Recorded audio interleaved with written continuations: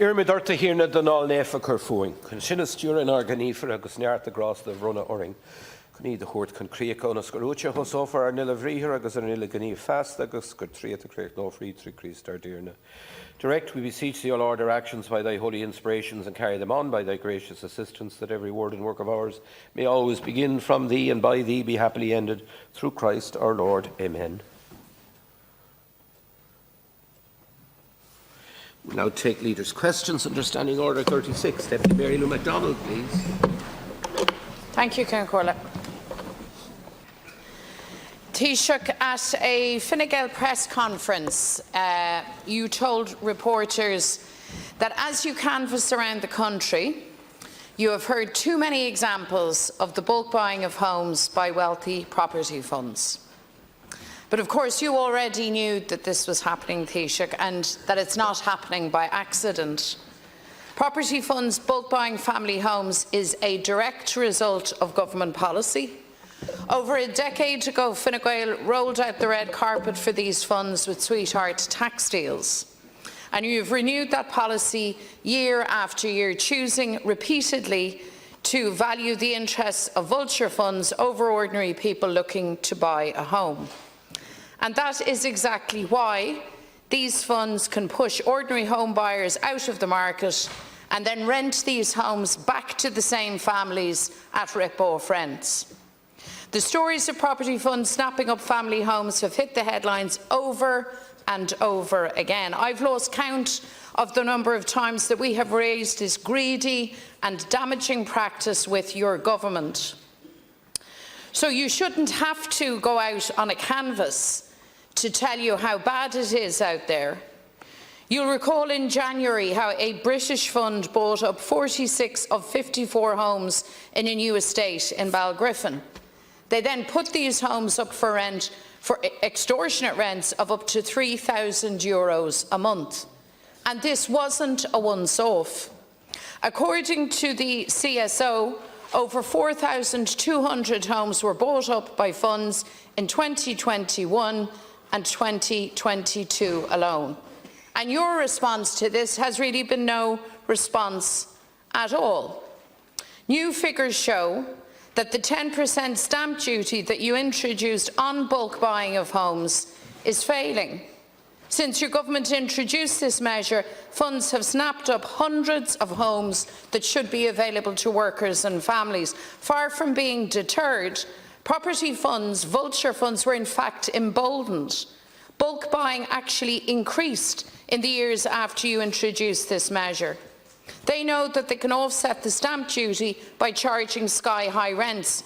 So after backing the property funds to the hilt, and now 2 weeks before an election, you say that there are too many examples of funds buying up family homes. You also said that you want a review. You must think people have very short memories, Taoiseach. You've had chance after chance to stop these funds in their tracks. When government introduced the 10% stamp duty, we told you that it was too low to act as a deterrent, but you didn't listen. 4 months ago, following the fiasco in Balgriffin, we brought forward a motion to stop property funds bulk purchasing family homes, but you voted it down. And we've repeatedly called on government to increase the stamp duty on bulk purchase to a level that will actually work. But only last week, Minister McGrath told my colleague Pearse Doherty that he has no plans to increase the rate of stamp duty that vulture funds are charged from buying up homes. So that's the hard reality, Taoiseach. Tá cistí muoine sever fós sa ceannach tithe teaghlaí ó thrón na ceannaitheoirí tí. Ní mór inis ag an rialtas rud ag an suntasach a dhéanamh faoi seo agus sin cad atá daoine ag éirí. Taoiseach, so you're talking about a review. I think that is simply spoof, and I think it is spin. But you might like to tell us what you propose. What level of stamp duty do you propose, as a deterrent, since your 10% is clearly failing? Taoiseach, please. Well, thanks very much, Cian Corla, and I'm grateful to have the opportunity today to expand in relation to this important issue, because it is always important when it comes to housing, when it comes to one of the biggest intergenerational challenges of our time, that government is willing to listen and that government is willing to respond. And of course, something you don't hear from the previous speaker is that we do live in a country now where every working day we're seeing so many homes being built, where so far this year, every working day, we see around 350 new homes being built, where every week around 500 young people and couples are buying their first home, where this year so far over 32,000 homes have commenced construction. Almost as many homes have commenced construction this year so far as did totally in the previous year. That is real progress, and that does give people wanting to move out of the box room of their parents' house, and indeed parents wanting their adult child to move out of the box room, real hope as well. But the issue of bulk buying and bulk purchasing of houses is an issue that I want to see further action on, because as I've said previously, it's clear from the Housing Commission report, which you lauded here last week before having an opportunity to read it, that we do need both private and public investment to add to our housing stock. But I do think even within that context, we cannot have a situation where the bulk purchase of homes needed for first-time buyers is allowed to continue unimpeded. Now, we have already acted, and it's important to acknowledge that, Cian Corla, something that again didn't get mentioned in the previous 3 minutes. The government has already put in place both tax measures and planning measures to try and address this issue. But I'm very clear, I want to take further measures. And just to be clear, that's exactly how I voted in the Dáil in January. It's exactly how Fine Gael, Fianna Fáil and Green TDs voted in the Dáil in January. When we voted not down your motion, we voted for our motion, and our motion very clearly said that the government is committed to ensuring that newly built houses are available to first-time buyers and owner-occupiers, and the government will continue to examine how best we can achieve this. So we didn't vote in the way that you like to describe. My own party at our Ardèche in recent weeks also passed a motion calling on this party and me as its new leader to take further action in this situation as well. So be clear, Cian Corla, it's government policy to prevent the bulk purchase of houses. We've already introduced a higher rate of stamp duty, and we've already introduced new planning rules. But we're continuously monitoring the situation to see if more needs to be done. Now, for some context, the higher stamp duty rate has applied to less than 1% of residential property transactions between May 2021 to the end of 2023. And we have also seen the Minister for Housing introduce Section 28 guidelines in 2021. This aims to provide an owner-occupier guarantee by ensuring that new own-door houses and duplex units in housing developments can no longer be bulk purchased by institutional investors in a manner that causes displacement of individual purchasers or social and affordable housing, including cost rental. And what the figures already show is that the introduction of these guidelines to December 2023 has resulted in over 40,000 homes granted planning permission with conditions prohibiting the bulk purchase by or multiple sale to a single purchaser. So we have acted. We will take further action, but let's not misrepresent the government's position at all. I know why you wish to distract from the positive housing figures that we've seen, because you've never seen a challenge you don't wish to exploit, misinform or misdirect people on. MacDonald. So I'm astonished, therefore, if what you were saying was accurate, why it is out on the canvas that you're hearing so much about this. That's not accurate. How is it that if the government's response has been so effective, how is it then, Taoiseach, out on the canvas that you are hearing these accounts of vulture funds snapping up family homes? I mean, are the people out on the ground wrong too? We live in a country where we have sky-high housing prices, sky-high rents, record homelessness, and young people and their parents, frankly, in despair. Your housing policy is not working, and do a little bit more canvassing, Taoiseach, if you doubt me, and you will find that I am reflecting to you the truth on the ground. You introduced the 10% stamp duty, and in fact, far from the number of bulk purchases falling, it actually accelerated year on year. I have the figures here. They were given to my colleague Pearse Doherty by means of a parliamentary response. They have, trebled, quadrupled between 2021 and 2023. Now, you say you want a review and you want to take further action. Here's an action you need to take. 10% is not a deterrent. What level will you set the stamp duty at to be a real deterrent and stop these vulture funds in their tracks? Thank you. Taoiseach. So it's entirely possible, Deputy MacDonald, though it might be a new one on you, to be able to report progress in an area of societal challenge and still wish to do more in that area. As I travel around the country, and I'm sure you do, most of the time anyway, as you travel around the country, I'm sure you see plenty of examples of new homes being built. I'm sure you knock on doors where you see new people having moved into homes. I'm sure you meet people, probably hundreds if not thousands, who've benefited from schemes that for some bizarre reason you're against. Any first-time buyer watching this today, or the parent of a first-time buyer who's gotten the first-time the Help to Buy scheme that you'd abolish, thousands of their own money back, they wouldn't have been able to actually save for their deposit without that. So as I travel around the country, I see lots of progress when it comes to housing, and I now know that there's 350 new homes being built in this country every single working day. 500 people a week buying their first home, over 32,000 homes already. But we still wish to do more. Less than 1% of residential property transactions saw that higher rate of stamp duty. I want to see more. I want to see it reviewed. The government intends to review it in the context of the budget. Holly Kearns, the leader of the Social Democrats, please. Taoiseach, every week I think we've witnessed the limits of human cruelty and depravity when it comes to Israel's genocide in Gaza, and each week I'm proven wrong.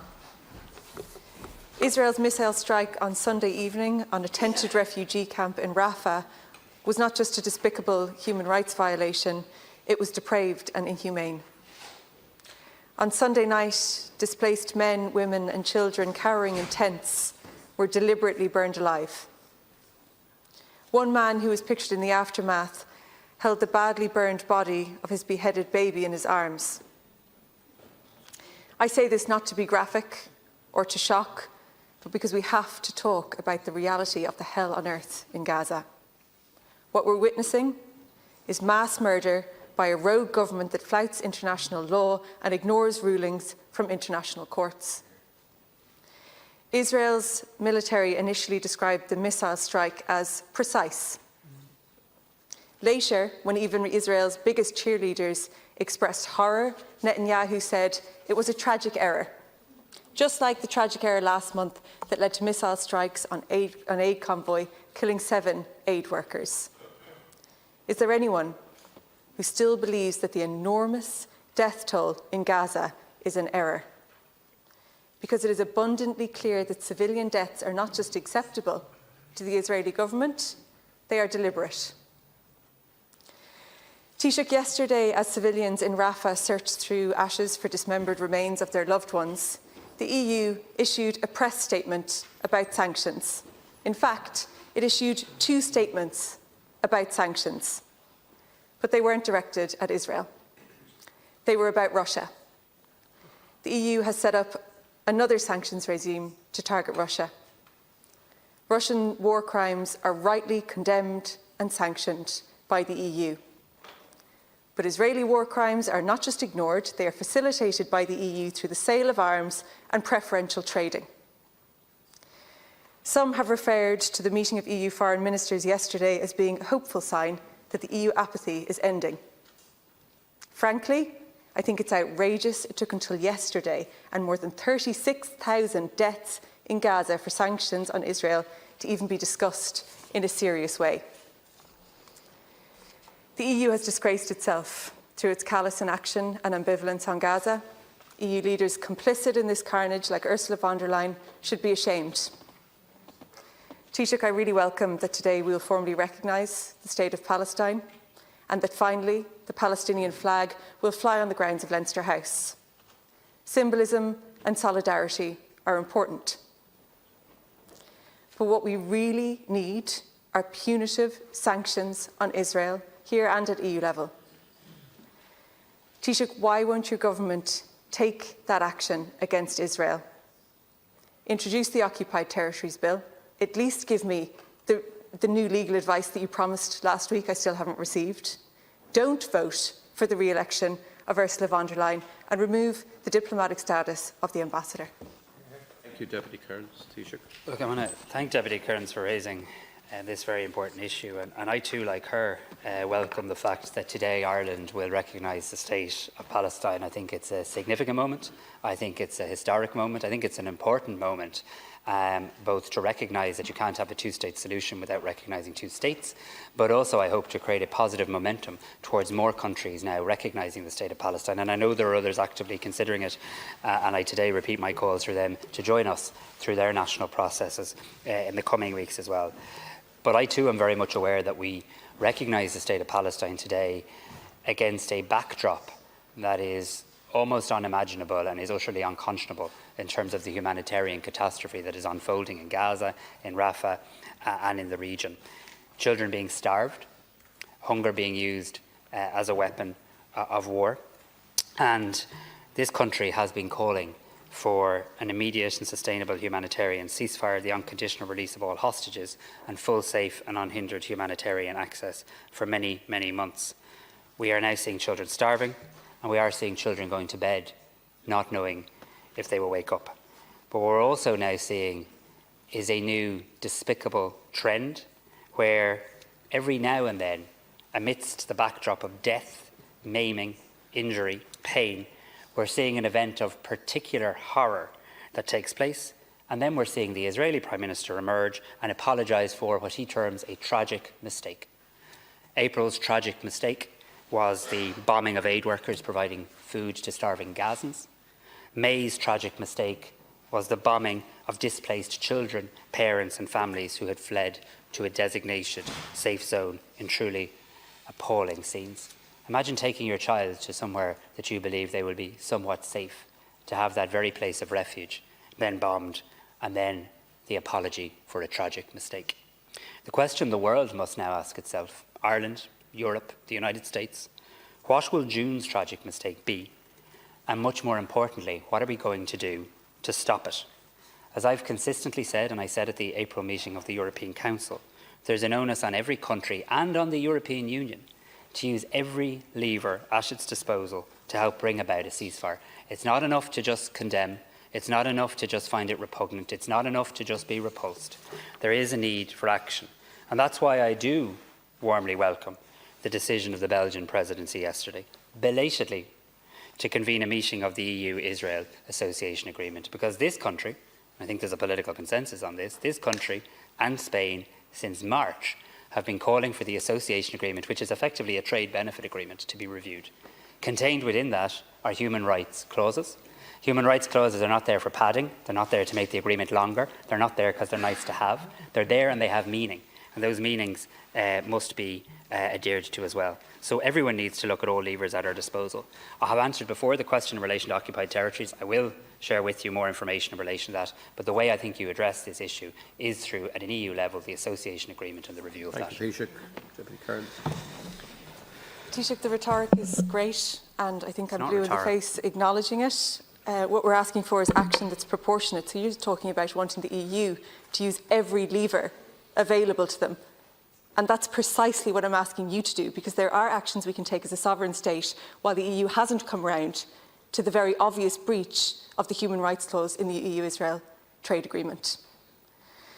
Months ago, your predecessor, Leo Varadkar, wrote to Ursula von der Leyen seeking a review of the EU-Israel trade agreement, and she didn't even reply to the letter. She's someone who gave Israel her unqualified support for their war crimes. And yet you're happy to recommend the re-election of this person as the European Commission President. Do you really think that Fine Gael MEPs and candidates in the European election are representing their voters on this issue? Taoiseach, when international institutions fail, it's up to independent states to take a stronger stance. You're saying you can't introduce the Occupied Territories Bill because of this legal advice. You promised to show us last week, but we haven't seen it. What of the illegal Israeli settlement divestment bill? What of the diplomatic status of the ambassador? What about all of these levers that are available to you? So you're calling the EU out and saying they're not using the levers available to them. What are you going to do about the things that are available to you now? Taoiseach. No, I'm not calling the EU out. We're part of the EU. We joined it. We're members of it. We're around the table. And what I'm doing every single day with colleagues across government, including the Taoiseach, is working at a European level to help bring about the actions that do need to happen. Europe has not covered itself in glory in relation to this humanitarian catastrophe. I'm very clear in relation to that. Mistakes have been made. Condemnation is not enough. there needs to be clear action. It has been the position of this country and one other member state, Spain, since the month of March, that the association agreement should be reviewed. We saw yesterday the fact that there is now growing support for that position. These things don't happen by accident. They happen through the diplomatic and political efforts of this country. And we'll keep that up, and we intend to continue to engage. We're taking practical actions every day, whether it's humanitarian aid, whether it's engaging with Palestinian counterparts, whether it's talking to people in the region, whether it's the Taoiseach attending the meeting of Arab states and EU states yesterday, whether it's the recognition of the state of Palestine, working with Norway and Spain. In relation to the ambassador, I don't believe in expelling ambassadors, because I believe you keep lines open even with countries you vehemently disagree with. But what I do take grave offence to is the way our ambassador was treated in Tel Aviv. You don't parade ambassadors in front of television cameras and video them while they watch horrific films. We'd never do that to an ambassador in this country. Deputy Cathal Berry, please, on behalf of the regional group. Concorda, and good afternoon, Taoiseach. Taoiseach, I want to raise with you today the issue of road safety, particularly in advance of the bank holiday weekend. As we all know in this chamber, the fatality statistics are trending in the wrong direction again, which is very unfortunate and sad. 79 at the last count already this year, which is 10 more than the same period last year. And we know what the reasons are for these things, Taoiseach. We know that it's driver behaviour, it's speeding, driving under the influence, it's distracted with mobile phones, it's weather conditions sometimes.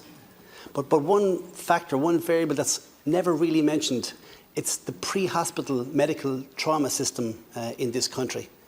Will a functioning pre-hospital trauma system reduce the amount of collisions? No, but it will certainly mitigate against the downstream consequences, and it will improve viability, it improves survivability and outcomes as well.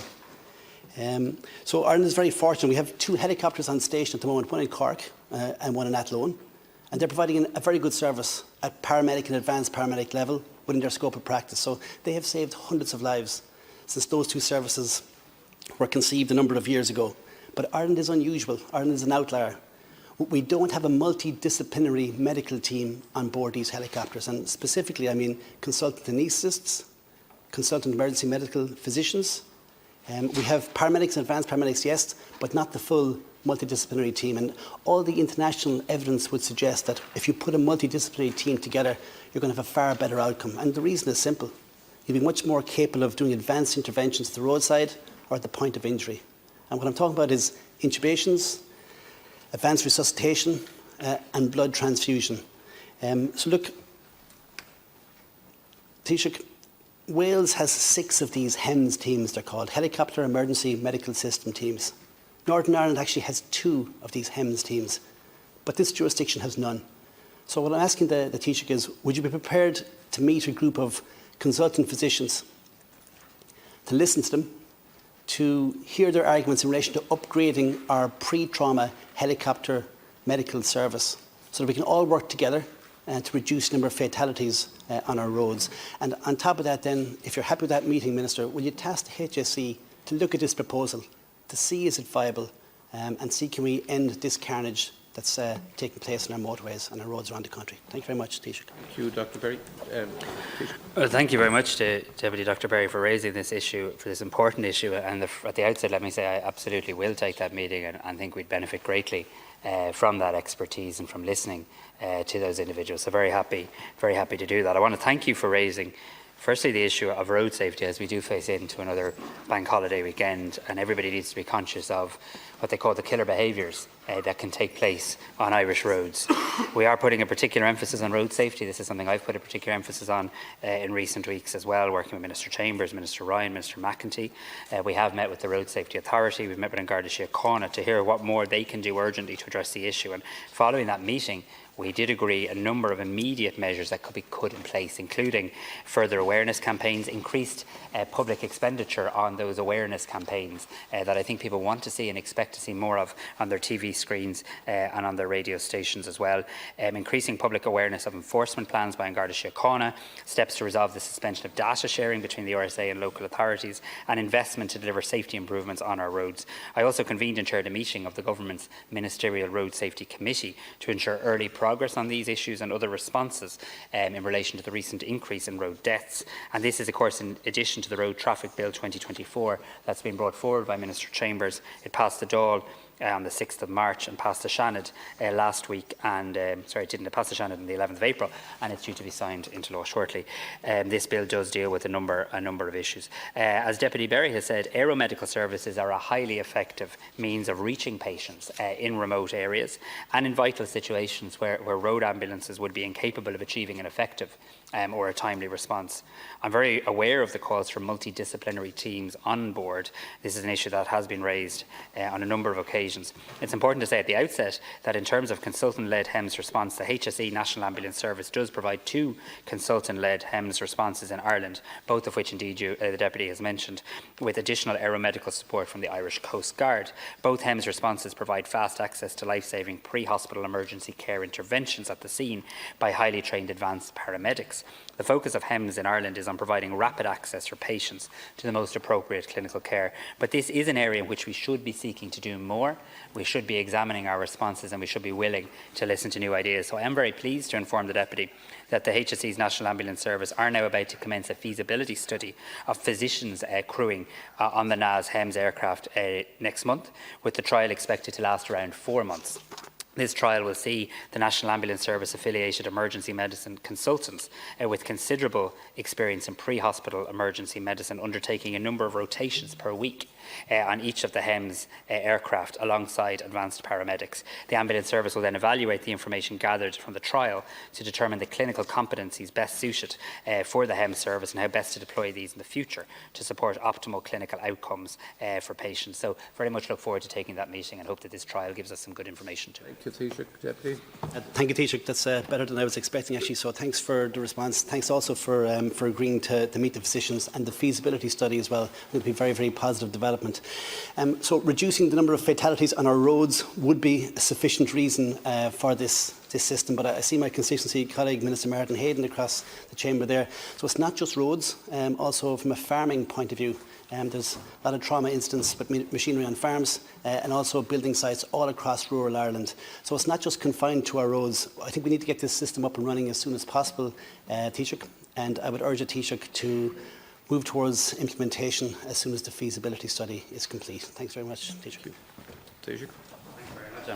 Deputy Mayor, I'm conscious I'm sitting beside a colleague and a friend, Minister Humphreys, who knows all too well how that life-saving service made a massive difference to her own daughter Tara's life. This is a service that I think everybody in Ireland really, really values. They do absolutely incredible work.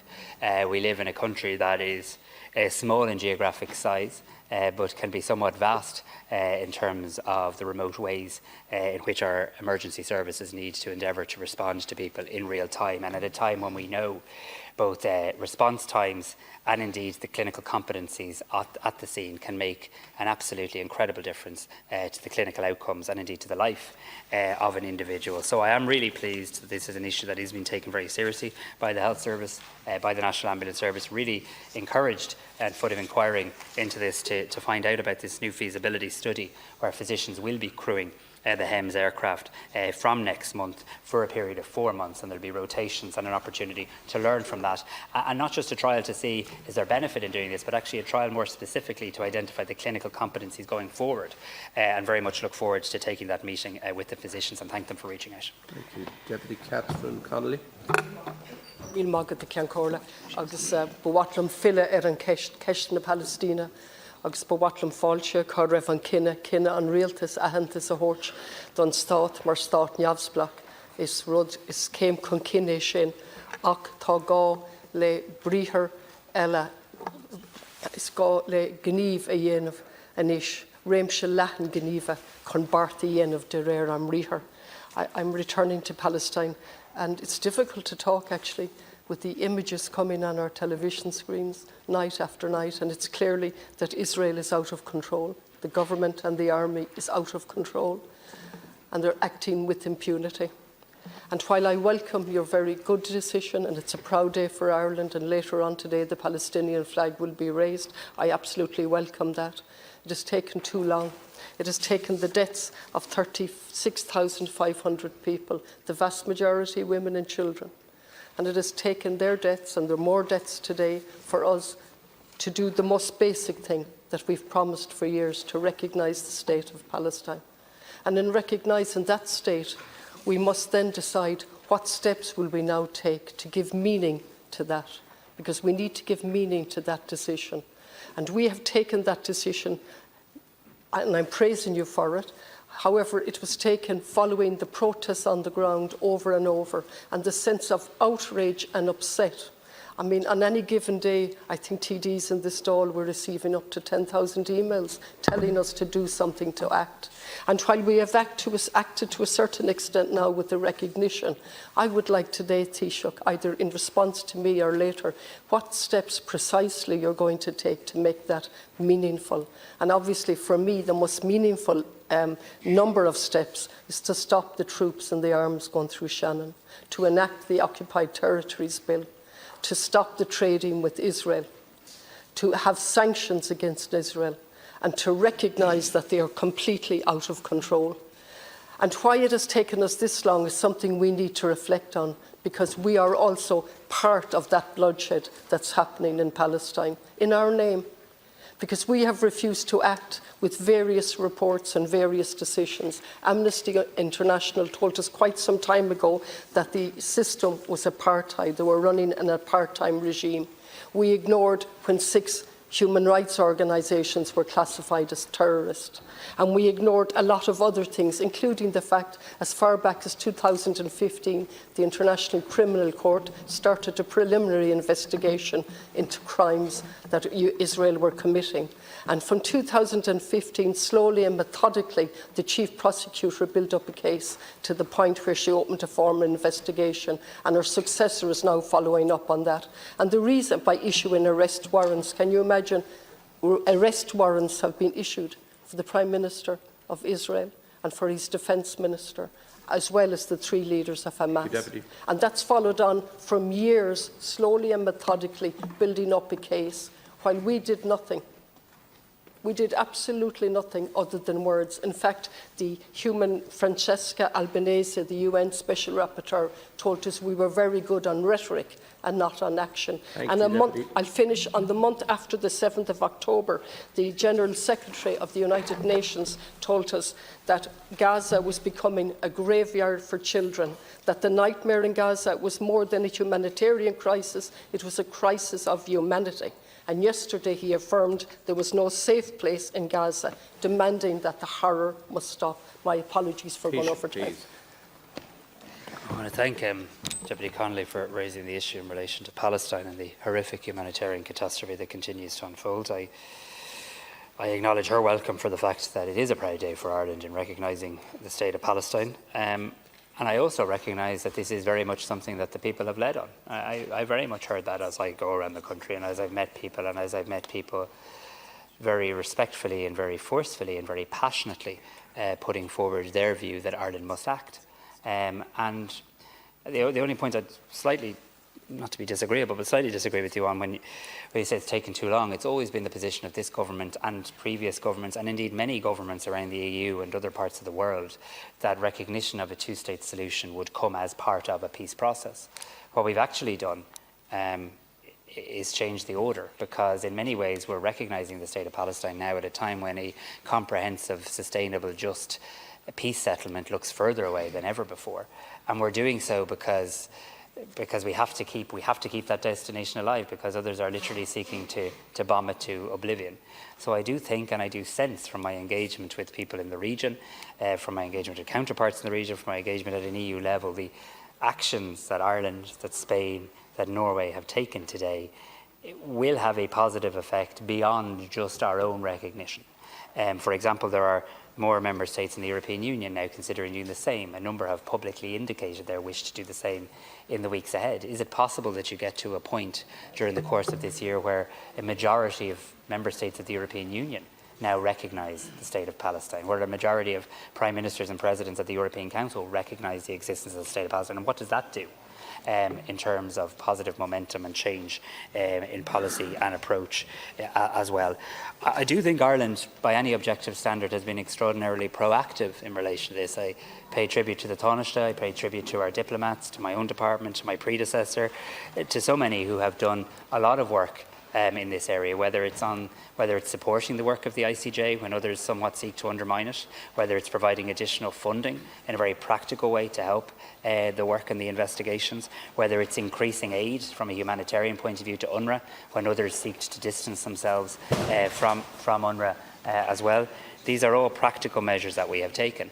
But I do believe when it comes to the Occupied Territories Bill, I mean, the clear legal advice to government is, and consistently has been, that that legislation would not be compatible with EU law. And therefore, I think the ways we need to advance this is at a European level. And I think the decision yesterday of the Belgian presidency in relation to a meeting on the Israeli-EU association agreement is significant. I genuinely believe it is significant. The practical measures we now intend to take is to continue at every single forum, because ultimately the results of success or not here for everybody in the world is a cessation of violence. And anything that doesn't bring that about will prove to have been ineffective. Thank you, Taoiseach. We've come to the point where we're recognising the State of Palestine, where there's very little left to recognise, except the determination of the Palestinian people. Palestine has been bombed practically out of existence. The International Court of Justice last week issued a very strong order. Israel completely ignored that. Over the weekend, they dropped a 2,000-pound bomb. That's what was used, supplied by the US, our friends, of course. And there was a British, I understand, a British Air Force Shadow spy plane flying overhead at the time. Since that order, over the weekend, 200 Palestinians, mostly women and children, have been murdered, and I use that word, murdered, by Israeli bombing in several areas throughout Gaza. It's glaringly obvious that the whole purpose is genocide and to eradicate the Palestinian people. I did not join in with the call for the Israeli ambassador to be expelled. And on the last occasion that I spoke, I said it was becoming increasingly difficult for me to stand by that decision. This is a woman, an ambassador, who was threatening us in relation to trade, who was openly using our airwaves to threaten us, doing exactly what Mossad did, outlined yesterday in The Guardian, what Mossad did in relation to the International Criminal Court, in relation to the chief prosecutor. So it is time for us to act. The most basic thing is not to support van der Leyen, who from day one said she would stand shoulder to shoulder with Israel. That would be one obvious thing. It's the clear position of President von der Leyen that she wishes to see an immediate ceasefire in the Middle East. That is the clear position of Ursula von der Leyen. You can shake your head if you wish, Deputy Pringle. It's the clear position of the conclusions of the April European Council. I was at it, you weren't there, but the ability to read the count, the ability for Irish people to not be misinformed or misdirected in relation to the position of the European Council, including the President of the European Commission, is important, because there's enough misinformation out there at the moment. We need to see an immediate ceasefire. We need to see practical actions to help bring that about. And as I have said on behalf of Ireland at the European Council, what I have said this morning, what I will say this evening, what I will say everywhere and in every forum, as will the government, we must now use every lever at our disposal to bring about that environment. It's not enough to just call for a ceasefire. We have to see what can be done to put pressure to make that a reality. And that's why it's the position of Ireland since March that the association agreement, the trade benefit agreement, should be reviewed. I'm pleased now to see others join us in that call. That needs to happen, because I'm not ready to stand idly by and wait for Netanyahu's apology for the tragic mistake of June, as he continually does now when there's particular horrors that emerge on our TV screens and on our radio stations. This is an extraordinarily, horrifically difficult situation. The scale of humanitarian catastrophe, I don't think, is even fully understood. And I want the people of this country to know that the government is doing everything we possibly can to voice their concerns and their views in every forum, and we're taking a very practical step in recognising the State of Palestine today to give hope to the Palestinian people at the darkest hour, and I know that's really appreciated and means a lot to people in Palestine today. Thank you very much. That concludes Leader's questions for today, and we move to the order of business. In accordance with Standing Order 35, and I'll call on the Chief Whip, Minister Hildegard Naughton, to move the arrangements for the week's business? I move. Is that agreed? Agreed. Is that agreed, Deputy Mayor Lou MacDonald? And Corla, I want to raise again the issue of safety in Dublin city centre. Sadly, today we have had another incident on Parnell Square where children have been left frightened and traumatised. I want to say to you, Taoiseach, that people who live in the inner city of Dublin, communities are sick and tired of the ongoing antisocial behaviour, the sense of threat and dread, sick and tired of the lack of support and services, sick and tired of government hollowing out these communities, sick and tired of the fact that the Garda resource is stretched beyond imagination, and absolutely incredulous at the fact that your government claims that the city centre is safe.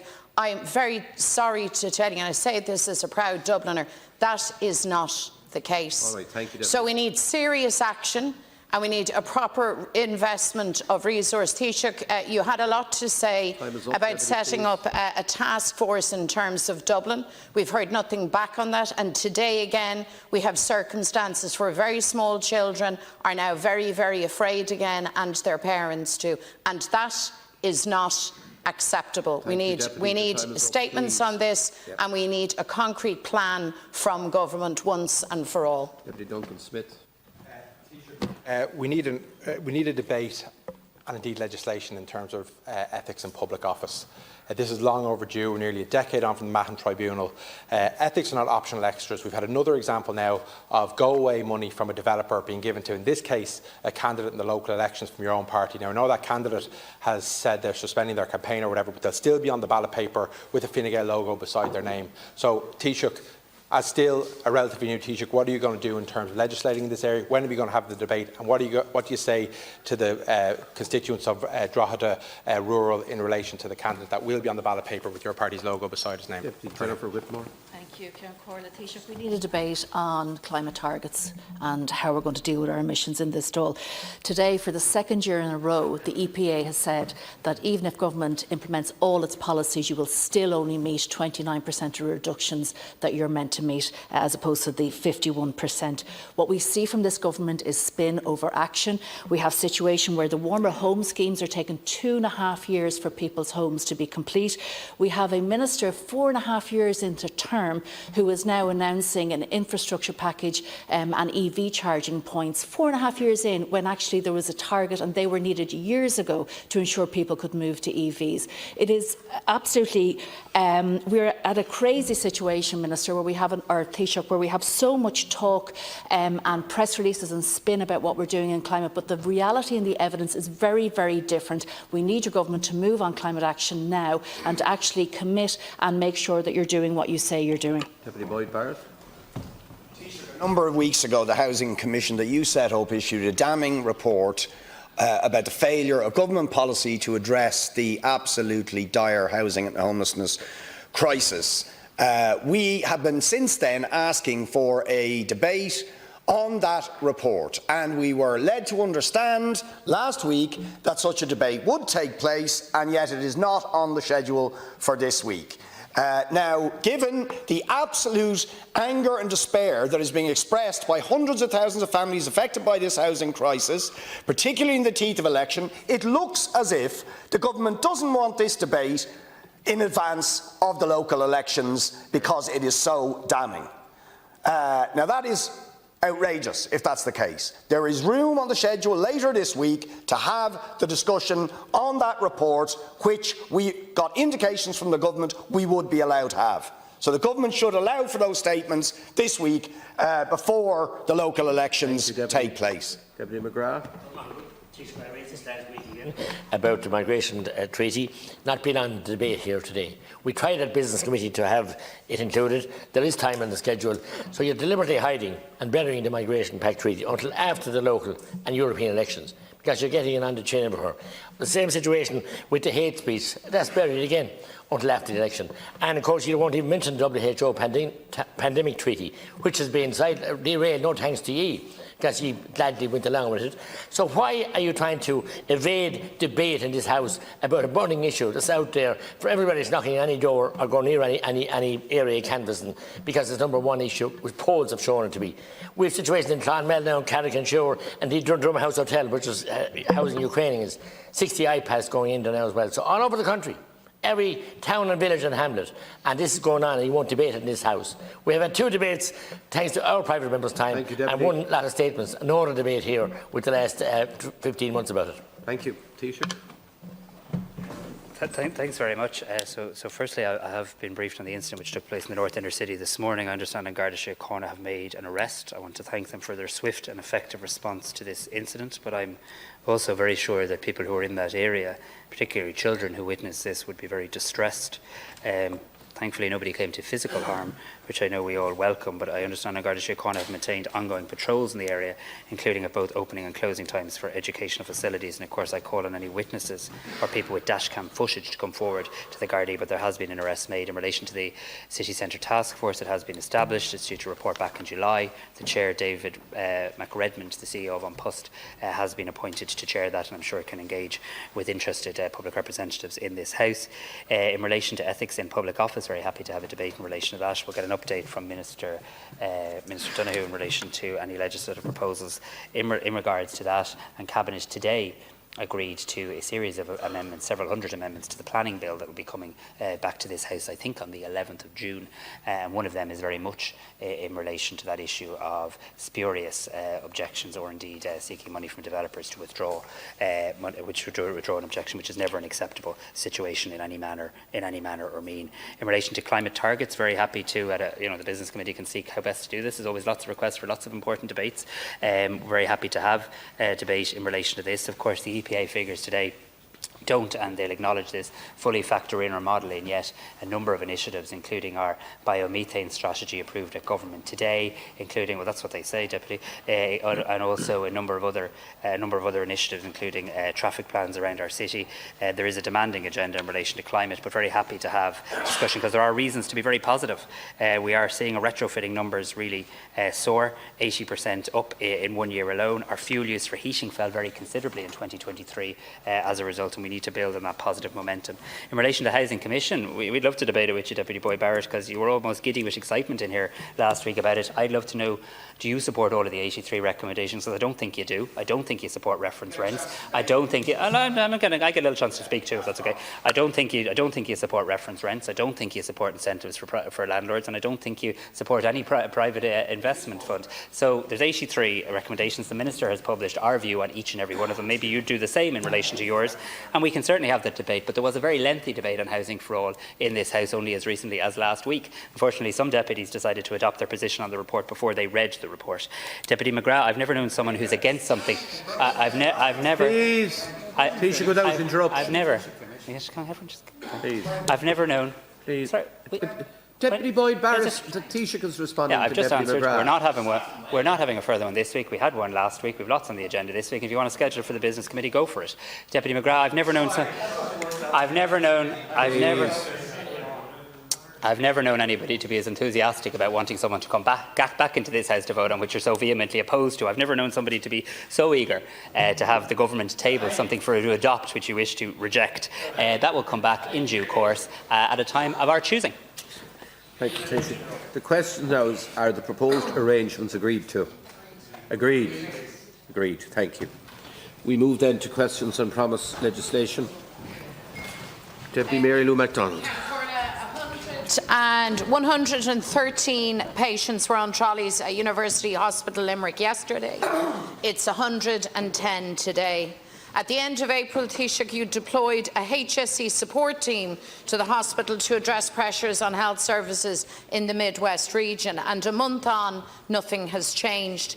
University Hospital Limerick remains in a constant state of emergency, under huge pressure every single day. So you need to stop with the window dressing, Taoiseach, and take real action to make a difference. UHL needs 288 additional beds.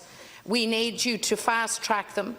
UHL is short of the staff it needs. You need to lift your dangerous recruitment ban. And the Midwest needs a real health plan. including increased step-down in community beds and a review of the closure of Ennis and Nina emergency departments. The people of Limerick and the Midwest deserve better than the chaos that your government is delivering. Taoiseach.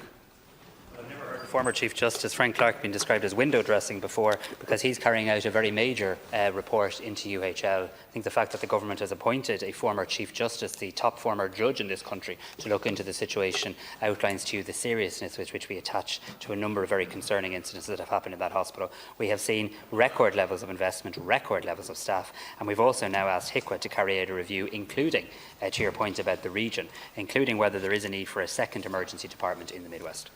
Duncan Smith. The Housing Commission report. We will obviously need to debate it, and it's a big document. We need to do that very soon, but there is stuff that can be done very quickly, which needs to be done, which would, I'm sure, have agreement on all sides of the House. And I'm referring to recommendation 52, number 5B, and that's the raising of income limits in relation to access for social housing supports and indeed the cost rental scheme. The limits were reviewed a couple of years ago, but they are out of date. And we have people coming to me, most recently indeed Councillor Brendan Ryan in the last week, who may not be able to take a job for fear that they will lose their place on the council list. And if they did, they wouldn't qualify for any of the housing supports. This can be done quickly. Taoiseach, please do it quickly. Taoiseach. I want to thank Deputy Smith. Do look forward to debating the Housing Commission's report in full, but appreciate the practical point he's making about quick things that could be done.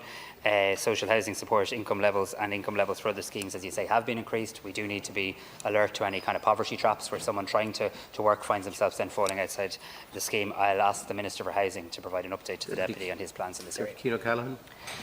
I want to ask you about investment funds buying up housing. Earlier this year, 85% of new built homes in Belcamp Manor were bought up by a fund. The government's 10% stamp duty on bulk purchases is clearly not working and is not stopping this practice. Earlier this year, the government voted down a proposal from the Social Democrats for a 100% stamp duty, which would effectively eliminate the bulk purchase of homes. The Minister for Finance has said that he's not going to increase the 10% stamp duty anytime soon, but yet yesterday you said there's plenty of scope to do more in this area. So Taoiseach, how much longer is it going to take you to make up your mind on this? When are you going to act, and will you increase the 10% stamp duty to a more effective rate? Taoiseach. So as you know, we've taken two measures already, the stamp duty, higher stamp duty rate and the planning changes brought in by Minister McGrath and Minister O'Brien respectively. We are continuing to keep this under review. That's what we voted on in January, said we'd continue to examine it. My party also put it in our manifesto for the local elections yesterday. Generally, these matters are addressed at budget time. Deputy Paul Murphy. All eyes are on Rafah. You spoke earlier about the horrific scenes that the world watched. Children being burned alive, children who had fled elsewhere in Gaza, like a million other people, to Rafah before being targeted by Israel. Can you tell me, Taoiseach, whether any Irish exported technology was used in the preparation of that massacre, or in the other, close to 40,000 deaths, the AI targeting that is happening? Is any technology exported from Ireland being used in that? Because we know that more than €70 million worth of goods were exported from Ireland, technology, which can have a dual use, which can be used by the military to export it to the state, to the defence industry, or to companies with connection to the defence industry. And that has been given licence by the Irish state. We know that since the 7th of October, €32 million worth have been exported. So you said earlier, it's not enough to condemn, there needs to be action. Can you, at the very, very, very least, stop the issuing of export licence for dual-use goods to Israel? Taoiseach. I have no knowledge in relation to that, but we are acting as a government. We're taking practical actions on a constant basis to support humanitarian aid, to try and bring about peace and a ceasefire, to recognise the state of Palestine, to work at a European level in relation to the association agreement, and to recognise that the best way for peace for both Israel and Palestine is a two-state solution. Regional group. Deputy Berry, yep. The issue of the Acres Farmer Support Scheme, there's two main shortcomings. As we're all aware, the weather was horrendous up to a few weeks ago, so a lot of the work initiatives are behind time. Secondly, there are some outstanding payments even from last year for some farmers. So I'd be grateful if the Taoiseach could raise this matter with the Department of Agriculture and with the Minister. If the two things can be sorted, first of all, some more flexibility introduced into the scheme, that any outstanding payments would be honoured in full and promptly. Thanks very much, Taoiseach. Thanks to Deputy Berry for raising the issue in relation to the acres scheme and the need for flexibility and also outstanding payments to be addressed. I'll raise both with Minister McConalogue and ask him to revert to the Deputy Director. Thank you. Deputy McGrath. We all want to respect the hedgerows and biodiversity, but we have ladies and gentlemen now going around in cars and vans, taking on the role of officers of some state body or something. They're part of an NGO who are intimidating ordinary workers, driving machines, cutting hedges, for health and safety reasons, by order by the county council, and sometimes for farmers to stop cattle from going over the ditches when the fences are being contacted by briars and by weeds. And these people are pulling in, causing a danger to traffic and to the tractor operator, and telling them that they're out breaking the law. I understand it's the National Parks and Wildlife that deal with this, and I want to commend the officers from them for engaging with contractors and farmers and being reasonable. And we have no time for NGOs in this country who want to act as legal people to try and bully people out of their jobs, bully contractors and then bully farmers. This is a shocking situation from a funded NGO that people can do this, take the law into their own hands. Respond. Thank you. Yeah, I'm not sure exactly what the Deputy is referring to. Certainly you're correct in relation to the MPWS role in relation to the enforcement of the Wildlife Act, which is currently under review in my department as well, in relation to hedge cutting and other issues. But certainly, if the Deputy would provide the information to me, we can certainly investigate. Thank you, Mr. Noonan. Deputy Pringle. Taoiseach, several deadly US Air Force Osprey aircraft crashes have taken place in recent years, one of which occurred in June 2022, when 5 US Marines were killed in an Osprey crash in Southern California. Following this, the Marine Corps published their investigation on the 21st of June 2023, which stated that the mishap was due to an unpreventable mechanical failure and not any error on the part of the pilot's crew or maintenance personnel. Despite the publication of this report, a US military flyover, including Osprey aircraft, flew over Dublin as part of the American football event in the Aviva Stadium on the 25th of August 2023. This was just 2 months after the publication of the crash report and just 2 days before further 3 Marines were killed when their Osprey aircraft crashed during a training exercise off the northern coast of Australia. 3 months later, 8 airmen were killed in another crash in Japan. Following this, the military grounded all its Osprey aircraft until the beginning of this year.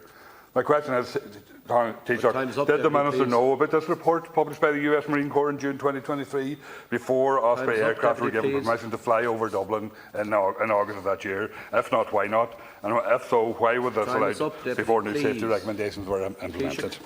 I want to thank Deputy Pringle for raising the issue. I'm sorry I don't have information to hand on it, but I will ask the Minister to directly answer your question. Deputy Jackie Cahill. Taoiseach, on the 1st of January this year, the limit for delegation was reduced from 250 kilograms per hectare to 220. Individual farmers are finding it very hard to calculate their exact position with banding and the allowance for feeding low protein feeds, etc. Individual farmers are finding it very hard to know what their exact stocking rate is. I would ask that the Department of Agriculture would send a statement to each farmer in delegation for each individual month from June on, so as farmers can know the exact position and that they won't exceed the limit, the new imposed limit.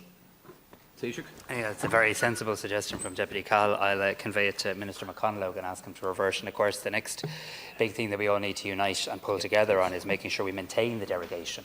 And the first step in relation to Ireland's national effort in regards to that is the European elections Friday week, when we need to elect MEPs who understand the importance of it. Deputy Chris Andrews. Taoiseach, 3,800 homes are due to be built on the Glass Bottle site, yet only 350 of them will be social housing. How can this government justify the low level of social housing on this site and the unaffordable, so-called affordable homes on that site? Government need to buy more social housing and genuinely affordable homes instead of allowing 75% of them go to private ownership and almost certainly be taken up and bought by private vulture funds. Government needs to ensure that people who live and work locally are prioritised so they can continue to live and work in their community. When will contracts be signed, and will this government look at ensuring that the government and Dublin City Council purchase extra social and affordable homes on this site. Garmongan. Thanks, Corla. I want to thank Deputy Andrews for raising the issue in relation to the glass bottle site. Now, this is an issue Minister Ryan has raised also. I'll ask that the Minister for Housing comes back to you directly in relation to the point you make around the affordable housing and social housing on the site. Deputy David Stanton. Previously, up to 10,000 people in East Cork are under a boiled water notice on and off for almost 8 years now, through no fault of their own. This could cost some families up to €500 per annum. Would the government consider some compensation for families towards the cost of this, because it's due to the fault of the state not providing adequate drinking water as it should? I'm told it will be at least another 22 months before it might be resolved. It's extraordinarily expensive in some families, and they must buy plastic bottles or boiled water and so forth. It's gone for about 8 years now. Thank you. Thanks, Deputy Stanton, for raising the issue, and I can hear the frustration in your voice on behalf of your constituents in East Cork. I'll ask both Ishka Aaron and the Minister for Housing to come back to you and I in relation to this matter. Thank you very much, Deputy Taoiseach O'Sullivan. Taoiseach, I'd like to raise with you the issue of sound barriers on motorways. Currently, obviously, there's major development around the Dunkettle interchange, and that's most welcome. But with that development comes, I suppose, the increased use of traffic on the roads, and the likelier, I suppose, more likely it is for noise to emanate from that. Unfortunately, we're in a position at the moment where it's up to the TII to provide for sound maps periodically, and they do that process. But when they are found to be above the acceptable norms and decibel levels, there's actually no provision there for the TII to provide for noise barriers or any other mitigation measures that they may deem necessary. And they say it's actually the role of the County Council, and the County Council say that there's no actual fund for them to draw from to provide those mitigation measures. So I'm acutely aware of the timing coming up to the budget. I would ask that this would be given consideration and just get your opinion on it. Thank you. Thank you. I thank Deputy O'Sullivan for raising this matter, and Minister Butler tells me that it was raised with her last week, I think, in the Shannon as well. So this is an issue the government will look at, because I'm conscious that regardless of where the responsibility lies, it's a real frustration for people. So in the run-up to the budget, let's see if we can address this. But I'll ask the Minister for Transport in the first instance for review. Matt Carthy. Taoiseach, I've raised before the atrocious conditions of local roads across rural communities, including in my own county of Monaghan. Local roads are in the worst state seen in decades because your government has underfunded councils. It now appears that rather than addressing the shortfall at a time that you're increasing fuel costs, we've been actually told by industry that the TII plan further unexpected cuts to road projects. It seems that government were hoping that this news of cuts would be kept under wraps until after the local elections. But I'll ask you today, Taoiseach, if you will let us know if you intend to provide councils with the additional funding they need to restore our local road network, or is it actually the case that you propose to reduce the number of road projects being completed this year? We certainly intend to invest more in roads, more in the TII and more in the local authorities, including Cavan Monaghan, and I expect news very shortly. Deputy Patrick Costello. Count Corla. Taoiseach, I also wish to raise the issue of dual-use exports to Palestine. As has been said, since October 7th, we've had 32 million of dual-use export licences granted. And in granting a dual-use export licence, the Department of Trade is supposed to consider the human rights record and the respect for international law of the destination country. Now, surely since October 7th, everything we have seen would suggest that there is no respect for human rights and there is no respect for international law. Equally, everything we have seen in the brutal occupation of Palestine would say that there is no respect for human rights or international law by the Israeli government. So I don't understand how we're still granting licences to export 32 million worth of dual-use goods to the Israeli government. Furthermore, in the light of the recent ICJ ruling and the brutal assault on Rafah, surely we should be reviewing our dual-use licensing. Thank you, Deputy. Taoiseach. Yes, thanks to Deputy Costello for raising the matter. I think it falls within the remit of Minister Calleary in the department. So let me talk directly to the Minister and come back to you, Deputy Costello. Deputy Josepha Madigan. Thank you, Taoiseach. There is a commitment in the programme for government in relation to sanctions for contempt of court violations against social media companies. You'll recall, Taoiseach, back when the last time I was a backbencher, I brought forward a private member's bill in relation to contempt of court. It's really important that we prevent any conduct that abuses, prejudices or indeed obstructs the administration of justice. It's absolutely vital that we move this forward, that we fulfil our commitment in the programme for government. That is something that has been put on a statutory footing in the UK since 1981. It's been called on for many different occasions here, from the Lower Reform Commission to the former Chief Justice Susan Denham.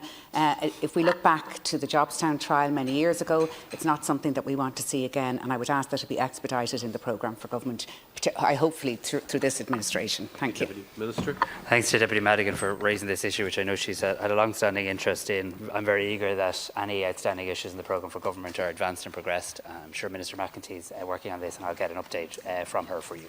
Rose Conway-Walsh. Minister, our Taoiseach, I'm glad the Minister for Social Protection is beside you and she might be able to answer this. She recently announced changes on job seekers related benefit, and I was contacted by a woman from Mayo that has worked 30 hours a week cleaning a school for 8 years. Every summer she's forced to sign on. She told me that she dreads the summer and how every year is a struggle, that she sometimes waits all summer for the payments to be sorted. Something has to be done for the many people like her that through no fault of their own will be left without pay during the summer. And I want to ask you, Minister, how will the changes to the job seekers related benefit affect the many workers in her situation and like her? Thank you. Deputy, and I'm glad to announce that I've got approval from Cabinet for job seeker, or for the pay-related job seekers payment. I think that that's a step in the right direction, is to protect people so that they won't have a cliff edge drop in their income if they're unfortunate enough to lose their job. I'm starting this evening to bring the legislation through the Dáil. And I take your point on that those particular people that are laid off during the summer months, and I will certainly outline those issues when I'm addressing the Dáil later. Thank you, Minister. All right. Thank you. Deputy Willie O'Dea, please. The Taoiseach will be aware that the Government will be seeking the advice of the Attorney-General on whether a constitutional referenda will be necessary if Ireland is to sign up to the WHO Pandemic Pact or Treaty, and also whether Ireland is to sign up to the EU Migration Pact. What I want to ask the Taoiseach is, has the Attorney-General offered any views on these matters yet? And secondly, would the Taoiseach agree with me that because these are changes of such fundamental importance, that whether or not a constitutional referendum is required, that the matter should still be, the opinion of the people should nevertheless still be canvassed? I mean, there is provision in the Constitution, Article 47 specifically, for referendums to take place on matters that don't involve an amendment to the Constitution. Taoiseach. Thanks to Deputy O'Dea. In relation to the WHO Pandemic Treaty, I'll just have to seek an update from the Minister for Health in relation to that. I'm not aware personally of any advices in regards to that. In relation to the EU Migration Pact, I am very confident of the ability of the Government and the House of the Oireachtas to opt in, and there being no legal requirement for a referendum. Certainly in relation to that, we're not proposing one, but we are proposing plenty of time in this House for people to debate through the provisions, tease through it. We obviously also provided extra time to the Justice Committee at their request to consider it also. Thank you very much. That concludes questions on promised legislation. We move now to a motion read proposed approval by Dáil Éireann of the People's Leave and Benefit Act 2019, extension of periods of leave order 2024, and I call on Minister Roderick O'Gorman to move the motion. Move. Is the motion agreed? Agreed. Motion is agreed. Just members, before moving then to the important statements on Ireland's recognition of the State of Palestine, I want to ask you to join with me in extending a very warm Céad Míle Fáilte to someone who is familiar to us all here, Dr. Gillan Abdallah Majid, Ambassador of Palestine. You're very, very welcome.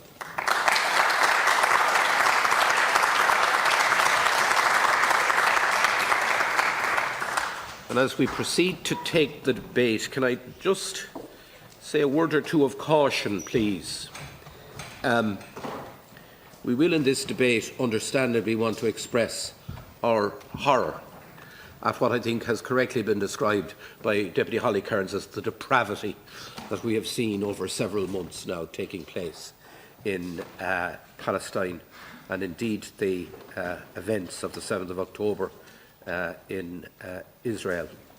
But I do need to make it very clear that when we speak here, we do clearly differentiate between Hamas and the Palestinian people, and we do clearly discriminate between the government of Israel and the Jewish and Israeli people.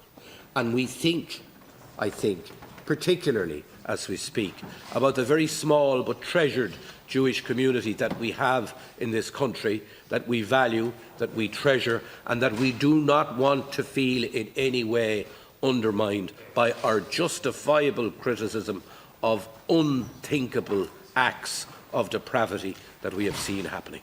I think we do need to bear all that in mind. So, that said, can I call on the Taoiseach? You're leading off, Taoiseach, are you, for us on this matter? Ceann Comhairle, firstly, thank you for your own words of leadership in relation to this, which I wholeheartedly endorse. Last Wednesday, with the Taoiseach Minister Ryan, we announced that Ireland was recognising the State of Palestine alongside our partners in Spain and Norway. Today, the Government gave formal effect to that decision, and now Ireland has formally recognised the State of Palestine. Colleagues in Madrid and Oslo have also taken the same step. This decision fulfils our commitment in the programme for government to do so when the time was right. We have said many times that our goal was to offer recognition as part of a process that could lead to peace on the basis of a two-state solution. As the House knows, unfortunately, 3 decades on from the Oslo process, we are perhaps further than ever from a just, sustainable and comprehensive peace settlement, one that can bring peace and security to the people of Palestine, to the people of Israel and to the people of the wider region. In these circumstances, it would not have been right to withhold our recognition when we were convinced that it was the right thing to do. It was not unreasonable to ask, if not now, then when? Today is a historic day, but it takes place in the most sombre of circumstances as we witness a humanitarian catastrophe continuing to unfold in Gaza and in Rafah. We see children starving. We see children going to bed not knowing if they will wake up. And we see that new despicable trend where every now and again an event of particular horror takes place and the Israeli Prime Minister then apologises for the tragic mistake. As I've said, April's tragic mistake was the bombing of aid workers providing food to starving Gazans. May's tragic mistake was the bombing of displaced children, parents and families who had fled to a designated safe zone in truly apoplectic scenes. What will June's tragic mistake be? And more importantly, what are we all in this world going to do to stop it? As I've consistently said, there is an onus on every country and on the European Union to use every lever at our disposal to bring about a ceasefire. It is no longer enough just to condemn. It's no longer enough just to be repulsed. That's why I welcome the decision of the Belgian presidency to convene a meeting on the EU-Israel Association Agreement. The human rights clauses in that agreement are and must be meaningful, and when they're not being adhered to, that too must have consequences. We need to look at all the levers at our disposal to bring about a cessation of violence before Netanyahu's next tragic mistake. Formal recognition of the State of Palestine here today is an act of powerful political and symbolic value, and I hope it sends the Palestinian people a message of hope that in this their darkest hour, Ireland stands with them. It is an expression of our view that Palestine holds and should be able to vindicate the full rights of a state, including self-determination, self-governance, territorial integrity and security, as well as recognising Palestine's own obligations under international law. Generations of Palestinians have endured occupation, dehumanisation and humiliation. In today's West Bank, we see an extreme form of Zionism fuel settler violence and appropriation of land, illegal actions that largely go unchecked. In Gaza, since last October, we have seen tens of thousands die, many of them children, many more suffering life-changing injuries. We've seen schools, hospitals, cultural institutions, religious buildings reduced to rubble, vital civilian infrastructure destroyed, millions turned onto the road, dislocated from place to place in search of safety. The very least we can do is let them know their suffering is not going unnoticed and that it will be acted upon. Last week I said that recognition is a message to those in Palestine who advocate and work for a future of peace and democracy, that we fully respect your aspirations to be living freely in your own country, in control of your own affairs, under your own leadership. I said that moving in lockstep with our European colleagues, we sought to be bearers of hope. We wanted to reaffirm our belief that peace is possible, that justice is achievable, and that recognition of both states, Palestine and Israel, is the only cornerstone upon which that peace must be built. You cannot have a two-state solution without two states. We have long recognised the State of Israel and its right to exist in peace and security within internationally agreed borders. Today we say we equally recognise the State of Palestine and its right to exist within internationally agreed borders. When I spoke to President Abbas last Wednesday, he thanked Ireland, Spain and Norway for our leadership in recognising the State of Palestine, and he praised our decision as one of a beacon of hope to the Palestinian people. But our historic decision is not just about hope and symbolism, notwithstanding their importance. For me, recognition also serves three fundamental purposes. Firstly, it is our view that it is time Palestine takes its place among the free nations of the world, that it can pursue self-determination, self-governance, fulfil its obligation and avail of its rights under the UN Charter, and that it might have territorial integrity and sovereignty. Secondly, it expresses our belief that Israelis and Palestinians alike have an equal right to self-determination, safety, security and dignity, that no child, no matter their nation, is worth any less than another. Thirdly, it cements our fundamental conviction that the only just solution to the Israeli-Palestinian generation-long conflict is a two-state solution. Ireland, Spain and Norway are not alone in our recognition of Palestine. 3/4 of UN member states already do. The two-state solution is not a new idea. It has long been endorsed by the vast majority of nations, including through several UN Security Council resolutions. Palestine has long been seeking to take its rightful place among the free nations of the world and has already joined international organisations such as UNESCO and the International Criminal Court. The free countries of the world agree. 143 of them voted earlier this month in the General Assembly for full UN membership for Palestine. Ceann Comhairle, the ever-increasing number of illegal settlements and displacements of Palestinians have left the viability of the Palestinian state hanging by a thread.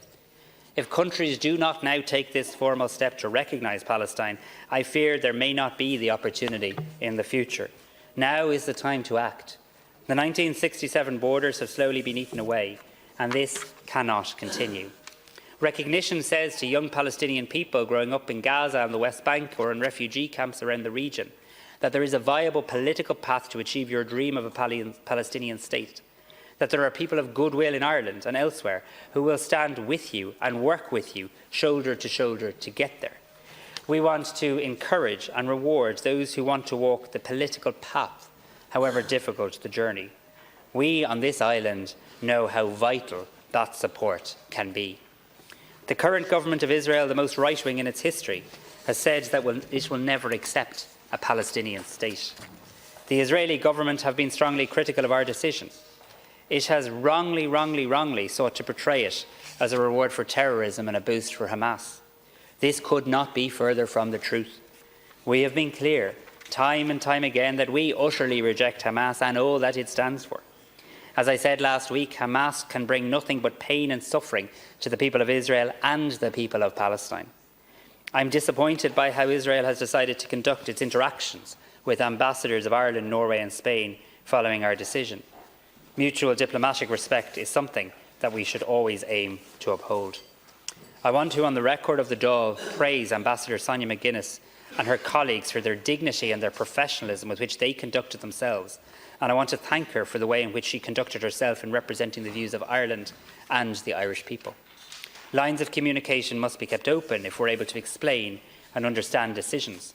That's why I welcomed the recent opportunity to speak directly to President Herzog. Pursuing a peace based on shared fundamental values as enshrined in the UN Charter, it is the ultimate way in which we defeat Hamas, It's how we defeat evil, terrorist ideology and those who share that way of thinking. And let me be crystal clear once again. Ireland unreservedly condemns the despicable actions of Hamas on October 7th. We cannot begin to understand the immense pain and suffering of those held hostage and the families who desperately wish to see them returned to the arms of their loved ones. But recognising Palestine does no harm to Israel. We wish nothing for the people of Israel but security, peace and friendship. But that's what we wish for the people of Palestine too. We're obliged to speak up when we think others take the wrong path. We've long called for an immediate ceasefire, the release of hostages, urgent and unhindered access to Gaza for humanitarian aid. On Friday, the International Court of Justice said that Israel must immediately halt its military offensive in the Rafah governorate, which may inflict on the Palestinian group in Gaza's conditions of life that could bring about the physical destruction in whole or in part. The situation could not be more grave. The stakes could not be any higher. The ICJ's orders are legally binding. Israel must immediately comply. Ceann Comhairle, we're not naive. We know that recognition of Palestine alone will not resolve the conflict between Israel and Palestine, but it can make a real and meaningful contribution. We must be on the right side of history. It is a single step in a long and difficult path, a path Ireland is ready to walk with the people of Palestine, towards a future where there are two states, Israel and Palestine, living side by side in peace and security together. We want to see Israel and Palestine both take their rightful place on the world stage as equals. We want Israelis and Palestinians to know that there can be an end to this conflict, that peace is possible. We know that most Israeli people and Palestinian people want their children to be able to live in peace and security. And for all of this to happen, the fighting, the killing, the barbaric actions need to stop. So I want to conclude today by reiterating my statement from last week to the people of Palestine.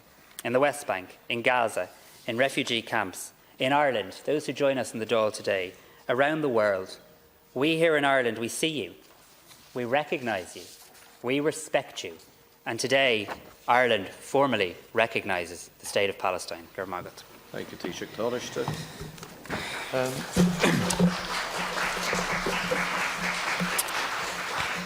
Ceann Comhairle, bhadan dhéanann rialtas cinenne firimúil ahananta sa bhunna Stáit na Palestínig. Cinenne starúil agus táchtach é seo, agus is son chás na síochána a dhéanamar an cinenne. Is ceart agus is cóir é a dhéanamh. This morning, Ireland formally recognised the State of Palestine. It is an occasion of deep significance, not only to deputies in this House, but to the people of Ireland and to the people of Palestine. Much thought, analysis and diplomatic effort has informed the timing and context of this decision. Let me first emphasise that some considerations have never been in any doubt. Our commitment to international law and to the full implementation of a two-state solution, as outlined in multiple UN Security Council and UN General Assembly resolutions. Our desire to see the Palestinian people's right to self-determination vindicated. Our dream that this and future generations of Palestinian people will enjoy a peaceful and secure existence, living side by side in peace with their Israeli neighbours. Our commitment to supporting Palestinian state building and the development of Palestinian institutions throughout our development cooperation programme. The deep ties between the Irish and Palestinian people at every level and in every sector of our society. In this spirit, I know that recognising the State of Palestine has been heard by the Palestinian people as a clear expression of solidarity, and I want to join with colleagues in welcoming the Palestinian head of mission and soon-to-be full ambassador, Dr. Gillian Abdel-Majid, to the House. I know that this is a special day for you, and I want to pay tribute to your work on behalf of the Palestinian people. Many Palestinians have told me that Ireland's decision has provided hope at what is a very dark time in Palestine, most obviously in Gaza, but also in the West Bank. It's my firm belief that in recognising the State of Palestine at this time, the Government has also maximised the impact that this step can make to translate our hopes and aspirations into reality. Ceann Comhairle, I will return to the issue of recognition in more detail shortly, Before doing so, it's important to reflect upon the shocking reality in Palestine. Earlier this month, following weeks of warnings, the World Food Programme indicated that northern Gaza is now experiencing famine. Just over a week ago, the prosecutor of the International Criminal Court applied for arrest warrants for leaders of Hamas, as well as for the Israeli Prime Minister and Israeli Defence Minister. Last Friday, the International Court of Justice ordered Israel to, quote, immediately halt its military offensive and any other action in the Rafah governorate which may inflict upon the Palestinian group in Gaza conditions of life that could bring about its physical destruction in whole or in part, unquote. The court characterised recent developments, in particular Israel's offensive in Rafah, as exceptionally grave. It ordered the immediate opening of the Rafah crossing for humanitarian aid and the facilitation of access by UN investigative bodies. And yet, we see the horror of the airstrikes on Rafah on Sunday, killing dozens of innocent civilians, babies and children, sheltering in a camp for displaced people. We see an entire population in Gaza, 90% of whom have been displaced at least once, and many multiple times, that is acutely food insecure, unable to access healthcare, education, or the most basic of social services. We see rockets continuing to be launched by Hamas towards Israel, indiscriminately targeting civilians and civilian infrastructure, emphasising again that organisation's utterly malign intentions and role. 7 months on from the savagery of the 7th of October, the unimaginable ordeal of Israeli hostages and their families continues. And I want to again restate my utter and unequivocal condemnation of what Hamas did that day. During my visit to the region in April, I saw firsthand the obstacles and restrictions facing aid entering into Gaza via Rafah. I also discussed humanitarian access in detail with my Egyptian and Jordanian counterparts. The challenges they outlined have been compounded further since then by the Israeli offensive in Rafah and indeed Hamas rocket attacks, which have disrupted the flow of aid at both the Kerem Shalom and Rafah crossing points, by repugnant attacks on aid trucks from Jordan as they drive through Israel without effective action by the Israeli police, by the continued lack of a proper deconfliction system inside Gaza. Universally, partners have urged Israel not to proceed with its offensive in Rafah and to ensure full, safe and unhindered humanitarian access to Gaza. Israel has chosen to disregard these calls, but it cannot choose to disregard the orders from the International Court of Justice. These are legally binding. They must be complied with. We discussed all of this at the Foreign Affairs Council in Brussels yesterday, following an excellent and informative meeting between European Union and Arab foreign ministers. We agreed to convene an urgent meeting of the EU-Israel Association Council in the context of our grave concerns in respect of Israel's adherence to the human rights clauses in the Association Agreement, and particularly in the context of the ICJ provisional orders. It is no secret that Ireland has been pushing the European Union to act more decisively and at an earlier stage, and we will continue to do so. But I am encouraged that we are now beginning to see a clear view emerging amongst Member States that it is simply not credible that the EU-Israel Association Agreement can remain entirely unaffected by the behaviour of this Israeli government. Ceann, as this House is aware, the government has had a long-standing commitment to recognise the State of Palestine. We committed to doing so as part of a lasting settlement of the conflict, or in advance of that, if doing so would progress efforts to reach a two-state solution or protect the integrity of Palestinian territory. The government set out its reasoning for doing so at this moment in time when we announced this step alongside Norway and Spain last week. I believe it is also important that these reasons are also put on the record of this House. Our recognition of the State of Palestine has three fundamental purposes. First, it makes clear our view that it is time Palestine takes its full place amongst the nations of the world, that its right to self-determination, self-governance and territorial integrity and sovereignty must now be vindicated.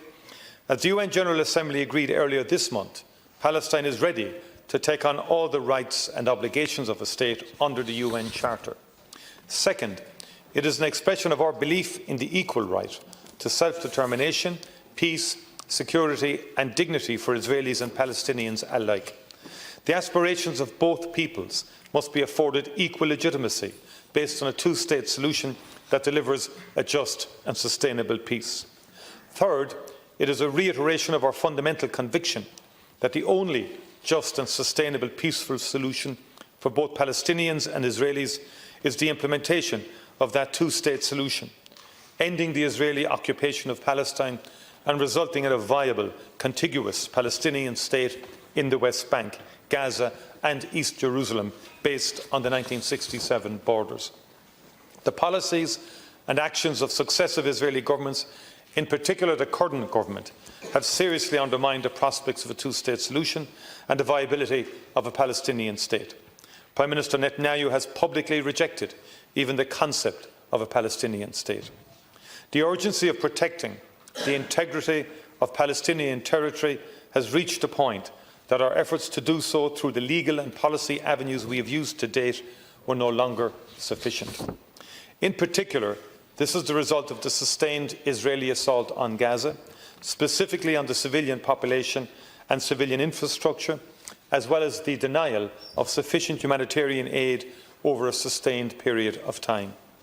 There has also been a significant increase of violence, displacement and annexation in the West Bank.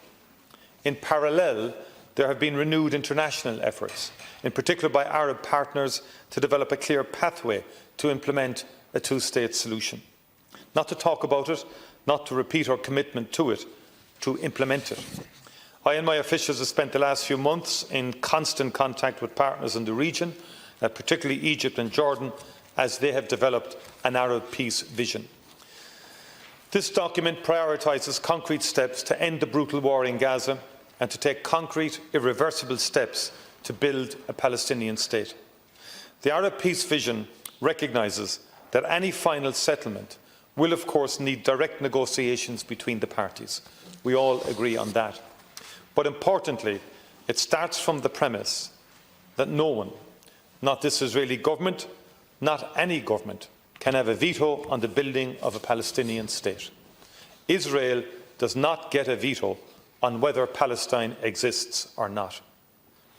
I've spent the last few days in Brussels undertaking intensive discussions with partners.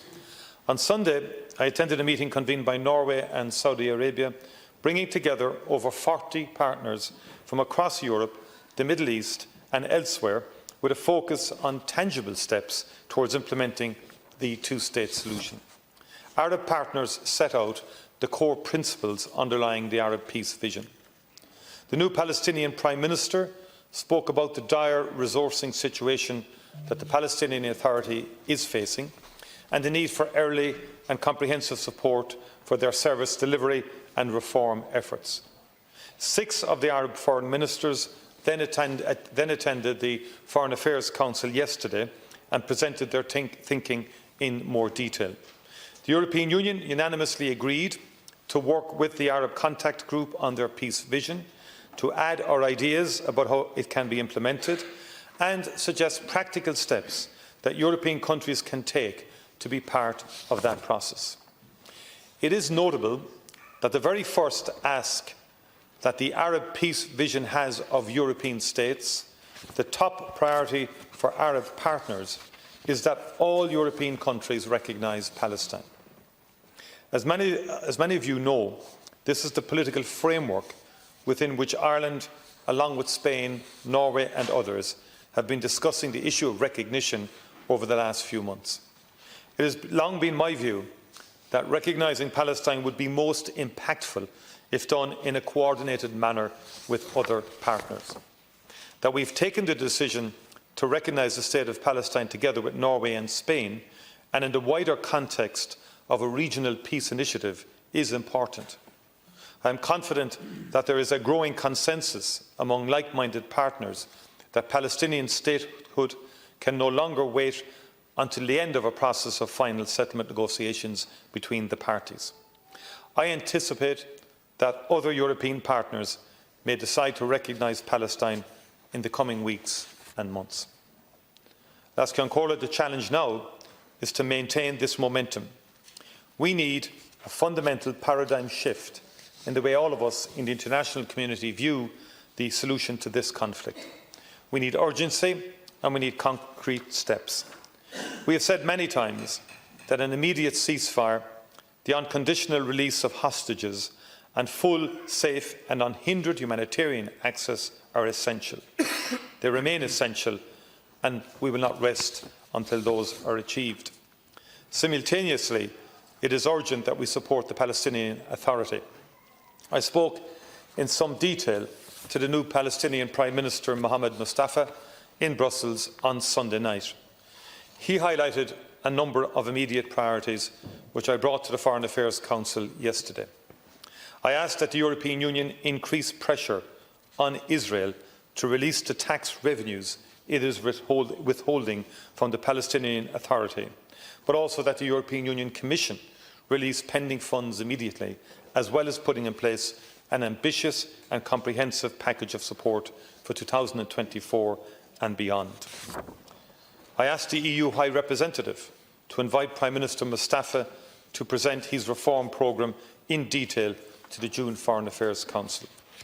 I was impressed with Prime Minister Mustafa and his team, some of his ministers whom I met, and it's unforgivable, it's unconscionable that Israel would withhold Palestinian revenues from this technocratic government, which is impairing its capacity to hit the ground running to try and deliver services to both the people of the West Bank and to Gaza. Our own bilateral development cooperation programme with Palestine will of course continue and intensify alongside our humanitarian support for the immediate basic needs for the population in Gaza. We also need to move quickly to get the former EU border assistance mission at the Rafah crossing operational again. The European Union can play a constructive role in maintaining the vital lifeline for goods and people between Egypt and Gaza open. With Spain and Norway and Arab partners, we will also continue to build momentum behind the Arab peace vision. We will encourage others to recognise the State of Palestine, and we will work to build support for a comprehensive effort to bring an end to this conflict. We will continue to push in New York for full UN membership for Palestine, and we will continue to hold this Israeli government accountable. We've already committed to intervene in the South Africa versus Israel case under the Genocide Convention at the International Court of Justice. As we work on our intervention, our most immediate focus will be ensuring compliance by Israel with the provisional orders issued last week. Getting agreement at EU level to convene a meeting of the EU-Israel Association Agreement in this context is an important step in doing so. We will step up our support for the vital work of the International Criminal Court, even as the prosecutor and his staff are threatened with sanctions. We must robustly uphold the independence of these international legal courts and fora. Let me briefly address, Alaska and Cora, the Israeli reaction to the decision taken by Ireland, Spain and Norway. In our private engagement with Israel, as well as in our public communication, we have been clear in setting out the thinking and motivation behind our decision to recognise Palestine. We support the right of the State of Palestine to exist and the right of the Palestinian people to peaceful self-determination, just as we, without question, support the right of the State of Israel to exist and the right of the Israeli people to peaceful self-determination. We understand that this Israeli government disagrees with our decision. That is their right, as it is their right to inform us of their view, forthrightly and robustly, through diplomatic channels. We have no problem with that. However, the time and manner in which this was done was unacceptable. I have made clear that the treatment of our ambassador in Tel Aviv and her Spanish and Norwegian counterparts fell far short of what we would expect from any country, irrespective of our political differences. And I want to pay tribute to Ambassador Sonia McGuinness for her resilience and her outstanding performance as our ambassador in Israel during a very, very challenging time. I have, for my part, and will continue to treat Israel's ambassador to Ireland with courtesy and with respect. I expect the same in return. We wish to maintain functional diplomatic engagement and dialogue with Israel. Diplomacy comes into its own at times of intense disagreement between states. Imposing limitations on the Ireland-Israel diplomatic relationship would make no sense, and we do not intend to do so. In my view, it would be a self-defeating mistake for the Israeli government to decide to do so. I also want to emphasise in the House today what I stated clearly last week. Israeli and Palestinian citizens alike are a valued and cherished part of our society here in Ireland. And I challenge and reject anyone who would seek to delegitimise either's history, culture or beliefs.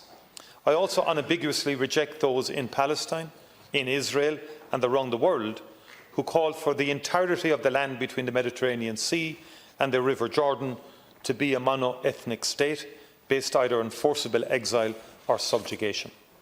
These are messages that I wish to convey clearly to the Israeli and Jewish communities here in Ireland, and I will be doing so personally in the very near future. Last Ceann, there is much work ahead through both multilateral and bilateral engagement, through continued advocacy and diplomacy, through building and reinforcing our friendship with the Israeli and Palestinian people alike.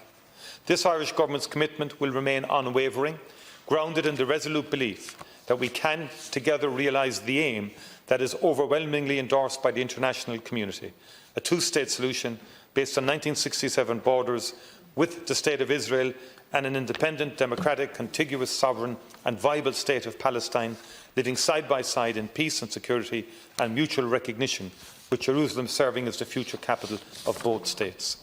This may sound like an impossible aspiration, but there is no other just and sustainable option. We refuse to accept that the only future for Palestinians is one of dispossession and occupation and displacement and brutality. We refuse to believe that the only future for the Israeli and Palestinian people is a future of hatred, conflict and death. We cannot accept that, and we will not accept that. Thank you very much, Last Concorla. I was very proud that the Green Party argued passionately for the recognition of Palestine in the programme for government we agreed with Fianna Fáil and Fine Gael back in 2020.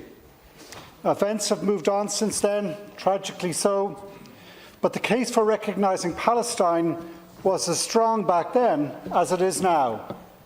It wasn't a question of if, it was a question of when and to what effect.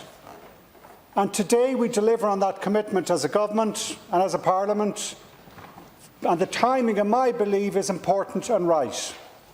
Firstly, because we do not do so alone, not just Spanish and Norwegian colleagues, but it also comes after that vote in the United Nations on the 10th of May last, when 143 countries voted in favour of Palestine being recognised within the United Nations system.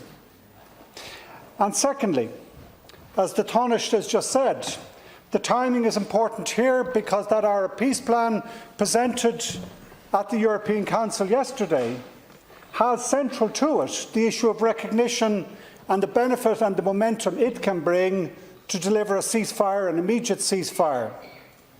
And thirdly, the need for that ceasefire. The fact that we cannot stay silent, either on the release of hostages or what we saw the day before yesterday, the bombing of a refugee camp in Rafah, which is similar to what had happened right through the last 7 months.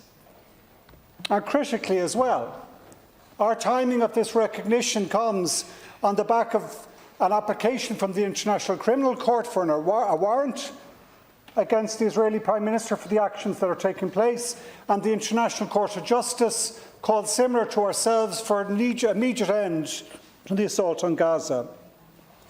So today we recognise the state of Palestine, and I believe it has a particular resonance for Irish people, given the echoes it brings from our own history. It's the right and proper thing to do. I know the concept of nationhood can be a fraught one. Populations can move and intersperse with others, borders can shift back and forth with time, and ethnicity is as inexact a concept as it is a motive. But there can be little doubt that the Palestinian people have an undeniable argument for nationhood. Denying or hindering such an obvious claim is as morally wrong as it is unwise. It stores up grievances that future generations will ultimately have to deal with. Some of the responses from the ordinary Palestinian people we've heard from since we announced our intention have been very moving. The need to secure a ceasefire and get humanitarian into Gaza remains without doubt the most pressing challenge facing the people of Palestine, but it has been heartening to hear that the decision of Ireland, Spain and Norway has offered some solace to those who may have despaired that the international community have forgotten their plight. It's not merely to offer a sense of solidarity that we take this step. We recognise Palestine today because we recognise that peace cannot be achieved without doing so. Joseph Borrell, the EU's High Representative for Foreign Affairs, put it well last November when he said that our political myopia has led us to think that the conflict was manageable by paying lip service to the two-state solution and then leaving it to fester. He was right. The West averted its gaze and was content to let the situation fester as long as the uneasy peace continued and didn't intrude upon our lives. We have learned the hard way that this tactic was not just morally wrong, but strategically foolish. And we are unequivocal. Nothing can justify the barbaric slaughter Hamas carried out on the 7th of October, but neither can any of us stand here and say that we never suspected that the powder keg that was Gaza would not explode with such devastating consequences. And we know that Ireland's recognition may present challenge for Jewish people in Israel and across the world, and I ask our Jewish friends with real respect that you look to our experience here on this island, where the long-term denial of one community's rights in favour of another's led to similar misery and devastation. Such an injustice can be maintained for decades, maybe even longer, but a people's right to exist cannot be suppressed forever. Let me also reiterate to Israel, the Irish people recognise your rights to exist as a nation. Recognising Palestine does not in any way diminish your rights as a state. In fact, it is the opposite. Our dearest wish is that the establishment of a Palestinian state solidifies your existence and allows you to prosper and flourish in peace and harmony with your neighbours. And I particularly want to offer reassurance to Jewish friends living here in Ireland. The last 7 months have not been easy, and many maybe feel that there's a change in attitude towards them or people of their religion. We need to assure them they are welcome here, they belong here, they are as Irish as all of us. They're respected and a part of our state, our citizenship. And long may Ireland be a home to Jewish people so they can continue their outstanding contribution to our nation in art, in science, in business and in politics. This House has benefited so much from people from our Jewish community. I share their frustration at the one-sided approach that some people take to the conflict. There are some who appear to think that Israel's government's appalling actions mean they can be silent on Hamas's atrocities. I do not. This is not a matter of taking sides. The atrocities were committed towards innocent Israelis on the 7th of October were vile, as is the slaughter that the Israeli Defence Forces have unleashed upon innocent Palestinians after it. Both are wrong, and we are vociferous in condemning both. I said this outside government buildings when we made our announcement last Wednesday, that we had learned the hard way in Ireland that using violence against innocent civilians to try and achieve political goals can and must never win. Whether that's a car bomb on the streets of Omagh or Jerusalem, be it a rocket landing in Tel Aviv or a no-warning bomb blast in Birmingham, be that the assault on a kibbutz or a bomb dropped from a jet fighter onto a refugee camp in Gaza, it is all wrong. There is no hierarchy in death. I would like to conclude by responding to criticism that has been levelled at us by the Israeli government that by recognising Palestine that we are somehow emboldening the terrorists of Hamas and that this decision will only lead us further down the path of violence. Again, I think valuable lessons can be taken from the Irish experience. There was a time, after all, when similar warnings were made by the British establishment, a long time ago now, that the Irish were not fit to govern themselves and that anarchy would surely follow if we were given the chance. The path to Irish statehood wasn't smooth, but over a century on from those dire warnings, the nation that we represent in this chamber, I think, stands up for the rights of the United Nations, the rights of individual nations, stands up to try and help build peace in our very troubled, conflict-ridden world. If allowed to, and with the support from around the world, I pray that Palestine could in time follow a similar path to our own.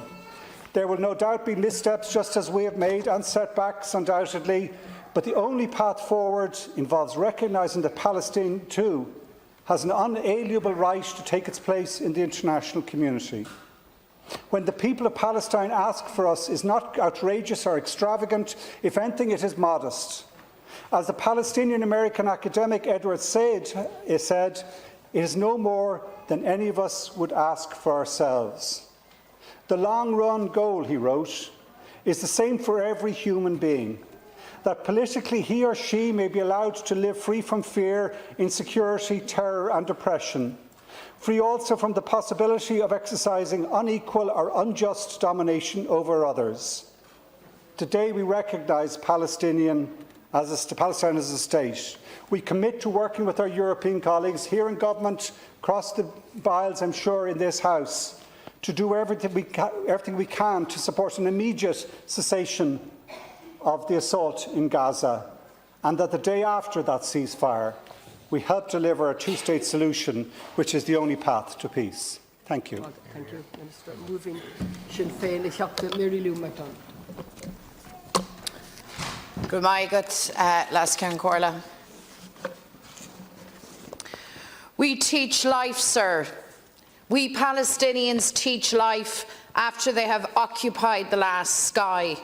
We teach life after they have built their settlements and apartheid walls. After the last skies, we Palestinians wake up every morning to teach the rest of the world life, sir. These are the words of Palestinian poet Rafif Zayada, words that powerfully captured the cry of Palestine to the world, a cry that has reverberated for generations. See us, hear us, stand with us, vindicate our nation and our people, recognise us. Today, the Irish Government at last responds to that cry for justice and becomes one of the first Western European countries to recognise the state of Palestine. The people of Ireland have always stood with the Palestinian people in their struggle for freedom, self-determination, human dignity and peace. Conscious of our own history of colonisation, of oppression, dispossession, famine and partition. A history that has ingrained in the collective consciousness the impetus to confront injustice and inequality and human rights abuse across the world. So today we say again to the Palestinian people, you are not alone. Ireland recognises you, your people and your right to nationhood. We stand on the side of justice, of freedom, on the side of a just and durable, lasting peace. Ireland's recognition of the Palestinian state comes as the people of Gaza endured the darkest of moments, as they continue to endure horror on an unimaginable scale. As world leaders continue to draw a false equivalence between the impoverished occupied and the oppressive occupier. By recognising the state of Palestine, we recognise the right of Palestinians to their homeland, the right of Palestinians to a future free of oppression and war. We recognise the human rights of the Palestinian people to exist as equals in this world. Today's announcement has been a long time coming, too long. 10 years ago, the Dáil voted unanimously in favour of a Sinn Féin motion to recognise the state of Palestine. A decade ago, we had cross-party support for this. It shouldn't have taken us this long to get here.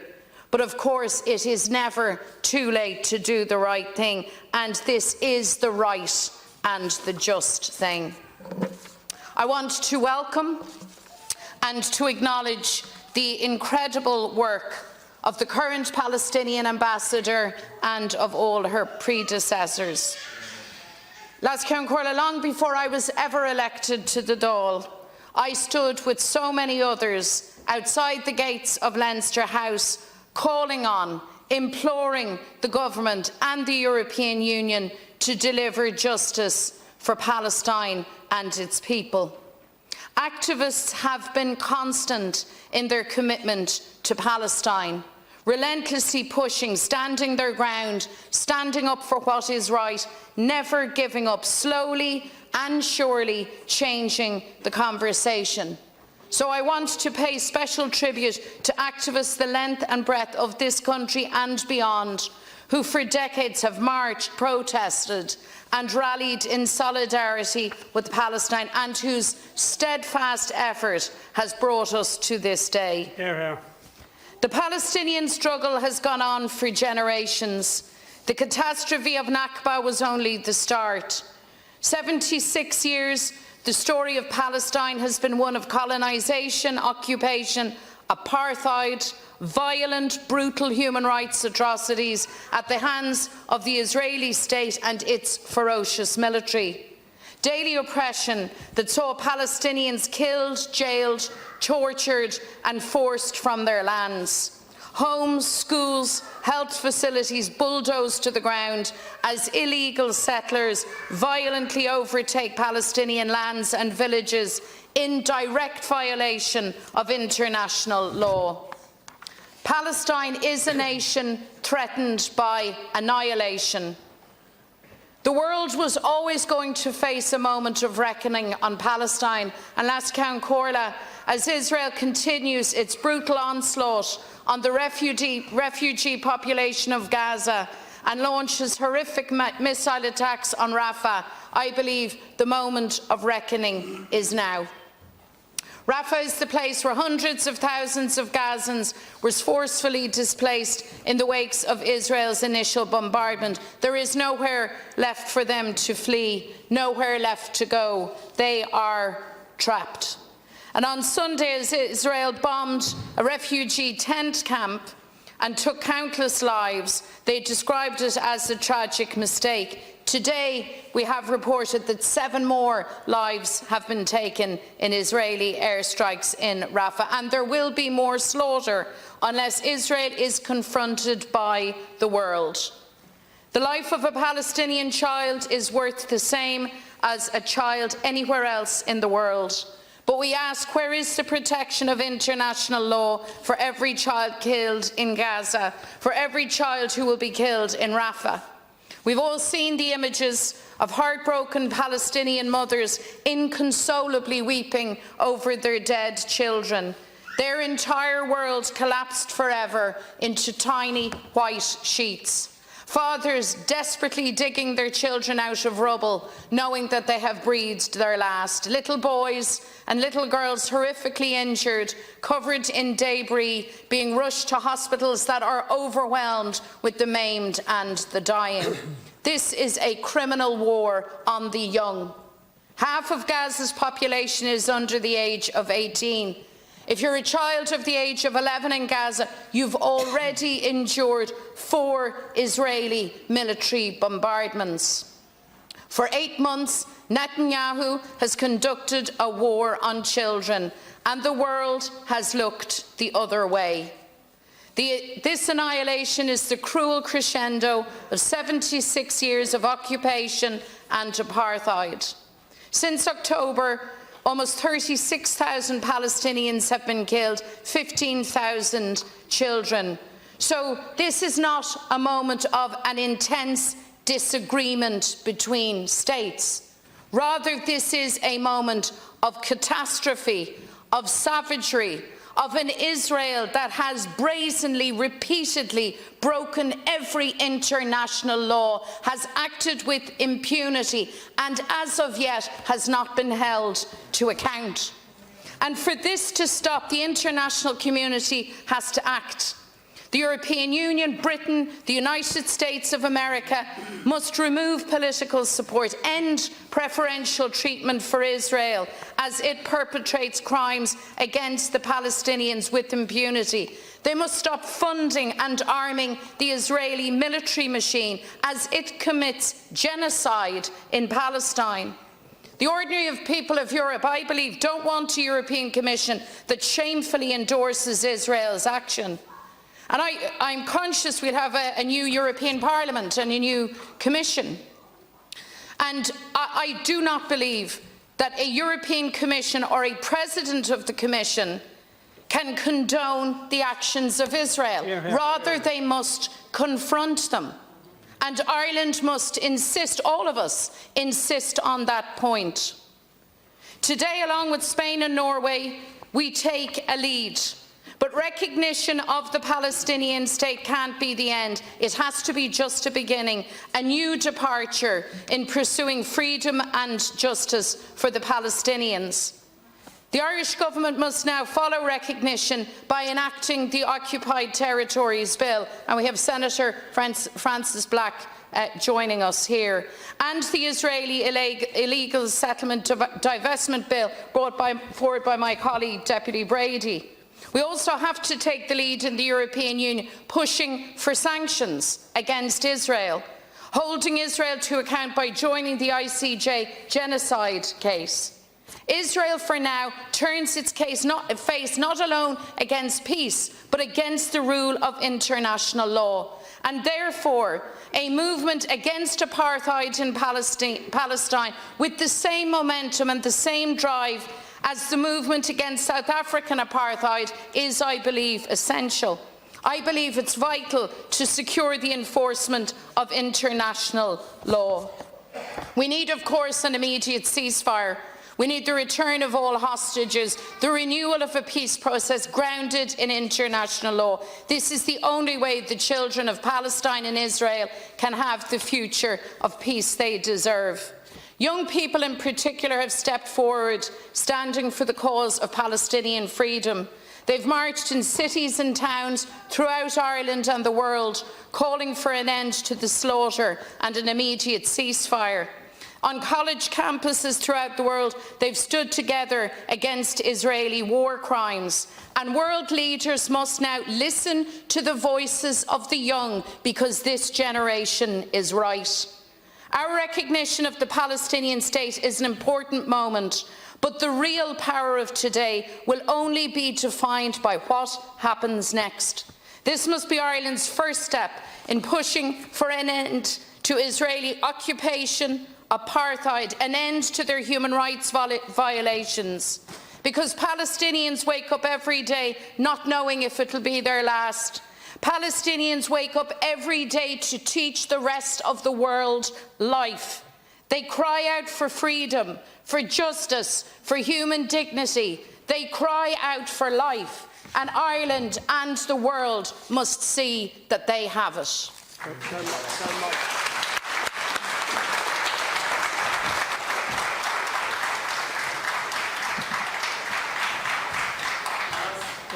Alaskan Corla, I welcome the Palestinian ambassador, members of the Palestinian community and long-standing campaigners for justice in Palestine here to the Dáil today for these statements that mark an historic moment for both Ireland and Palestine. The decision to officially recognise the state of Palestine fulfils a Dáil mandate that is now almost a decade old.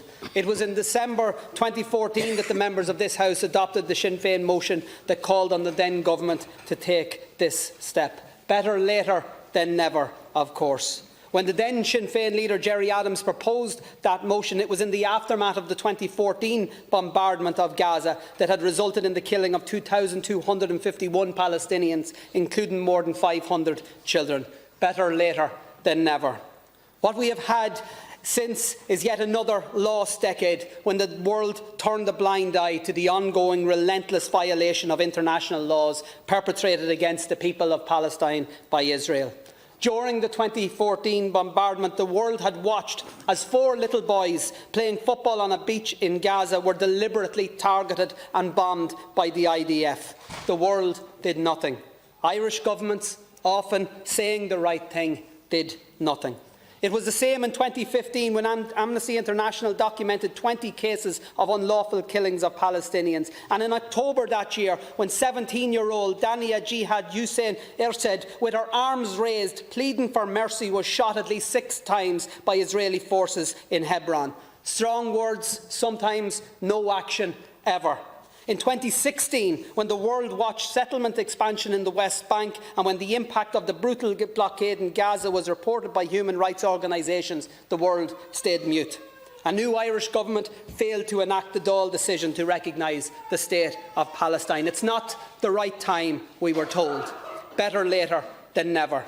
In 2017, when 4 Palestinian human rights groups submitted a report to the International Criminal Court outlining that high-level Israeli officials were complicit in committing war crimes against the people of Palestine, again, world leaders stayed silent. They described Israel as the only democracy in the Middle East. Some, including Irish ministers, called for restraint in settlement expansion. But as the occupation continued and the blockade intensified, Israel faced not a single consequence. In their attempt to draw international attention to the impact of the blockade, throughout 2018 and 2019, Palestinians in Gaza engaged in what they called the Great March of Return.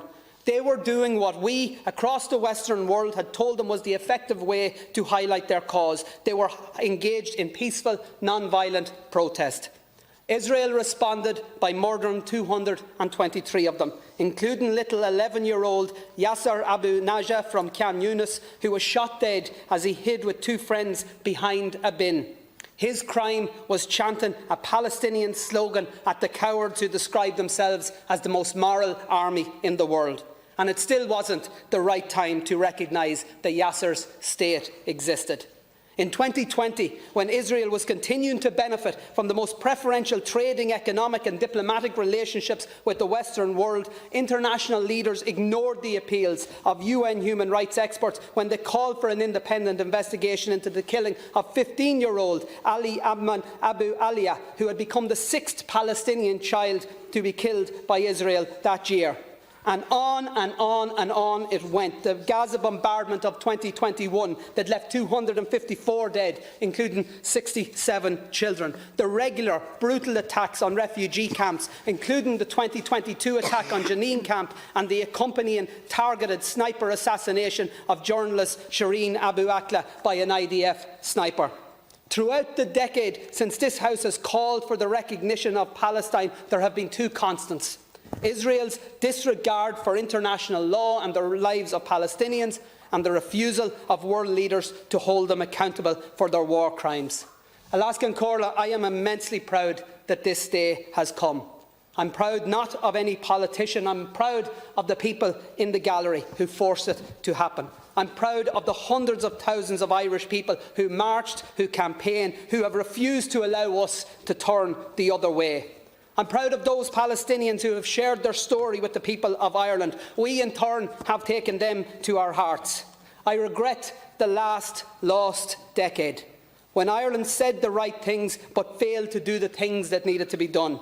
Better later than never. Because it was as a result of world inaction that brought us to where we are. The horrendous attacks of Hamas against innocent Israelis on October the 7th have rightfully been condemned over and over and over again. But history did not start on October the 7th, 2023, and the war crimes of that day provide no justification for the war crimes committed by Israel every day since.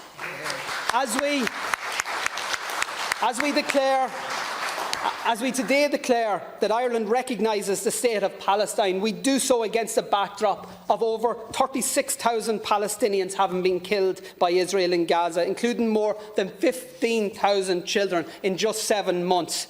So let us declare as well today that there will be no more lost decades, lost years, lost opportunities. Israel has been conducting a genocide because history tells it can do so with impunity. Some states like Ireland saying the right thing but not doing the necessary things. Other powerful states being complicit in every illegal action conducted under the Israeli flag. The prosecutor of the International Criminal Court has now sought arrest warrants for Israeli leaders, including Benjamin Netanyahu. The International Court of Justice now considers a charge of genocide and has ordered Israel to cease the attacks on Rafah. Ireland, Norway and Spain officially recognise the State of Palestine. All better later than never. But today is not an end, it's just a beginning. A beginning of an international chorus that demands an end to the savagery of Israel against the women, men and children of Palestine, that demands an end to the occupation, the apartheid, the oppression, the bombings. If we say that Palestine has a right to a state, then we must take action against those who are determined to destroy that objective.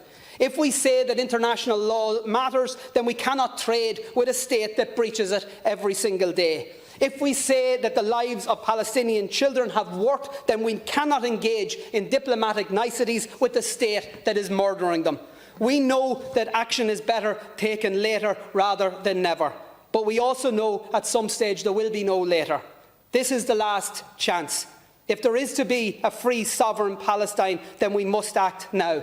No more wasted decades, no more lost opportunities, no more excuses. Now is the right time. Stop the preferential treatment for Israel. Stop arming Israel. Stop the economic supports for Israel. Stop the war. Stop the genocide. Because, unfortunately, Lascan Corla, it is too late for far too many Palestinians, but it's better later than never. Today is a historic day, but it's just a beginning. Thanks, Lascan Corla. I'd just like to welcome the Palestinian ambassador here today with us, because today is an important day for Ireland in recognising the State of Palestine.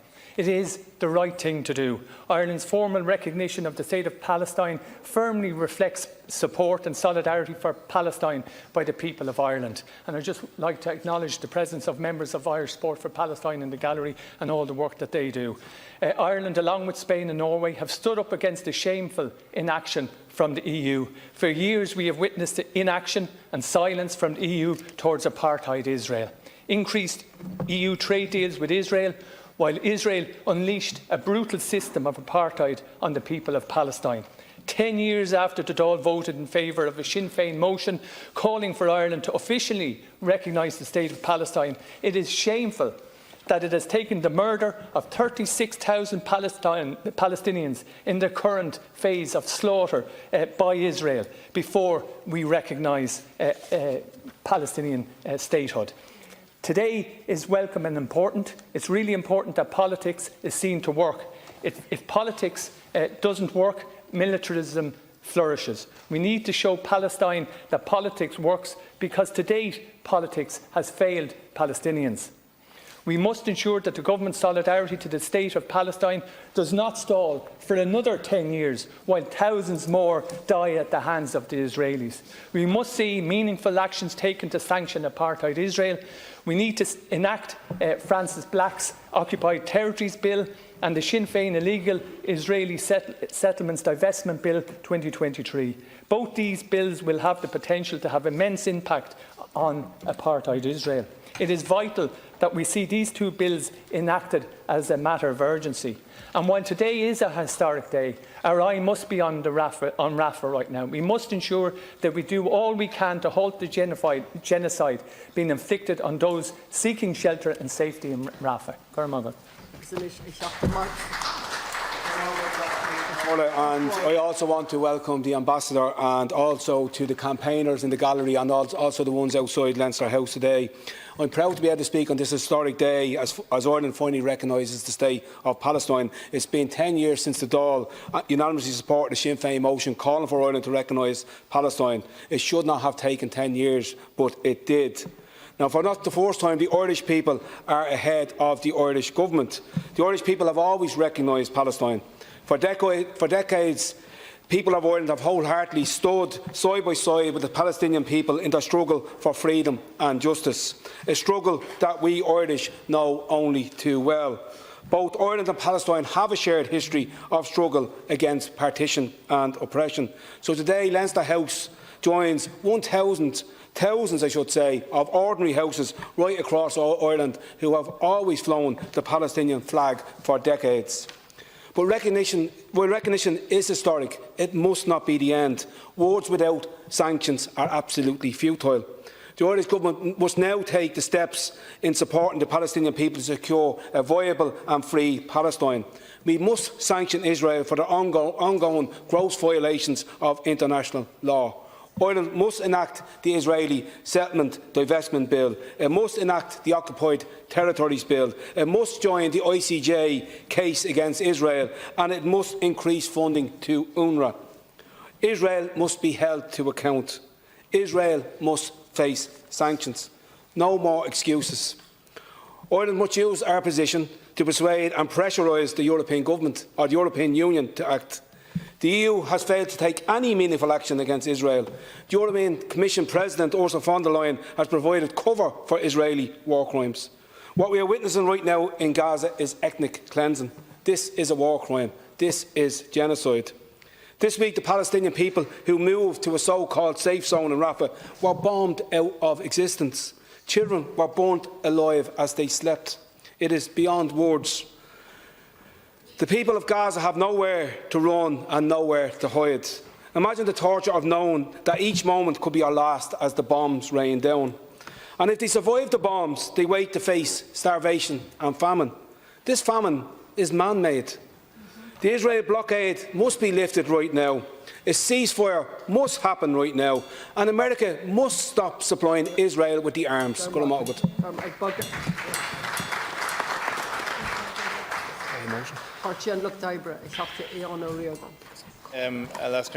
the outset, I'd like to congratulate the Government on taking this decision. It is of some historic significance, and I know the Government will have come under pressure not to do so. Ireland once sought international recognition, and so we are proud today to stand with Palestine and to help them take their place amongst the nations of the world. I would like to commend the Taoiseach in particular for the manner in which he has represented the views of the Irish people in recent months. We don't have to agree on every point to appreciate the sincerity with which he has approached this issue. However, the recognition of the State of Palestine is not enough. It will not save lives in itself. I found it particularly poignant to hear the voice of a little Palestinian child in the gallery earlier. The Palestinian people need an immediate and permanent ceasefire. The hostages must be released. The man-made famine and medical disaster for injured civilians can be stemmed if Israel stops blocking humanitarian aid into Gaza. The EU can and must act by suspending the trade agreement with Israel. The EU is Israel's largest trading partner, with 32% of Israel's imports coming from the EU. And the Irish Government can send a further message of solidarity by passing the Occupied Territories Bill to ban any goods and services produced in Israeli-occupied settlements in the West Bank. However, the reality is that there is one man with unparalleled influence to bring the disaster in Gaza to an end. His name is Joe Biden, and he has to do better. We know things about peace processes in this country. We know that if there is to be peace, it has to be premised on the absence of violence.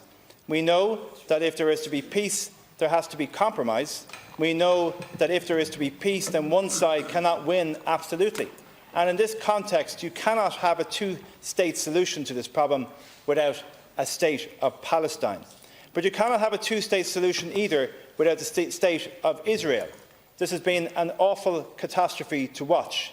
From October 7th onwards, each day has brought forward new and fresh horror. The scale of the loss of life is simply horrific. It is emotionally gut-wrenching. It is anger-inducing.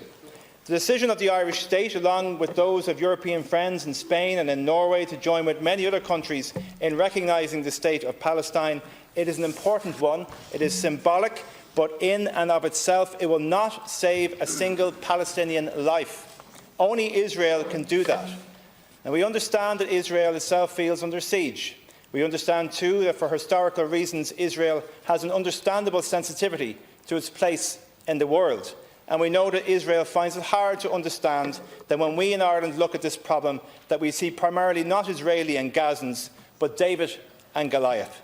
What has taken place in recent months has added to Israel's insecurity. You cannot eliminate Hamas by perpetuating the grievance that sustains its existence. To begin to put in place an end to this tragedy and this conflict, we need a peace process. The career of a single politician cannot be allowed to impede this necessity. President Joe Biden, in many ways, has had a remarkable presidency, but on this issue, the conflict in and over Gaza, the United States and President Biden have not had the courage of their convictions. President Biden knows that there is no long-term security for Israel that does not cater for the national aspirations of the Palestinians. You cannot say that you advocate a two-state solution by word if those words are not matched by deeds. You cannot and should not protect an Israeli state that is not open to a genuine attempt to relaunch the peace process. You cannot do good while ignoring or cajoling a bad faith actor, because we know that whilst tragedy unfolds on a daily basis in Gaza, the geographical basis for the two-state solution is being undermined by extremist settlers in the West Bank. And in the face of sheer horror of the last few months, there is only one legitimate response by the international community: try again, try harder, try seriously. So I say to you, President Biden, from these houses, discreet phone calls to try and rein in Netanyahu isn't global leadership. Your current approach is prolonging this tragedy, not shortening it. The evidence shows that your strategy is contributing to the loss of life in Gaza and elsewhere. And to you and to incoming UK Prime Minister Keir Starmer, I say this: you know Ireland well. You know our peace process too well to think that you have one going on in Israel and Palestine, and you've got to do better than that. Others stand to help in good faith, but you have to lead, and a Labour Prime Minister in the UK must also lead. Without a peace initiative involving the United States, UK and the EU, we will witness the continuing brutalisation, impoverishment and radicalisation of the Gazan people. And I fear we will have to witness more of the horrific scenes from Rafah that shook everyone to the core this weekend. This war on the people of Gaza will not bring security to Israel.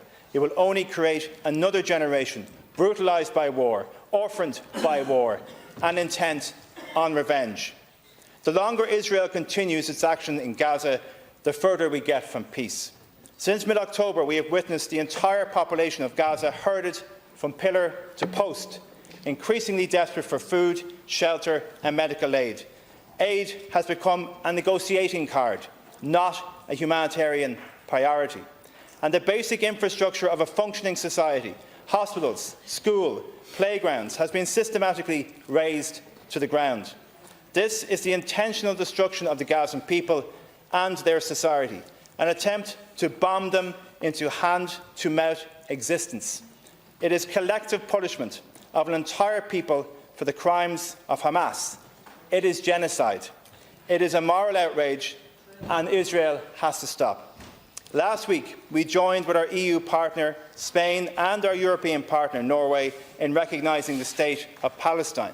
We also know that other European states, such as Portugal and Slovenia, for instance, are in favour of recognition in principle and are seeking a broader EU consensus before making further moves. This only serves yet again to underscore how dangerous and arrogant Ursula von der Leyen's actions last autumn were. She does not represent the people of Ireland or the millions of Europeans who have marched to call for a ceasefire in Gaza. She does not represent the people of Ireland. Her credibility amongst people across the European Union is at zero. And at the time of her visit to Israel last autumn, we knew we were on the brink of a disproportionate Israeli military response engendering a humanitarian crisis on an unprecedented scale. In short, we knew that thousands of Gazans would be killed and injured by the Israeli military, yet she said she stood with Israel. Her unilateral decision to give a blank cheque to the Netanyahu government was reckless, senseless and immoral. Ursula von der Leyen has lost all moral authority. She cannot lead the European Commission for another term. So in conclusion, I'll ask Concordia, last week was a proud day for Ireland. I would like to pay tribute to those in campaign groups across Ireland who have kept the flame of peace alive over the decades and who have highlighted the plight of the Gazan people. However, our work in this House and beyond cannot stop at symbols. As I mentioned earlier, there are practical steps that Ireland and the EU can take to put pressure on Israel for a ceasefire. And most importantly, we have to use our influence to lay the foundations for a real peace process, a peace process that delivers dignity to the Palestinian people and security to the people of Israel. We know it is possible. We know the first step is ceasefire, and that ceasefire has to happen now. And we should lead in demanding an international boycott of the Israeli state on all fronts, on all levels, until that ceasefire begins and steps through a process of peace begins. To Palestinians in Ireland and across the world, your existence is your resistance, and we recognise it here today.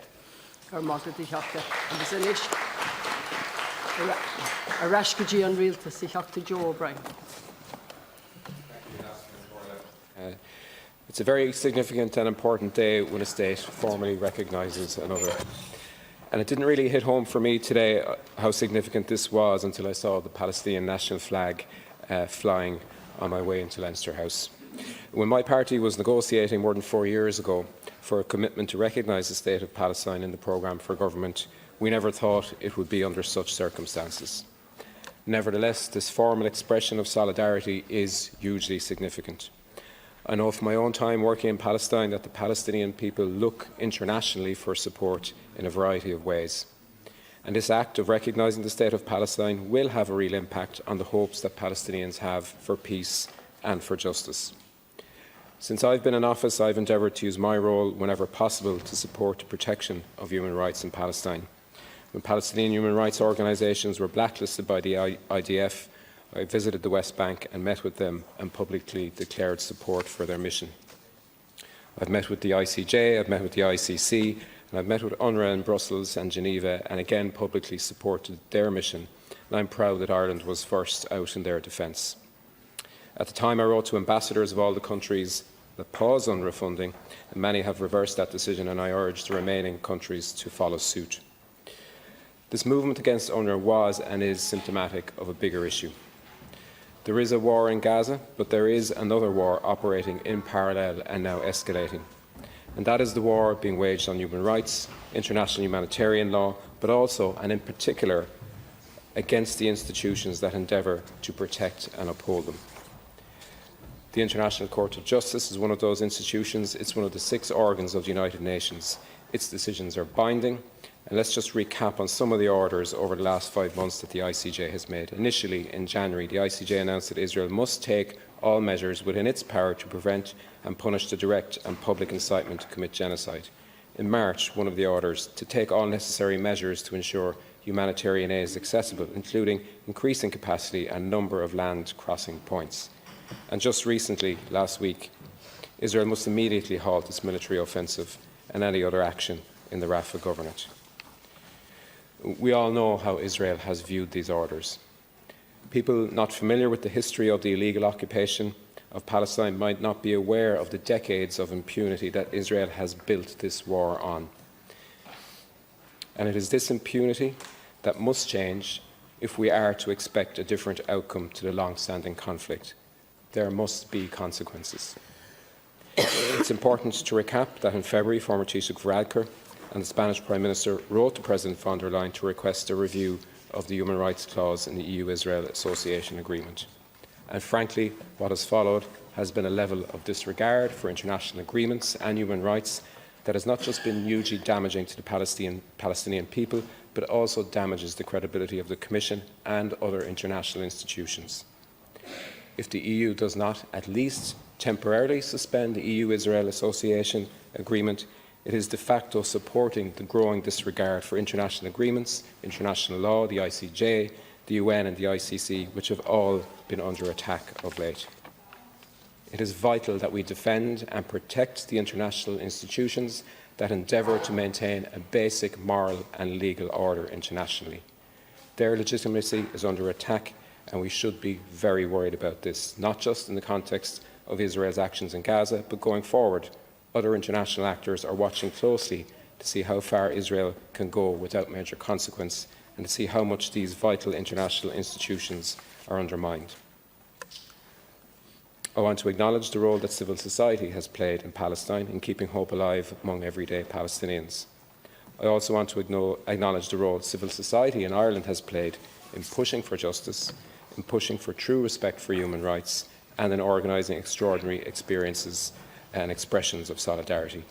In particular, I want to acknowledge the extraordinary event that Bohemians Football Club organised recently with the Palestinian national women's team, and anyone there on the night will absolutely understand and respect and acknowledge that expressions of solidarity do have a very real impact on people and their hopes as well.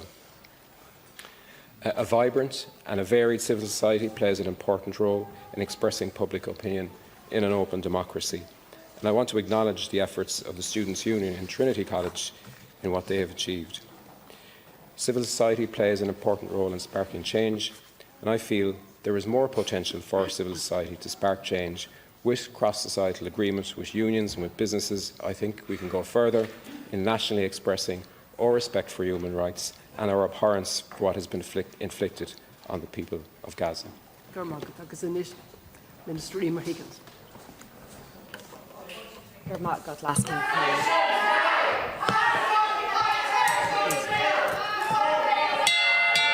Please, thank you.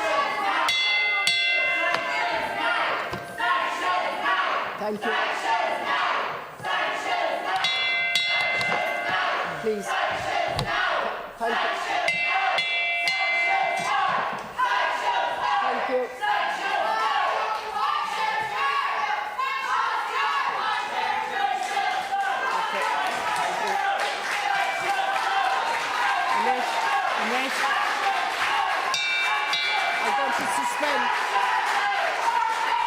Going to suspend.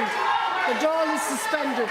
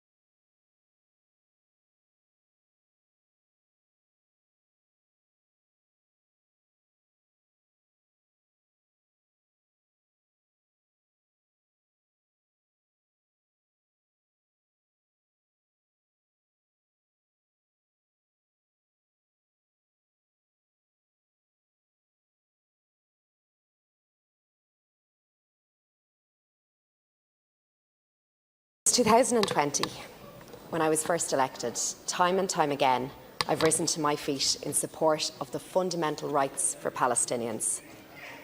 Today, we raise the Palestinian flag above Dáil Éireann. Today, we signalled our support for a two-state solution. Today, we are proud to be Irish. It's a momentous, significant and historic day, and Spain and Norway join us in our recognition of the State of Palestine, and we hope and we encourage more countries to do the same. Because how can we ever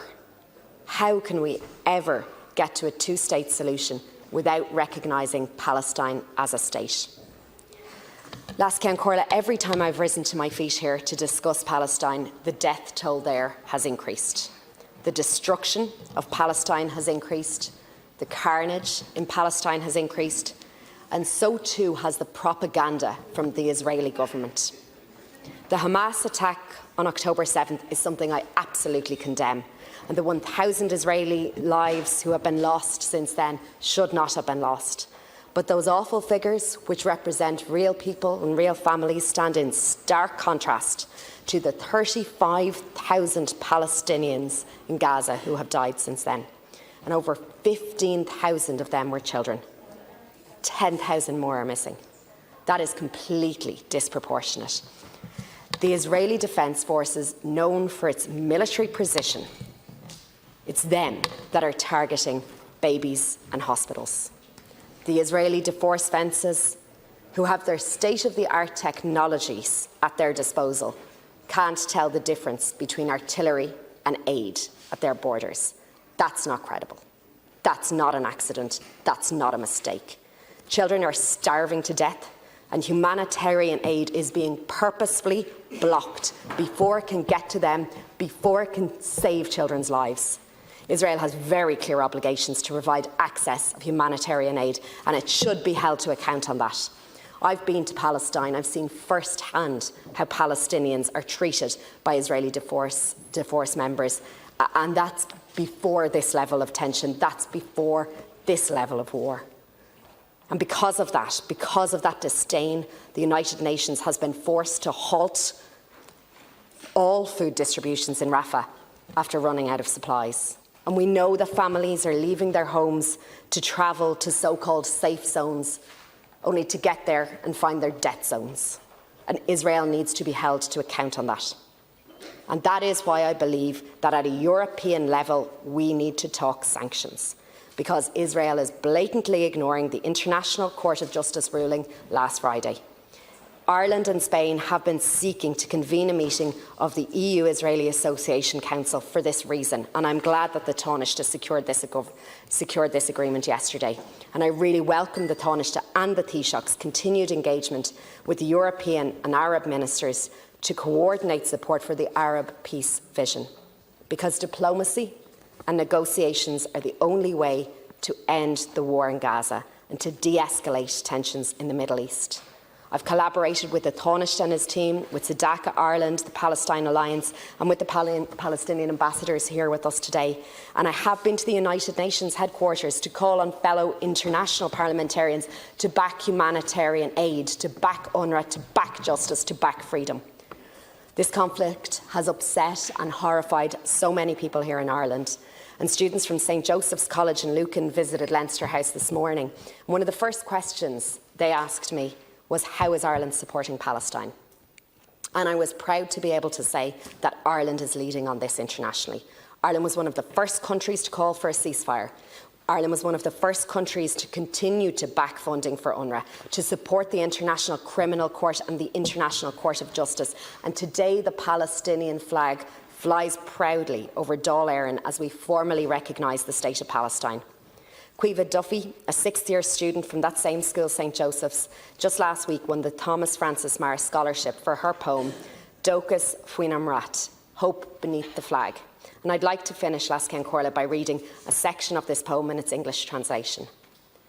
Now the flag is a symbol of peace, and there will be hope for the children of Ireland and the children of the world. If you're born in Cork or in Donegal, in Ukraine or in Palestine, when you see the Irish flag flowing, it says 100,000 welcomes. Come on. agus inis a Rashka Sinn Féin Heachta Ingus Osnodi. The Zionist government of Netanyahu seem to believe that they can act with impunity, so much so that they've threatened Ireland, Norway and Spain with dire consequences for doing what we are doing today, what should have been done decades ago, for doing what all states in the world should be doing as a minimum, and for doing what this Parliament agreed to do 10 years ago. Most of the world's nations are looking on as Israeli forces are involved in continuous barbaric attacks on defenceless Palestinians involved in genocide. For decades, they have imposed a stranglehold on the region, and in revenge for Hamas's barbaric, unjustifiable attack on the music concert in Israel on October 7th last year, they have activated their murderous plans. Hoppig Realtas Benjamin Netanyahu and Desh Taresh Unsi Marafach Hamas Israel in Gaza, Skris Umlan Yanaf Gaza, and Poblaun Waru no of Risha, Agus Tilla Tolav Aguidon Palestine, Onos Nakmech, Ein Chance, Gemech Start Palestine, Bio Bahach, Amakan Shop. The Israeli government are blatantly targeting, murdering men, women and children, having starved them, destroyed their homes, shift them here, there and everywhere in a small enclave of Gaza as if they were cattle, before corralling them into kill zones where they drop their precision bombs on them while sleeping in their tents or in shelters pulled together from the rubble of their homes or the surrounding buildings, bombed out of existence for over 7 months now in the modern-day carpet bombing of a city. While within minutes many Western nations rightly sought to impose sanctions against Russia and send aid to Ukraine and Ukraine's beleaguered government, the world has been very slow to act in defence of or to aid the besieged, starving Palestinian population of the Gaza region. The message should go out loud and clear. Sanctions now, boycott now. It's high time that the human rights clauses of the European Med Agreement should be triggered and triggered in full. Dr. John Brady. Long overdue recognition of the state of Palestine, but as we look on that state today, or what remains of it, only a fraction of that remains under Palestinian authority. Israel has steadily and illegally annexed huge areas of Palestinian territory, employing a strategy of apartheid, displacement and dispersion. Palestinians remaining in these territories are left in a fragmented people living in South Africa like Bantustans, subject to indiscriminate violence from both the state and illegal colonial Israeli settlers. There are over 700,000 Jewish Israeli settlers living in over 144 illegal settlements in the occupied Palestinian West Bank, including East Jerusalem. Recently, the Israeli Minister of Settlement and National Missions said that there will never be a Palestinian state in the land of Israel, and every cultured person in the world knows that this land is ours for the Israeli people and only us. They claim that there is no such thing as a Palestinian people. Today's announcement, while long overdue, is a beacon of hope to Palestinians that there still is a Palestinian state and that there still are Palestinian people and always will be. This action today should not be symbolic. The next steps need to take place now. As the bombs continue to fall on Rafah and elsewhere in Gaza, we need to see the full implementation of international law. We need to see the application of sanctions, not just against the State of Israel, but of the individual architects of its campaign of genocide. We need to see the establishment of a full Irish embassy now in East Jerusalem. We need to see the implementation and enactment of the Occupied Territories Bill. We need to see the introduction of the Illegal Israeli Settlements Bill. And we need a commitment that if the war criminal Netanyahu sets foot in this state, that he will be arrested immediately. Let the message go from the Dáil here today to the people of the world, on behalf of the Irish people, that in our thousands and in our millions, we are all Palestinians. Social Democrats, Holly Cairns. And I just want to begin by warmly welcoming the Palestinian ambassador and everyone in the gallery. I'm proud to stand here today with the Palestinian flag raised outside as we officially recognise the State of Palestine. It's more important than ever that we take a stand as a country to make our support for the people of Palestine clear. I was struck by the words of Charlotte Phillips, a Palestinian footballer who played in the recent game with Bohemians and Dalymount. As she stood on the pitch with thousands of Palestinian flags waving and chants filling the stadium, she stated, "They thought they could get rid of us, and they can't. This is proof of our existence." The simple things that we take for granted, the ability to fly our flag, sing our anthem, to express our culture and nationality proudly and openly, is out of reach for millions of Palestinians. As the very existence of Palestine is under threat, it's essential that we do everything in our power to assist the Palestinian people in their time of need. Today, as we stand in this chamber, Israeli tanks are entering Rafah. According to Israel, Rafah was a safe zone. Because of that, more than 1 million people were displaced there. Now, it's a battleground, like everywhere in Gaza, because nowhere is safe. There is no safety from disease, from famine, or from Israeli missiles. On Sunday, Israel bombarded a refugee camp in Rafah, killing at least 45 people. Many of those who died were burned alive inside their tents. The images of families desperately trying to save each other from the enormous flames, of charred bodies, of maimed children, are some of the most horrific to emerge in these 8 months of relentless slaughter. These images should be seared into the memory of every person and every government who has excused and facilitated this genocide. Israeli claims that this attack was a tragedy and that they will investigate how it happens are barely worth acknowledging. We already know what the conclusion of this so-called investigation will be, because it will be the same as every other investigation into the murder of Palestinians by Israel. It was a mistake. They were aiming at Hamas. This won't happen again until it does. And the exact same excuses are churned out over and over again. Worst of all, these pathetic excuses will be accepted by their allies. Germany has not even waited for the Israeli investigation to take place before declaring it a mistake. Meanwhile, Germany continues to supply Israel with weapons. German military exports to Israel have increased tenfold. For too long, the international community's reaction to conflicts like this is to defer to America. But the Americans will not act to stop Israel's carnage. Joe Biden has made it clear that there is no red line for Israel, there is no action Israel can take that will stop America from arming and funding this genocide. The ICJ has called on Israel to immediately halt their military offence in Rafah, but their call is falling on deaf ears. This is a real test for the concept of the EU as a peace project, as a force for good. It is a test that is currently spectacularly failing.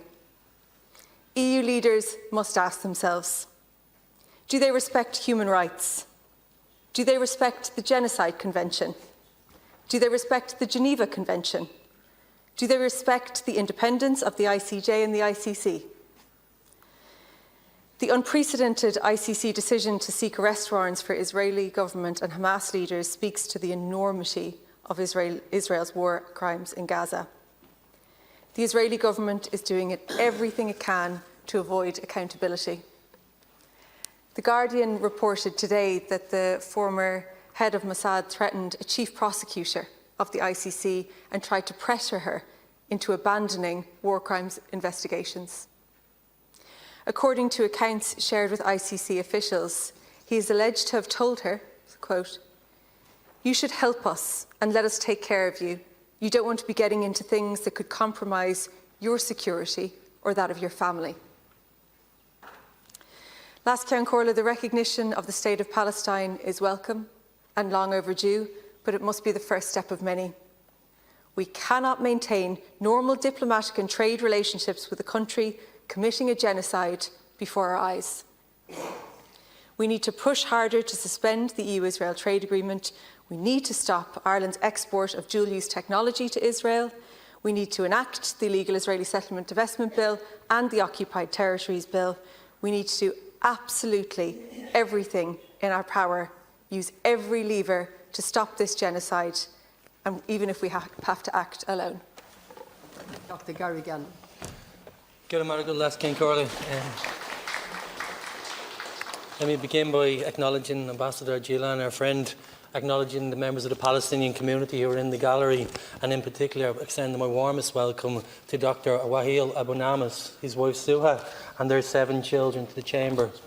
Bombed from their home in Gaza, they have found refuge in my community in East Wall, and they have made our community all the better for it. We're so sorry for every single one of your suffering. We mourn with you, and we hope that this will come to an end. In beginning, let me acknowledge the importance of what we're doing today in recognising the State of Palestine. I'd also like to recognise that our government has gone further than most because the bar has been so low. I hope that you will recognise that this cannot be the end and that we have so much more that we need to do, and this in itself is not even close to being enough. But also, please, do not call this a victory for diplomacy or any one approach, because it simply is not. Well, the Taoiseach talked of intense discussions that led on for months behind closed doors. There wasn't a roof or a door in Gaza that wasn't blown off its hinges. If diplomacy is acting at a slower pace of genocide, diplomacy is failing. So as we come here today, there will be a singular call across the chamber, and I hope it's listened to, that we must intensify our efforts, that we must go further, that we must go beyond ourselves. If diplomacy is acting at a slower pace than genocide, it is failing, and genocide is exactly what is happening. We see that in the enforced famine that is being impacted on the people of Gaza. We see that in the 2,000-pound bombs that are being dropped every single day. There was a time in this chamber in around about late October, November, when we debated whether Israel had bombed the hospital, and we are told to be careful because we don't know the full facts yet. Well, at this point, Israel has bombed every single hospital in Gaza, and we know the facts.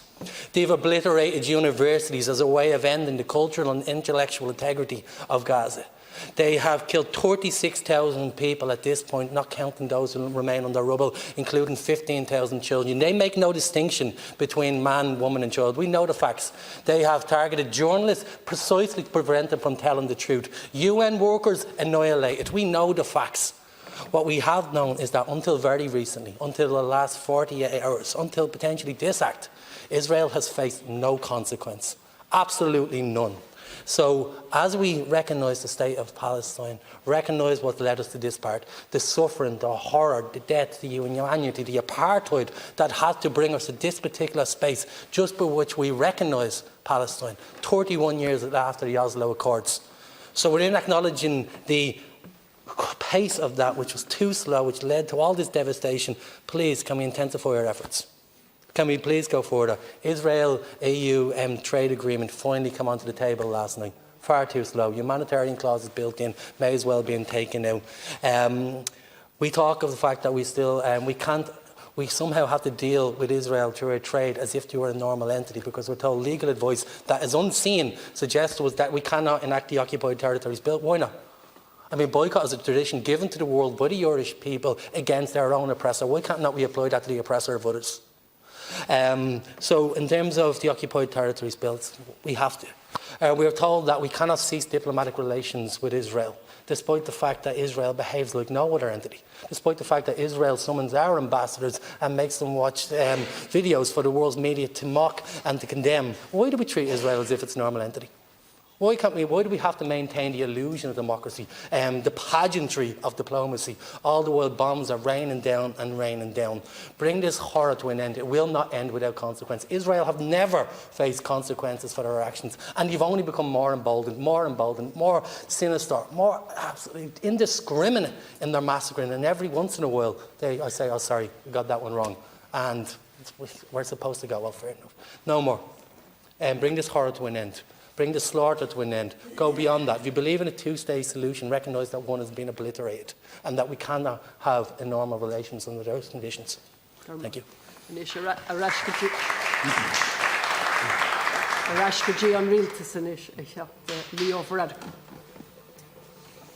Alaskan Corlin, thank you for the opportunity to contribute to this debate. And I want to start by paying my compliments to the Taoiseach Micheál Martin for taking the lead on this, for doing the groundwork over a number of months to get us to this position. And of course, I want to recognise the role of the Taoiseach, Mr Ryan, and indeed many members in this House who have called for recognition for a long time. I believe it is an important moment. It is symbolic, but also practical. And it underlines our view that the Palestinians' right to have their own state is as valid and equal to that of the Israeli people. It means that the starting point for any internationally mediated talks should be that there is a fully fledged Palestinian state. That is not a Palestinian entity, not a form of a state, not a dependency, not a reservation or a Bantustan, but a fully fledged independent state. Negotiations, of course, will have to take place over borders, about the transition, about security guarantees for Israel and Palestine, which will be needed, about normalisation of relations between Israel and all of the other countries of the region, which is crucial, and also the fraught question of the future of refugees and the holy sites. I would like to take an opportunity to make a few points that I think are relevant. First of all, recognition of Palestine is not support for Hamas, nor recognition of Hamas in any way. The United States recognises Cuba and Iran. Nobody would suggest that the United States endorses the governments of those places. We recognise Afghanistan and Russia. Nobody would suggest that means recognition or support for the Taliban or for Putin. And indeed, we recognise Israel and have done since independence. And that does not mean that we support Israel's government or the actions of the IDF.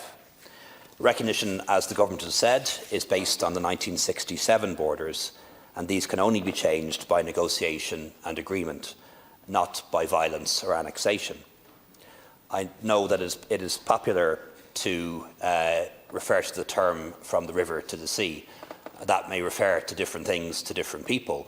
To some people, it means the end of the Israeli state. That is not what we're saying here. We're saying a two-state solution, an Israeli state and a Palestinian state in the area between the river and the sea. Ireland now joins about 140 countries out of 200 countries in the world that now recognise the state of Palestine. We are not in the minority. We are in a very large majority of countries in the world that recognise the state of Palestine. Those that do not are almost all in the global north, in the west, if you prefer that term, and they are countries that often have their own history of colonialism and imperialism, and that is not a coincidence. I do think more countries will follow suit. I'm encouraged that President Macron in France has said that it's no longer taboo to recognise the Palestinian state before peace talks are concluded. I note that Penny Wong in Australia has not ruled it out, that Belgium, Malta and Slovenia have said they'll do so when the time is right. And I do hope that what's being done here by Spain, by Norway and by Ireland will help members of the public in other countries and politicians in other countries to put pressure on their governments for recognition and then for further action. In terms of next steps that we can take, and I do believe that we are correct to pursue things in a way that is multilateral, not unilateral, and seeks to bring people with us, not prove how righteous we are. And I think when it comes to talking to the United States, we should take up the call for the Leahy Act or the Leahy Act to be extended to Israel. This is legislation that exists in America that says that when America sells weapons to other countries, it can do so with conditions, conditions applied to the general forces or to specific forces, and that is legislation that I think long since overdue that it be applied to the IDF. And I think at EU level we can continue to press for a review, if not a suspension, of the EU-Israel Association Agreement. I think for too long, those of us in the Western world, or most of us in the Western world, have allowed ourselves to be convinced that Israel is a liberal Western democracy and belongs in our club. That clearly is not the case. This is a country that does not share our values anymore, if it ever did. We can see that from its actions in Gaza. It is profoundly illiberal and far from being a democracy in the European or American sense, is a country in which there are different sets of rights for different sorts of people. Jewish people with one set of rights, even if they only arrived yesterday.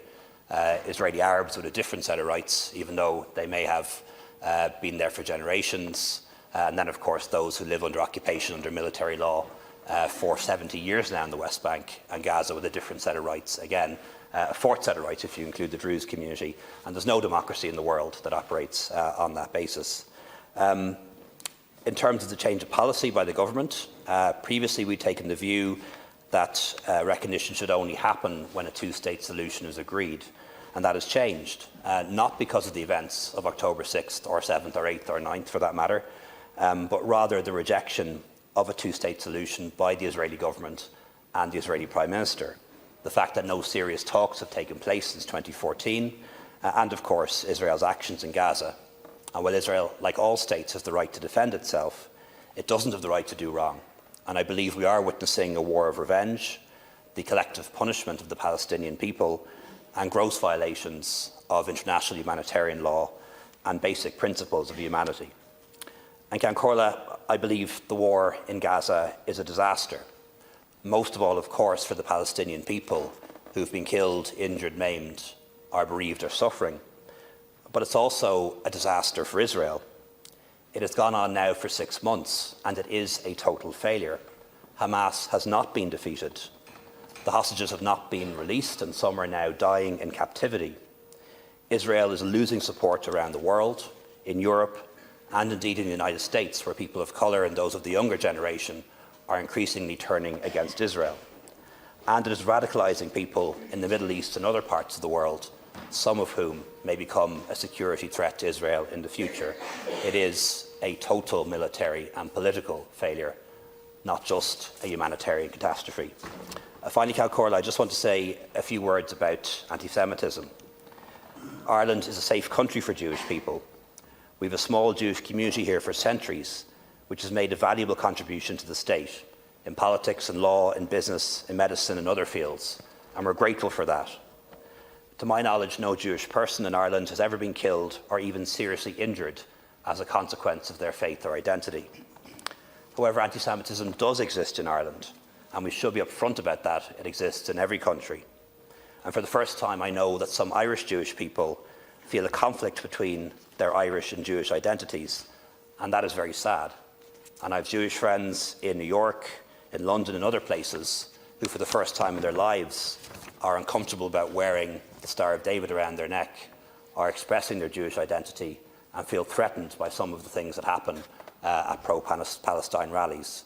And I think we must say today that we also unequivocally reject anti-Semitism.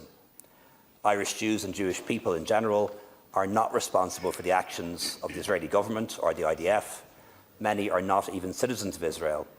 And we know during the Troubles, when the IRA committed terrible atrocities and targeted civilians, sometimes Irish people in the UK and other places were made to feel bad about that or made to feel responsible for that. And that was wrong. And we must make sure that we protect Jewish communities around the world and the Irish Jewish communities from that kind of politics or those kind of attitudes. And we shouldn't forget that Israel itself is a society in which many people are protesting for a ceasefire, and many support a two-state solution if they can be confident that a Palestinian state will not be used as a base to attack them. Hamas is a deeply anti-Semitic organisation, and we need to be clear in speaking to Palestinians that there can be no role for Hamas in the future government of Gaza or a Palestinian state, at least not with our support and assistance. Finally, just in relation to BDS, I think we need to be smart in the way that we approach this and proportionate. Yes, it's right to boycott and divest from settlement activity, but I don't think it would be right to do so from the Israeli state that we recognise.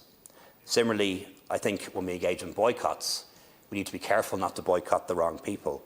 There is a strong strain of academics in Israel, human rights activists and civil society who oppose the human rights abuses that are occurring and have a different vision for their state.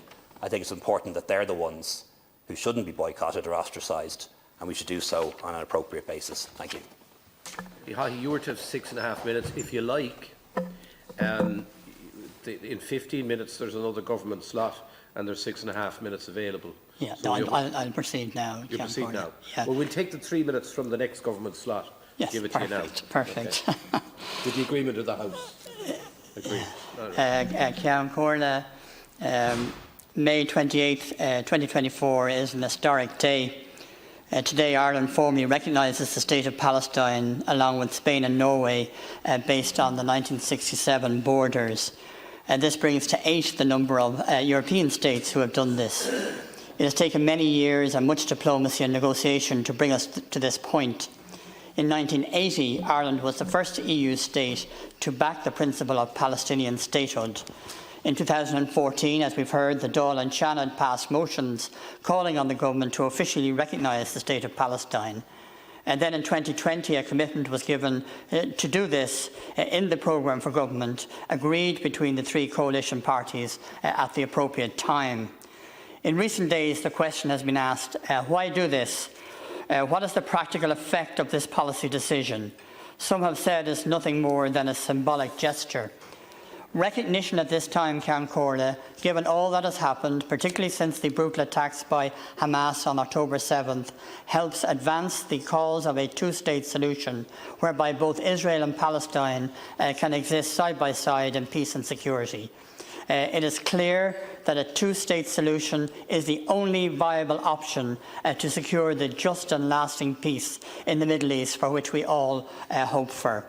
Unfortunately, this move has been criticised by the Israeli government, so let's just put a few things on the record. Recognition of the State of Palestine does not constitute anti-Semitism, and neither does it indicate support for Hamas or reward terrorism. Nor does it mean that Israel does not have the right to exist. The complete opposite is in fact the case. And finally, condemnation of the actions of the current Israeli government in Gaza should not be interpreted as anti-Semitism or opposition to the Israeli state itself. Ireland's guiding principle on this issue and on foreign policy generally ultimately boils down to a commitment to international humanitarian law and to upholding fundamental human rights. The actions of the current Israeli government, led by Prime Minister Benjamin Netanyahu in Gaza, must be condemned in the strongest possible terms. The Israeli ambassador to Ireland, Dana Ehrlich, is well able to defend the policies of our government by making all sorts of threats on Ireland and testing our patience and tolerance in the process. You would have to ask at this stage, is Israel going to continue as a liberal democracy at all? The treatment of the Irish ambassador to Israel in response to the recognition announcement by the Israeli Foreign Ministry was disgraceful and not in keeping with the norms of a democratic state or international diplomacy. In recent years, we have witnessed the rowing back on democratic norms in Israel, as witnessed by the mass protests on the streets, which started well before the October 7th attacks. And now we are watching the Israeli government completely ignoring the rulings of the International Court of Justice. As we know, in the context of the genocide case taken by South Africa, the ICJ ordered Israel to halt its military offensive on Gaza, among other things. And the response of Israel was to launch a full-scale military operation on Rafah, which also included attacking the Rafah refugee camp. Ireland must continue its efforts to secure a ceasefire in Gaza.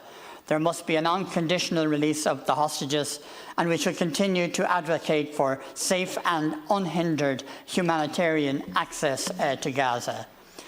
In this regard, I would like to pay tribute to the Taoiseach and Minister for Foreign Affairs, Micheál Martin, for the time and effort he has been putting in to resolving these issues. Ireland has led the way on these matters. I am aware that the Taoiseach is engaging in talks this week with EU and Arab leaders to help advance the Arab peace vision. Now is most definitely the time for the international community to get behind these initiatives once and for all. It is welcome that EU foreign ministers yesterday, for the first time, discussed the prospects of imposing sanctions on Israel, given its response, or lack of it, to the ICJ orders. In addition, the EU needs to support the reform plan of the Palestinian Authority. It is also time, finally, for the European Commission to review the EU-Israel trade agreement, having regard to its human rights clauses. And I welcome the developments yesterday at the meeting of EU foreign ministers in this regard. So, as we've heard from other speakers, there is much work to be done, but today is an important milestone. As we've heard, the Palestinian flag is flying proudly in the grounds of Leinster House. And today is just a first step. We must now do all that we can to finally bring about a just and lasting peace in this very troubled part of the Middle East. So, Ceann Comhairle, I will leave it at that and conclude my contribution. Thank you. Thank you, Deputy High.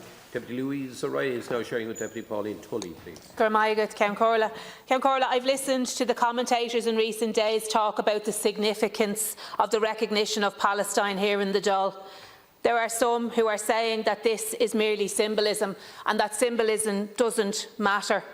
If you doubt the power of symbolism, I would encourage you to listen to the words of the Palestinian national team player Charlotte Phillips, who lined out against the Bows women on May the 15th in Dalymount. She spoke after the game with her grandparents by her side and she said, "They thought they could get rid of us and they can't. This is proof of our existence." And while we rightly mark this occasion, Ceann Comhairle, I cannot get the images from Rafah out of my mind.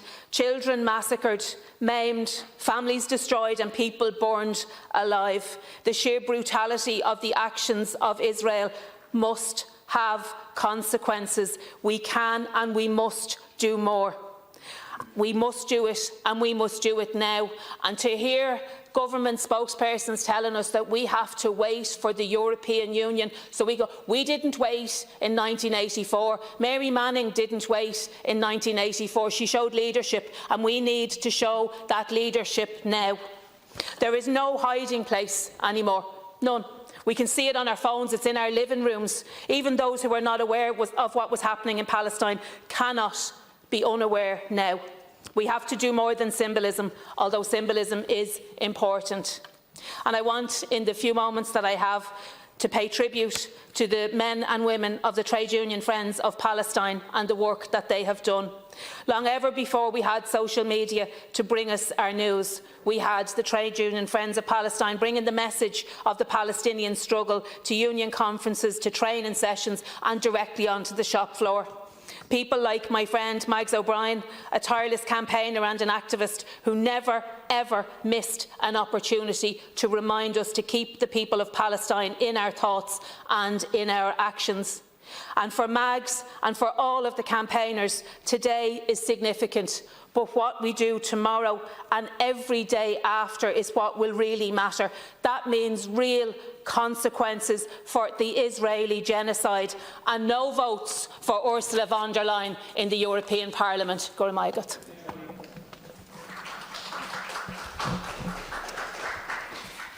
Ceann Comhairle, it will be 10 years in December when a Sinn Féin motion was passed mandating the government to officially recognise the state of Palestine. It is truly an historic development that Ireland is now finally recognising Palestinian statehood, but it is gravely unfortunate, however, that it has taken so long and that it has taken the savagery, especially in the last 7 months, for the government to finally act. The cruelty and barbarity over the last 7 months in Gaza has resulted so far in over 35,000 Palestinians killed by the Israeli military, with more than 70,000 injured. Recognition in and of itself is not enough. The government must put in place sanctions against Israel for their ongoing breaches of international law. Israel's brutal attacks on civilians sheltering in Rafah on Sunday underscores the need for sanctions to bring Israel into adherence with the recent order of the International Court of Justice that they cease military operations in Rafah. The government needs to stop hiding behind EU procurement obligations. The 2014 EU directives on public procurement contain specific provisions excluding tenderers who are guilty of certain human rights infringements from participation in public procurement. So, according to a recent report commissioned by Uplift, Ireland imported military equipment from Israel to the value of at least €8.5 million, primarily from military drones and other equipment, in the last 10 years to 2024. Half of this trade was with Israeli government-owned company Aeronautics Defence Systems, whose unmanned aerial vehicles or drones have been used in the current onslaught on Gaza. Elbit Systems, also beneficiary of state contracts, has been subject to allegations including the production of cluster bombs. Elbit surveillance technology is used in Israeli settlements as well as in Israeli annexation wall, which the International Court of Justice deemed as unlawful in 2004. The government must stop its trade with companies who are providing the Israeli military with the equipment that they are using in their brutal attack on the Palestinian people in Gaza, the West Bank and East Jerusalem. And this must include enacting the illegal Israeli Settlements Divestment Bill, enacting the Occupied Territories Bill, joining the ICJ case against Israel and increasing funding to UNRWA. Cancorla, a just and lasting peace between Palestine and Israel requires an end to the occupation and apartheid systems currently imposed on the Palestinian people and the establishment of an independent sovereign Palestinian state. Sinn Féin is committed to playing a constructive role with the Irish Government and international community to encourage and actively support dialogue between all sides and to develop a durable, inclusive and sustainable conflict resolution process. Thank you. Thank you, Deputy Tully. Now, Deputy Boyd Barrett sharing with Deputy Smith and Deputy Kenny. Can I also welcome the Palestinian ambassador, other members of the Palestinian community and activists to the gallery in particular? Can I welcome Zach Hania and his wife Batul and their children? And I'm delighted that Zach has escaped the horror of what Israel has been inflicting on the people of Gaza, but which, as we speak, continues as men, women and children are slaughtered by this genocidal regime. This day of Palestinian state recognition is the result of the endless and heroic resistance of the Palestinian people and the enormous protests and mobilisations of people across this country and across the world. It is that resistance, that protest, that has brought us to this day. But it should not have taken 7 months of a genocidal massacre being inflicted on the people of Gaza, with 35,000 people slaughtered, 15,000 children, Gaza destroyed and famine conditions imposed on the entire population of Gaza for us to get to this moment. The horror of the last 7 months is a direct result of the impunity that has been granted to Israel by the United States, by the European Union, including this state, for failing to impose sanctions on a regime that has been guilty of ethnic cleansing, of occupation, of apartheid, of the siege of Gaza, of the systematic, ongoing, brutal, murderous oppression of the Palestinian people for decades. All of the European Union and the United States have the blood of Palestinians on their hands for failing to rein in this rogue regime. And symbolic recognition of the Palestinian state, while it is a welcome step forward, will not end the horror of what Israel is willing to inflict on the Palestinian people unless the succour, the support, the arms, the weapons, the political support, the trade relations that the European Union and the United States continue to extend to a regime that is capable of this horror ends. Is it now not obvious there is no atrocity that Israel is not willing to commit? None. They will do any horror to the Palestinian people. And you see, I have to, in the short time that is available to me, challenge the constant mantra of a two-state solution. We all want a ceasefire. We all want peace. We all want an end to this horror, whether it is Palestinians, whether it is Jewish people, Christians, or people of no religion. But is it not obvious to people now that the Israeli regime is not interested in any of those things? It was built on the expulsion of 750,000 Palestinians in 1948. It has been sustained every year for decades and decades by ethnic cleansing, by murderous occupation and by apartheid. That is not the product of this or that government. It is written into the laws and constitution of the Israeli state. Indeed, former Taoiseach Leo Varadkar was absolutely right. I wish he'd said this when he was Taoiseach. There is a systematic apartheid operates in this regime. So will we say it is okay to continue with an apartheid system? That it is okay to continue to deny millions of Palestinians the right to return, which they have under international law, because a two-state solution will not give them the right to return. It will not dismantle the system of apartheid. Apartheid has no place in the civilized world. The Palestinian refugees, all of them, have the right to return under international law. And the people who are occupied have the right to resist. Those who defend apartheid have no rights under international law. Those who defend occupation or enforce occupation have no rights under international law. Only the people who are occupied have the right to resist, and they have the right to dismantle that regime. And what we need to do is do what was done to apartheid South Africa and dismantle this occupation, dismantle this regime that is capable of genocide. That's what we need, sanctions, as was done with apartheid South Africa. I hope this will be the first step towards that, but the people will have to lead, because we know governments have failed to do so up until now.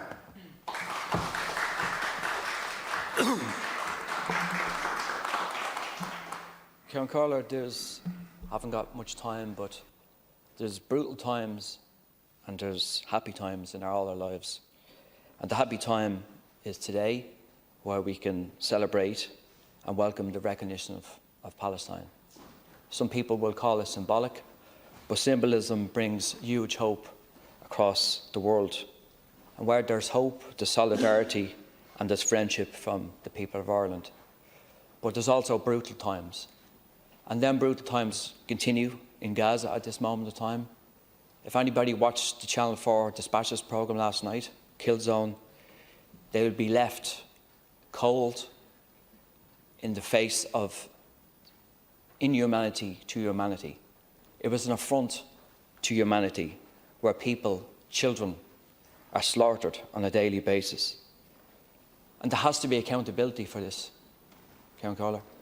There has to be, because if there's not, that will be a stain on humanity. Israel has to be made accountable politically, economically and diplomatically, because if we don't, that again will be a stain on our history and our humanity.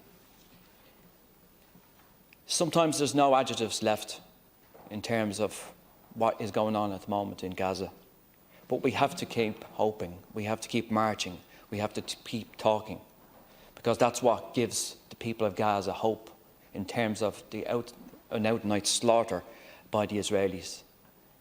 Because if our humanity is gone, then everything is gone. We can't lose humanity, we can't lose our sense of humanity in terms of what's going on in Gaza at the moment.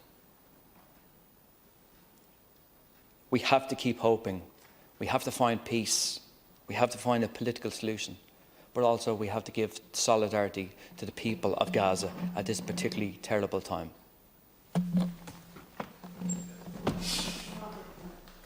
Cian Corla, I want to, like everybody else, welcome everybody into the gallery and the ambassador here, and it's great to see you home, Zach. You're very welcome home, delighted you got back and you and your family are here today.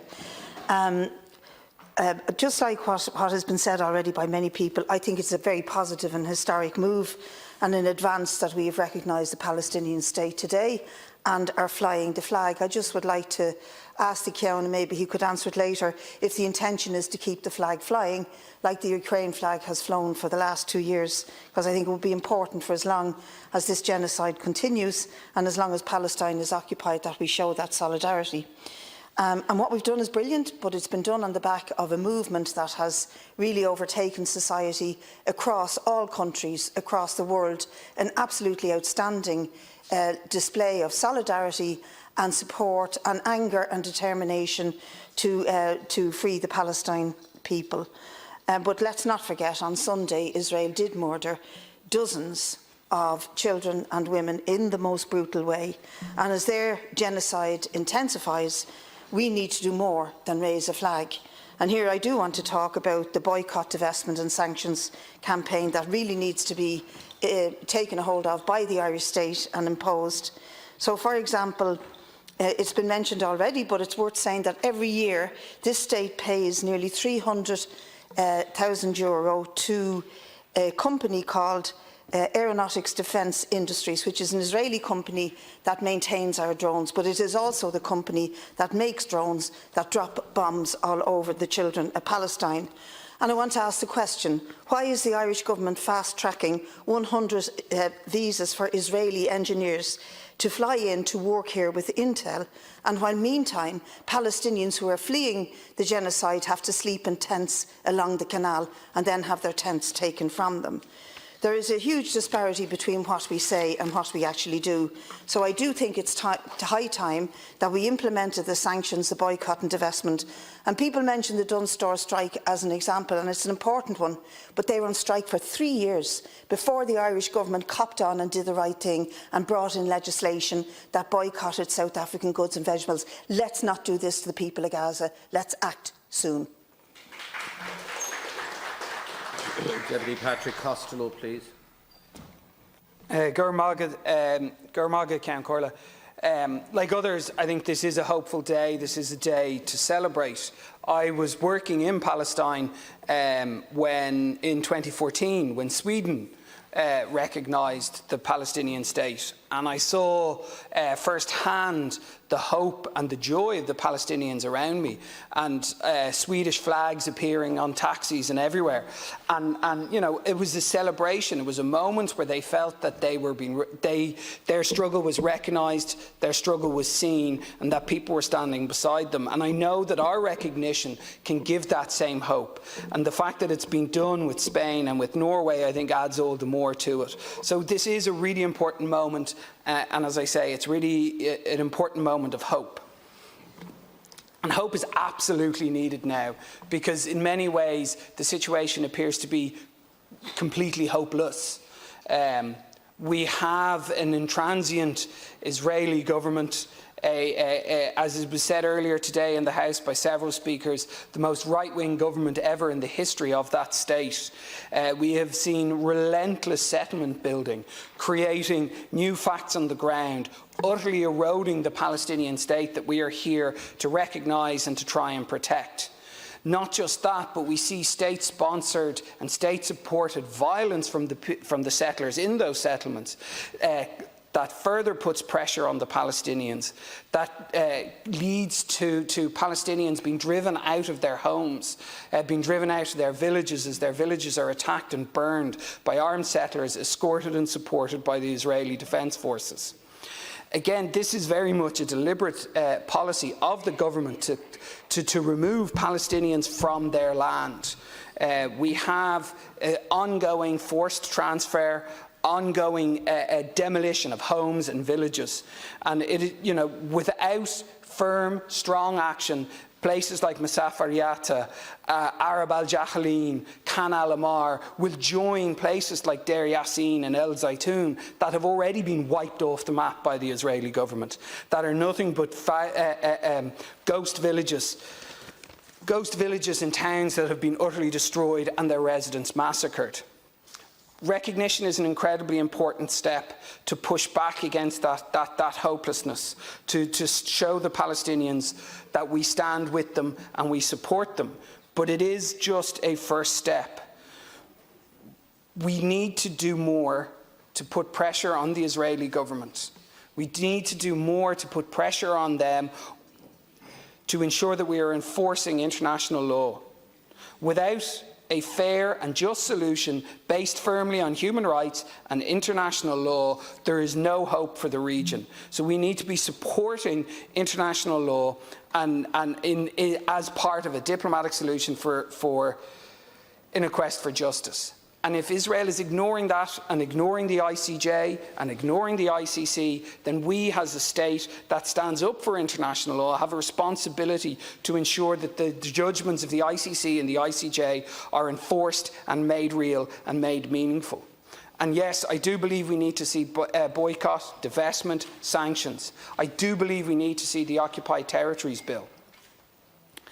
I know we have advice from the Attorney General saying that the Occupied Territories Bill is illegal and couldn't pass. But that's just advice. Legal advice only becomes legal fact in front of a judge. So let's pass the Occupied Territories Bill and go to Brussels, or to Luxembourg, go to the CJEU and defend the bill. Because the bill does nothing more than to make real our commitments that we already have under international law.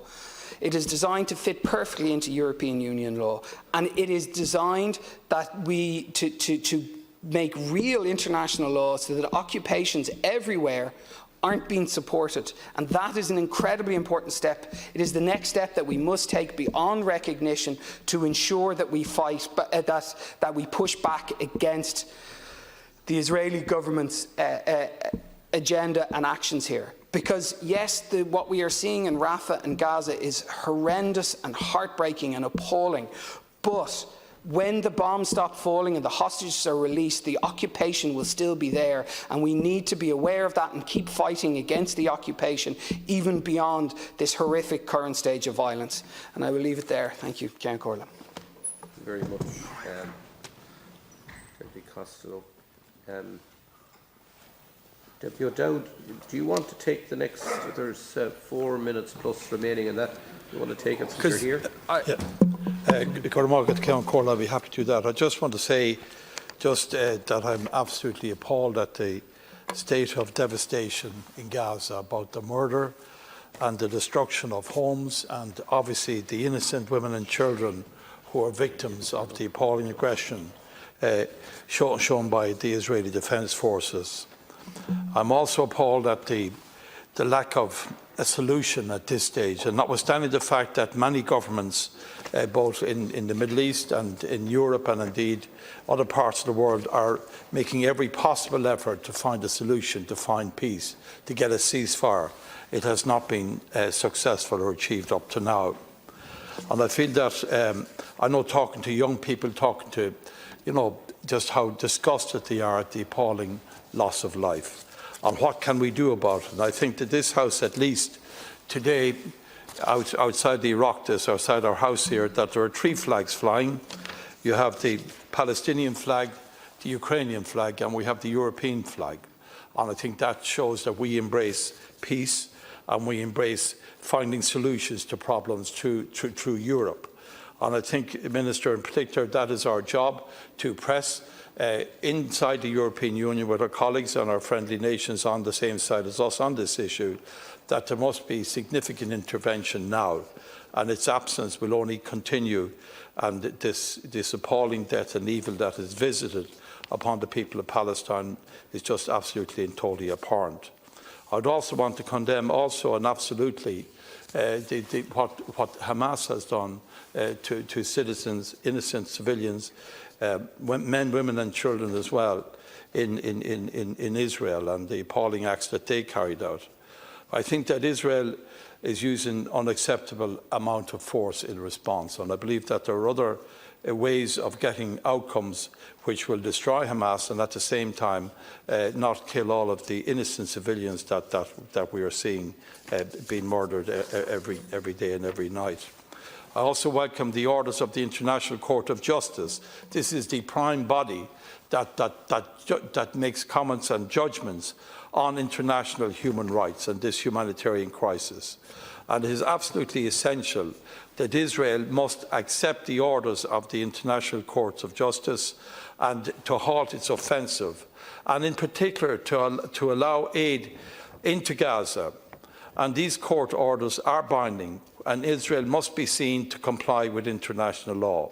As the Taoiseach have noted, if Israel fails to comply with Friday's International Court ruling, then we have to consider all options with our EU partners to ensure the upholding of international law. And one of the things that the two flags and the European flag show to me is the lack of power that the United Nations actually has as a body. They can pass resolutions left, right and centre. They can send peace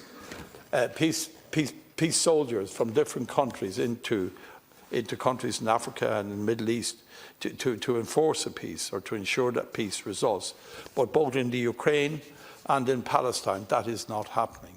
And I think that shows a real weakness at the very heart of the United Nations, and that they're failing in their duty of care to protect the most vulnerable people, both in the Ukraine and also in Palestine. So I would hope, Minister, that, and I would agree and support fully all the actions of the government, and I must say that Minister Martin, Minister for Foreign Affairs, has been exceptionally diligent, and he's been exceptionally outspoken in condemning the actions of Israel, and that is appropriate and proper as it should be. And I know that we in Ireland, we have a long history of occupation by a foreign power. It doesn't just go back 100 years, it goes back hundreds of years. It has been in the past a source of war and terror for many, many citizens through many, many generations. Thankfully, that all ended with the Good Friday Agreement, and that North and South and East-West, our relationship with Britain has significantly improved following the Good Friday Agreement. And it is a peace agreement that could be signed by all of the parties involved. I think that is the only way forward, and I support and fully would urge the government to continue their efforts, and I back all of the actions taken by this government, including the recognition of the Palestinian state. Thank you, Deputy O'Donnell. Deputy Gould now sharing with Deputy Mairead Farrell. Minister, what should have been a proud day and a nice day that this state recognises the Palestinian state really has lost a lot of that with what happened on Sunday and the horrific atrocity and the war crimes carried out by the Israeli state. When you look at the photographs and the pictures and the videos that come from there, and you hear the screams of people screaming as the Israeli government burned men, women and children alive. They burned them alive. And the world stands by while 15,000 children are being slaughtered. 35,000 men and women and children. And it's unbelievable, the genocide that's happening. A child with no head, a child with no head, and the Israeli government say it's a mistake, a mistake. I hope that Benjamin Netanyahu burns in hell the same way them children and their families burned. I hope him and his generals and the far-right government in Israel, that when their God finally brings him to the resting place, that he deserves to burn in hell. Because what is happening now, not alone is it apartheid, not alone is it atrocity and a war crime, it's just horrific. It's just horrific what they're doing. Where is their soul? Where is the soul of the Israeli people that allows their government to do this to children? Where is their humanity? The Israeli people, the Jewish people, after everything the Jewish people have suffered down over the decades, that they would allow their government to do this to other human beings. Human beings. But in the eyes of Netanyahu and this far-right Israeli government, Palestinians are human beings. But today here, the Irish people say, we recognise Palestine. We recognise that they are human beings, just like every one of us. Shame on Israel. Shame on what you've done, and will never be forgotten.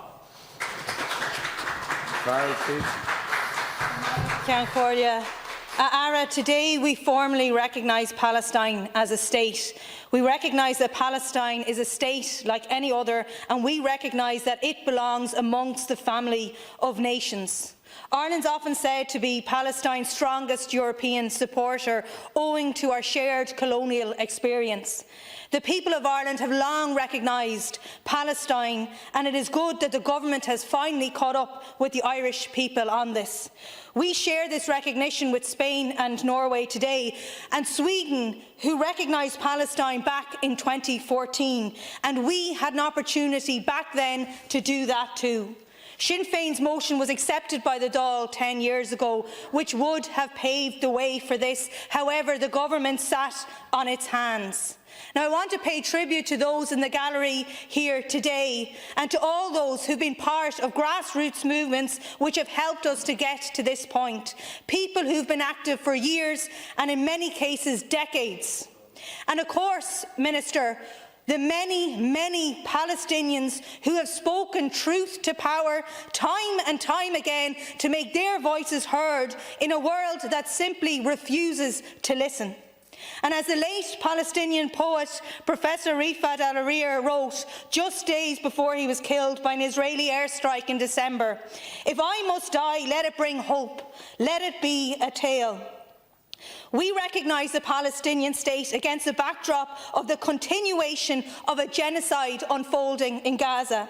The loss of over 34,000 lives, over 11,000 people missing, presumed dead, over 77,000 wounded, many with life-changing injuries.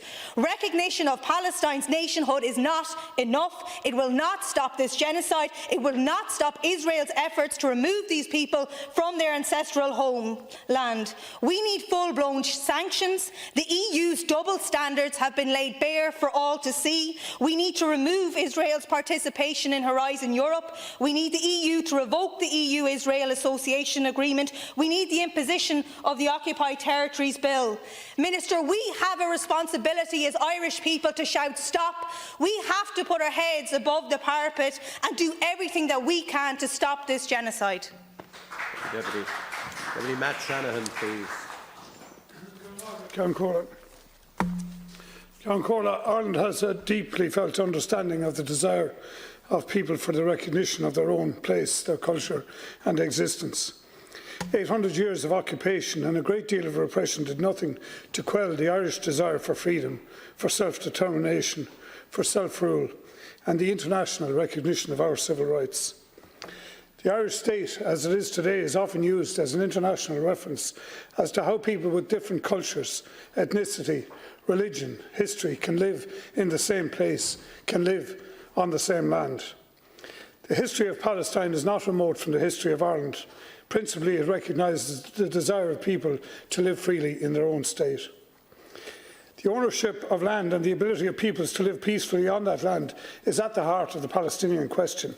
The question of who should reside in that space, who can or should claim ownership of that land, has been an international question, actually dating back to 1917 with the Balfour Declaration. That favoured the establishment of a Jewish national home in Palestine, an area that had been under Ottoman rule for centuries and was placed under British stewardship and governorship in 1920 after a League of Nations mandate. Post the Second World War, Jewish migration to Palestine was encouraged and supported, as was the move to the recognition of a State of Israel in what was considered to be the Jewish biblical home. This was in spite of the significant Arab population existing in the region. This culminated in 1947 with the United Nations Partition Resolution to divide Britain's former Palestinian mandate into Jewish and Arab states. The State of Israel declared its establishment on the 14th of May 1948, the eve of the British termination of the mandate. And that termination of the mandate subsequently led to the First Arab-Israeli War. Subsequent 1949 armistice agreements established Israel's borders over most of the former Mandate territory. A further 1967 conflict, the Six-Day War, saw Israel occupying the West Bank and Gaza Strip, and since establishing further settlement there. Israel has normalised relationships in recent times with some of its Arab neighbours, but the Arab and the Israeli-Palestinian conflict has been an ongoing and seemingly intractable problem. The peace initiatives put forward by both Arabs and the US governments over recent decades have failed to advance any recognition of a two-state solution or deal with the issues of the occupied territories. The military muscle provided to Israel, principally by the US, has allowed it to exert a strong military presence in the region, and in so doing it has failed too to deal with progressing the issues of the Palestinian question and the Palestinian homeland. In fact, Israel has largely carried out discrimination of the Palestinian enclaves in the Gaza Strip and occupied territories, and this has only served to increase hardline Arab resistance to the State of Israel. The hardline positions taken by the Israeli government in terms of its forcing its borders and its internal security has allowed Hamas claim political support for their ongoing campaign of border and rocket attacks into Israel. The degree to which this activity has the support of the wider Palestinian people is impossible to judge. But the actions of fundamentalist Islamic people within Hamas and the Palestinian movement is not, which culminated in the barbarism of December 7th with the indiscriminate murder of Israeli settlers and the taking of hostages who remain prisoners of Hamas. The main thrust of this activity was to develop a regional war, drawing in other Arab states in an Arab coalition. The response of Prime Minister Netanyahu and his right-wing government to invade Gaza with the stated purpose of annihilating Hamas and dismantling their war machine is also a mission that only serves to strengthen Arab resistance. The prosecuting of this war has been the indiscriminate bombing of population centres and refugees in pursuit of Hamas militants. The carnage and destruction is vast, and it will take years and perhaps decades to rebuild the infrastructure. The idea that the Palestinian people will forget or forgive in a similar timeline is uncertain, to say the least. The human toll can never be justified in terms of stated war efforts. We in Ireland know the destruction of civil conflict. We know the enduring hurt and the harm that violence causes. We know that ultimately peace cannot be achieved until warring sides agree to sit down, agree to seek a compromise solution. Israel has fought long and hard for recognition as an independent state. The idea that the Palestinian people should not be allowed the same rights is preposterous. That it is the State of Israel which opposes such rights is even more confounding, given the genesis of its own state. The fact of the matter is, Israel's security cannot be assured in the future without arriving at a peaceful settlement with the Palestinian majority and its people. But this also requires a recognition from those allied to Islamic fundamentalism of the right of the State of Israel to exist too. What must be agreed is the recognition of a Palestinian state and its borders, also the rights of its people to have free movement throughout that country and to be given access to other countries where diplomatic relations recognise the rights of such people to travel in and out. The recent actions of Ireland, Spain and Norway to recognise the State of Palestine sends a strong message to the international community to back up previous resolutions of the UN General Assembly. Just as it is unacceptable that some in the Arab world would wish to see solely the destruction of Israel, so too it is unacceptable for the present Israeli government to adopt a position of no recognition for a future Palestinian state. War begets war, violence begets violence. The people who suffer most are the general population. They are the ones with the least power, the least influence, the least protection from smart bombs and military might. It is said you cannot kill an idea unless you kill a people. The willful destruction that those in hardline Arab positions and in hardline Israeli government wish to pursue, they cannot be condoned, they cannot be understood, and they must not be supported. The slaughter of innocent men, women and children on October the 7th can never be justified. Neither can the military response of the Israeli government, which at this point has gone far beyond anything to do with the actions of that infamous day. The Irish people, Ceann Comhairle, have travelled the road of being subject to imperialism, to colonialism and state-enforced discrimination. Despite all of that, our country has arrived at a place of recognition that for peace to be created, fostered and endure, the recognition of individual rights and individual histories must be at the forefront of any possible settlement. Despite culture, language, religion, skin tone, the truth of the Palestinian question is that it is a human conflict. Only human recognition, only human relations and human action can solve it. It is quite obvious that the present actors leading the war on both sides are very unlikely to be the people who will build the peace. That possibly remains a job for the international community at large that they can achieve, and Ireland must remain at the vanguard of those efforts. Hodie O'Sullivan now sharing with two others. Well, there's no two others. Deputy, sure, go on. We'll see what happens. There's deputies here. Yeah, okay, go ahead. It's Ceann Corla. 13 minutes. I rise tonight to speak in favour of our nation's decision to recognise the right of Palestinians to exist in their own state. In 1980, it was my party that led Ireland to become the first EU member state to declare that a solution to the conflict in the Middle East lay in a two-state solution where both a fully independent Palestine and an independent Israel could coexist.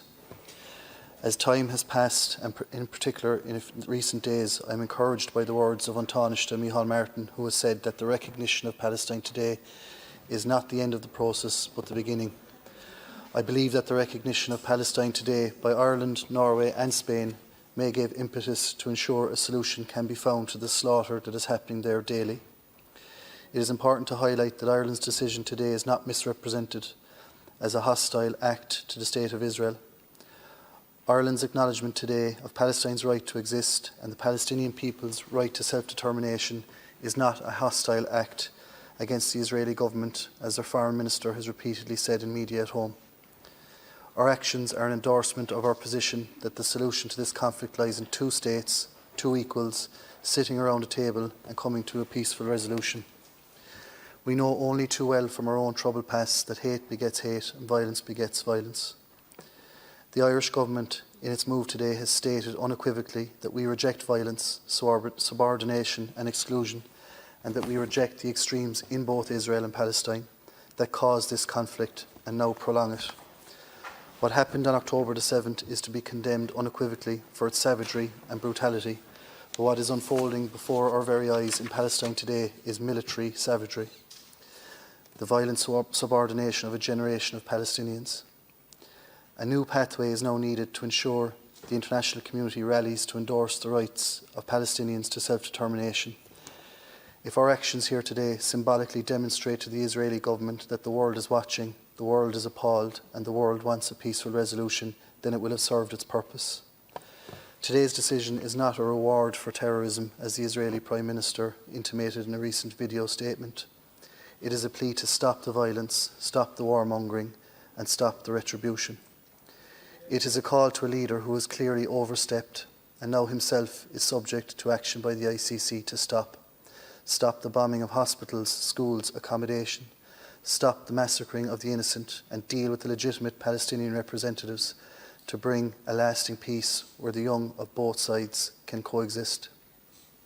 There can be no military solution to this conflict, and any further military action needs to be roundly condemned and repudiated utterly. The question now emanating from today is, will this first step by 3 European nations trigger momentum across Western Europe for others to follow suit? I note initial reactions from Germany and Britain look ominous, but the concession by Emmanuel Macron that the French may be open to reviewing their position is encouraging. After recent strikes in Rafah, President Macron tweeted that he was outraged and called for the respect of international law. What better way to demonstrate that outrage than recognising the right to statehood for those aggrieved parties being bombed in makeshift encampments, the displaced Palestinians of Rafah? Finally, Ceann Corla, there is a degree of unity here this evening and a feeling that our government has done right by us today. Nonetheless, it needs to be said that we are late to the table.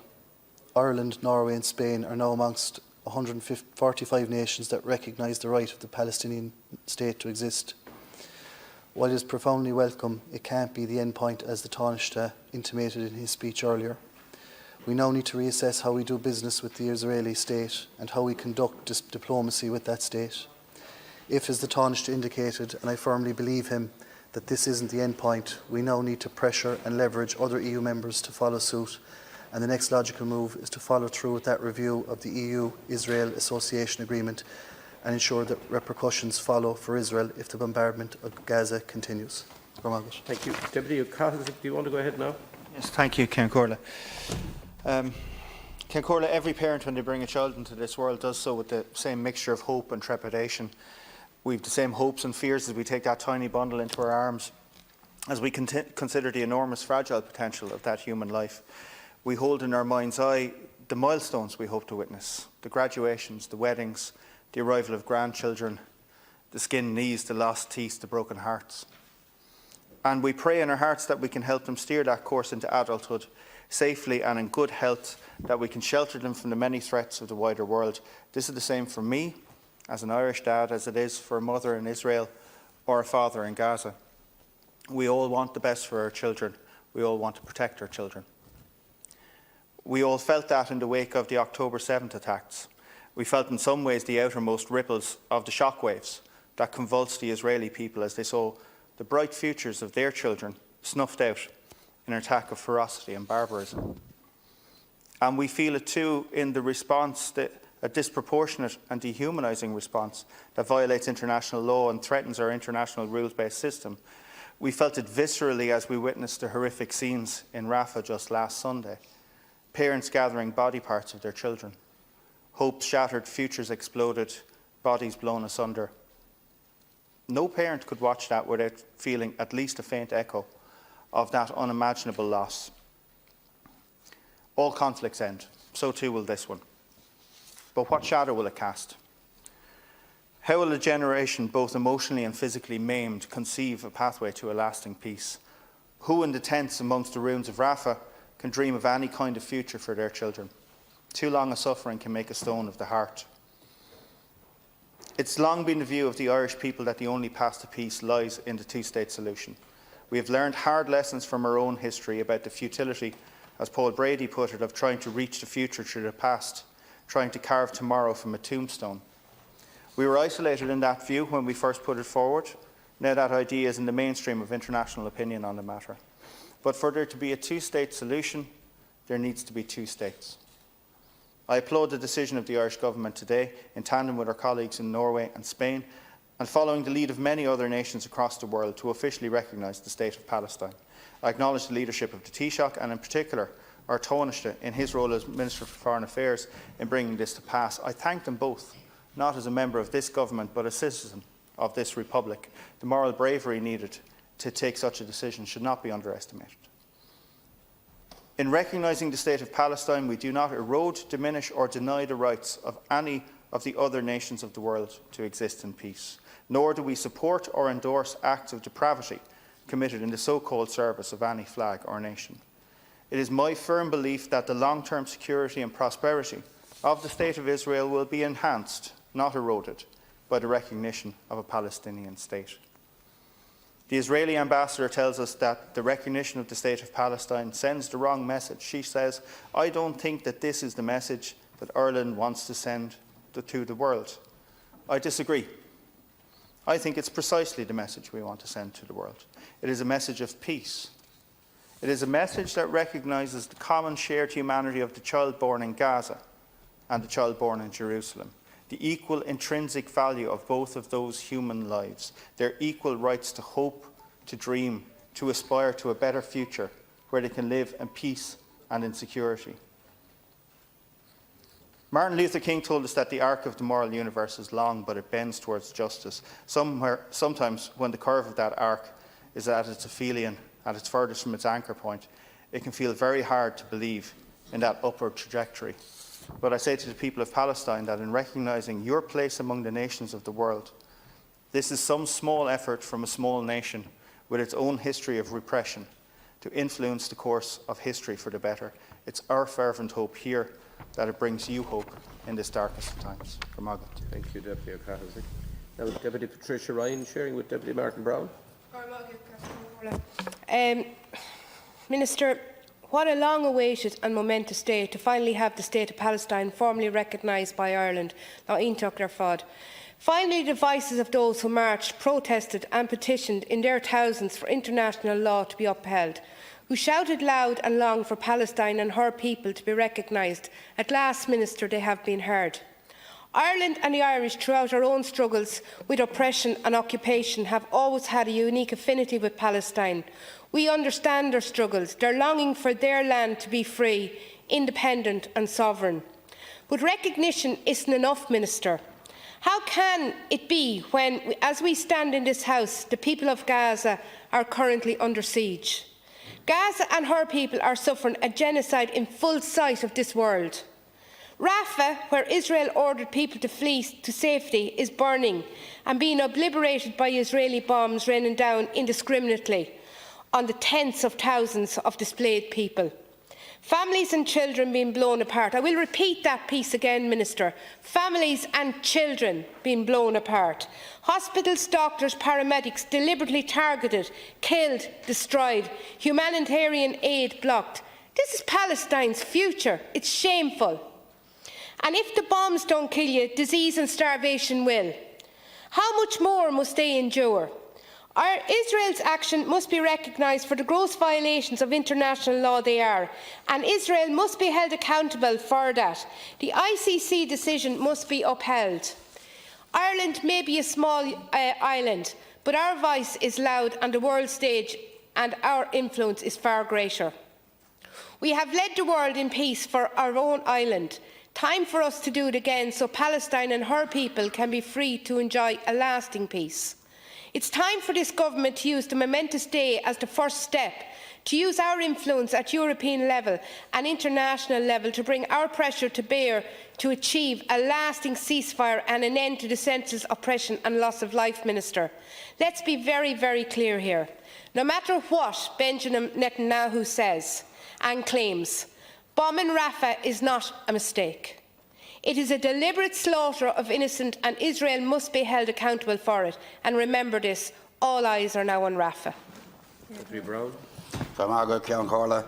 I want to welcome the Palestinian ambassador here, those that were in the gallery earlier, and I also want to thank those who have supported the Palestinian people down through the decades and our continued support.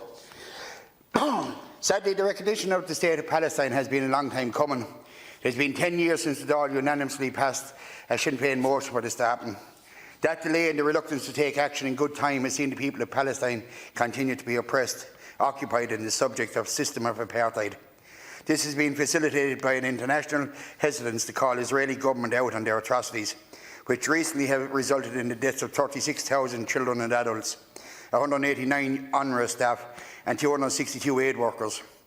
Then there's the Sunday's indiscriminate slaughter in Rafah, which the Israeli government in its moral vacuum dismissed as a mere mistake or error. How dare they? This was mass murder and nothing else, and they're seen the world over. The reason the Israeli government acts with such impunity and treats this atrocity so dismissively is because many of the international community's leading countries failed to hold Israel to account for its breaches of international law. This inaction has emboldened the Israeli government in its quest to undermine any notion of a two-state solution, to break international law and destroy lives, safe in the knowledge that standards others are held to do not apply to them. The Israeli government has dismissed the ruling of the ICJ to halt its offensive in Rafah, yet the EU has also failed. Ursula von der Leyen provides them with cover, while a review of the EU-Israeli Association Agreement remains undone. Ultimately, the Israeli government has shown by its actions that it isn't interested in a peace settlement. Therefore, by recognising Palestine as a state, we wanted to have the same standing as the nations of the world in a quest for its independence. The two-state solution, self-determination and ultimately a lasting peace. But we must go further. The government must enact the illegal Israeli settlements divestments bill, the Occupied Territories bill, and join the ICJ case against Israel, use all diplomatic measures to end all military actions and end the occupation of the state we have formally recognised. World leaders must recognise Palestine as a state, deserving of the same rights as all others. Those resisting must stop standing by as genocide is perpetrated in front of a global audience. It is there now through social media for the whole world to see, Councillor. And ultimately, the call made by so many campaigners across this country and the world has been heard. And it is now time for the Palestinian people to be heard. And we pledge our continued support to the Palestinian people. Thank you, Deputy Brown. Deputy Alan Farrell, sharing with Deputy Bernard Durkin.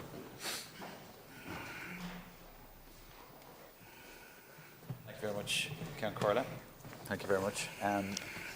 Ceann I've been somewhat reluctant to contribute to this debate, not because of my concern with the reaction of my constituents, but because the mere mention or appearance of taking sides is often met with scorn, or worse, the utterly corrupted idea of anti-Semitism. That shouldn't be the case. We must be confident in calling out that which is wrong. The taking of life is wrong. The taking of life in the name of a religion is wrong. The taking of life to expand one's territory is wrong. The taking of life to take back one's territory is wrong. Everything about this conflict, which did not start on October 7th, is wrong. This is a house of democracy. Proportional representation, single transferable vote is perhaps the truest form of democracy, and we have enjoyed that for over 100 years of democratic peace in this state, and how lucky we are to have done so.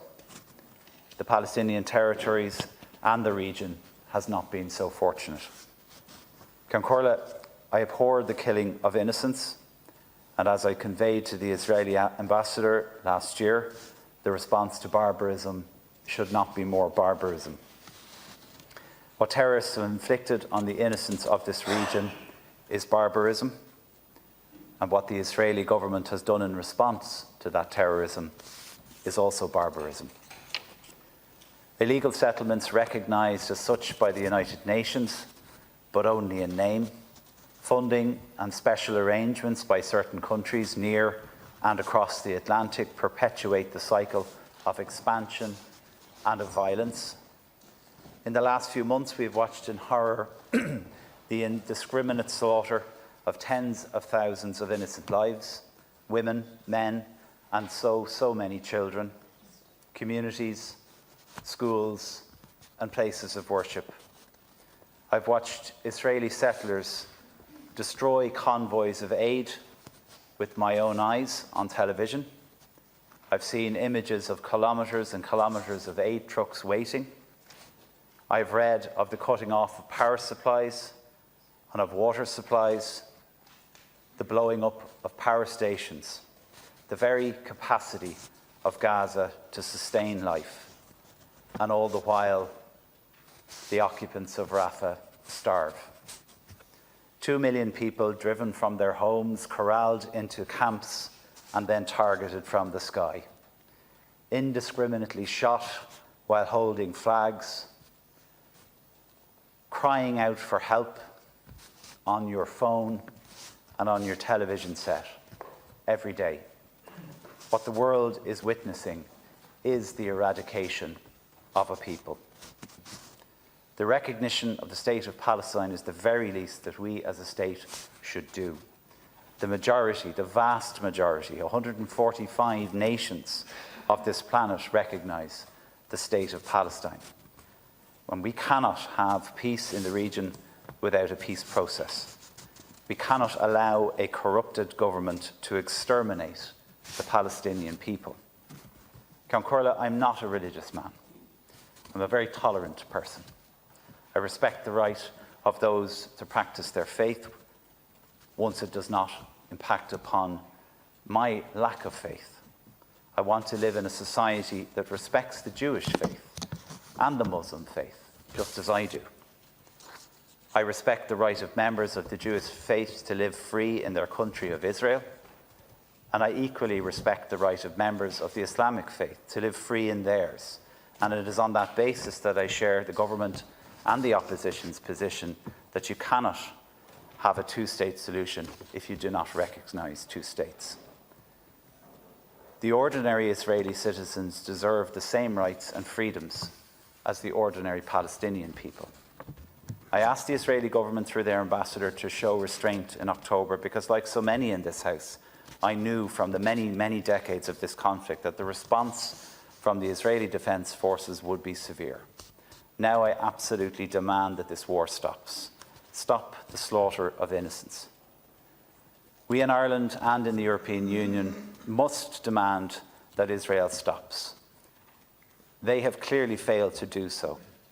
We must therefore treat them as we would treat any other state that defies international law and the will of the people of our union.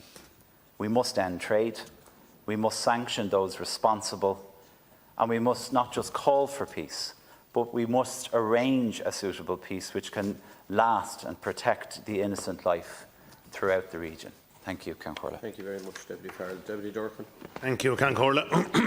I am glad to have an opportunity to speak on this very important debate.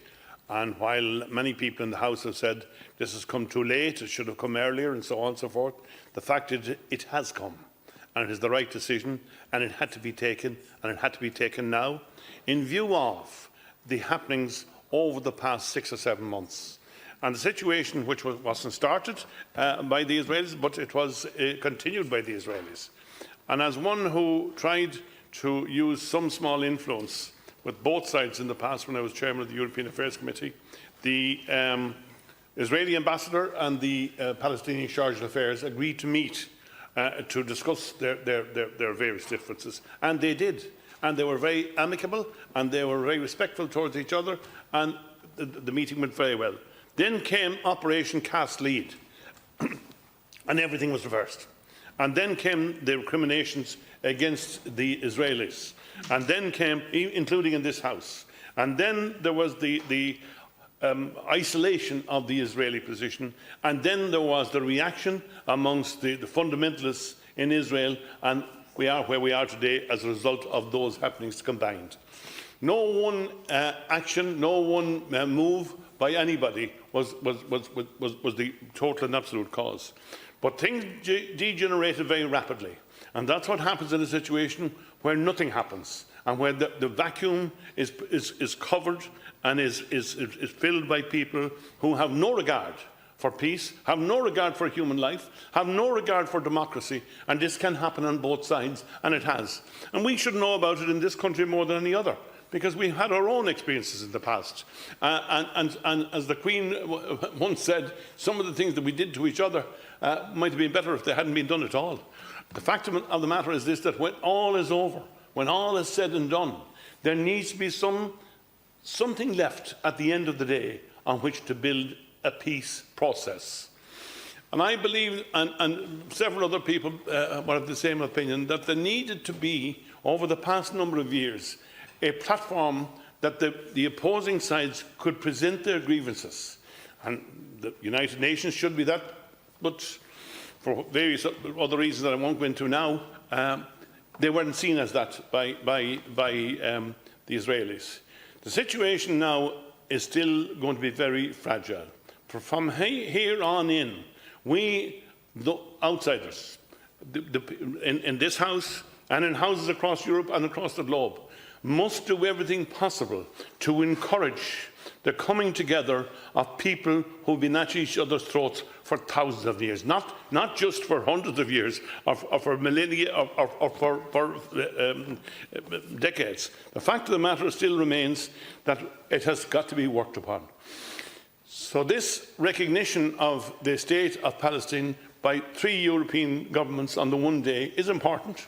It shows indication, because one has to hark back to our own days in that particular situation, when the leaders in this country went abroad to encourage recognition of the state of Ireland.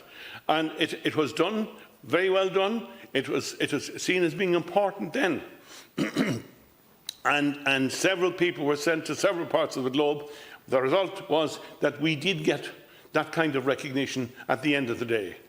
There were terrible atrocities committed by both sides, unforgivable atrocities committed by both sides. And as there were in the period up to very recently. But at the end of the day, there has to be some method of talking to each other, of establishing bridges, of trying to create the footpath that will lead to something better.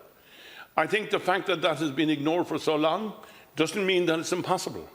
The fact is that I remember being in meeting with the Palestinians in Palestine, in various locations, and the Israelis over the past number of years, as did several other members of this House, led us to understand the distance between both sides and the inability to trust each other, the suspicion of each other.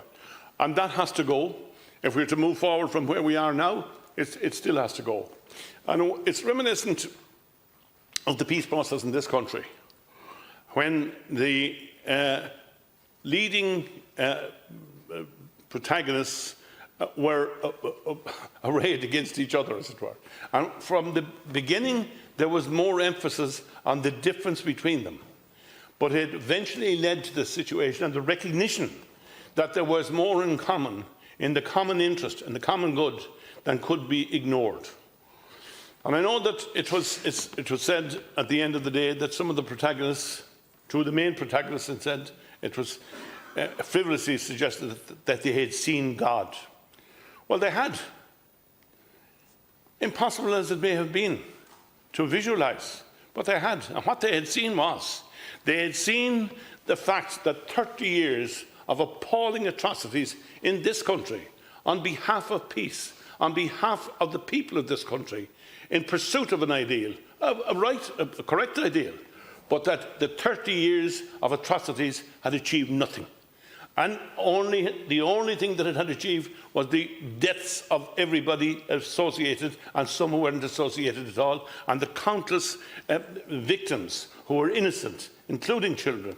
So I think we learned a lesson, and they learned a lesson, and they saw God. It's now time for the people across the globe, in relation to the Palestinian-Israeli situation, to see God as well, and to recognise that what has gone on before is not acceptable. And there's no sense in saying that it is. There's no sense in suggesting that, well, a certain amount is allowed in certain cases and retaliation is understandable. Retaliation, an eye for an eye and a tooth for a tooth, will only bring one thing: a lot of people with very poor sight and no teeth, because there is nothing that ever should be, we should never allow ourselves to go down that road. So recrimination and retaliation, to my mind, are unacceptable. And the time has come to put the building blocks together, to be reasonable towards each other, recognise that we come from different situations, and try to put in place the necessary measures that will lead to something better than we have looked at for the last 50, 60 years and more. Thank you very much, Deputy Bernard Durkin. Now, Deputy Marion Harkin is not with us, but Deputies Pringle, Connolly and Collins are sharing time, I believe. Michael Cancola, and all eyes are on Rafah as we are forced to watch in horror the utter brutality of Israel's attacks on Palestinian people. The level of bloodshed and devastation that the Palestinian people have had to endure, particularly in the last few months, is unimaginable. Israel's bombing of a displaced camp of tents is indefensible. The images and stories coming out of Rafah are truly gut-wrenching. What's worse is that the international community has allowed this to happen. What's happening in Rafah is happening because Israel has not been punished for the previous atrocities it has committed against Palestinians. Israel has been protected by the US and the EU while it continues its murderous invasions. Israel has been facilitated and even armed by the US and the EU to carry out this genocide. The recognition of the State of Palestine is a symbolic gesture, but it is an empty one if we continue to be complicit in Israel's genocide of Palestine as well. Ireland is Israel's fourth biggest market for all types of goods, and Ireland's exports to Israel of restricted dual-use goods that have potential military purposes grew nearly sevenfold last year, from €11 million to more than €70 million. How can we allow this? How can we claim to care about the Palestinian people while at the same time arming those who are causing them this devastation and destruction? It is truly sickening to think of it. This government has continued to allow the shipment of dual-use goods to Israel, and yet wants a pat on the back for simply recognising the state of Palestine and its people. We should have recognised Palestine decades ago. Most countries across the globe already recognise the state of Palestine. We were an outlier, along with some other EU countries, the UK, the US, Canada and Australia, in not recognising the state of Palestine until now. Recognising statehood is the very least we could do at this point. What Palestine needs now is action. The people of Palestine desperately need the government to stop facilitating this genocide by allowing the US aircraft to pass through Shannon and to end its trade relationship with Israel. It is time to take meaningful action and ensure that we play no part in aiding Israel's apartheid regime. In his opening statement, the Taoiseach said there is an onus on every country and on the European Union to use every lever at our disposal to bring about a ceasefire. And it is no longer enough to just condemn, it is no longer enough just to be repulsed. All I am asking is that the Taoiseach stay true to his own words, and that he can start by passing the Air Navigation and Transport Arms Embargo Bill 2024 in the Shannon tomorrow. The bill looks to provide restrictions on the transport and export of weapons through the state to Israel, including where they are coming from or going to a country where exports weapons as well. If the Taoiseach was being honest in his opening statement, then he should have no issue with restricting the transport of weapons to Israel, and I look forward to hearing the Minister's response on this. I welcome the opportunity to say a few words on this. It's just over 3 minutes, so I want to be as precise as possible. And first of all, I want to welcome the Palestinian ambassador, who over the last number of months has acted with utter professionalism in the face of genocide and the slaughter of our people.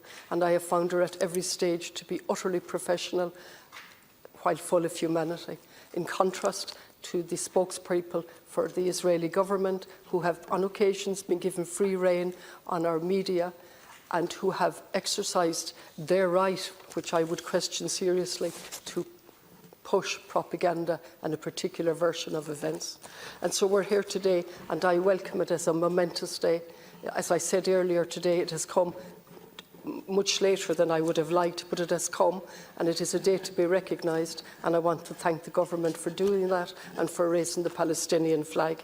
It follows the General Assembly resolution of the 10th of May, which determined that Palestine is now qualified for membership of the UN. 143 countries in favour, 9 against and 25 abstentions. And so I would have liked today, in addition to the good news and the positive designation of the recognition of Palestine as a state, that we would follow that, Minister, with what actions we're going to take, because otherwise they're just sweet words that are worth nothing. And as we talk here now, I understand from news reports there's a further bombing on tented community, on people who have already been displaced and sought refuge in tents are being bombed as we speak. And you know, I've come near the stage where I have no words left, and I'm tired of the sweet words and no action.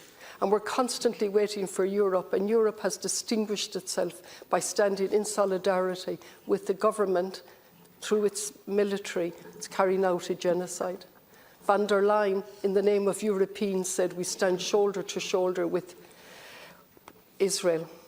And our government is willing to vote for her to continue in position. Now, I'd ask you to reflect on that, Minister. How is that possible if our words are going to mean something?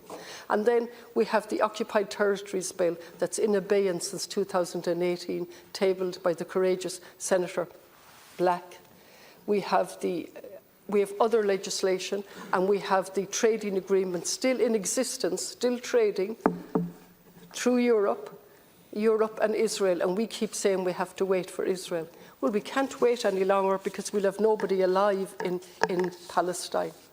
And you know, I'd love to throw down these words, and I wish that you would throw down those scripts and stand up as human beings and say, this is utterly wrong. This cannot go on. This is not self-defence. This is complete slaughter of the innocent. And we are part of that if we don't take action.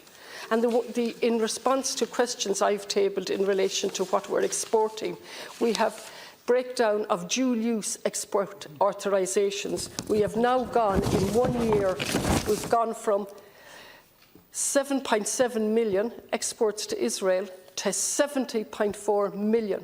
In 1 year. Could you explain that to me, Minister, how we've jumped? What's behind that jump if we're seriously interested in calling Israel to account for its slaughter and for its genocide? How could we be continuing to do trade with that country? And I'll finish by saying I will have nothing to do with anti-Semitic comments. They're not the same thing at all to call out the Israeli government for what they're doing. I'm out of time. Thank you very much. Thank you. First of all, I'd also like to welcome the Palestinian ambassador here today and everyone who was in the gallery earlier on. I'd like to start by sending solidarity to the 1 million Palestinians besieged by the Israeli onslaught on Rafah. Ireland and the world is standing in shock and horror of what we're seeing unfold. Now we must come together to force Israel to stop this genocide. I think it was a proud day last week when Ireland stood in front of the world, along with Spain and Norway, and announced we would recognise Palestinian statehood. We will not just be recognising the Palestinian state, we'll be recognising the 70 years of struggle by the Palestinian people to hold on to their right for justice, self-determination and peace. I've seen it suggested that somehow by recognising Palestine we are rewarding Hamas. By recognising Palestine we're showing that we will not reward genocide. Over 36,000 people have died since Israel began its military campaign last October. They have attempted to drive Palestinians from Gaza by inflicting terror, starvation and destruction on them. They are attempting the wipeout of Gaza from the face of the earth. Recognising Palestine is a small show of defiance in the face of this genocide. What Hamas did on the 7th of October was horrific, and what Israel are doing now to the Palestinian people is genocide. I welcome that the International Court have named Netanyahu, the Israeli Defence Minister Yoav Gallant, and 3 Hamas leaders, Sinwar Mohammed Diaf and Ismail Haniyeh, for war crimes. We will never know the true death toll from this attack in Gaza. 31 out of 36 hospitals have been damaged or destroyed, and the World Health Organization has recorded over 890 attacks on health facilities since Israel began its current campaign. There are reports of bodies being found in the mass grave at Nasser Hospital with their hands tied behind their backs. Israel has systematically destroyed Gaza's ability to count its own dead. Last year saw nearly 600% increase in Irish exports to Israel that have dual civilian and military use. Many members have mentioned this today. Dual-use products made up 13% of Irish exports to Israel in 2023. That is compared to 0 to 1% on average to other countries. Minister, every year Ireland pays Israeli government-owned weapons company Aeronautics Defence Industry $250,000 to maintain drones we have bought from them. This is the same company supplying aerial vehicle and drones being used to kill Palestinian people in Gaza. We have spent $14.7 million on military imports from Israel over the last decade. Ireland is now Ireland's 4th biggest market for all types of goods, with sales mostly of computer circuits growing to $4.8 billion. There is no doubt our continued trade with Israel, especially military imports, is fuelling this genocide. This will be remembered for what it is: a genocide facilitated, supported and supplied by the West. We'll be remembered for how we react, and we are still fueling this genocide. These exports must stop. We must divest from Israel. We must implement sanctions now. The world must force Israel to the table to negotiate meaning and lasting peace. We need a state-led campaign of boycott, sanctions and divestments until there is a deal for peace, independence and self-determination for all Palestinians. And I believe the Israeli people can play a role in this and remove Netanyahu, remove this government, get your family members home and negotiate peace. Thank you, Deputy Collins. Now we'll go back for a minute to Deputy Richard O'Donoghue. Concorla, what value is given on life? And to recognise Palestine, if it saves one life, isn't it worth it? If history is a funny thing when you look at it one way, and when you look at it back, it's something that's taken for granted. When Hitler was on his reign, over the media waves, they said that humanity would never see something like this again. And then we went Rwanda, when the Hutsis and the Tutus slaughtered each other and turned on each other's families. We said that we'd never see that again. Then we have the war in Ukraine, and people said we'd never see that again. And now we have Israel and this war. God rest my father, and he will be 113 years old today. Born in 1911. How many wars did he see if he had lived? He's dead since 2009.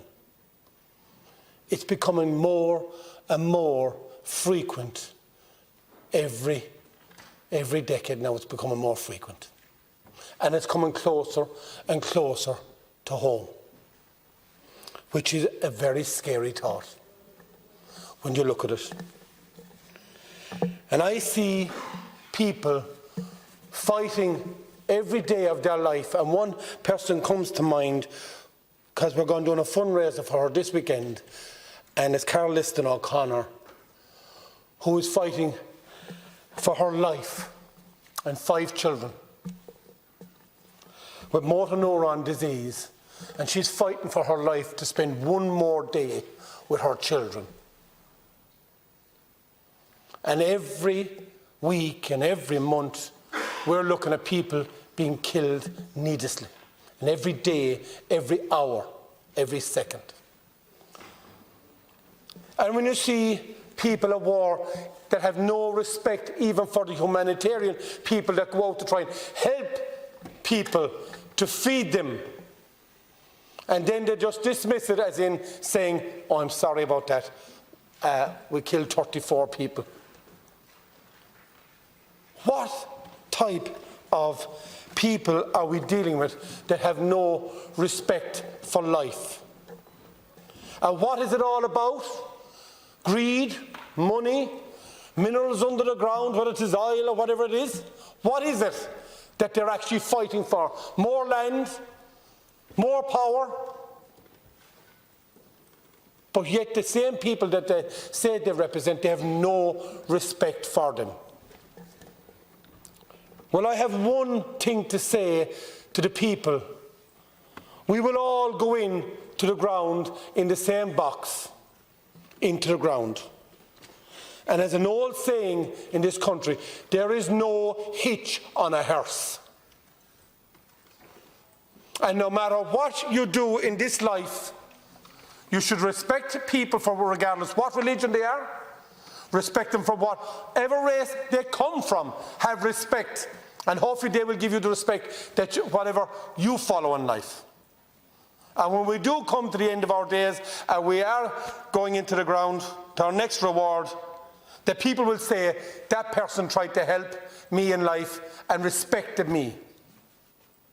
There is very little respect left in the world when you see the amount of wars that are going on at the moment.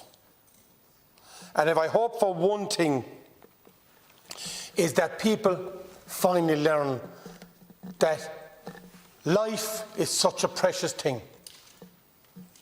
And our ancestors lived for long life and worked hard. And now people just think, like that, we can just end your life. And they don't have any respect for anyone's life. Any person that has no respect, in my mind, they don't even come into my thoughts. I think the world is becoming a horrible place when we can see a handful of people dictate to the world and dictate wars and bring hardship on people. So last Concala, my message to the people that are reigning war just to get more power, or whatever they are, land or whatever, there is no hitch in their hearse. And when they go to their eternal war, they can take none of this with them. They should use their time on this earth to help the people and not cause harm. Thank you.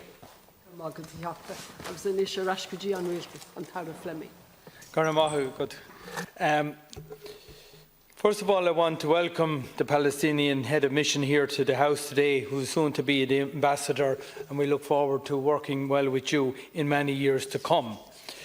Our recognition of the State of Palestine today fits 3 fundamental purposes, and indeed many, many more. First of all, it makes clear our view that it is time Palestine takes its place amongst the nations of the world, that his right to self-determination, self-government, territorial integrity and sovereignty must now be vindicated. Secondly, it is an expression of our belief that the equal right to self-determination, peace, security and dignity for Israelis and Palestinians alike.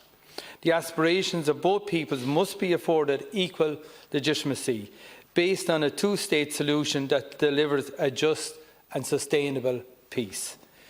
Thirdly, it is a reiteration of our fundamental conviction that the only just and sustainable peaceful solution for both Palestinians and Israelis is the implementation of a two-state solution ending the Israeli occupation of Palestine.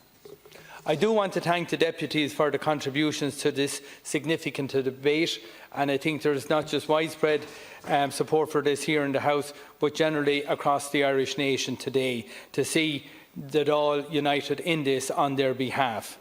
There is general agreement in this House for the recognition of the State of Palestine, which the Government announced last week and formalised earlier today. The recognition of the State of Palestine has been discussed in this House on many occasions in recent years.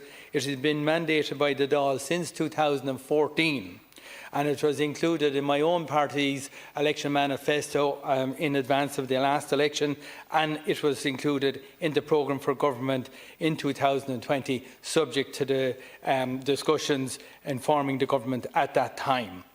Recognition of the State of Palestine is a show of solidarity, of support, of hope for a peaceful future. It is the acknowledgement that the Palestinian people have the right to determine their own destiny. It is a symbol of the bonds and friendship between the two peoples in a time of immense pain and suffering. And we in Ireland know what it is like to have such difficulties in a divided country, and I think we have a shared DNA with them when it comes to that particular issue, and that's why the people of Ireland have a very clear view on Palestine and on Israel, and they know who has been suffering the most all over the years, and I think that's where the heart and the minds of the Irish people are firmly based, and thank God for that. The Government has worked closely with Norway and Spain over recent months to coordinate recognition, standing up for the two-state solution and a future based on peace and security, and for the Palestinian people. Now is the right time to take this step, and it is extremely positive that we are able to do so with like-minded countries. Countries that, like Ireland, have a strong history of a commitment to a two-state solution to a lasting peace in the Middle East based on security, prosperity and freedom. And I will say some people might have thought this was a difficult time because of the troubles that have gone on over the last, and the incessant killing over the last 7 or 8 months. But I think for us not to proceed with what was in our programme for government because of the current violence would have been to take a back seat in the light of the violence that's going on there. And this government and the people of Ireland, I think, maybe now more than ever, is actually a more appropriate time to make this statement, especially in the middle of this conflict. Ireland's most pressing concern remains the horrendous violence being carried out in the Gaza Strip. We have seen in recent days the further devastation caused by the Israeli military actions in Rafah, the killings of civilians, including children, in a place where they were seeking refuge from unimaginable horror is appalling. And many deputies have referred to this during the course of their debate, this debate here today, in relation to the innocent children, the mutilation of bodies that we've seen, and the destruction and total disregard for human life. And it touches the core, I think, of every decent person on the planet, and we share that here in Ireland. We need an immediate ceasefire and an end to the killing, which has been a daily feature for the last 7 months. We need the unconditional release of hostages held by Hamas in Gaza, and we need right now a massive increase in the amount of humanitarian aid reaching the people of Gaza safely and unhindered. People in Gaza need water, food, fuel and medicine. They need it urgently, they need it today. We have heard repeatedly from UN agencies and international organisations that it simply is not happening. The situation continues to deteriorate. Israel strikes continue to kill civilians. The people in Gaza still do not have access to adequate food and water, while the UN says northern Gaza is now experiencing famine. We have seen crossings closed and aid disrupted, and this must end. Israel must ensure that there is full, safe and unhindered humanitarian access to the Gaza Strip. Ireland has long supported the Palestinian people via Irish aid. Earlier this year, when Commissioner General Lazzarini visited Dublin, the Taoiseach announced €20 million for the UN Relief and Works Agency. That agency plays a part that is vital to the region and I am pleased that many donors which suspended their funding have now restored that. I was very pleased personally to attend a meeting of the Foreign Affairs Development Committee at EU level recently, where we put pressure on the European Commission itself to restore the funding that they had partially suspended, and it's important that this must continue, but that is no good if we can't get unhindered access with the delivery of the humanitarian aid. We will continue to support civil society, peace building and education. Ireland is helping to build a future for Palestinians beyond the current conflict, because someday the conflict will end, and I think what happens after the end of conflict is so important to work on a long-term peace agreement, because we need peace to sustain when it does eventually come, even though it doesn't look or feel like it here today. But the day will come, and I am confident of that.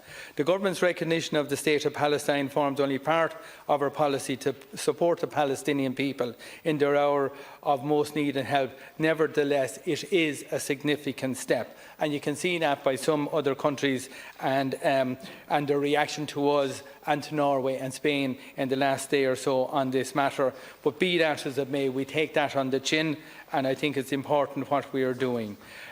This has been Ireland's long-standing policy, and the future of the region includes a Palestinian state based on discussions that happened in 1967, and those serve as a basis for going forward. The current crisis, however, has brought the future of Palestine into the spotlight of international attention, and it is possible and positive that the Arab states have come together to present a peace vision. We need these proposals and solutions which have the buy-in from the region, which is an area where previous initiatives have failed. So this can't be done in isolation without the support of surrounding countries, without the support of Ireland and various other countries, and without the support of the United Nations. And it's important to put on the record that we will very pleased with the vote at the United Nations in favour of this issue recently. We have been to the forefront in advocating for a European Union position on this, and we believe our work is actually making a positive impact on that. If we turn the clock back to last summer, if we had raised the issues we're raising now, nobody would have been listening. But we've been consistent, not a lone voice, but a strong voice, even though we're a small nation. And people are listening, and our view is getting traction at EU level, which is very important as well.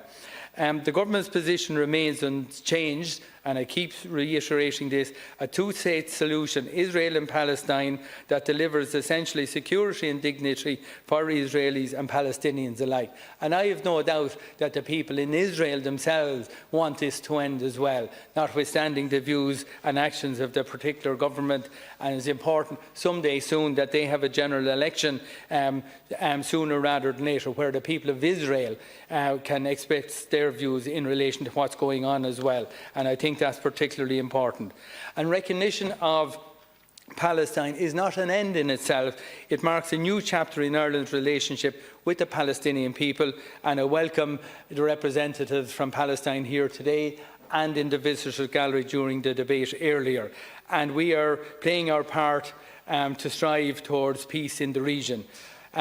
And I think everybody knows, when it's all over, Ireland has a long history of supporting UN peacekeeping missions, and I think where we get to eventually peaceful solutions, I look forward to, in the decades ahead, that Irish soldiers will be out there on peacekeeping missions to ensure when peace does eventually come, but it doesn't seem like that today, but it will happen, that Ireland will be out there making sure that peace holds with our people from our army for decades to come, and that's what it will take. Thank you.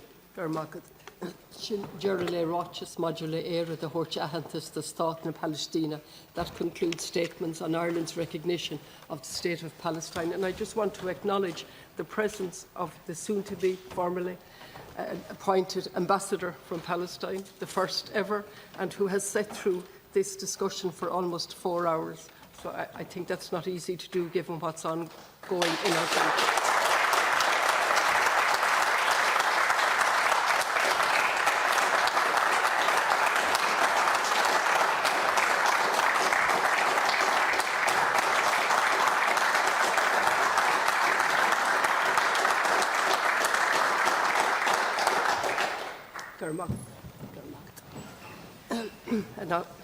Táid réile bog a raibidí gó príváideach na máil agus go háid tariscint maidiú le tííocht údar as áitiúil a chaháil agus a dhéisiú. Moving on to private members' business and specifically a motion re local authority, housing maintenance and repair.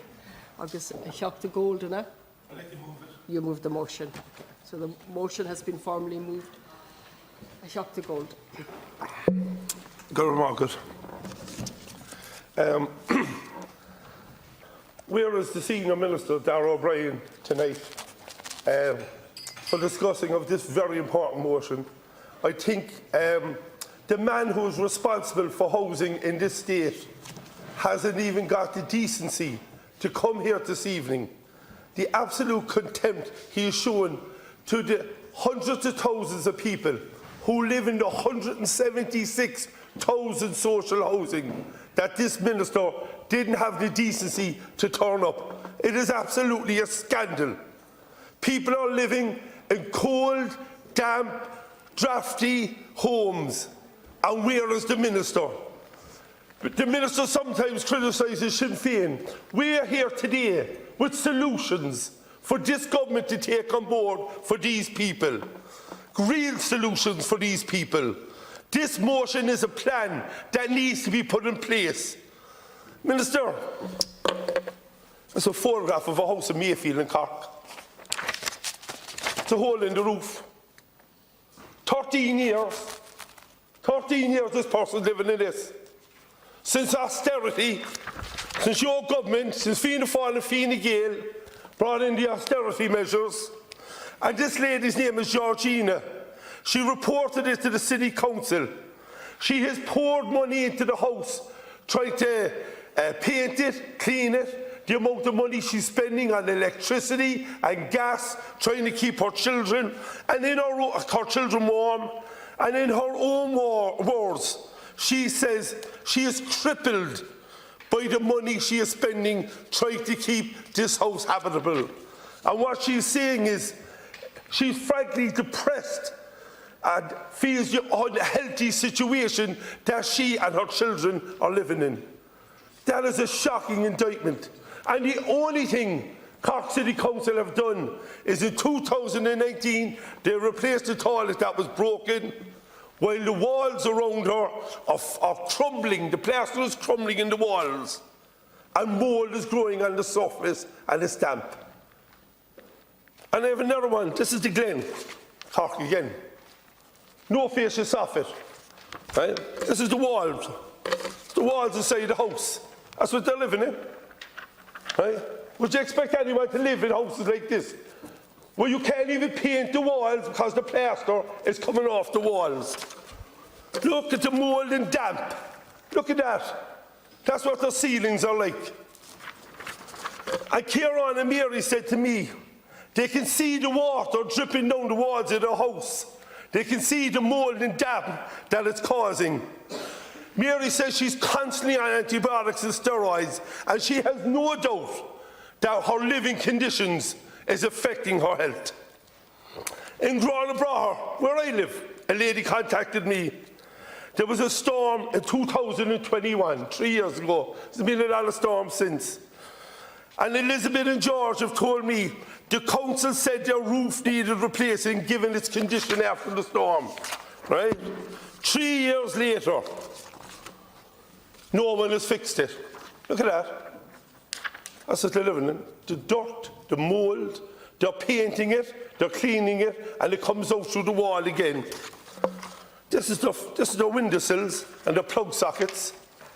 If someone gets electrocuted, if something happens unforgivable to someone, who will be responsible? And this is not just Granabraher, the Glen Mayfield. We have it in Fairhill, Farnry, Blackpool, Shannon Street, right across Cork City, right? Because of government cutbacks in 2000, after the financial crash of 2007, 8 and 9, when this government stripped local authorities of workers and resources. The damage that this government and previous governments are continuing to do to ordinary families. And If you have a leak in a home, and I will leave you with this because I have other colleagues to come in. If you repair the leak when it happens, you can do it reasonably costed. But if you leave that leak for 3 or 4 years, what it means, it causes extensive damage to the house, and the repair works double, triple and quadruple because it was left there to rot. So, Minister, I hope you take back to Minister O'Brien. It is completely unacceptable not to come in here tonight and to listen to solutions for the 176,000 council properties that this state has. Ich habe Chris Andrews, 2 minutes. Minister, the public housing stock is government's forgotten element in the housing policy. For those living in the flats and houses owned by Dublin City Council, they already know that. I don't know a block of flats managed by Dublin City Council that doesn't have serious issues. Public health issues, dampness, mould issues, neglect, leaks, floods, electrical faults, rats. The list goes on and on. There is no serious attempt by government to address the serious neglect of housing in the inner city communities. Government regularly talks about energy efficiency and insulation and pats itself on the back for the different schemes it has in place. But those living in social housing are forgotten about. Just one example is where the front door of those living in the flats are not replaced until a new tenant moves in, while a tenant that is paying top rent has to put up with a door that wouldn't keep a burglar out, never mind the cold or the draft. When it comes to the government schemes, it is one scheme for the rich and no scheme for those living in council-owned flats. Those living in the inner city are like the forgotten people. Regeneration programmes that take decades when they should take a few years. Andrews Court and Glover's Court are prime examples of the slow regeneration process. In the meantime, they are allowed to live in conditions that would not be acceptable in private ownership. We need to see a real commitment to regeneration of the council properties. We need also to see an increase in the funding for adaptation grants for those living in public housing. So many older people want to stay in their homes, but they can't because of how long adaptations take. Dr. Pauline Tulloch.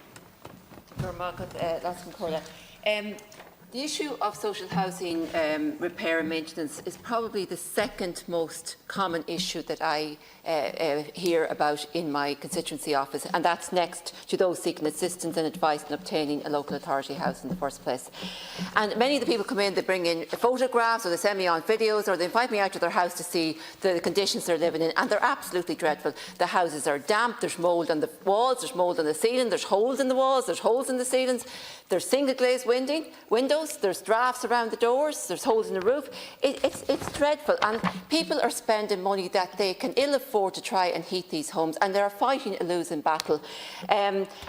They're buying products to clean off the mould, they're replacing bedding on a regular basis, clothes sometimes on a regular basis because it's destroyed with mould.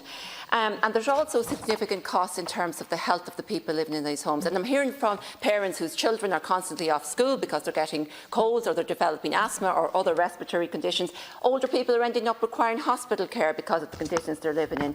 And I mean, the housing policy has to take greater consideration of the standard and quality of both new and existing homes. And we have a lot of concentration on the requirement for new homes, and that's absolutely important. But our existing housing stock has to be brought up to a proper standard. And in 2017, Ireland was found to be in breach of the European Social Charter because of the substandard condition of many of their social houses. I mean, the local authority budgets were slashed during the economic crash, and there were recruitment embargoes placed so that many of the local authorities are operating with a skeleton crew as their maintenance staff, and those budgets have not been restored. And what I hear from the local authorities, they're constantly trying to source electricians or plumbers or construction workers to do the work that's vital on their housing stock, and they're competing with the private sector because those workers are also doing work in the private sector. It's impossible to get the work done in a timely fashion. And houses that are vacated are left sitting for months and sometimes years because they cannot get the workers to actually do the work that's required to reallocate those homes. So successive alternative budgets by Sinn Féin have included measures aimed at addressing poor quality housing and ensuring that new housing meets key standards, and that needs to be taken into account by this government. So as well as building more homes, we need to bring our existing stock up to a proper standard, and directing scarce labour resources to the coldest homes is the best use of public money that we can see. It's socially equitable and it will show the best return on public investment in achieving climate targets. Minister, I can't tell how many times I've had this situation where you knock at the door and you ask how you were canvassing for Sinn Féin, what issues are important to you. I said, come here till I show you. And they come in, they bring you into the house, they bring you upstairs, they bring you into their kitchens, and they show you black all along the walls. You can feel the cold. You touch the walls and you can feel the droplets from the damp into these 70, 60-year-old houses that have scarcely had anything put into them by local councils over the course of the intervening period. It is an absolute scandal, Minister, and the only reason that it hasn't got more attention is because it's happening behind the doors of local authority houses, and it doesn't get the attention it deserves. We have situations where the quality of the housing is profoundly affecting the health of the tenants. Children with asthma, pensioners with emphysema and COPD and different things like that, and they are living in these desperate conditions. And what's worse is they contact the local councils, and indeed it's true in my area, but right across the state, and there's no prospect of improvement anytime soon.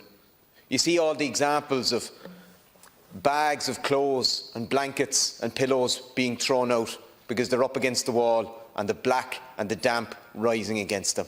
That shouldn't be happening. That shouldn't be happening in well-maintained homes. My God, if you brought a case like that to the PRTB, they wouldn't be long in telling you that that is unacceptable. And it's just as unacceptable when it's happening and the state is the landlord. There are too many people being absolutely neglected in this regard. I think it is a shame that the Minister, I understand the Minister is busy, but this is one of the biggest issues in his portfolio in my view. He is responsible. He is responsible for the welfare of tens of thousands of people as the landlord, as the state's landlord. And it isn't good enough the conditions people are living in council houses and council flats right across the state. My last bit of time, I want to flag a particular issue in the south side of Cork City in relation to the flats in the Toker area, the balcony flats there that have had very little maintenance done to them, seriously subject to damp and cold, Cherry Tree Road, Clashdove Road, Toker Road, Sycamore Place, Hazel Road and Maple Place. It's very clear from the Housing Commission report that some of these need to be either completely overhauled or knocked and rebuilt. So I'm urgently calling for regeneration of those apartment complexes. Captain Martin Kenny. Minister, this is an issue across the entire state, and I think every one of us are aware, and every one of us, I'm sure, that's out canvassing or anywhere else would have seen the situation in local authority houses and in other houses as well. There's a lot of HAP tenants out there that are in privately owned houses that are in very damp and very poor conditions and have serious respiratory and other problems as a consequence of it.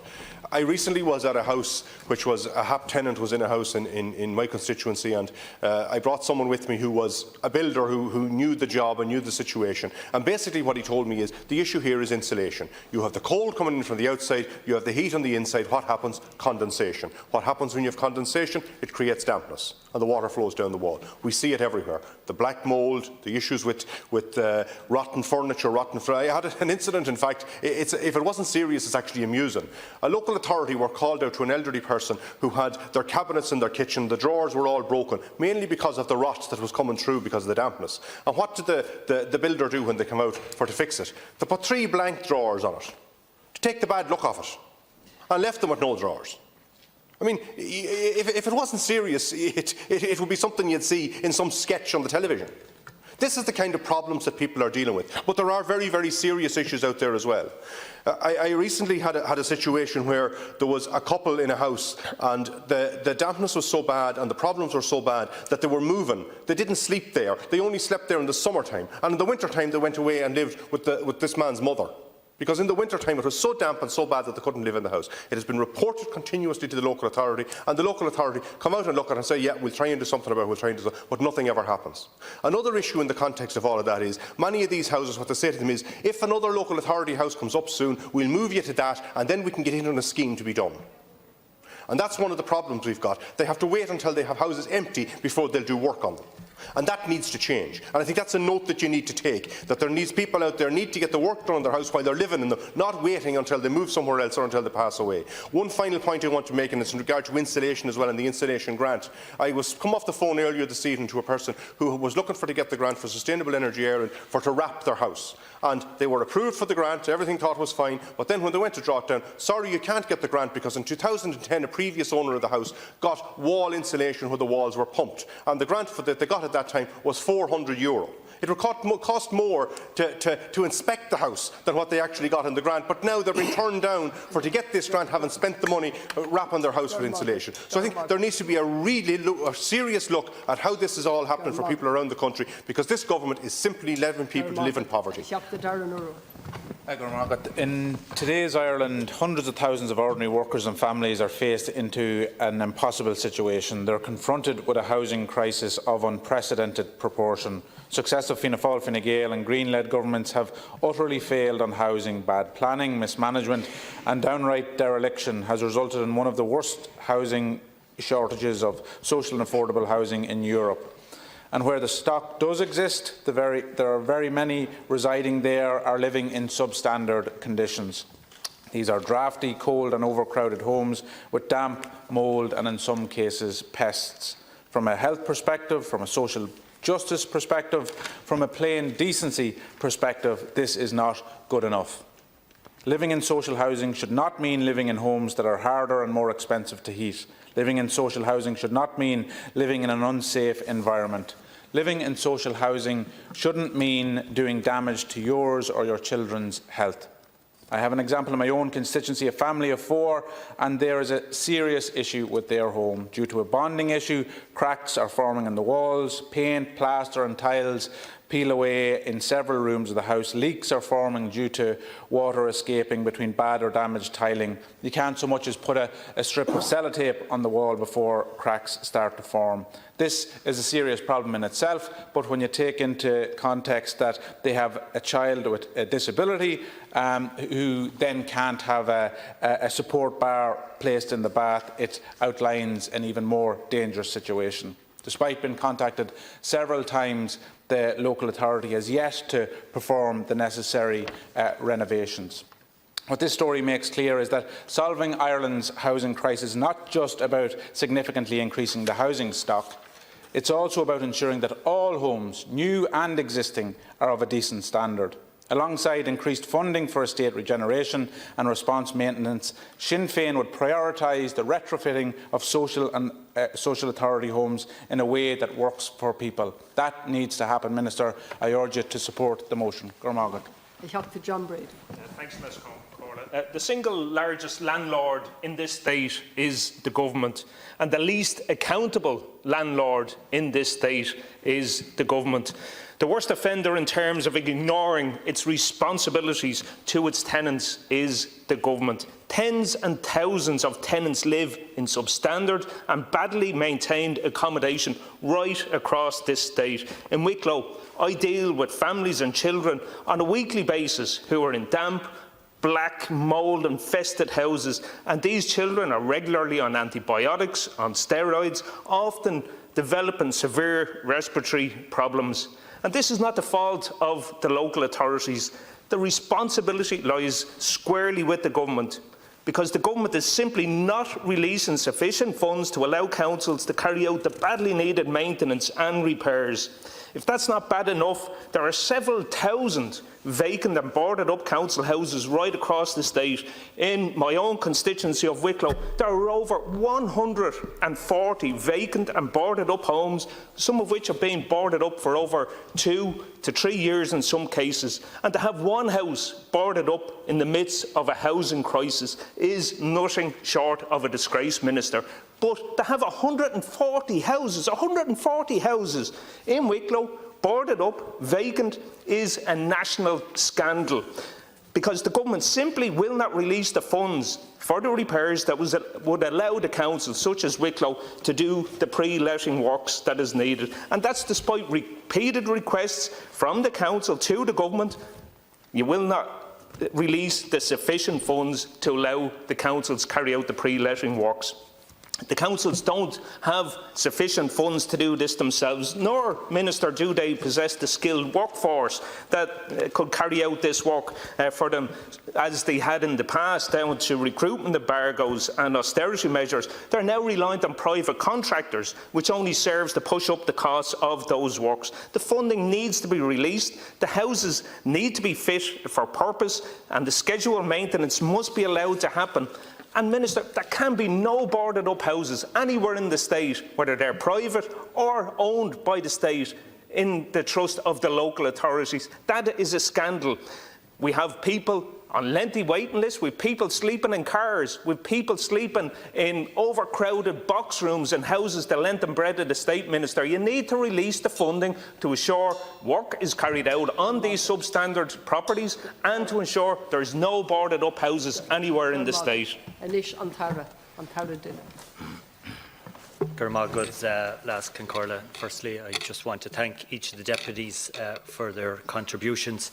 Government is not opposing the motion, but will make clear that the concerns being raised are in fact being addressed through the various stock improvement programmes run by the Department, and the steps being taken to move from a response based on repair and maintenance as problems arise to a strategic and informed planned maintenance approach to the management and maintenance of the local authority social housing stock. Just some general points, Laskin Corla, that there's just over 146,000 local authority-owned social housing properties in the state, which have an estimated market value of over €25 billion. The proper management and maintenance of this valuable state asset is a very important matter for the Department. Of equal importance, however, is the requirement that the local authority tenants who are occupying these properties are paying their weekly rents, are living in homes which provide good comfort levels for their occupants.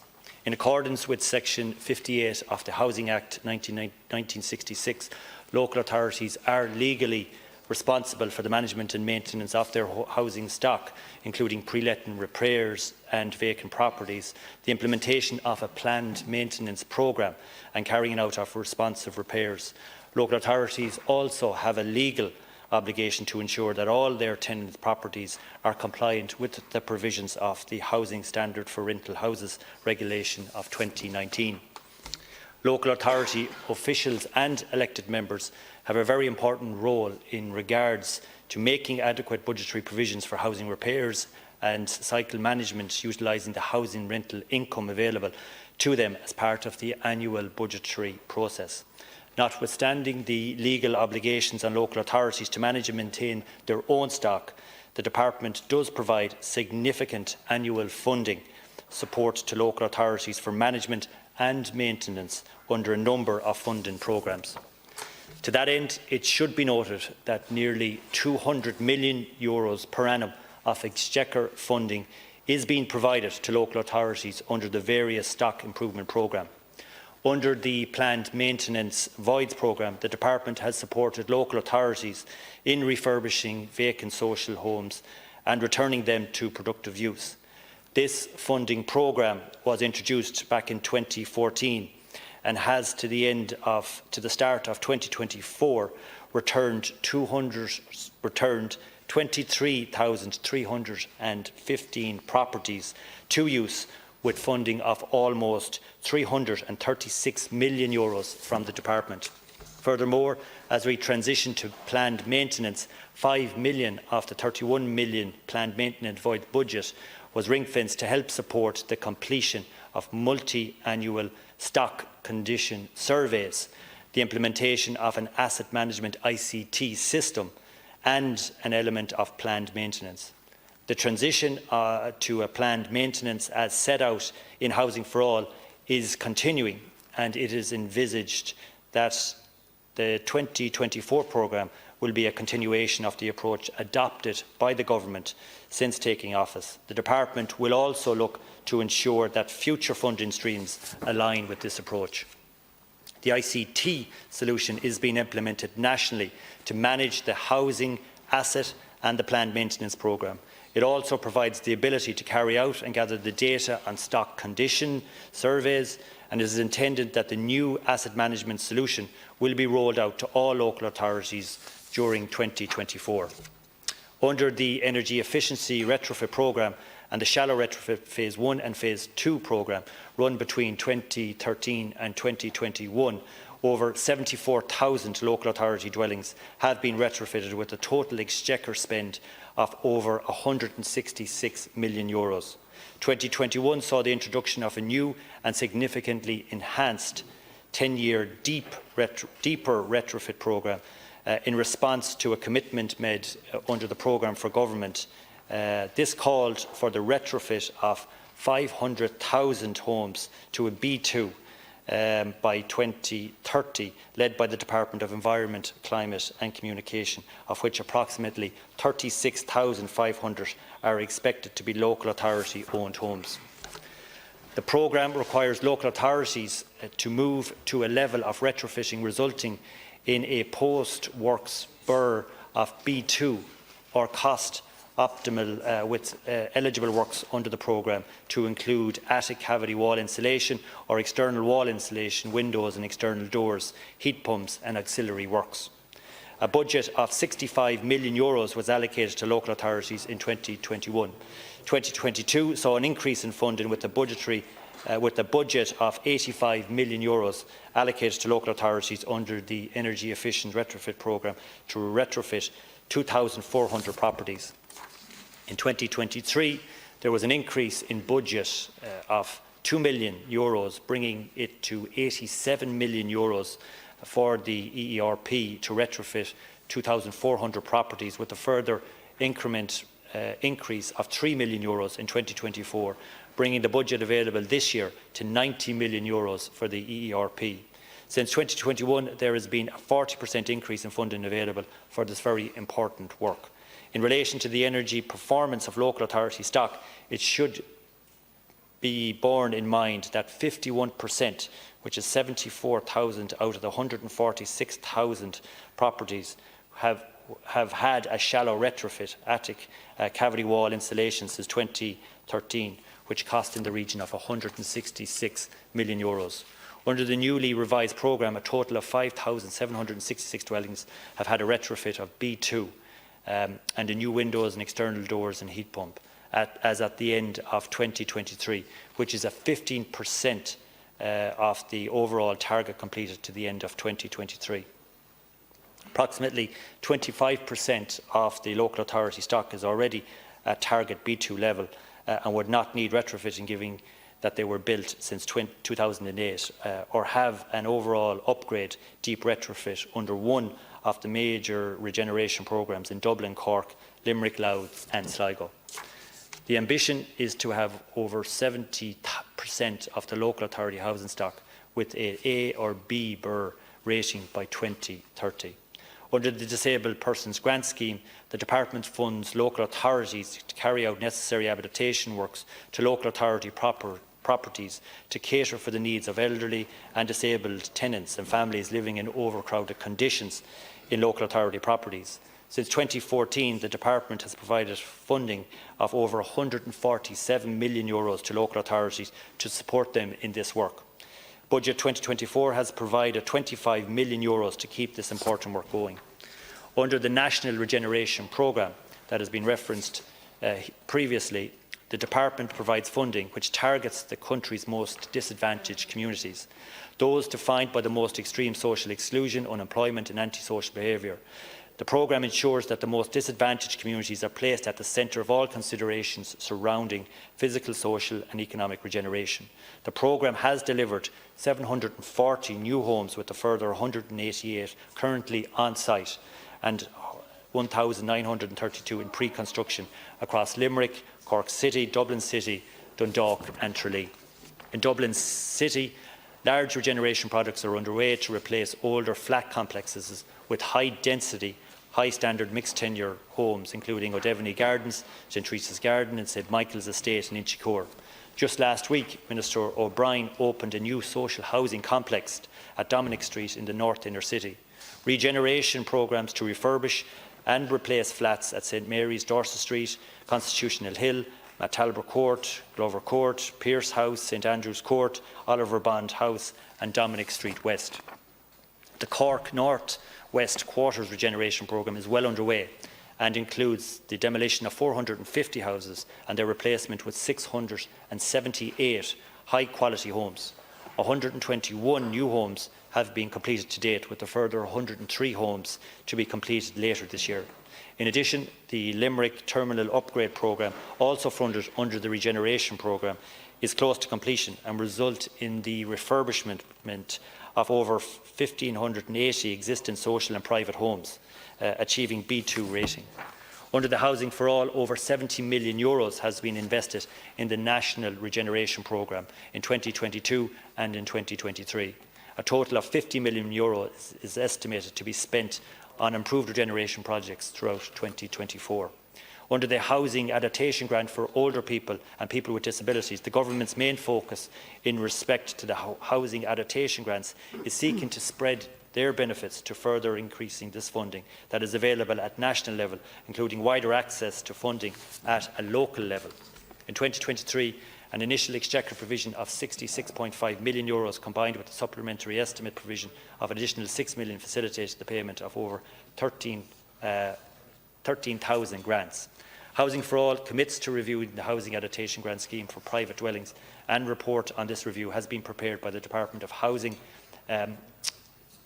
which is currently being reviewed and considered by the Department of Well over time, Minister, you'll never get that finished. Yes. Yeah. Will be read into the House. Yeah. Okay. If there was a copy, I think the members would appreciate it if there was a copy. Okay. Thank you, Deputy. Yeah. I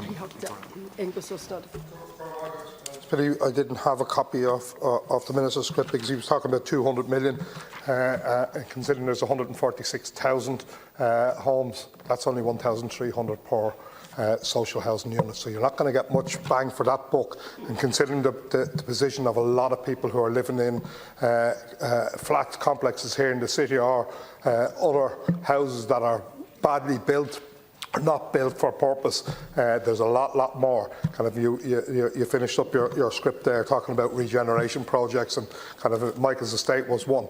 But given that it took over 20 years to get to where we are, where we still have a total derelict site, and if there's no building work, there's none started, kind of other than the senior citizens, which is to the side, which isn't part of the main complex. The same is true of Teresa's Gardens. The main part of Teresa's Gardens is still, but there's no community there because the communities were taken out kind of to settle kind of for a detailing thing. Dolphin House, I'm on the regeneration board there. Kind of how many master plans do they have to go through before kind of any further work will happen there? There is none. There's no plan. They're being told after 20 years. Oh, well, you have to wait another 10 years. And that means another 10 years of living in conditions that are not fit for purpose. That means you're living in dampness. That means kind of your children are suffering the consequences of that dampness. That means that your door is ill-fitting because government after government have screwed the council in this city and elsewhere where they don't have proper maintenance budgets. Kind of, so they try do as much as they can with the little budget they have, but they can't fix all the problems because they don't have the money. Every year you're lucky if you're on the budget, if you're on the list for maintenance, that you might get it done in the first couple of months. After that, the budget is gone, and it's only once in a while that can be stretched. These are people we're talking about. These are people who are paying rent, who deserve good quality homes. It's not that they're living off the backs of everybody else. These are workers. These are people who are human beings who deserve not to have a chest infection every single week, not to have to bring their child to the children's hospital every second week. They are people who deserve to have a home that there isn't draft running in and out of it, and I could go on and on. It is not good enough, it hasn't been good enough, and there's never been a proper approach to it by the government.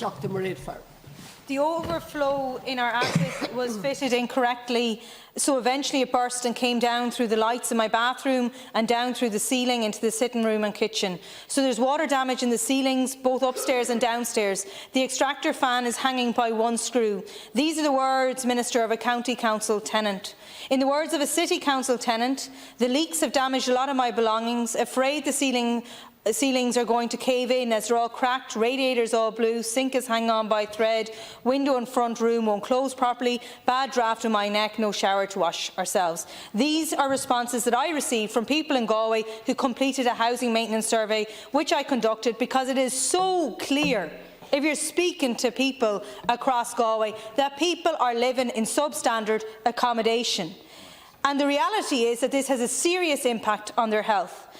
And the results of this survey are alarming because they just show once again how dysfunctional our housing system is, Minister.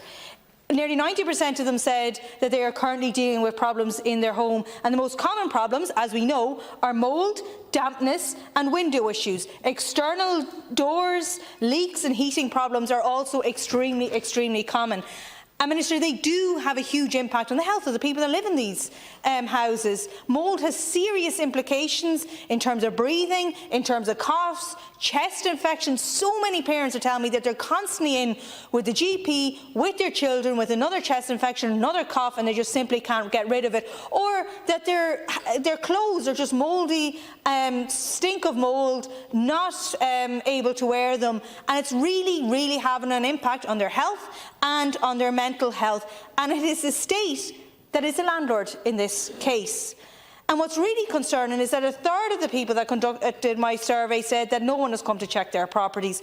Local authorities have to make housing maintenance an absolute priority for the health and safety of Galwegians who are renting. And we need action to ensure that minimum standards in rental accommodation are met, and particularly in that state-owned accommodation, because that's where we can act. We need investment in our housing maintenance teams. We need to look at the state as the employer that it is and bring on apprentices to help in this and meet our needs and the needs of the people of Galway.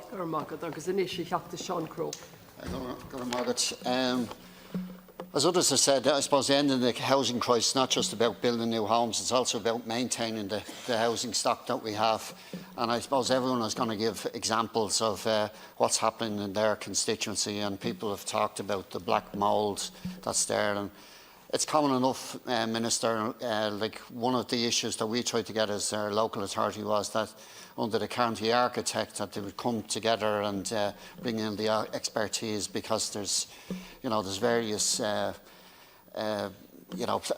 we're building houses, the contents, a lot of it can create dampness and so on. And a lot of it's down to overcrowding as well, the black mould as well.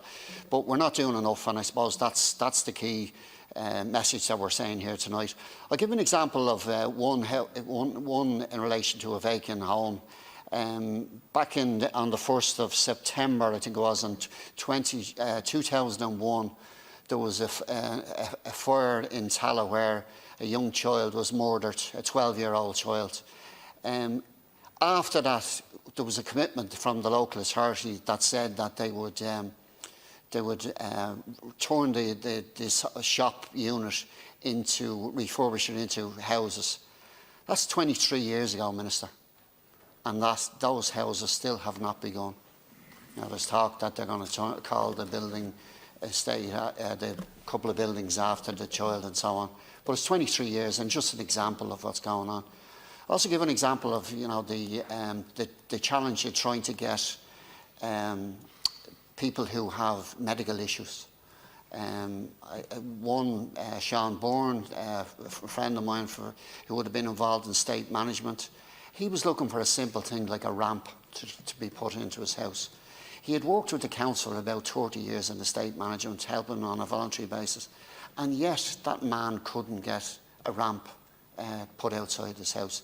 So what meant was that, anyway, to make a long story short, the man ended up dying before he could get it done. So there's a lot of cases like Sean Bourne. There's another one that I know of, that's another man that's in a similar situation that can't get a bath in, a shower, get the bathroom moved, get a shower unit. So we need to do more, Minister, and I suppose that's what this motion here tonight is about. Thank you. Minister, we all know and agree that there is not enough affordable houses and social housing available for councils to allocate. However, we also know there are councils across the entire country that are years behind on the maintenance and upkeep of their council stock. The day-to-day maintenance of social housing is primarily funded by the rents paid by tenants. However, when it comes to county council budgets for planning and maintenance, there is huge shortfalls. Time and time again, renters are getting similar responses from county councils, and I quote from some recent cases. Having examined the matter, housing maintenance are not in a position to consider windows and doors, as currently there is no planned maintenance budget. Or, when planned maintenance funding is available, the certain mentioned housing estate will be considered. Estates like Father Murphy Park, G Mountain and Scarty, or residents in the Windmill Hills estate in Wexford Town, who are also in desperate need of replacement windows and doors. We are being messaged every day and being told every day that we must reduce our carbon footprint and be more energy efficient. Yet councils are short of inspectors, way behind on retrofitting homes, where real meaningful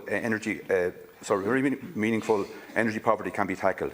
There is a responsibility on the state to ensure the maintenance budgets are supplemented to enable them to carry out these essential and necessary works. Government must take heed. If there isn't a sea change in the funding model for councils across the country, including Wexford, communities will continue to be neglected and fall into areas of deprivation and see an increased spread in energy and fuel poverty. What is needed is a restoration of social and affordable housing at a rate of around 50,000 a year. Local authorities' grant for people with disabilities must be increased and reflect current inflationary prices. The maximum grant stands at just 30,000. Retrofitting and refurbishment grants must be simplified and made more attractive to regenerate and reinvigorate our small towns and villages, especially over shops and commercial premises.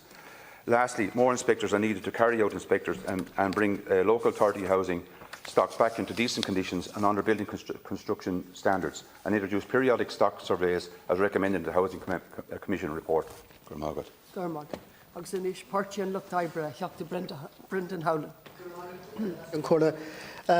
I begin by thanking Sinn Féin for tabling this motion? The Labour Party welcomes it. There's not a word in the motion that I think we'd have any reservations at all about supporting. All the asks set out are reasonable and sensible, and I see no reason why the government wouldn't accept it and in fact implement it. Housing, as Deputy Ivana Bacek has said repeatedly, is the civil rights issue of our time. It affects every family, every individual. It is the single greatest issue holding us back from the real progress that this country is capable of achieving. It's why our schools can't fill teaching posts. It's why our hospitals are understaffed. It's why so many of our young people are looking abroad because they can't find affordable accommodation at home. Day after day, week after week, all of us are getting the emails. We have people calling to our offices talking about the housing crisis. Things are truly desperate. This obviously is a huge topic. It has many facets. We have concentrated correctly because of the lack of supply on the supply issue. But I welcome the opportunity that this motion presents to look at housing in the broader context, and that is, particularly tonight, the issue of social housing maintenance. We haven't discussed it very often in this House. Often, if we do touch upon it, it's in a tangential way. So tonight we have the opportunity, because it is a very significant issue. State-owned housing should be the standard bearer, should be the national exemplar in terms of the quality of housing that we present. And I have to say, many of the new estates that are being opened now are of that standard. I know Wexford County Council have opened a number of NZEB houses, near zero energy houses, and they're fantastic. But we have a significant stock of houses that really require significant investment, because people are required to be local authority tenants paying differential rents. They're looking at the most recent allocations and saying, by God, I wish we could live in a house like that. A house that was warm, a house that was comfortable for us. But for many of our council tenants across the country, that isn't the case. We have issues of damp and mould and drafts and leaking drains. We have inadequate maintenance, leaking roofs often, and an endless wait for the type of refurbishment and repairs that are so urgently required. And it's not the fault of local authorities. I know, talking not only to my own local authority and all our own councillors across the country, it's an issue of resourcing. Far too often, council tenants are told that, yes, the requirements are approved, yes, the improvements are necessary, but we haven't the resources to do it. And I want to say this is a fundamental issue, Lascon Corla. The advent, you will recall, of the so-called Celtic Tiger period, Bertie's 3 terms as Taoiseach, saw the virtual dismantling of the excellent housing departments that used to exist in local authorities across the country. Instead, a dependence was created on the private sector. We could lease back or purchase houses from the endless estates, new estates, some of very dubious quality, that were being built at the time. And the old idea of a housing department, as we had excellent ones in Wexford, where they had a 5-year rolling programme, acquiring land, identifying need, purchasing the land, servicing the land, building the houses. So there's a constant flow of appropriate housing coming on stream. All of that was dismantled in the Celtic Tiger period. And I know that when we inherited a broken economy and a collapsed construction industry, as soon as we got a few bob back, I tried to rebuild that. And one of the first things I was asked to do was provide more than 400 additional staff in the housing departments across the country to start rebuilding that again.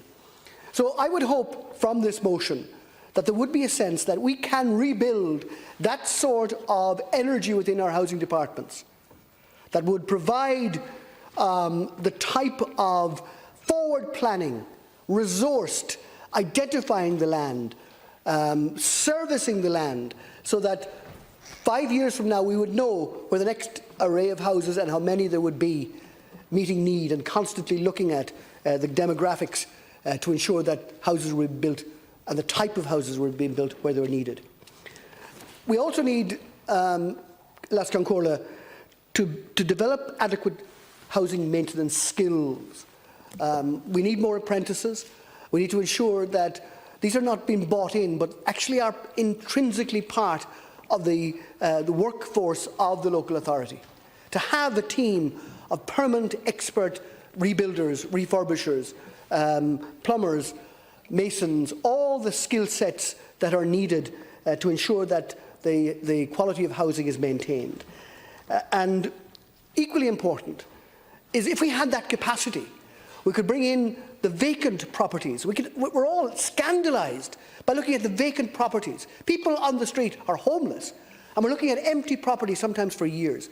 They should be compulsorily purchased. We need to strengthen the law in relation to that and have the capacity within the council to bring them back into public use at a fast pace. An allied issue is dereliction, which is a blight on our towns and our villages, and that really needs to be addressed, and I hope the Minister of State will reference that when he comes to speak later in this debate. Most local authority tenants, Lascon Corla, are extremely proud of their homes and their communities and maintain them to an extraordinarily high standard. But I want to make one point. There are the occasional one, the tenant that is not maintaining the house, causing dereliction, bringing down the quality of life for all their neighbours. And we need to strengthen the capacity of local authority housing departments again to have trained professionals to deal with those people. Some have very serious problems, sometimes addiction, sometimes mental health issues, but we need to have a capacity to deal with those individuals who really do not maintain their homes, who just have, we see it in a beautiful estate, a wreckage of a garden in the middle of it, to the shame and annoyance and the abuse in terms of quality of life of their neighbours. And that's something that I hope the Minister will also take note of. I want to make a couple of other points. We have underway a retrofit programme for local authority houses, the Warmer Home Scheme, and other schemes that are applicable across the country. Not all homes are capable of being completely retrofitted. I spoke to one specialist in the area, and he told me, he said, Brendan, it's actually cheaper to knock down the house and start again in some instances than to try and properly retrofit it. But we do need to ensure that this can be done in a time frame that is reasonable. To tell an elderly person, and I've talked to several on the doors in the last few weeks, that we will get around to retrofitting your home, but it'll be a year away. A year is very important for that person's life, and we need to put the resources in, including the recruitment of the skilled personnel, to ensure that that can be shortened. We also need to have proper adaptation of houses for an ageing population. A previous speaker talked about the difficulty in getting a ramp. For God's sake, getting a ramp, putting in proper supports to the house, walking for areas, supports in the bathroom, walk-in showers and these sort of things. That should be part of the norm. And the final point I'll make in the minute I have left is in relation to the issue of downsizing. There are lots of people who are in large houses that they can't maintain, that they can't heat, and they want a comfortable, smaller house. But it's not available in their own areas. And I hope that the Minister too would address that issue to ensure that larger houses would be utilised in a way that is appropriate for larger numbers of people. Not that anybody should be forced out of their house in any circumstances, but that those who want to downsize should have the opportunity of not having to move out of their own communities. And that means having smaller, comfortable accommodation available to them close at hand. This is a really important motion. There are many aspects to it, and I hope that it will get the appropriate attention from government and be implemented, because I think that would transform the quality of life for so many of our people. Just Rev Bugger, the topical issues. I wish to advise the House that 2 deputies have submitted matters under Standing Order 37A, which will be listed in the official debate. The matters raised by the following deputies have been selected for discussion. Ivor Hain and Anna Manchachta Mairead Farrell to discuss the provision of a special language class at Scoil Catriona, Renmore, Galway. Ivor Dó and Anna Manchachta Pádraig McLaughlin to discuss the closing of the pollock fishery and the collapse in shellfish prices for the inshore fishing industry. Garmag. So it's Federal and Bugger Ryanish, Social Democrats, Dr. Keane O'Callaghan. Margaret Laskin-Corla, and firstly I want to thank Sinn Féin and Deputy Gould for putting forward this motion. And before I turn to some of the particulars in it, I mean, at the heart of this is we're discussing what's happened to public housing and how it's been allowed to be run down over the years. And I will talk about the individual impacts that has on people who are renting. But part of that running down of public housing, of course, and running down the stock and not investing into it, not retrofitting it, not maintaining it, is running down the very idea of public housing. And I think that has been part of an attempt over the years to try and say, oh, we can't have, public housing isn't working, we can't have more of it, we need to rely more on the private sector, on contracting out to private contractors for maintenance, or in terms of private landlords or whatever, to provide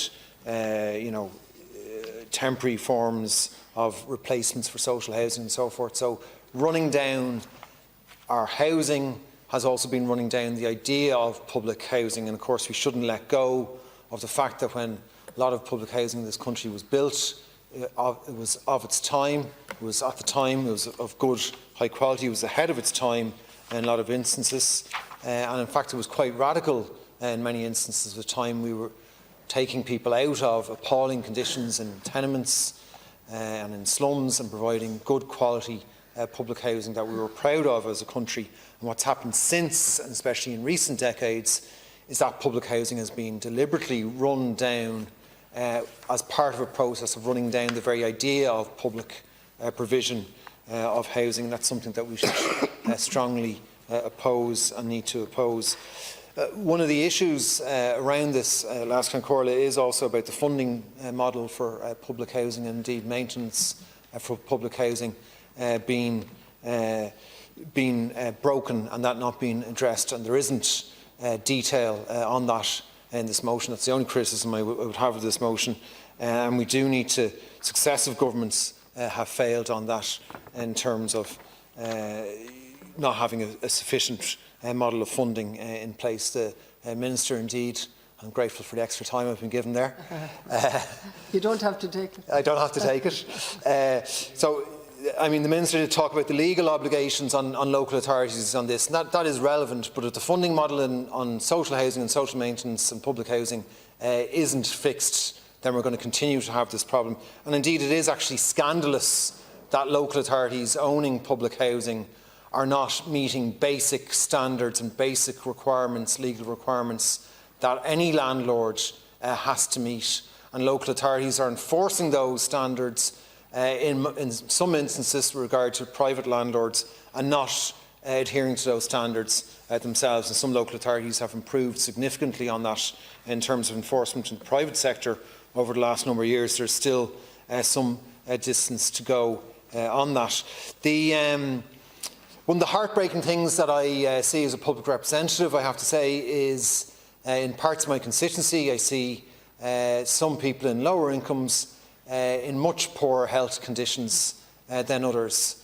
And the fact that a part of that at least arises from them living in substandard conditions that the local authority, due to local authority neglect of its housing stock, is absolutely shocking. And that can have really debilitating consequences for people. It can mean people being old before their time, getting into various serious health conditions, having serious respiratory conditions, and indeed that ill health and those conditions obviously affects people's physical health, their mental health and well-being, puts them under huge pressure, and it can lead to people simply dying long before others in their age group. And the fact that the state and local authorities bear some responsibility in that, in terms of poor housing standards in its own stock, is unforgivable. The motion today is very timely, given the news today that Ireland is way off meeting our climate targets to reduce emissions. According to the latest Environmental Protection Agency report, Ireland is set to miss its greenhouse gas targets by a considerable distance. The EPA analysis shows that planned climate policies and measures, even if fully implemented, will only deliver a 29% emissions reduction by 2030. That's if fully implemented, well below the 51% target in the government's climate action plan. And the EPA warns that almost all sectors are on a trajectory to exceed their national sectoral emissions for 2025 and 2030. Now, we simply do not have the luxury of time to avoid climate emergency, and in addition to this, Ireland is now facing the prospect of fines from the EU amounting to anything between €3 billion and €8 billion for not getting this right. Now, imagine what we could do in terms of retrofitting our existing social housing stock if we weren't going to be paying out those fines, and how that money would be better spent doing that. It's a scandalous waste of money.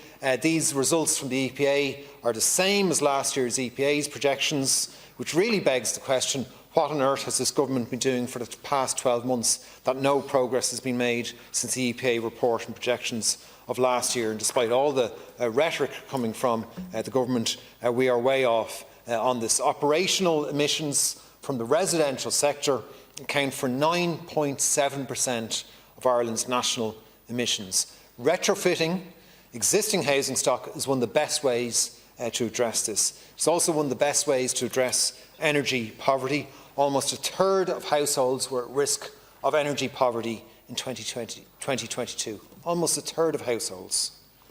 And you compare that to 2015-2016, when 13.2% of households, still a figure too high, were at risk of energy poverty. So that's a huge increase in a small number of years. It's a staggering increase. And living with energy poverty is associated with very serious negative physical and mental health outcomes, including respiratory and cardiovascular diseases, arthritis, rheumatism. And studies have shown in Ireland that Ireland has a higher level of deaths during the winter time, and a lot of that is linked to poor living conditions and energy poverty. There's an excellent report Bridging the Gap Between Energy Poverty and Energy Renovation, published by the Irish Green Building Council and Friends of the Earth, and has 34 recommendations that the government could easily implement. The key point that report makes is that hundreds of millions are being spent currently on retrofitting, but it would make sense to closely align that expenditure with the goal of reducing energy poverty, and that close alignment isn't being done at the moment. If that was done, we would get much better buy-in, of course, for the task across the population for the task of reducing emissions and tackling climate change, if a very serious approach was taken to reducing energy poverty at the same time. So retrofitting housing stock in public ownership is one of the best ways to build a scalable and efficient model to retrofit our housing stock more generally, and that's another benefit. I want to turn to another aspect of this motion, which is about housing adaptation grants. And housing adaptation grants are hugely important for assisting people with reduced mobility, older people and people with disabilities to stay in their home. It's an absolutely key measure in terms of adapting housing stock and ensuring good, safe outcomes for people whose mobility changes, especially as they get older. Now, a review in the Housing Adaptation Grant Scheme was due to be published by the end of 2022. That review still has not been published. A number of disability and older persons organisations made submissions to that review in 2022. There's a commitment in both Housing for All, with a timeline of Q4 2021, and the National Housing Strategy for Disabled People, with a timeline of Q4 2023 to implement the relevant changes from that review. You still haven't even published it. It was completed by the Department some time ago, and there's been engagement with the Department of Public Expenditure and Reform. The former Minister of State in the Department of Housing, Kieran O'Donnell, stated at the Disability Matters Committee on the 20th of March 2024 that we have a review completed and a submission on it is currently with the Department of Public Expenditure to get final sanction for the money. The Department of Public Expenditure are holding up the money required to implement that highly overdue review of the Housing Adaptation Grant Scheme. And I don't need to tell anyone in this House the very serious problems there are with that scheme and the lack of funding in that and the absolute hardship that is causing people now. So it's absolutely unacceptable that the work has been done on this, the review is sitting there and it's been held up by the Department of Public Expenditure and Reform. There are very serious issues with people on actual waiting lists for the scheme. The Freedom of Information request carried out by Alone showed that there was 85 people on a waiting list in Dunleary-Rathdown, 95 in South Dublin, 194 in Fingal, 200 in Dublin City Council. Galway County had 550 people on a waiting list, allowed 562. And bearing in mind that most local authorities don't even keep a waiting list, so we're looking at thousands of people waiting on this, being held up in need because the Department of Expenditure and Reform are holding this up. So I'd implore you, Minister, to talk to your colleagues in the Department of Expenditure and Reform and get them to stop holding up that review and get on with implementing, so that people who are in absolute need of housing adaptation grants are not left waiting anymore, and they can get their houses adapted to livable conditions so they can continue to live in their homes. Gurv Magat. Agus in ish people before profit solidarity. He helped the Richard by Barry. Minister,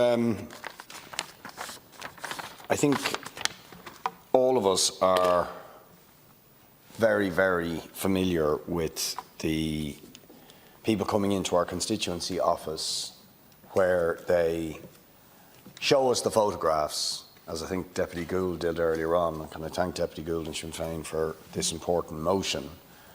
The damp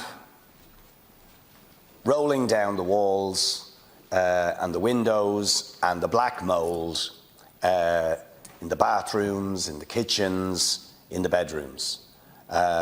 Clothes being made damp as a result, bedclothes being made damp, and the prevalence of asthmatic conditions among children and older people, which, I mean, I don't know to what extent we have studied this, but it's certainly anecdotally, to me, it is absolutely obvious that there is a connection between the prevalence of asthma in working class areas, in council accommodation that is old, is not well insulated, or is badly in need of retrofit and refurbishment is obvious. It's absolutely obvious, and it's outrageous that children, because of the conditions that they're being born in, are developing very serious asthmatic conditions. And one of the things that really frustrates me, because it happens again and again and again, is when you get the maintenance section out to have a look at this, people are told to open the windows. I don't know how many times I've heard that. And we have a back and forth between the council and the tenants, or the council and us advocating for the tenants, suggesting that the problem is that people don't open their windows. I mean, how preposterous is this when in many cases we're talking about the winter months, when it's freezing? The idea that if you open the windows, that is going to solve the problem. But that's not a joke. That is very, very often the response that you get. And it is completely, completely unacceptable. So we need to do something about this. And the Minister earlier on, when he was talking about the increased investment and expenditure in this area, maybe he thought it was these were sort of hopeful comments about, for example, the 25% of the social housing stock that is at B2 level. But what that means is 75% of the 170,000 council houses in this country are below that level. And huge numbers of them are dramatically below that level. So people are living in poorly insulated homes. Very often that results in damp, affecting people's health, affecting people's mental well-being, affecting their children, affecting the most vulnerable, the young, the old, the sick, because their homes are not properly insulated and built up to the standards, or refurbished to the standards that people should be living in. And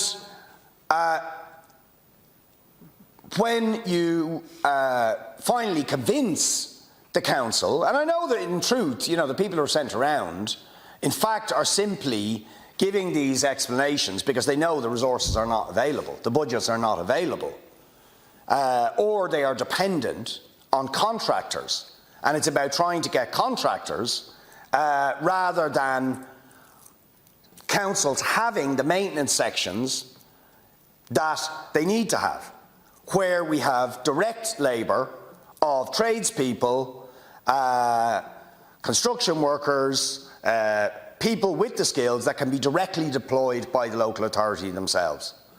We're instead reliant on contractors. And that has to end. We need to rebuild our maintenance sections with direct labour of tradespeople in order that people we don't have to go through the added layer of having to procure contractors to do urgent repairs or refurbishments or whatever it might be, or housing adaptations, as has been mentioned earlier on. Elderly people, often with very severe mobility problems that can't get in and out of baths, for example, or where trying to get in and out of the bath is actually a dangerous thing to be doing, but are having to wait for a walk-in shower that is actually safe for them to use. Estate regeneration also Certainly in my area, you know, it has been long identified, for example, in areas like Sallynoggin and Monkstown Farm, that some of the housing stock is completely just totally unsuitable. What are known as the masonettes, or the upsy-downsies, as some people refer to them in Sallynoggin and Monkstown Farm, have long been identified, years and years ago, that they are not suitable. Tiny spaces, almost all chronic with damp, huge problems as well in terms of the lack of soundproofing between units, and still it hasn't happened to many of them, and people living in absolutely intolerable conditions. So these matters are absolutely urgent, and I don't think the urgency is there in terms of, I mean, I heard the Minister mentioning the budget increases, but I just took the trouble to go and look at the estimates books for the last 3 years. Energy efficiency, the amount that has been allocated is the same for the last 3 years, with an additional 2 million, but that's pittance. Right? It was 85, went to 87, and then 87 again. Planned maintenance, 30 million, 31, 31. So there's been no significant increases. Estate regeneration, 50 million, 50 million, 50 million. Now, against the scale of what needs to be done, if 75% of the housing stock needs work on it, windows, brought up to the proper BER ratings, we have a very, very long way to go. I certainly know in our area, it's still a very, very small amount of the housing stock is of the older housing stock. Is up to standard.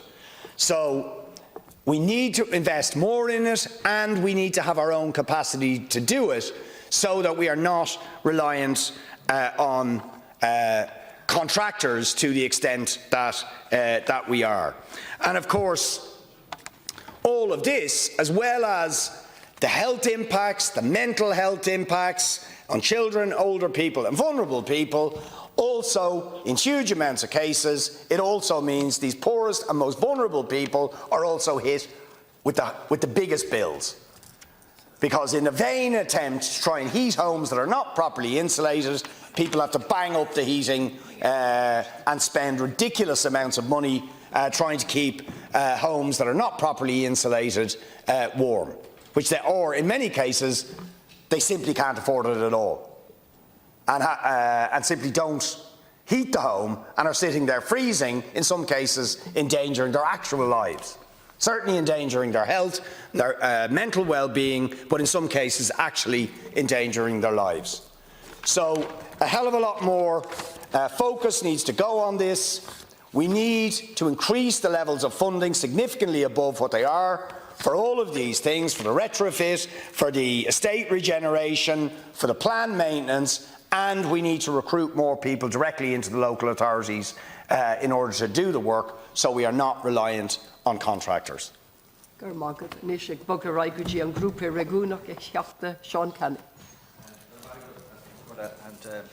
to first of all thank Sinn Féin for allowing bringing forward this particular motion, and I would say it's something that I suppose I'm 20 years involved in politics at local council level since 2004, and one of the big issues I've seen with housing, even when we were building houses at a volume that they were required, but the biggest problem we had was how we managed the housing stock we had. Now, I remember myself involved in building houses and going back 3 months later to find some of the houses boarded up. So from the very start, we have started off wrong by putting in place a very, very flimsy housing liaison officers. And take Galway County, we have about 5 of them in the county, to serve the county. And they, at one stage, were the people who kept their eyes and their ears on the estates, so that standards within the estates and tenant behaviour would be corrected and kept right. But alas, that is now gone, because the housing liaison officers we have are tied up in paperwork. They're tied up sitting at desks looking at computers rather than being out on the ground, and we need a lot more of them. And it's not a cost, Minister, it's an investment. And when I say that is that we need to make sure that the tenant understands their responsibilities, but we also need to make sure that the landlord, who are the local authorities, understand their responsibility as well. I know of houses that were built in Gilmartin Road in Tuam in the late 80s, and we demolished them 5 years ago. New houses with taxpayers' money, and rebuilt more new houses. The reason they had to be knocked is because they fell into disrepair because they weren't being managed by the local authority because they didn't have the money to do it. Other estates that we have built have gone that way as well. And then when you have a dropping in standards, tenants, or some tenants, are inclined to drop their standards as well. And that's when you create real problems in estates. So I think the first thing we need to do is we need to make sure that we empower the local authority with the resources they need to manage the existing estates, and to manage them in a way that standards do not fall, whether it's a tenancy or whether it's the quality of the building. I heard people talking about the dampness on the walls and the marks, or the black soot on the walls, and all of this that goes on. And that is true, that's happening in a lot of estates. But I would say from my own experience, one of the problems there is that we take out the old timber window that was and we put in a new fine sealed double glazed PVC window, but we don't do what we should do around the windows to make sure that there's ventilation, first of all, on the window, and secondly, that the damp courses are right so that water doesn't come in through the and these are small things, but these are things that cause the real problems. I would like to move on from that then and talk about the new housing estates that we're now building. And this is another area where I see we're sleepwalking ourselves into another disaster over the next 10 years, because we're building houses at a pace which is required, and more if we could do them, for social housing. But we do not give the resources to the local authorities to start the management of these estates now, rather than waiting for 5 or 10 years when things start to go wrong. And the houses we're building now are more technical in nature. There's a lot more equipment, a lot more zoning of heating. It's all technical, and it all needs to be serviced and upgraded and kept right. Otherwise we will lose guarantees. With solar panels, with batteries, with all of this. But how do we actually maintain them now? And how do we train our tenants to actually know how to use them properly so that they get the best value out of them for themselves? We don't do that. We give them a tenancy agreement. We tell them what they're responsible for, and we walk away. And we don't go back until there's a problem. But I do believe that we are creating a huge asset in this country, which is our social housing stock. It's taxpayers' money that's being used to deliver it. But we have to put the additional money in place now to make sure that we manage it and keep it to the highest possible standards, the same as anybody would keep their house, rather than waiting for it to go into disrepair again. The other issue I want to raise, and it has been raised before here, is about the housing adaptation grants, the mobility grants, and also the housing aid for older people. And it is true, in the Disability Matters Committee, I raised it with the former Minister, Kieran O'Donnell. The review was complete in March. It was with Deeper. They were looking at the costs. And I was expecting that within a month or two we would have the review would be published. Because I come across it day in, day out, where people with bathrooms, where they have their baths in them and they want to get a level a wet room into them, and it'll cost maybe 7,000 or 8,000, maybe 10,000, and they're not getting enough of a grant for these people to be able to make the transition. It'll keep people in their homes longer, keep people out of hospital, and it would also save the state an awful lot of money. The construction costs have gone up, as you know, Minister, and we haven't increased the level of funding to actually take care of that increase. And also we need to increase the income threshold levels to allow more people to get a better grant. But what the last thing I hope doesn't happen is that we'll say there's more money in it and expect the local authorities to provide that additional money as a percentage out of their own funds, because local authorities don't have it.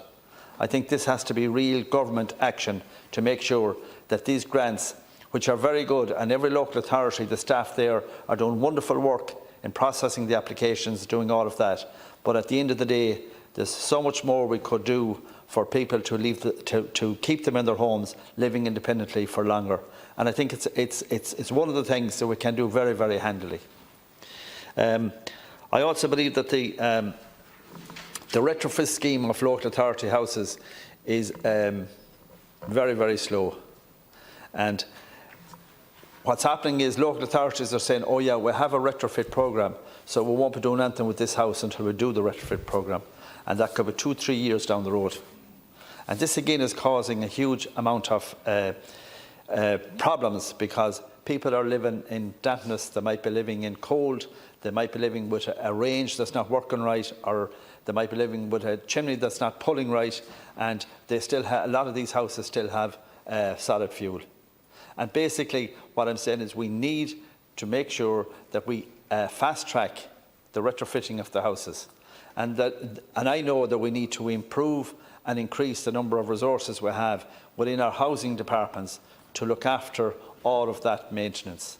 And we have to invest in it, otherwise we are just devaluing the national asset we have, which is our local authority houses.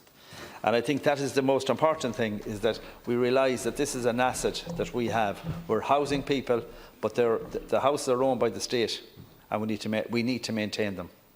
And as somebody else said, if a private landlord has some of the local authority houses the way they are, the condition they're in, they would be before the RTB, and there would be serious ramifications. But it doesn't seem to happen when the local authority is involved.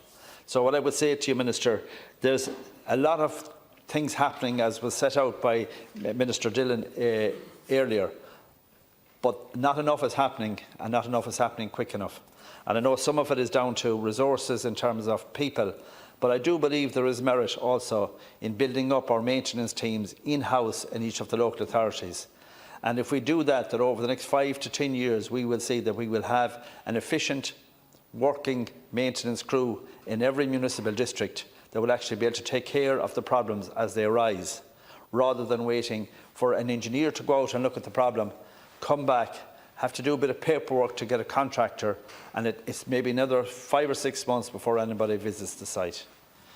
And the last thing I want to again urge is that when we have vacant properties, we have a vacant property grant for private houses of 50,000 and 70,000, but we still have vacant houses within the local authority housing stock. We have voids, and the time it takes to turn the void into a habitable house again takes way, way too long. And we have people looking at the house who are looking to get a social house, and it might be, yeah, I've seen houses that are empty for maybe 3 or 4 or 5 years, and that's not right. And with our own housing stock, as I say, we need to be able to utilise it for the benefit of the people who need the houses. So, Ken Corley, I thank you for your time, and I thank Sinn Féin again for bringing in the motion. Thank you. Thank you for your words of wisdom, Deputy Kenny. Deputy Richard O'Donoghue, please. Minister, at the outset of this, I'm in the construction business all my life. But what I want to ask you, Minister, is the government facilitating a one-stop shop cartel? And the reason I'm asking you this, Minister, is can the Minister clarify why the registered independent bear assessor are not included to provide the home energy assessment which is required to apply for a loan under the Home Energy Loan Scheme, as the energy assessment can only be conducted by an SEAI registered one-stop shop energy partner or community project coordinator? So are you saying so that an independent bear assessor who goes under the same restrictions and training as a one-stop shop assessor cannot do an assessment on a house to apply for a loan? That to me is a cartel. That means that you do not recognise independent bear assessors. That to me is a breach of competition law, if that's the case. And we've just heard by Deputy Kenny just say there that there's a hold-up on people to do assessments. There's a hold-up on people, contractors to do work. So they're saying there's a people problem, but yet you've actually closed the door on independent bear assessors. Does the Minister agree that the Borough Assessor are more than qualified to provide the home energy assessment required for the home energy upgrade loan scheme, and by excluding domestic Borough Assessors that are not on the ACI technical assessment panel is anti-competitive and restricts choice to the homeowner? Again, Minister, to me, it's competition law. And if you've only got one-stop shop that are dictating the rules to everyone, very little competition on that. That means if I was a building contractor tomorrow morning and I'm the only building contractor, so I can charge what I like. That's wrong. And how do we get retrofitting done if we have only the one system to go through? The same thing happened with pyrite. You only allowed certain engineers under a system again to assess the houses. And now you ask anyone that has pyrite in their house, the cost of getting their house assessed is going through the roof. If you can get them, and you might have to wait months for someone to come and give you an appointment, the first thing they do is they give you a price to assess your house. And you better take it or leave it because there might be no one else to assess it. That's what they're telling them. Again, you tied it up. There's engineers in this country that are indemnified through insurance and all this stuff, have building records for years that you're saying are not qualified to assess a building like that. Structural engineers, not textbook engineers. We're talking structural engineers. They can get you out of a problem without looking at a book by looking at the problem. And you're closing the door on that as well. So how can we progress and make sure that the retrofitting happens enough, make sure that people's houses can get fixed fast enough, but all you do is tie it up in bureaucratic paperwork, and then it costs people an arm and a leg to get something done. And I went back to the pyrite again, and I'm saying this again, when it came back to the foundations. You wouldn't allow the foundations in the scheme. Even though any engineer would tell you that if foundations are out of date, the new structure's too big for it. And it wouldn't work. But no. You decided no, you knew best, and you were going on under one rule. Minister, if you want things to progress, if you want people to retrofit their houses, why can't you trust the qualified people in this area to do a better assessment? It's the same as being an electrician. They come out and they have people that come out and do a spot check on one or two houses to make sure that they're doing the right readings. The same thing can apply here, that you can put in a governance, that there is a spot check to make sure that they're doing it in accordance with the BER. That's how you get the most out of people and you get the most work done, and you don't tie it up in paperwork. And you don't allow inflation, which is happening with the Borough Assessors that are there at the moment under the SEI one-stop shop. So, Minister, I'm asking you to look at this in haste to make sure that we can get people's house retrofitted in a timely manner. Thank you. First of all, I want to thank Deputy Richard O'Donoghue for sharing his time with me, and to thank Sinn Féin for bringing this motion before the Dáil here this evening. I'd like to deal with a couple of quick practicalities, Minister. I want to thank our local authority, Kerry County Council, the housing staff, the clerk of works, the people that I would deal with on a daily basis who are engaged in dispensing of and spending of the money that they get from central government to do the works that are required in their own housing stock, first of all. But we're falling far short all the time. And what I want to highlight first of all is voids. I hate the word void. A void is a fancy word for an empty house. I'd much rather see you saying, well, this local authority or that local authority has so many empty houses. Yeah. The person who thought up of the word void, it was a fancy way of making it a bad situation not look as bad as what it actually is. With the massive amount of people, for instance, in Kerry County Council is remit, that we have waiting for local authority houses. There is no reason in the world why we should have local authority houses empty. Canvassing an awful lot recently, I can picture in my head one housing estate, I won't say where it is, but 3 lovely houses in a row, and they would have been 2-bedroomed houses, and the 3 of them are idle for a very, very long time. That just does not make sense to me. There would be 6 people, for example, maybe or more, that could be living in those houses if they were quickly renovated. It just does not make sense. And it's not our local authorities' fault, it's the fault of management here, as we'll call it, in government and in the housing department. Another thing that seems to be totally gone bonkers altogether is the maintenance of local authority houses. What I would like to see happen, I'd like to see our local authorities being treated the same way as if they were privately owned houses. And what I mean by that is, if a person is renting out a property, and if the person renting that property says the boiler isn't working, the latches and the windows aren't working, the heating system, there's this wrong, there's that wrong, the door is catching, the person that owns that house is duty bound, and rightfully so, to carry out the necessary repairs. If we're the stubborn owner of the property and if they wouldn't do it, who would be the person that would be going enforcing the doing of the work? Only the bloody local authority in the first instance. So there is clearly in Ireland today, there is one rule if you own a property and if we've rented it out, and again, rightfully so, there are stringent rules about you. But if you're the local authority and you're renting it out to a member of the public who was on the housing list and rightfully so got that house, there's a different rule for them.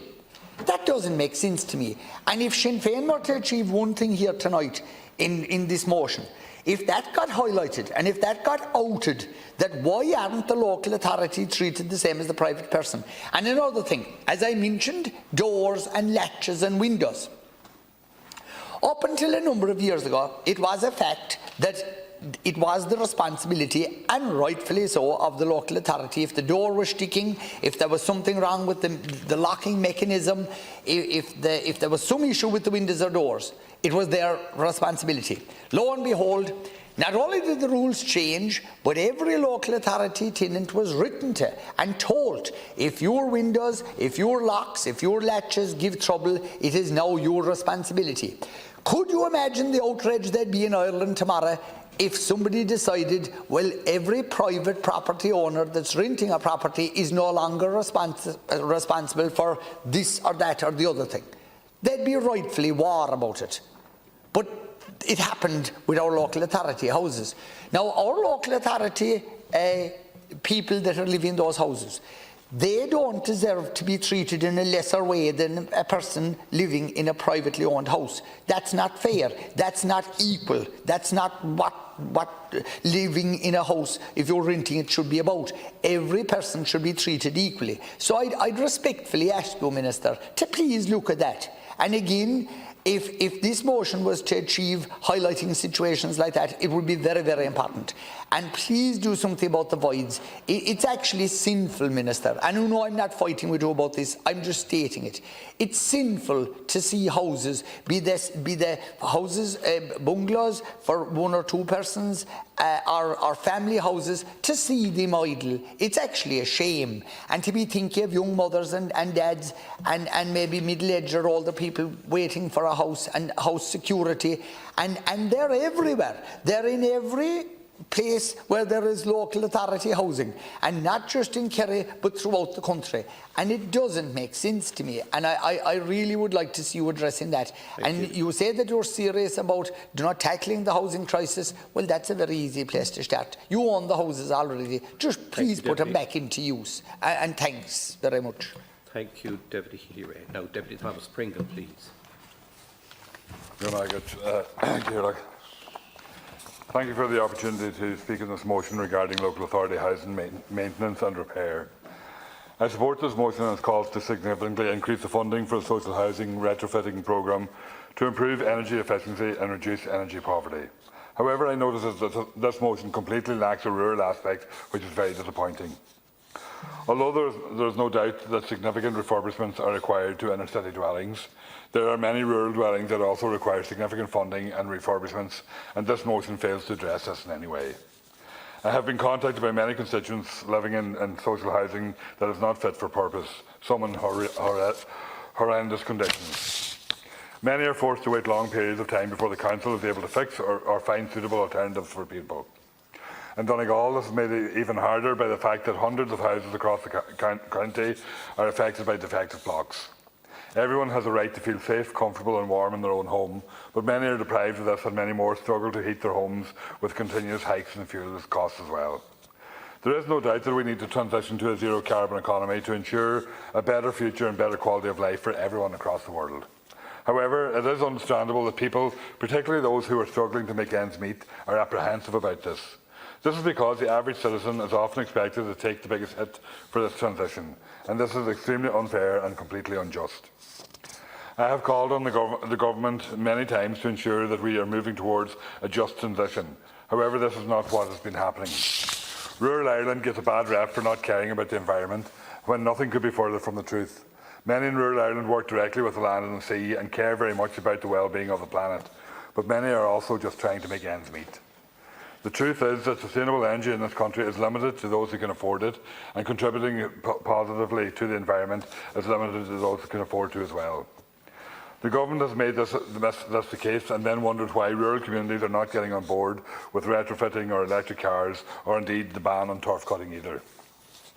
For many in rural Ireland, cutting turf is a cost-effective way of providing a source of heat and cooking for their homes and an income for some people as well. Anyone who spends a day in the bog will tell you of the amount of work that goes into this. There is a reason that people across rural Ireland engage in this intense and heavy work for days at a time, because the alternatives were unaffordable, is the real reason. After the crash, it was really noticeable in rural Ireland how many people actually went back to turf cutting. It wasn't for the love of working in the bog anyway, that's for sure. It was because they couldn't afford to heat their houses and without turf, and that was plain and simple. It seems that the government has a real lack of understanding of this. Although I do recognise the need to ban turf cutting, this heat source and income source was never replaced. Instead, people were being forced to pay significantly for retrofitting and the ongoing cost of electricity that it brings. Government grants, like many of its grants across housing, are limited to those who can already afford the costs, and this is difficult for a just transition as well. The energy transition process in rural Ireland has been overwhelmingly negative, and the government wonders why they are so against climate policies. The transition process has become synonymous with job losses and lower living standards in recent years, and it is the government that is forcing the public against climate action policies because of this. I agree that good housing policy is not only about the number of homes delivered, but the quality of those homes and the quality of lives of those living in them as well. People should be supported and funding should be provided to make the necessary energy changes to their homes. And the government has a particular responsibility to ensure, through funding for local authorities, that those living in social housing have good quality homes. It is also important that the core policy of the government is to guarantee access to affordable, sustainable energy.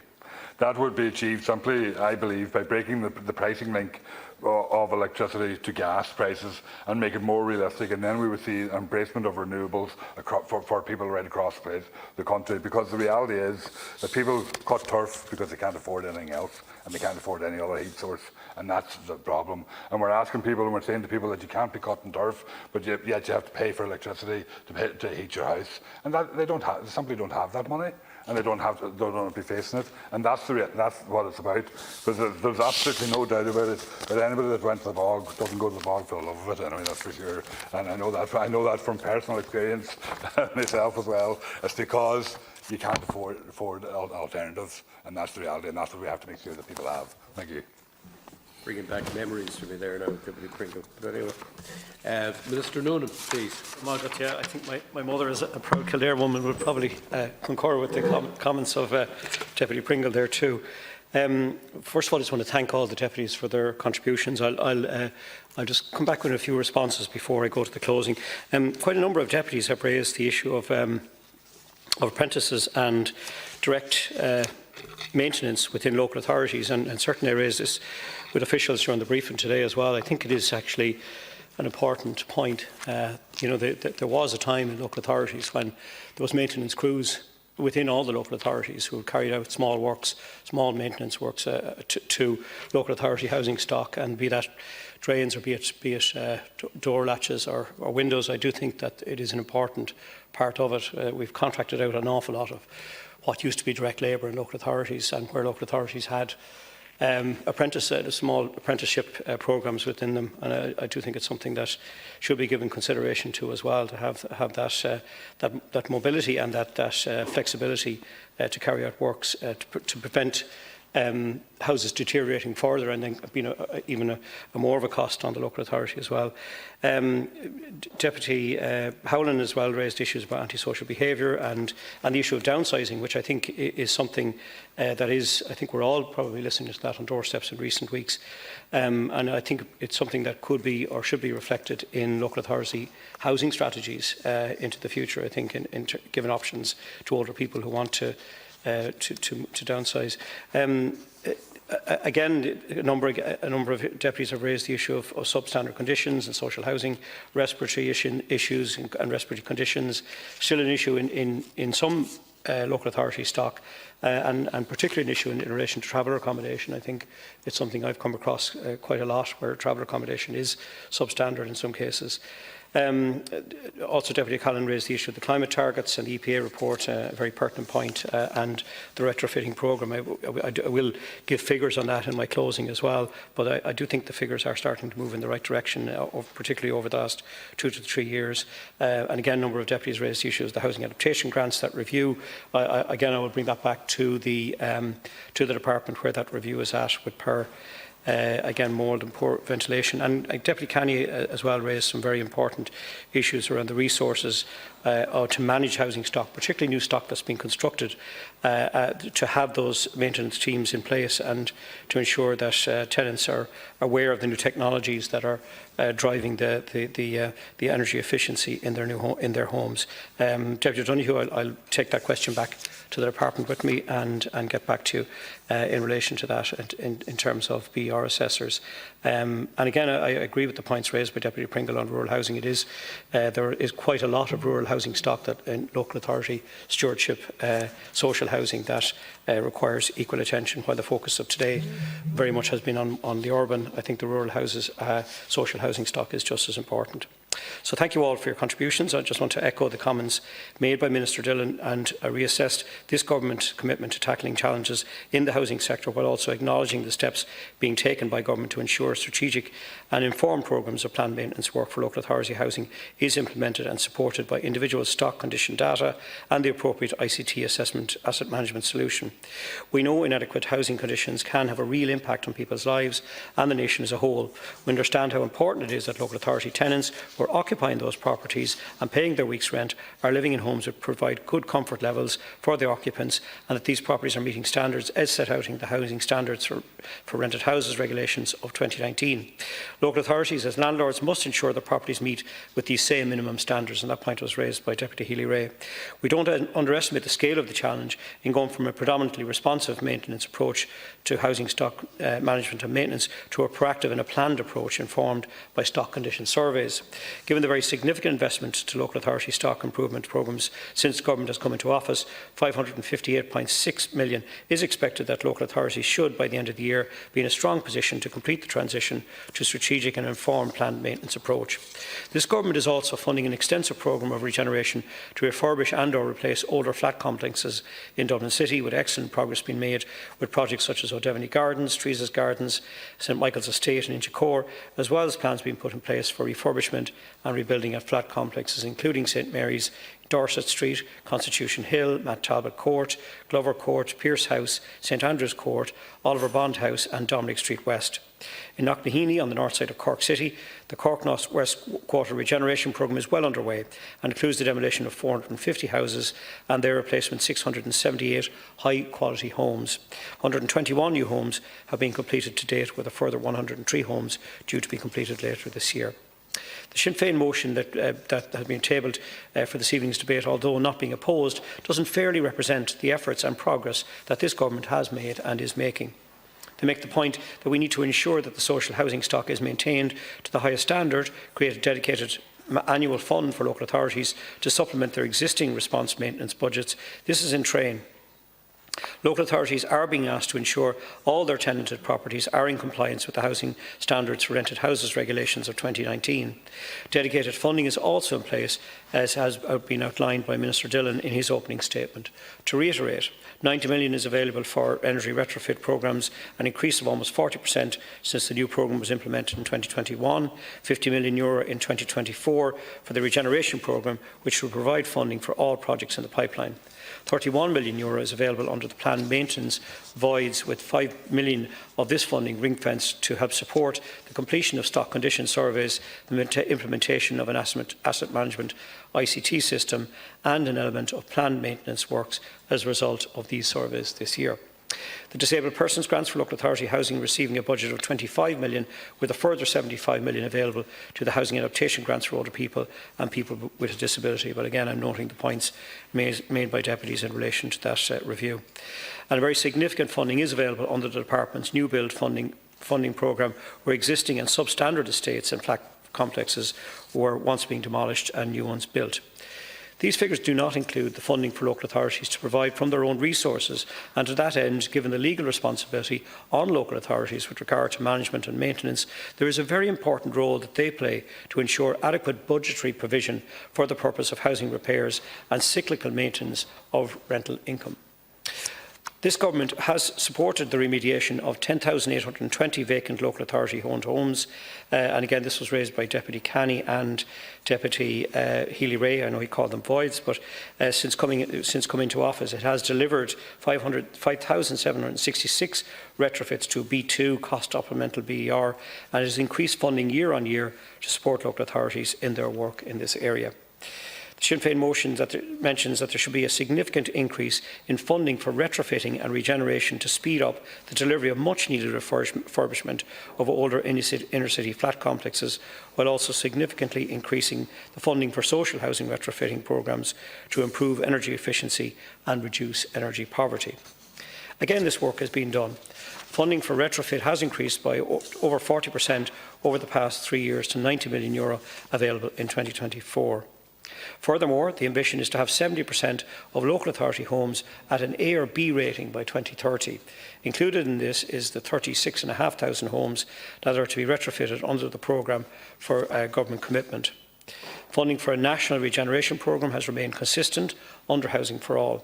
This reflects the government's continued commitment to address physical, social and economic regeneration in the most disadvantaged communities, as evidenced by the recently opened Dominic Hall complex in Dublin's North Inner City. The programme's funding is an integral part of the overall approach to regeneration, and it also helps to leverage additional mainstream funding for the benefit of the relevant areas. I would like to note again that this programme is currently under review to ensure it continues to meet the overall objectives of addressing the challenges faced by disadvantaged communities all across the country. I want to reiterate the work this government has done since coming into office is working.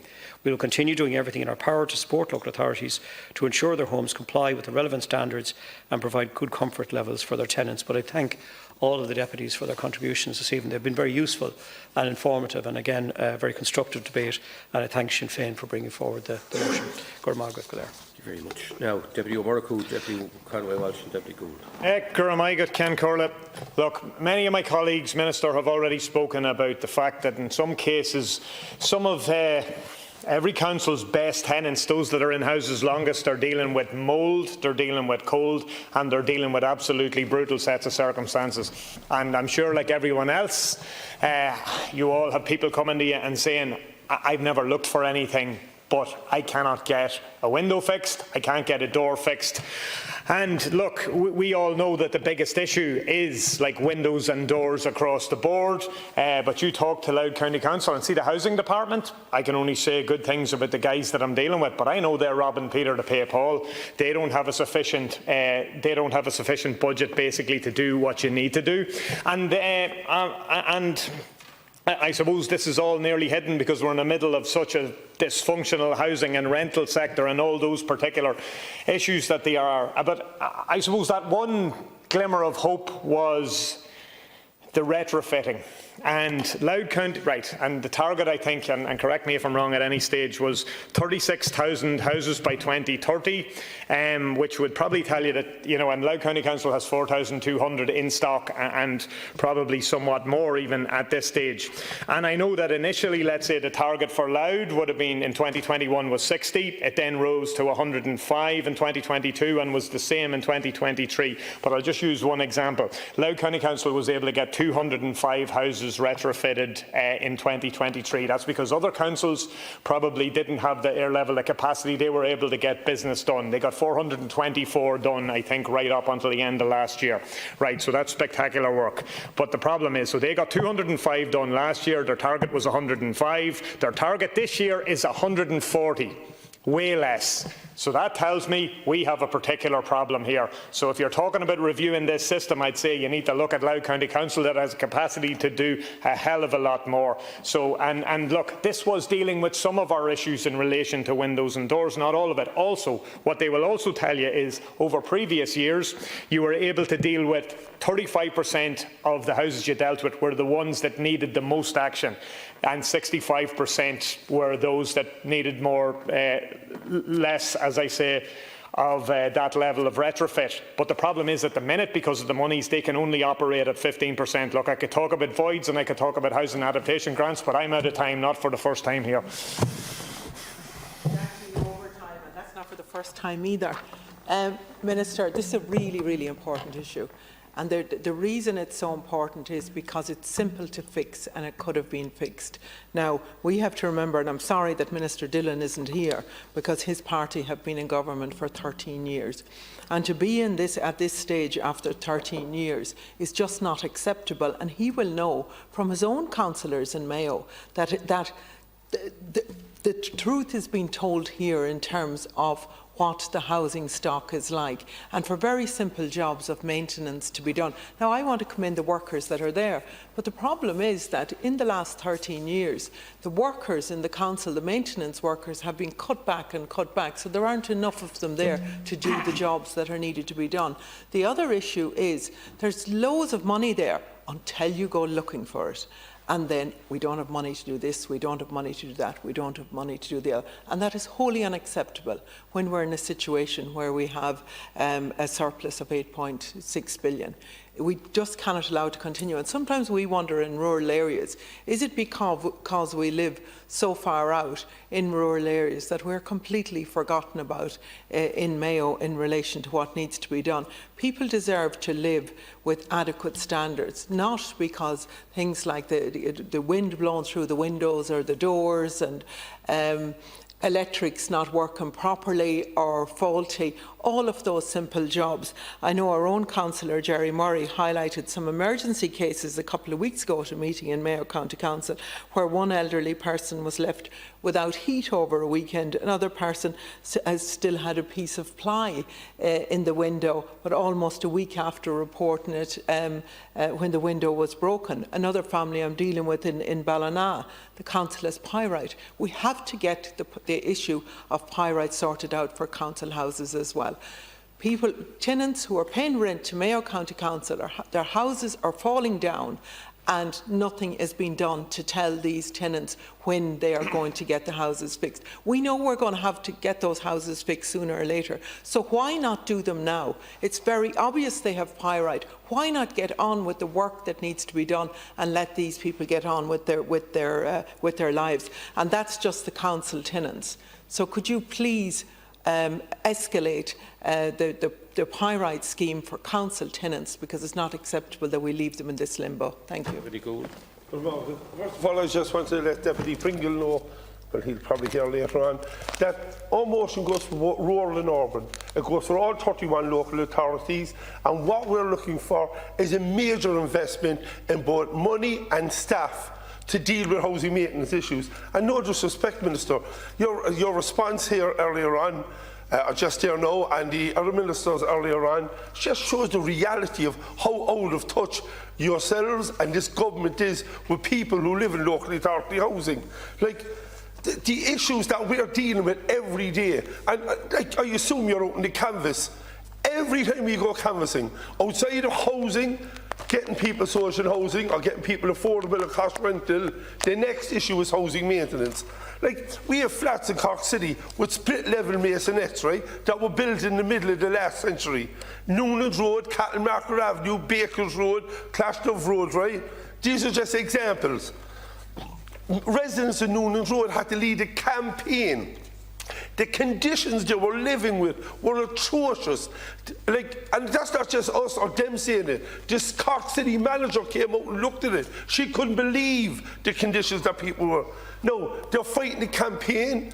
We have another group of people in Glentrasna, in the Glen, being led by one of our local election candidates, Krista Daly. The conditions of their houses.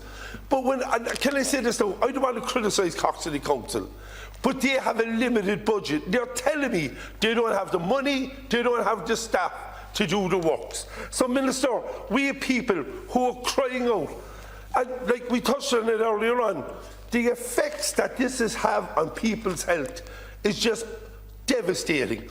Like, you have children and older people in particular who are developing chronic asthma, COPD and other lung conditions.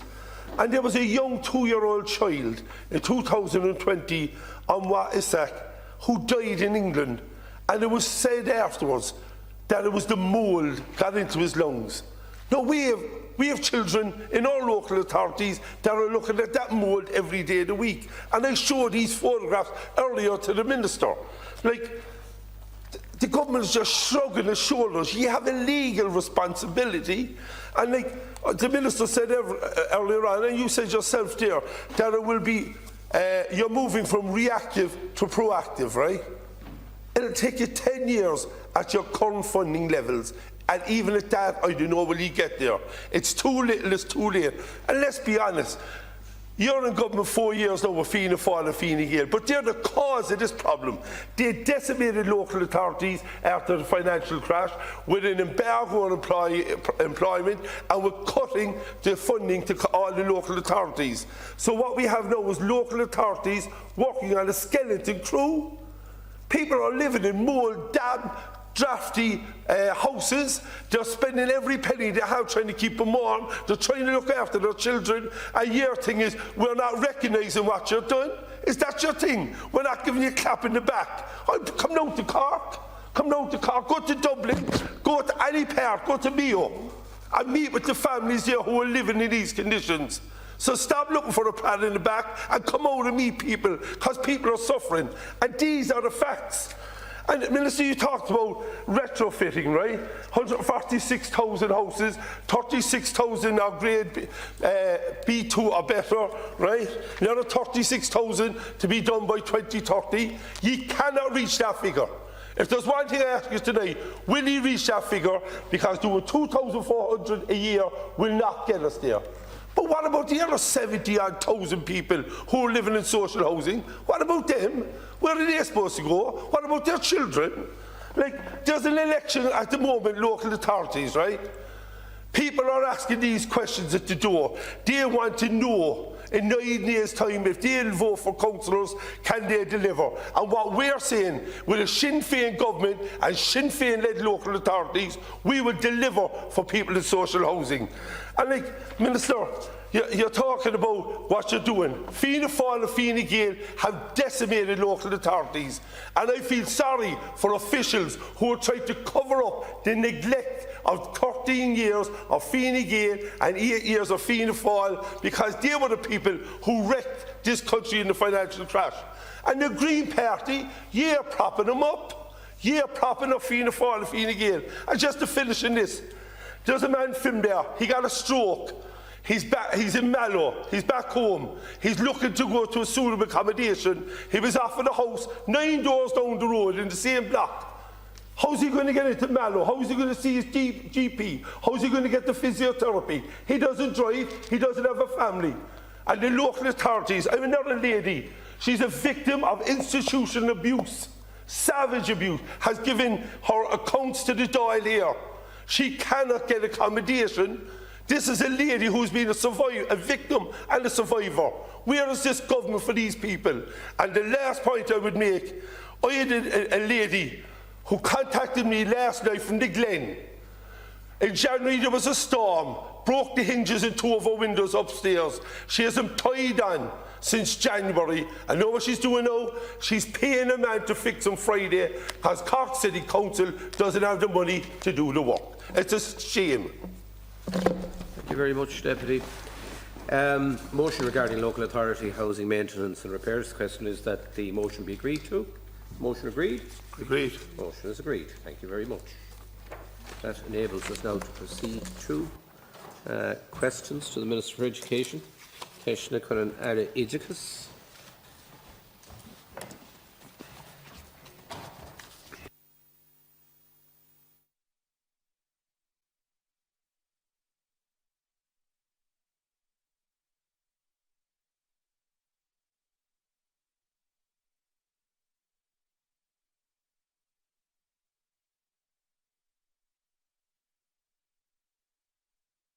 Rih an aire agus an aire stáit. Tusníimiis leis an cheistíomhar a héin. Tágann sé sin anseachta Sorcha Clark. Deputy Clark, to introduce question number 1, please. Minister, can you provide us with an update as to whether you'll provide the appropriate space for students attending Fermoy Educate Together National School as per your department's own building manual? Minister. The school under reference in Fermoy was established in 2018 under the patronage divestment process. Fermoy was one of a number of areas surveyed in 2012-2013 under the patronage divesting process, where there was sufficient parental demand supporting changes in school patronage. The areas surveyed were areas where demographics were not growing, and therefore it was unlikely that a new multi-denominational school would be established for demographic reasons alone. The clear policy on patronage divesting was to use existing education infrastructure to facilitate provision of diversity in areas where there was no demographic imperative to establish new schools. The reason for this approach was the imperative, equally valid now as it was then, to focus the school's capital programme on the provision of additional mainstream and special education school places at both primary and post-primary levels to ensure that every pupil can access a school place. As part of the process of identifying a suitable accommodation solution which would facilitate the establishment of the school, the Department liaised with Cork Education and Training Board. In order to facilitate the establishment of the new school, the ETB agreed to the co-location of the Educate Together school at the former technical school in Fermoy, together with some of the ETB's further education and training services. Prior to the establishment of the new school in 2018, under the patronage divesting process, the Department and Educate Together as the school patron agreed that given the accommodation available at the property and the need for the ETB to accommodate some further education and training services from the property, the school would be established as a 4-classroom school and that the school would maintain this configuration in the accommodation in the former technical school unless an existing school building was freed up for use in the area. As part of this engagement, the Department outlined to the school patron the importance of enrolments being managed within the available accommodation in a sustainable way, and that this would be communicated by the school Board of Management so that parents could be fully informed and in order to manage expectations. Yep. Okay. Okay. That response. It's almost verbatim a response that was given to my colleague Pat Buckley last week when he raised this under topical issues, and it is actually verbatim to the response from your private secretary to the school. But you see, here's the thing, Minister. The school aren't asking to go above their 104 cap. They're not asking for a greenfield site or a new school. They're simply asking for the correct space for the children that are in the school at the moment. Now, I understand that enrolment is due to rise to 96 this year, which is still well below the 104 that you referenced there. But, Ceann Corley, you really have to go and have a look at the photographs that have been posted, not only on the local media, but in national media as well, about the conditions that these children are learning in, the conditions that staff are trying to provide appropriate education in. It is simply not good enough. It is actually intolerable what it is that this school are going through on a daily basis. And in fairness to the principal has actually put forward 3 suggestions themselves. They want to find a solution to this because they recognise the needs of the students cannot be met in the current environment. Deputy. And again, just to reiterate, as part of the engagement with the school patron, the Department did outline what was available at that time, and that it would be a shared process between the ETB and the school, and that was agreed at the time. However, the school has taken the decision to accept a significant increase in enrolments from 52 in the 2022-23 school year to 85 in the 2023-24 school year. Individual school authorities are responsible in the first instance for ensuring the safety and welfare of children and others in their care. The configuration of classes and the deployment of classroom teachers are done at a local school level. The Department's guidance to schools is that the number of pupils in any class is kept as low as possible, taking all relevant contextual factors into account, for example, classroom accommodation and fluctuating enrolments. The role of the Department is to ensure that all schools in an area can, between them, cater to school planning requirements in that area.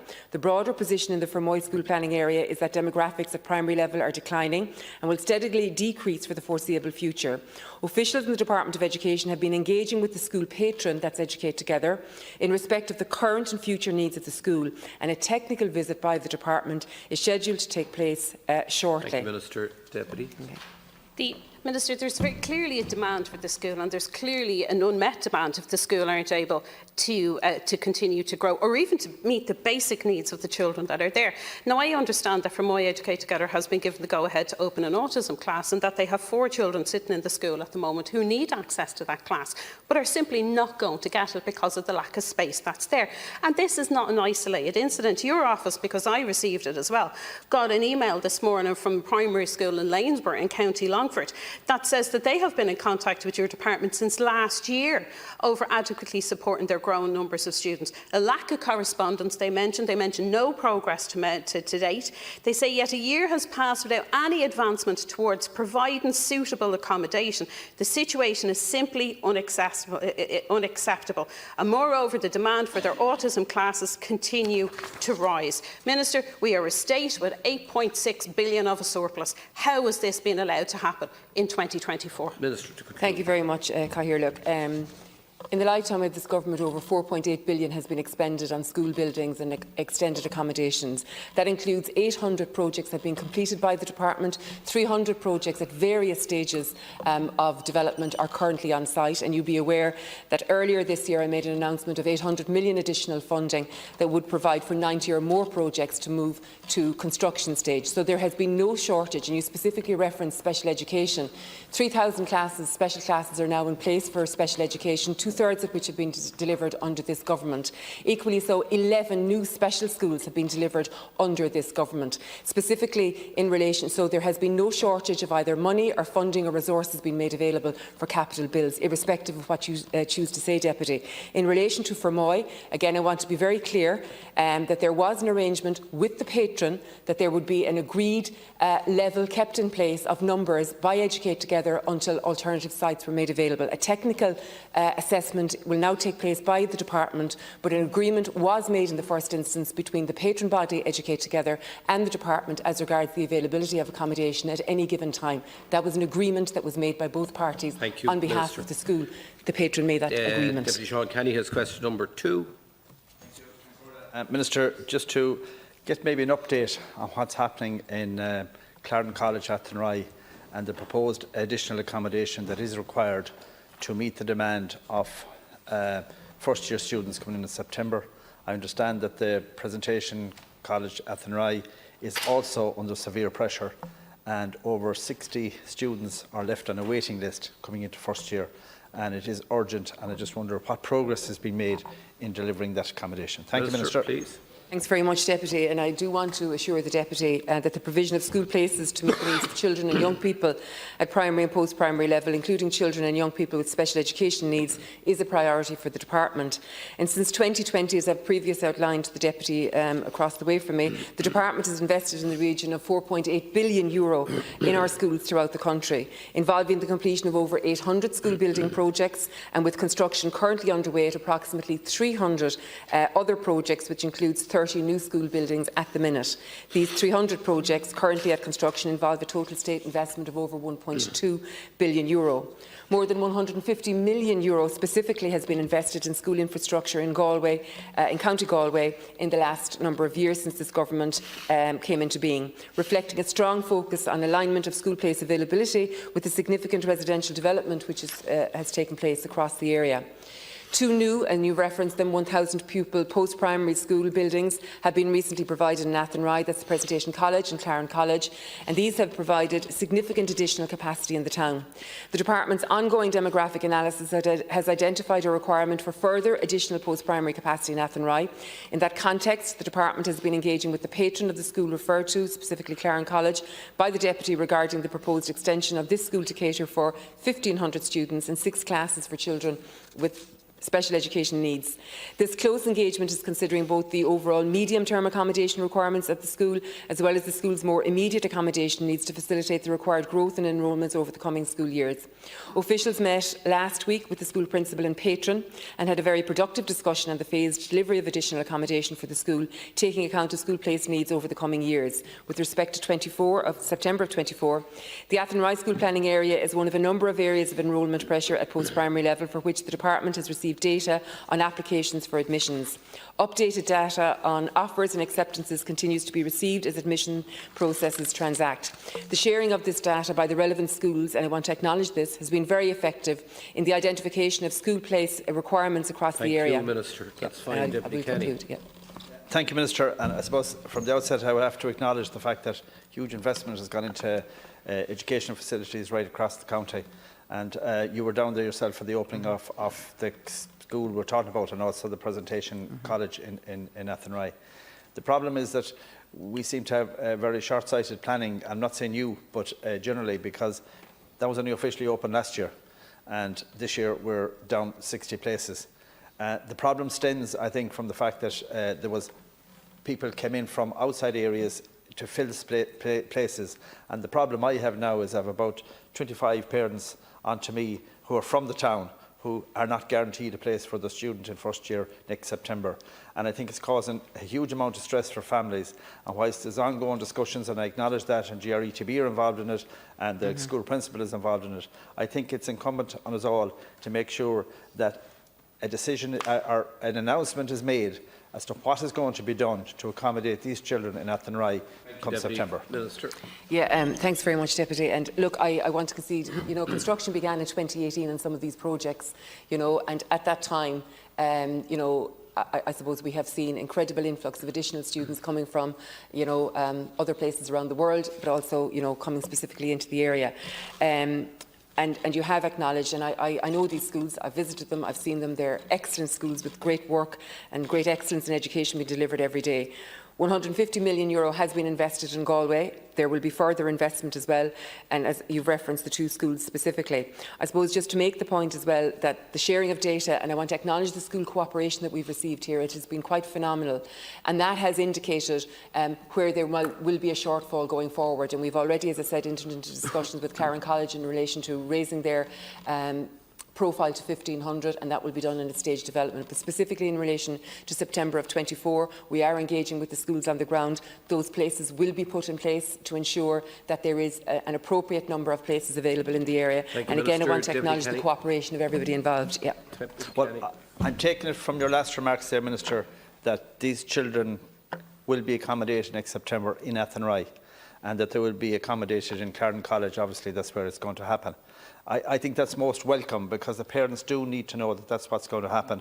As you mentioned, the school principals, they work together, they work in cooperation, and they are there to produce the finest education that we can. And in fairness, the schools we have in Athenry, they're a credit to the department, they're a credit to the school building unit, what we have achieved after a campaign. But I have to acknowledge all of that. And I know as well as that there's work ongoing with the new Gaelscoil campus for Athenry.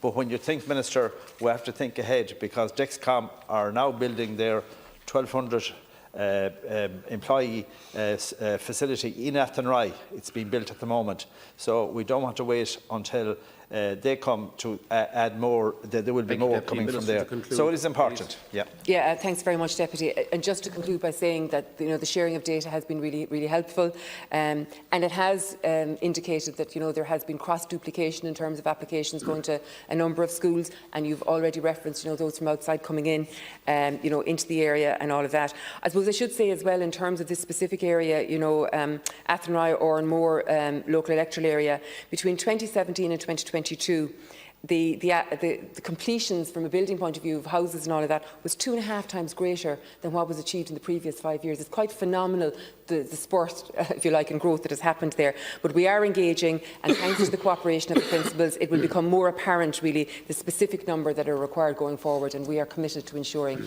that we will have those places in place for September 24. Deputy Cyprus1Click, question 3. I want to ask the Minister for Education how many children with special additional needs are currently without a school place. Minister Nocton. Raising this important issue.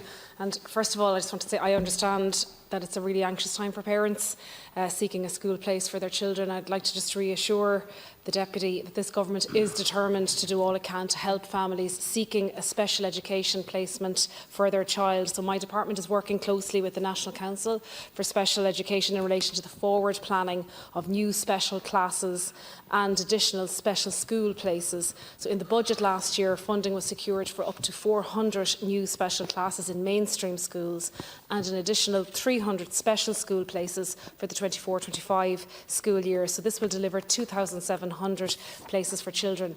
The NCSE has advised my department that over 320 new special classes have already been sanctioned nationwide for this coming 2024-25 school year, providing over 1,900 special education places in mainstream schools.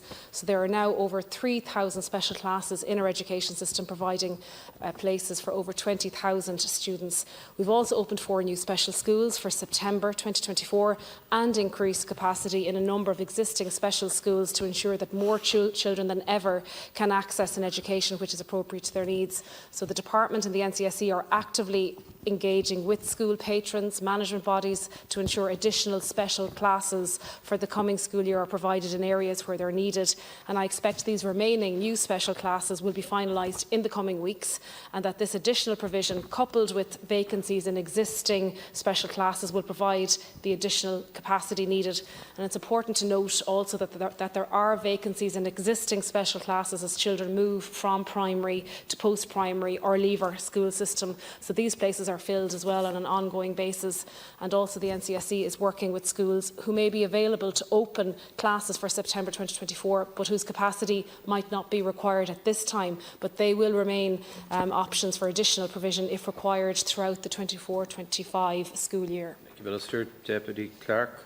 Thank you, Minister. I note, though, that you didn't actually answer the question how many children are without a school place who have special educational needs.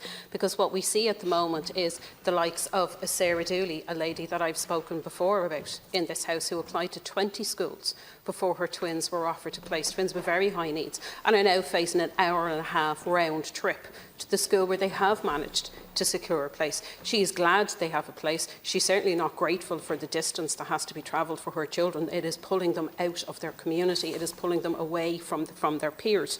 But for children who don't have an adequate school place either now or coming forward for September, these are the children that we see being put on reduced timetables. These are the children that we see being excluded from schools. These are the children who are at the most highest level of potential educational disadvantage. And I spoke to one mother last week who told me that she has a path worn to the Senate, to the NCSE, and still no offer outside of, would you not think of home tuition? This woman is a professional who holds down a full-time job. Thank you, Deputy Minister. Yeah, thank you, Deputy. And I hear exactly what you're saying. I'm hearing this as well across the country in relation to parents feeling just very anxious and frustrated in relation to this. What we're doing, what I'm doing in my role as Minister for Special Education, is increasing the number of CNOs that are going to be on the ground, whose role it will be to be visible, be active, engaging with parents, working with parents, with schools, to help them find places for their children.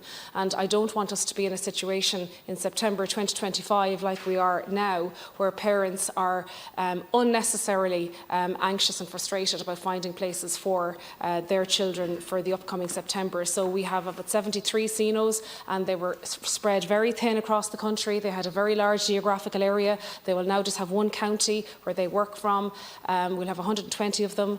They're being upskilled, trained. We're taking away a lot of the administrative burden on them, where they're filling out forms and applications. A lot of that work will be taken off them, so that they can be on the ground, help parents and help schools as well in that forward planning for places. Deputy Clerk. Yeah. You see, the thing is, Minister, the parents that I speak to, that they're well used to having to battle the state and to have a fight for every service that their child has ever received. By the time they get to a SENO, they've already tried everything that's going to be recommended by that SENO. But I do agree with you about the regionalisation, because I know my own constituency in the Midlands was in the same area as Donegal, and Lord help, that's, trying to cover that level of ground. But the Children's Ombudsman, so it's not just us, it's not just the parents, it's not just the school, but the Children's Ombudsman has raised concerns about the unacceptable level of stress caused to families when children with additional needs are denied the right to education, and that's what this is. All children with SEN should enjoy the right to education without discrimination and on an equal basis with the rest of their peers. Now, I understand and I hear what you're saying about the forward planning, but your department quite recently released additional figures around the future needs of schools to meet additional SEN requirements.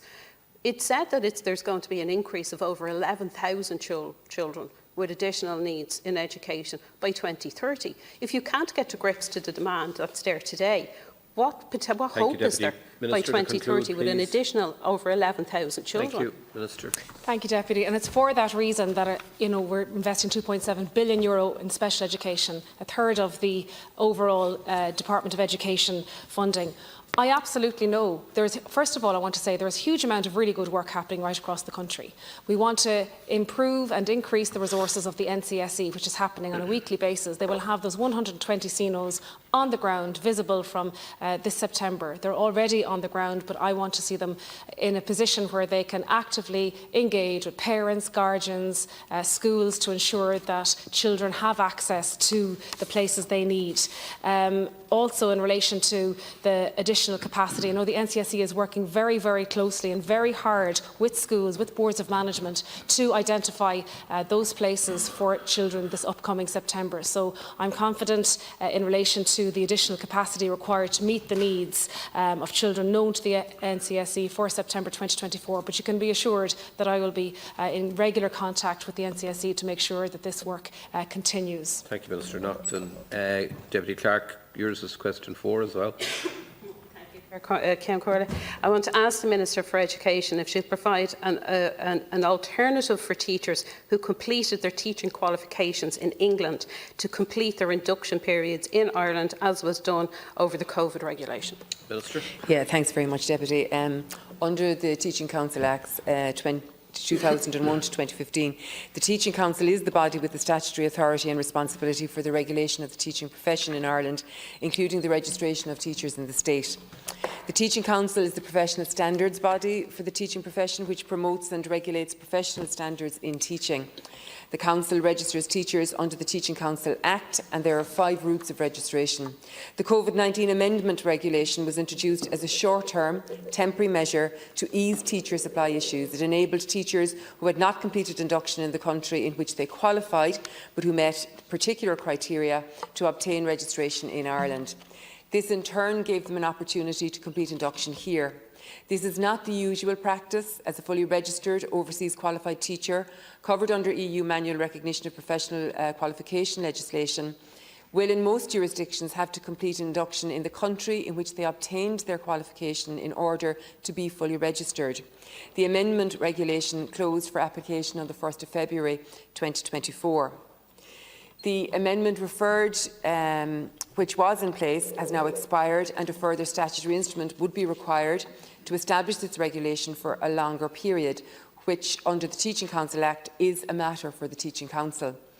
Through engagement with the Council on this matter, I can advise that the Council is considering any further amendment to provide for the completion of induction in Ireland for overseas qualified teachers in the context and in the entire context of its legislative framework, including relevant EU legislation. Any updates on this regard, or any changes or any amendments, will be published on the Teaching Council website, which is www.teachingcouncil.ie. Come on, good. Minister, I hear what it is that what you're saying when you say that, but that's going to ring hollow to a lot of people who want to come and to work as teachers here, who have qualified in England. Now, my understanding is some of that work that's currently ongoing is actually in relation to the number of teachers who may go to the Middle East as being an option for a number of years before coming back. And that too is a welcome step, because at the moment we do have an unparalleled recruitment and retention crisis in our education system that we do need to get to grips with. The 2,000 long-term vacancies in schools, as well as multiple short-term vacancies, not my words, INTO General Secretary John Boyle. 2023, a survey found that almost 80% of advertised teaching positions had no applications, while 64% of schools still had unfilled vacancies. There is a solution to be found here, but we do need to knuckle down, to put a timeline on this, and to give those who want to come and work in Ireland as teachers a pathway to be able to do so. Minister. Thanks very much, Deputy. Just for the record, we have 1 million students, we have 4,000 schools, and we have more than 100,000 staff in place, the highest number ever of staff in place currently being employed.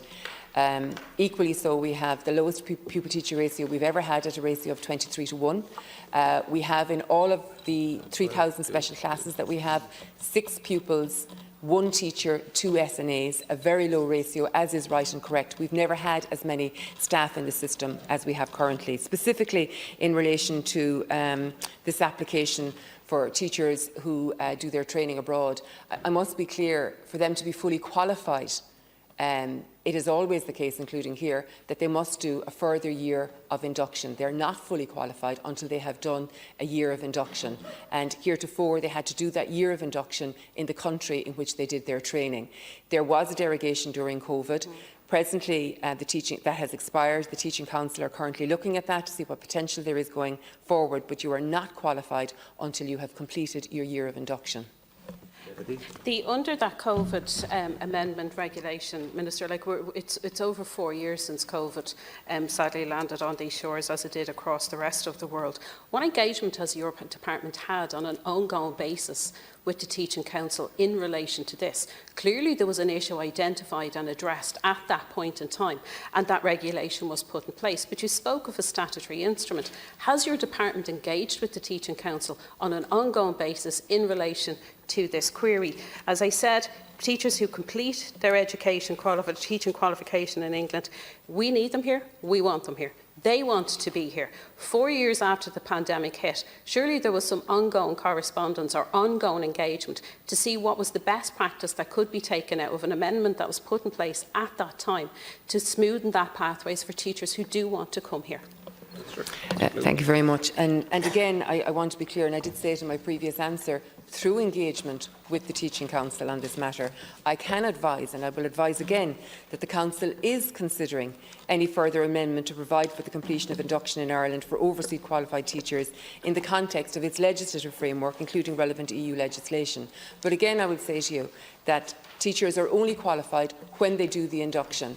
It has been possible in the past, due to a temporary measure being introduced, that they could complete their induction here in Ireland.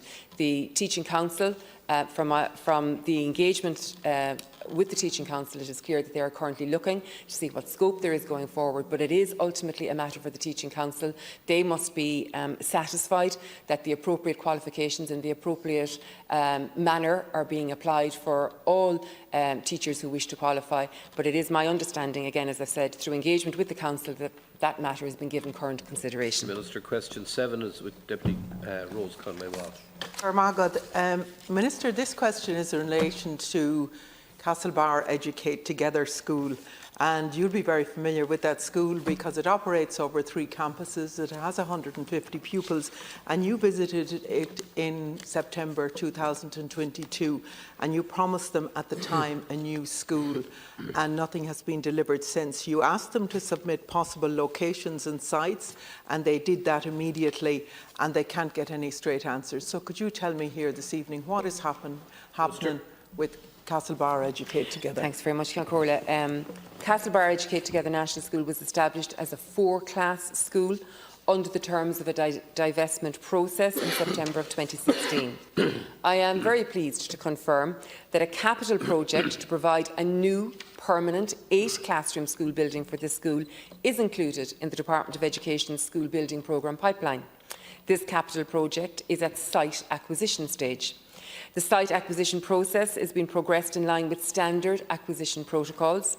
The Department has engaged the services of a site acquisition manager consultancy team to identify and assess potential site options. Following this extensive site identification and assessment exercise, a number of potential site options have been shortlisted for further consideration. This includes more detailed technical and economic appraisals of these potential site options. The Department is working towards securing the most suitable site for the school, whilst also ensuring value for money for the Exchequer being achieved. Whilst the Department is putting a solution in place for the long-term needs for the school, additional accommodation has been provided for the school over the last number of years. The school, in line with terms agreed as part of the original divestment process, has been instructed to take cognizance of their existing accommodation capacity when managing its enrolments of 134 pupils. The demand for school places in the Castlebar school planning area is projected to peak this year. Census data shows that the population of Castlebar town increased by 8% from 2016 to 2022. The number of primary school-aged children increased by 5.5%. However, the number of preschool children aged 0 to 4 reduced by 12%. This downward trend in demographics is expected to impact on school enrolments over the coming years. The school also received approval to negotiate further with the owners of the premises at Newport Road for additional space to include 1 special education tuition room, staff room and a toilet. It was necessary to obtain planning permission for this work, and this has since been obtained. The Department has approved reconfiguration of this additional space for use by the school. This project has been devolved to the School Authority for delivery under the Department's additional accommodation scheme. Thank you, Minister. Deputy Conway-Walsh. Thank you, Minister. You see, part of the problem, Minister, is the pipeline and how long the pipeline is. Because since the possible sites were submitted to you, nothing seems to have happened from the end, from the school end. Now, we have children in a situation where they're in Marsh House. Some of them are in Marsh House, some of them are in Cavendish Lane, and some of them are near the hat factory. So you have children, and you may have heard it on Sarah Calby, the principal on Morning Ireland this morning, and Sarah Scott, one of the pupils, describing how they have to go back and over to the different premises. It is not right in this day and age, so I would ask you to expedite that as quickly as possible. The other reason I'd ask you to expedite it, Minister, is the fact that so much money is being wasted in between in terms of heating and lighting 3 buildings that aren't conducive to the education that can be delivered through Educate Together. It's really important that that school is delivered as quickly as possible in one site. The children of Castlebar deserve better than what they're getting at the moment. Minister, please. Thank you very much, Deputy. And again, I want to acknowledge the Department has not been found wanting in making the additional facilities available, but I would have to say as well, at the time of the establishment in 2016, the school was designated as a 4-classroom school with the agreement of the patron. That's what the patron agreed to, and it was agreed with the patron that enrolments would be managed within the available accommodation. It was agreed that the school would grow to 8 classes when a suitable permanent solution could be put in place, or suitable accommodation. In 2016, the 4-class school could have facilitated approximately 100 pupils, but the current enrolment is 134 pupils. That's across 6 classes. That's 2 classes more than was agreed at the time of the establishment. The school has also I must say, been supported, however, with an additional teacher in recognition of the fact that it is a split site. I want to acknowledge great work happens in the school every single day, but I also want to say that the new permanent build to facilitate an 8-classroom school has been agreed by this department, and we are currently seeking to put in place the appropriate site. That's currently been worked on. A manager has been put in place, and I absolutely agree with you that that will be expedited as quickly as possible. Conway-Walsh. Yeah, thank you for that, Minister. We're very keen to get a timeline on it, as you can see, so that we can reassure the parents and the teachers and the children as well, who asked me when we were at a meeting shortly. You see what's happening as well in relation to one parent I spoke to her. She's a child with special needs, and she just cannot understand why the sibling cannot be on the same side as her. So I would ask that it be expedited as quickly as possible, so that money can be saved, so that once and for all we can have a permanent location for this school, because this school is a journey of success, of real success, and the demand that has been for it. And I think that is reflective on the parents and the teachers and the good standard of education that's delivered here. So I am asking that you would expedite the process, that you would identify the site as quickly as possible and proceed with it on that basis, so that a certainty can be given to the families and to the children and to the teachers who are working under extremely difficult conditions. Thanks very much, Deputy. And I absolutely do agree with you. I mean, there is excellent work happening here every single day, and I want to acknowledge that the department has not been found wanting when it comes to resourcing Mayo. More than 111 million between 2020 and 2024 has been expended on buildings in the Mayo school area. That's 46 school building projects, and in addition to this there are 11 additional accommodation and large-scale projects currently in the department's school building programme pipeline across the county. I also want to acknowledge that in those 4 years more than €530 million has been shared within the Educate Together patronage, as it were, and the department also currently funds a project manager, if you like, or a buildings officer for Education Together. So again, to help them move along with the projects that are under their care, under their wing. And it is my determination that we will expedite this as quickly as possible. We have put a manager in place to ensure that the appropriate site for the best needs of the school and all the other requirements that are required are put in place as a matter of urgency. Thank you, Deputy Bernard J. Durkin. Your question is number 8. Thank you, Cancora. This the question seeks to ascertain from the Minister the extent to which she remains satisfied that she can accommodate primary and second level school children throughout County Kildare in time for the September next enrolment and throughout the country. This is a very important time for children, and the indecision or doubt that we had last September wouldn't be a help if it were to recur. Minister, please. Thanks very much, Deputy. The provision of school places to meet the needs of children and young people at primary and post-primary level, including children and young people with special education needs, is a priority for the department. At a national level, Ireland has been experiencing growth in overall post-primary enrolments, and this is projected to continue in many parts of the country for the next number of years before beginning to decline. However, first-year enrolments nationally are expected to have peaked in the current school year and will begin to decline from next year. At a national level, there are over 10,000 more first-year places available for 24-25 than 6th class children. Of course, there is significant regional and local variation in enrolment trends and projections, with residential construction activity one of the most significant influencing factors. This means that even as enrolments nationally begin to decline, we can still expect to see increasing demand at primary and post-primary level in particular, towns or areas across the country, and enrolment pressures may arise in a very limited number of school planning areas from year to year. This must be seen in the context of an annual enrolment process that caters for some 140,000 pupils at junior infants and first year level, and that on the whole really transacts smoothly. There are 314 school planning areas across the country, and typically only a small minority of these areas require follow-up engagement from the department with schools and patrons to work through mainstream school place solutions for the following year. With respect to County Kildare, More than €280 million has been invested in school infrastructure in County Kildare since 2020 alone, reflecting a strong focus and alignment of school place availability with significant residential development across the county.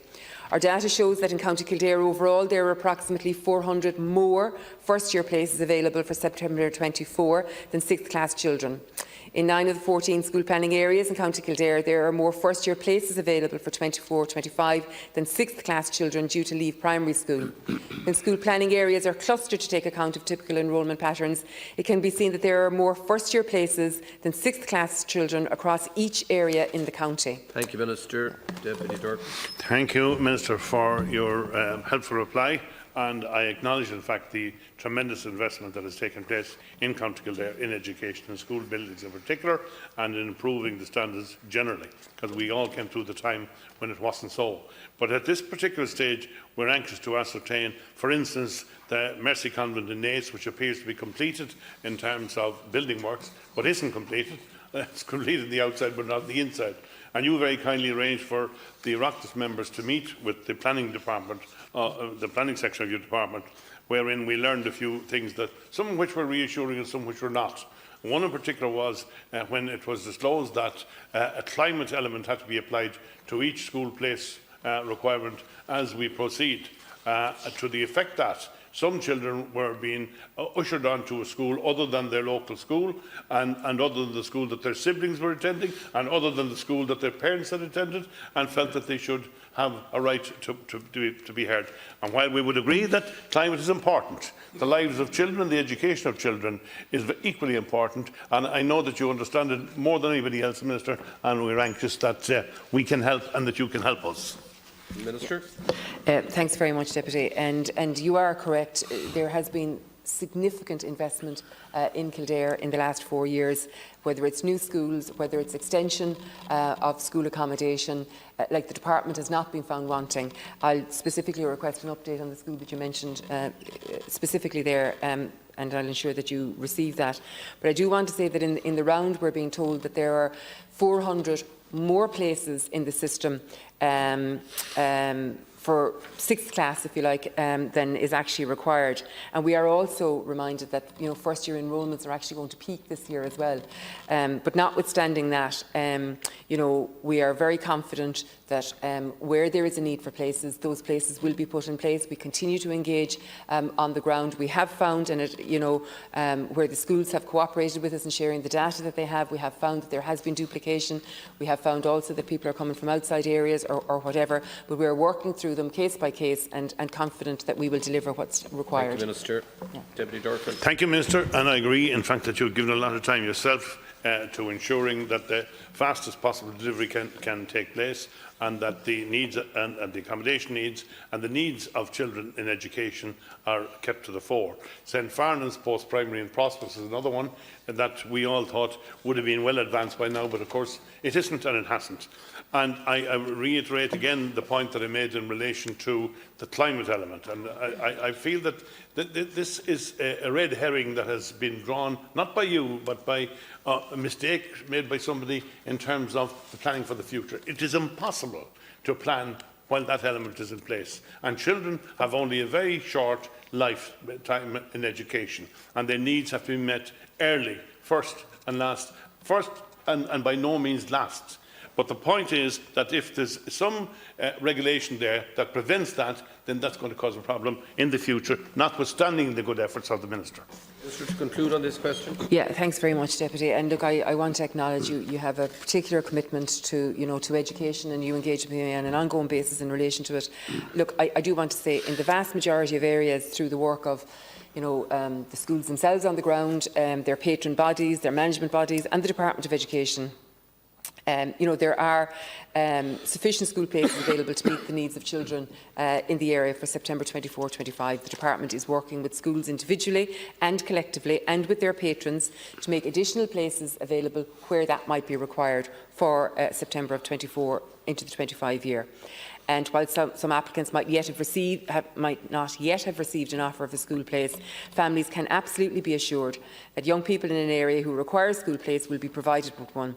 There will be greater clarity for families over the coming weeks as admissions processes continue to work through and the required additional places will come on stream. Thank you, Deputy. Thank you very much. Yeah. Again, Deputy Bruton, question 9 is yours. Thank you. This is to ask the Minister if she has information on the number of post-primary schools which do not deliver the social and political curriculum. Yeah, thanks very much, Deputy. The Civic, Social and Political Education, or CSP programme, along with physical education, or PE, and Social, Personal and Health Education, or SPHE, form the core pillars of the mandatory wellbeing aspect of the curriculum at junior cycle. This 100-hour CSPE short course, which was initially introduced in 2016 and updated in 2021, contributes to building the skills students need to contribute positively to a democratic society and to promote sustainable living. Building on related learning experiences in primary education, CSPE gives students an understanding of social, economic and political structures at local, national and global events and global levels, and the opportunity to imagine and create ways in which they can make a difference to the lives of individuals and communities. As a core pillar of the Junior Cycle Wellbeing Programme, all schools are required to teach civic, social and political education. This is reflected in the Department's post-primary online database, which shows that all 722 post-primary schools provide civic, social and political education at junior cycle level. This includes the 232 post-primary DESH schools registered on our system. So I do want to be clear that all of our schools are providing the civic, social and political education programme. The Inspectorate of the Department of Education works to improve the quality of learning for children and young people in Irish schools, early learning and care settings, centres for education and other learning settings. This is done through the provision of high-quality evaluation, analysis and advice. A range of inspection types is used to gather information on the quality of education provision and to evaluate schools. These range from one-day incidental inspections that are typically unannounced, to more intensive whole school type evaluations and inspections that follow through on how schools have implemented recommendations made in previous inspection reports. In general, civic, social and political education is evaluated as part of the whole school evaluations, management, leadership and learning, the MLLL. This process is designed to evaluate key aspects of the work of the school and to promote school improvement. CSPE is evaluated as part of the quality of support for students' wellbeing heading of these reports. Inspectors evaluate whether schools are providing CSPE as set out in the framework for junior cycle and the manner in which the school manages and addresses the wellbeing of all its students. Thank you, Minister. Deputy Durkan. Thank you, Minister, again for your reply. Are you satisfied, Minister, that all schools are participating equally? Or is there a variation between different areas and maybe in disadvantaged areas to a greater extent? And to what extent can you evaluate the extent to which that is happening? For example, is there a known situation whereby particular schools invariably don't participate or don't participate fully? Minister? Thanks very much, Deputy. Again, I would say to you that all of our 722 post-primary schools provide for civic, social and political education. That does also include our 232 DESH schools, and oversight of that is by our inspectorate. Our inspectorate who visits schools, whether it's on an unannounced basis, an incidental inspection, or it could be for a planned inspection, a longer-term inspection. And as part of their longer-term inspection, the whole school evaluations, as they're called, the MLLL, CSPE is inspected and it is verified and it is overseen by the inspector for the duration of their time while they're evaluating what's happening in the school. It's a very important subject. It does speak to civic engagement, political and social engagement, and supporting young people to become leaders in community as well. So, as I say, it is in all our schools, including our DESH schools, and it has oversight by our inspectorate. Deputy Durkan, yeah. Thank you, Minister. Again, I wonder if it might be possible to get some information from the inspectorate as to the level to which they have witnessed the participation that is expected, and that will provide invaluable educational support to the children in a particular area, and particularly in areas that of the DESH schools and where there's obvious social deprivation. Yeah, thanks very much. Again, Deputy, I will say to you, this is inspected by the Inspectorate. All inspections in the school are published. They're available for perusal by anyone who wishes to do so. And I think that's important, and it does speak to the breadth, I suppose, of work that happens in school every day, the excellence and the determination and the focus by staff in schools preparing students for the next chapters in their lives. And it also speaks to the transparency that is so important in the education sector as well. So they're freely available for anyone to inspect the views and the findings of the Inspectorate as they engage with the schools on the ground. And I want to say, in actual fact, they're worth reading for the simple reason that they show the terrific dedication and proactivity of staff and engagement by students in the school community environment. And so I would advise anyone that would have an interest and would have the time, it would be well worth taking a look at. Thank you very much. Thank you. Deputy Rose Conway-Walsh has question 12. Minister, this question should refer to the 2.4 km rule and the case that I have children having to walk over 1 kilometre on a narrow and dangerous road. This is in the Bowley Glass and the Derrifada areas. The issue I would like to raise to you today here is of pick-up points. When children go from a number of different households are all walking down the same narrow, dangerous road to the pick-up point, I'm asking you, can that be moved to accommodate them and to ensure their health and safety? Thank you. Yeah, thanks very much, Deputy. Just at the outset to acknowledge that the school transport scheme is a significant operation managed by Bus Éireann on behalf of the Department of Education. And in the current school year, more than 161,600 young people are transported on a daily basis to schools throughout the country. This figure comprises over 135,000 pupils travelling on mainstream services and 19,800 pupils with special education needs and 6,800 pupils who have arrived to Ireland from Ukraine. The total cost of the scheme is €382.02 million. For 2023. Under the current terms of the school transport scheme, children are eligible for transport at primary level, where they reside not less than 3.2 kilometres, as you pointed out, from and are attending their nearest school, and at post-primary level, where they reside not less than 4.8 kilometres from and are attending their nearest post-primary school or education centre, as determined by the Department, Bus Éireann, having regard to ethos and language. Children who are eligible for school transport, who apply and pay on time, are accommodated on school transport services where such services are in operation. Children who are eligible for school transport but for whom no service is available may be offered the remote area grant towards the cost of making private transport arrangements. The remote area grant is also payable for eligible children who may have to travel 3.2 kilometres or more to or from a designated pick-up or set-down point. Children who are not eligible for school transport may apply for transport on a concessionary basis only and will be facilitated where spare seats are available after eligible children have been accommodated. Where the number of ineligible children exceeds the number of spare seats available, Bus Éireann will allocate tickets for the spare seats using an agreed selection process. Bus Éireann is responsible for the planning and timetabling of school transport routes on behalf of the Department. Safety of children travelling on the school transport services is of paramount importance to the Department and to Bus Éireann. Bus Éireann endeavours within available resources to ensure that such eligible children have a reasonable level of school transport service in the context of the scheme nationally. Routes are planned so that, as far as possible, no eligible child will have more than 3.2 kilometres to travel to a pick-up point. Children are generally expected to make their own way or to be brought to convenient pick-up points along the main route. Deputy. And I'll come back. Yeah. Minister, the issue here is regard to the pick-up points and it's regard to the common sense that's needed around this and to ensure the health and safety of children. I know you'll agree with that.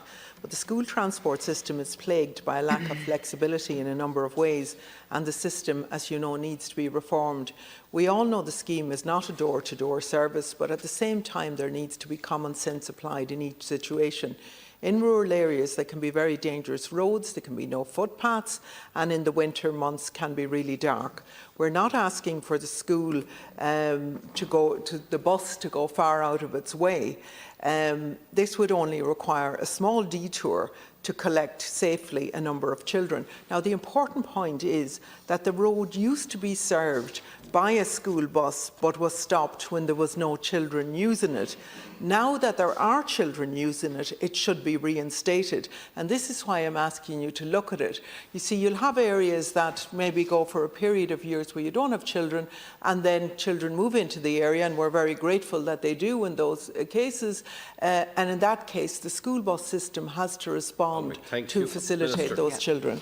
Yeah, thanks very much, Deputy. Look, to be fair, you didn't actually reference the route, so you know, at the time, you know, when the question was submitted, so I will just have to take that from you, and I will revert to you about that specific case. But I didn't have the specific case as part of the question. But I will ask for that to be looked at and revert to you. Okay, can we leave it at that then? Yeah, Minister, I really do appreciate that, and I'll give you the postcodes and all of the other information that you need to be able to look at it, and I'd appreciate if you could. Thank you. Question 16 is Deputy Bernard Durkin again. Thank you. Cancora, this question seeks to alert the Minister. I know she's already conscious of the need to deal with this issue and has done in the past, the issue of school transport, where difficulties have arisen in relation to the availability of school places, and where it has become necessary for parents to drop their children to school and pick them up, involving 4 trips for parents in the day, and in some cases to more than one school, which makes life extremely difficult. So my question really is, could the transport system be slackened or improved or made more flexible? Minister. Thanks very much, Deputy. The school transport scheme is a significant operation managed by Bus Éireann on behalf of the Department of Education. In the current school year, as I said previously, 161,600 young people have availed or are availing of the school transport scheme, and that comprises of 135,000 pupils travelling on mainstream services and 19,800 of them travelling students who have special education needs, and then almost 7,000 pupils who have arrived in Ireland from the Ukraine. The total cost of the scheme is more than €382 million.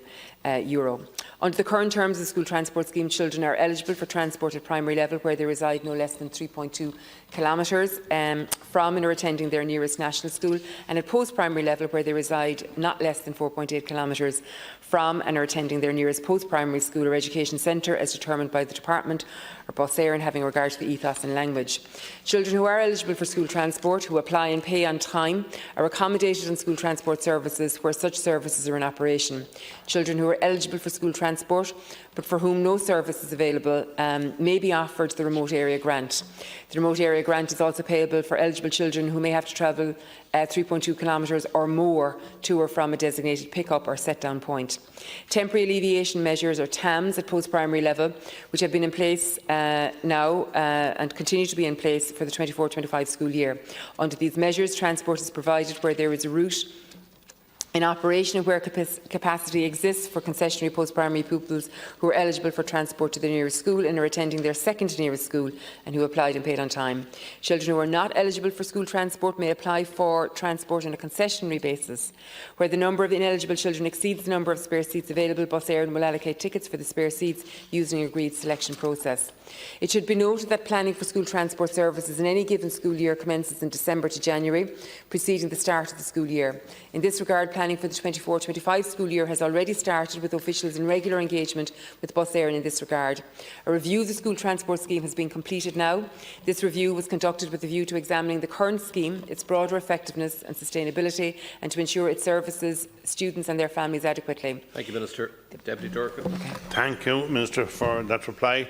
And I know that you have made huge efforts to try to improve the school transport system where voids occurred.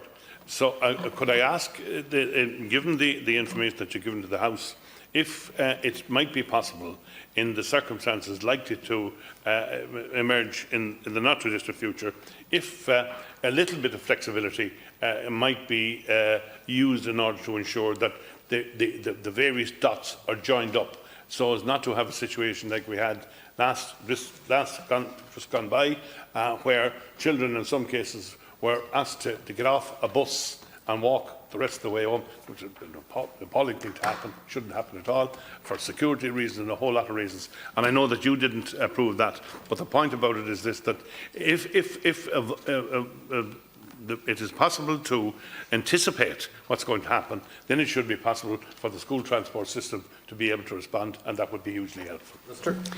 Thanks very much, Deputy. Look, I just want to reiterate, we've more than 161,000 young people who are currently availing of the system. They're being transported to and from school every single day. It's a hugely important service. I come from a rural constituency myself. Nobody appreciates or understands it, its value as much as myself, and I know deputies across the floor here understand that as well. But we have a greater ambition that we want an additional 100,000 students to be in a position to avail of the school transport system. And it is for that reason we are looking at flexibilities going forward, looking at reducing the criteria, which is 3.2 kilometres at primary, reducing that to 1 kilometre, and the 4.8 kilometres to 2 kilometres. We're also looking at aligning, we say, the school transport scheme with the public bus scheme that would, or public service that would be at post-primary, obviously. We're also looking, because it's been requested by parents, where they want to do it, that children with additional needs, if they should so choose, would travel on mainstream school transport, or they can continue on the special education service as well. So we're piloting some of these aspects come September of this year. We will show as much flexibility as we possibly can, to parents presently, but our overall ambition is a great one in terms of an additional 100,000. That'll be Thank more you, than. Minister. Yep. Okay. Minister. Sorry. You're okay. Can I go on to number 27 then? I think is Deputy David Stanton.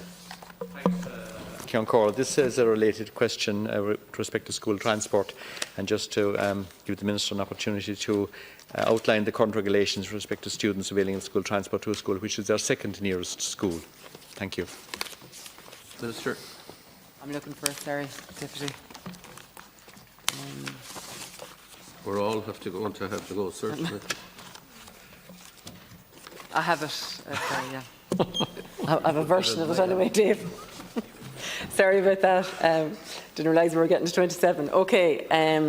Again, for want of repeating myself now, the school transport system is operated by Bus Air on behalf of the Department of Education, as we've said, and we have more than 161,600 young people availing of it. And again, that's divided into children on mainstream, travelling on the mainstream service, or children travelling with special education needs. The total cost of the scheme was in excess of 382 million in the 2023 school year. And we also know that it is very good value for money, as it were, because we know that families are being asked to pay, at primary school they're being asked to pay €50 payment, at post-primary €75, and indeed for a family ticket €125. And in actual fact, the cost to the state is more than €1,100 for the school transport scheme per student. So that is incredibly good value. It's an excellent system, but our objective is to ensure that more and more people will have a position or an opportunity to avail of it going forward. So therefore we have an ambitious projection forward of 100,000 additional students availing of the scheme by 2030. The temporary alleviation measures that you refer to at post-primary level are currently in place and will be in place for the 24-25 school year. Under these measures, transport is provided where there is a route in operation and where capacity exists for concessionary post-primary pupils who are eligible for transport to their nearest school and are attending their second nearest school and who applied and paid on time. Children who are not eligible for school transport may apply for transport on a concessionary basis only and will be facilitated where spare seats are available after eligible children have been accommodated. Where the number of ineligible children exceeds the number of spare seats available, Bus Éireann will allocate tickets for the spare seats using an agreed selection process. It should be noted that planning for school transport services in any given year will commence in the December to January preceding it. In this regard, planning for 24-25 has already commenced with officials of the Department in regular contact and engagement with Bus Éireann. A review of the school transport scheme, as I referenced earlier, has been completed, and the review was conducted with a view to examining the current scheme, its broader effectiveness and specifically references that you make yourself to the nearest and to the next nearest school. So all of that is part of the review going forward. So School Transport Scheme 2030, as is now published, will be an opportunity for us to look at scope and potential to do things differently, to add greater capacity and to allow for a maximum number of students avail of the transport scheme. Thanks, Cathaoirleach. I want to commend the Minister on the work you're doing in this area, because I think there's huge potential here. And just to clarify, is the Minister saying that students can actually avail of transport to the second nearest school at second level? That's one question. The second question is, has she looked at the similar situation applying to primary school students? The third question then, I think I have some time left to put a third question. I understand that where a student applies to a school and they're told there is no place, or indeed they're not offered a place, they're put on a waiting list, that's a de facto refusal. In that case, they can appeal to the Board of Management. And if that doesn't work, they do a Section 29 to the department. And then if it's deemed that there is no space in the school, they're entitled to transport to the next school, next nearest school. But many parents, could I put to the Minister, don't know about this process. And in fact, I've said here previously, you almost want to be a barrister to follow it. But they're not aware of it and not being told about it. Could the Minister maybe in future ensure that parents know about this, that they know about this process, that it exists? Because by the time they find out about it, it's too late. So there are just three questions there. The second nearest school for this year, the primary school situation, and this convoluted system of appealing. Thank you. Yeah, thanks very much, Deputy. The second nearest school, it's called the TAMS, Temporary Alleviation Measure. That's the scheme. And it is in place, and it is in place presently and will be in place for the 24-25 school year.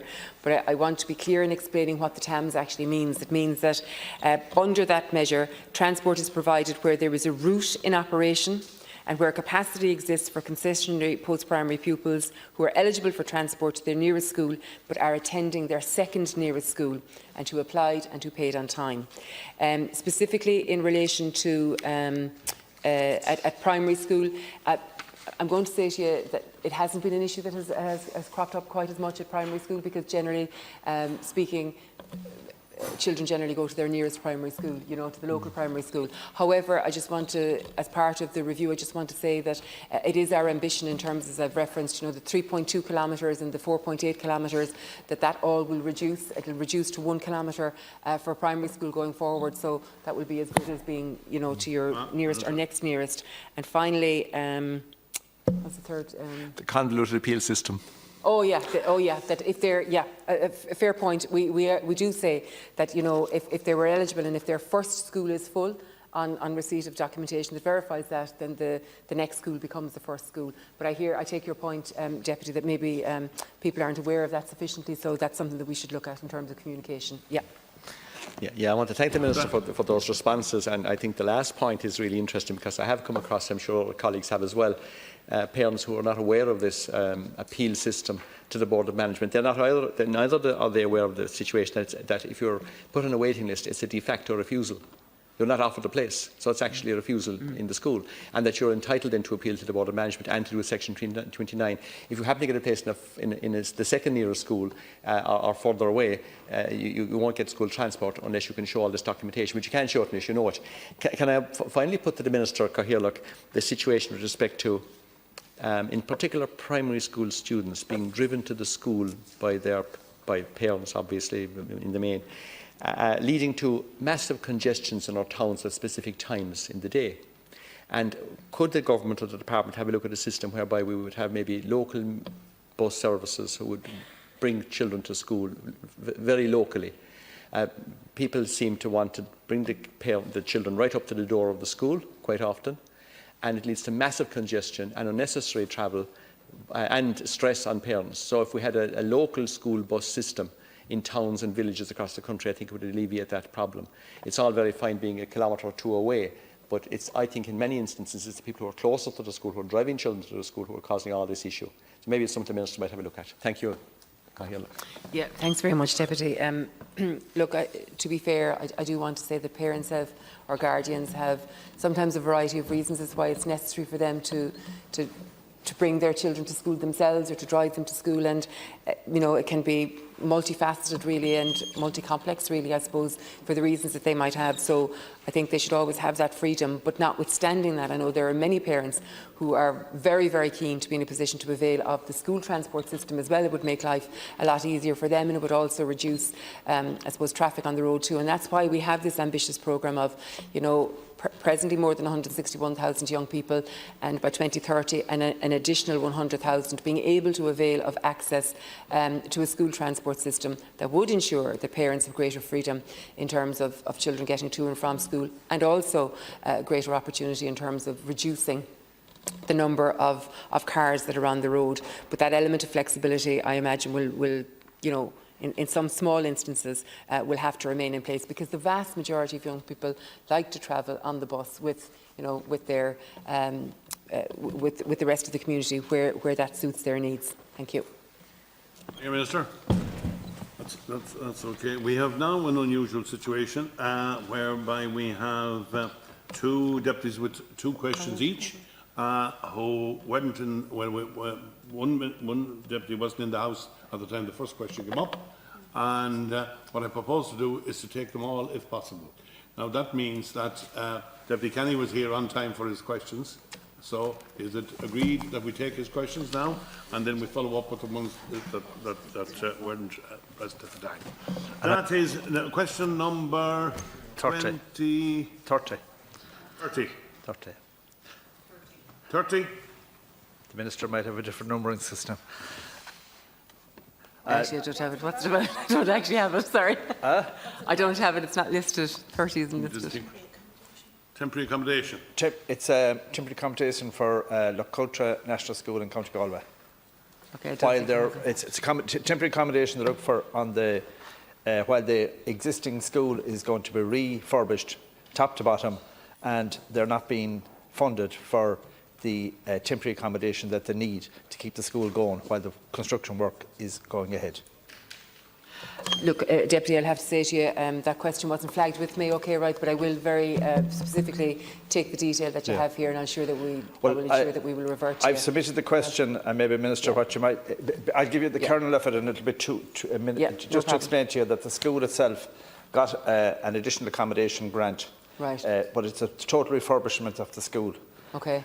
The problem is they have to take every one of the students out of the school. They have no place locally to put them. The department have said, find your own accommodation to put them in temporarily for about 6 months. It's an impossible task, and the funding of it would also be a problem.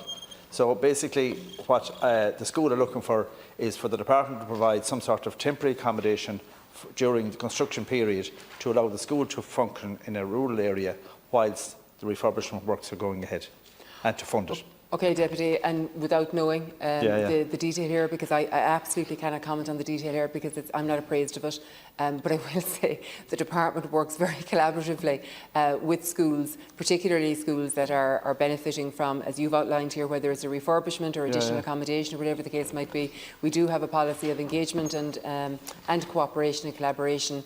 After all, I'm very confident that the project that you've outlined there is quite a significant undertaking financially from the department, and obviously we would want to ensure that education continues to be delivered whilst that is also being provided for. So I don't have the specifics of it, but I will note that you've submitted the question, and I'll ensure that it's replied to in full.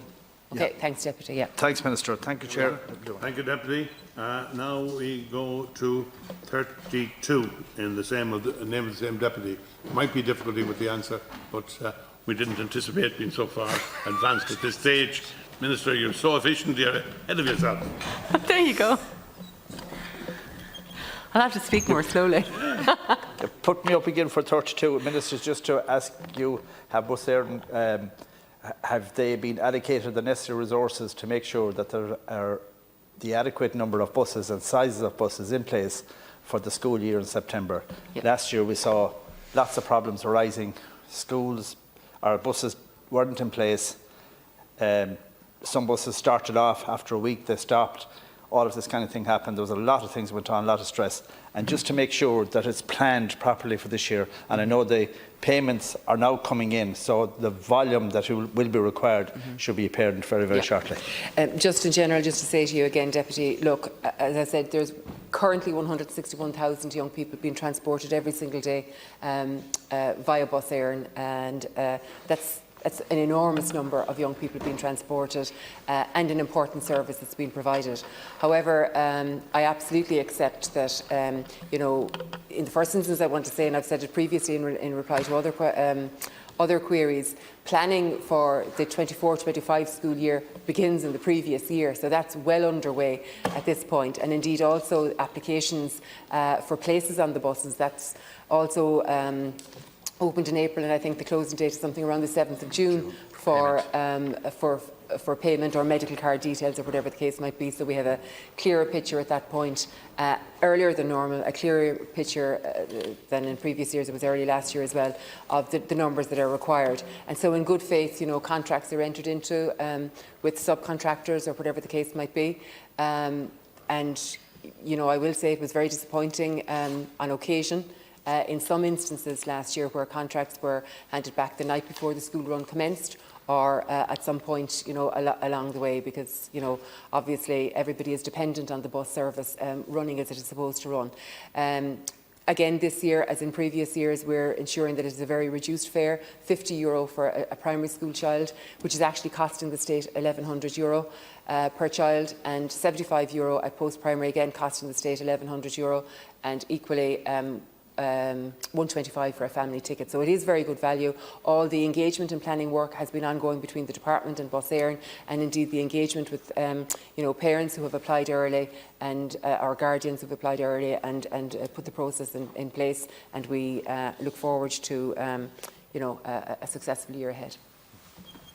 If I could just say thanks very much, Minister, for that. And I know that a lot of money goes into it, a lot of effort goes into it. And at the end of the day, it's the inspectors on the ground that have to deal with parents and with students who might have a ticket for a bus. There's no bus to bring them. The parents have to try and get them to school. The parents have to go to work. And I know in some cases great work is being done to try and rectify the situation under awful pressure at a time of the year when everybody is trying to get back into the school term. And I suppose whilst I understand that the application process is opened, the payment process or whatever has to be completed by the 7th of June, which is the week after next. And I know that planning goes on, but I think there should be the contracts that are entered into with the bus companies and the private operators should be put in place earlier, and that there should be in a way that there's a heavy penalty if they pop out of it the night before they're supposed to provide a service. Because what happens then is that you leave students and parents in a huge vacuum for maybe up to 3 or 4 months until it's put together again. Yeah, thanks very much. Respect everything, all the problems that are with it at the same time. Thanks very much, Deputy. Look, and I don't underestimate the challenge that it has provided for parents. I want to say in the broadest instance, 161,000 or more than that young people, the vast majority of those who were transported seamlessly and positively, and it worked as it was supposed to work. But we did have isolated instances here and there, and I don't for 1 minute underestimate the difficulty that has caused for parents and for guardians, and particularly the last-minute nature of it. It is far from ideal. It is not acceptable as far as I'm concerned, you know, that a contract can be returned the night before the route is supposed to commence. Look, there has been considerable engagement by Bus Éireann with everybody concerned, and considerable engagement between my department and Bus Éireann in turn. And I have met with Bus Éireann in relation to this, and you know, so that it will be as smooth a transition as possible in September. Look, you can't account for the unexpected in that respect, but every possible procedure is being put in place, every possible you know, requirement on behalf of everybody involved is being met as far as we're concerned. And again, I do want to say about, you referenced it being earlier, you know, we did put it in place that bit earlier last year and again this year to facilitate an earlier rollout. We're also, as you're aware, piloting 2 different types of schemes this year as part of the School Transport 2030, which will mean that we will be looking at engaging also with public transport, school transport and public transport engaging, and then there will be a second pilot which will look at something similar, but also some of the other recommendations as well. Thank you. Thank you, Minister. Number 22 in Anam on Yakta. Paul McLaughlin. Minister, this is around the Scolwara National School, Milford. I would have discussed this with you earlier in the year. This is a school that really is not fit for purpose in terms of the buildings. My God, in terms of education, it's the opposite. A tremendous education, but it's in conditions that are just unacceptable. It's a landlocked site, it's a very dangerous site on the junction of different roads.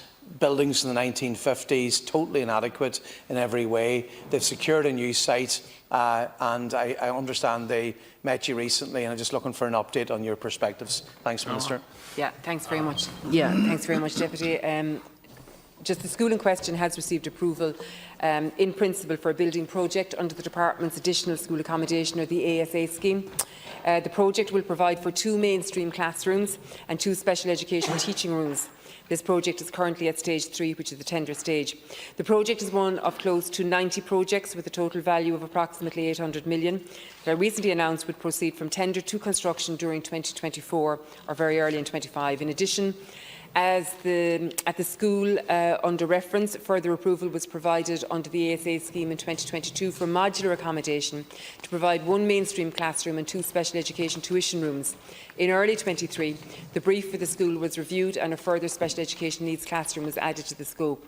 I am pleased to advise that this project is now largely complete and occupied, with just some external works remaining to be finalised. I can confirm also to the Deputy that the Department is in receipt of a letter dated the 28th of February 2024 from the Board of Management of the school in question in relation to the acquisition of a greenfield site by the school. Furthermore, an application for capital funding for development of this greenfield site was received on the 21st of May, just gone, 2024. I would note that the level of additional accommodation already being progressed for the school under reference, both under the modular and traditional build ASA programme, is a very significant investment in the existing school and will greatly improve the teaching and learning environment. Modular accommodation being provided to schools today is high quality, robust and durable. All new buildings, including modular buildings, are required to meet the near zero energy building standard, which ensures high levels of energy efficiency, thermal performance and sustainability. Since 2020, the Department has invested over 4.8 billion in our schools throughout the country, involving the completion of over 800 school building projects, and with construction currently underway at approximately 300 other projects. This is a record level investment in our schools and highlights the Government's very strong track record of delivery in providing additional capacity and modern facilities to school communities. In Donegal alone, in the last number of years since this Government came into being, the Department has invested more than 136 million in school infrastructure and completed 42 school building projects. As of the end of April, a further 23 projects were in construction in County Donegal and 8 at tender stage. I can confirm, as you've said, I actually visited that school, and I did have the opportunity, as you referenced, to meet with the school, with Minister McConalogue and with Senator Niall Blaney. I am very conscious and aware of, as you've outlined yourself and as you said, Deputy, the application that they've made to the Department, and that's been given due consideration by the Department. Minister, as you say yourself, you have visited the school, you've seen at first hand the conditions in the school. Now, the Board of Management are very adamant that when they engage with your department, they were assured that if they applied for these additional modular buildings, that it would not impact on their application for a new school. And what they're really frustrated about now is that when they're asking about being included in a school capital programme, the response from your department is around these modular buildings, and they were always assured that that would not mitigate. Now, not only that, I think it's extraordinary that they've found an alternative site at no cost to the state. This site is in the control boundaries of Milford Town. It would be ideally located. So I think it's an exceptional offer. But the school buildings are totally inadequate for modern education.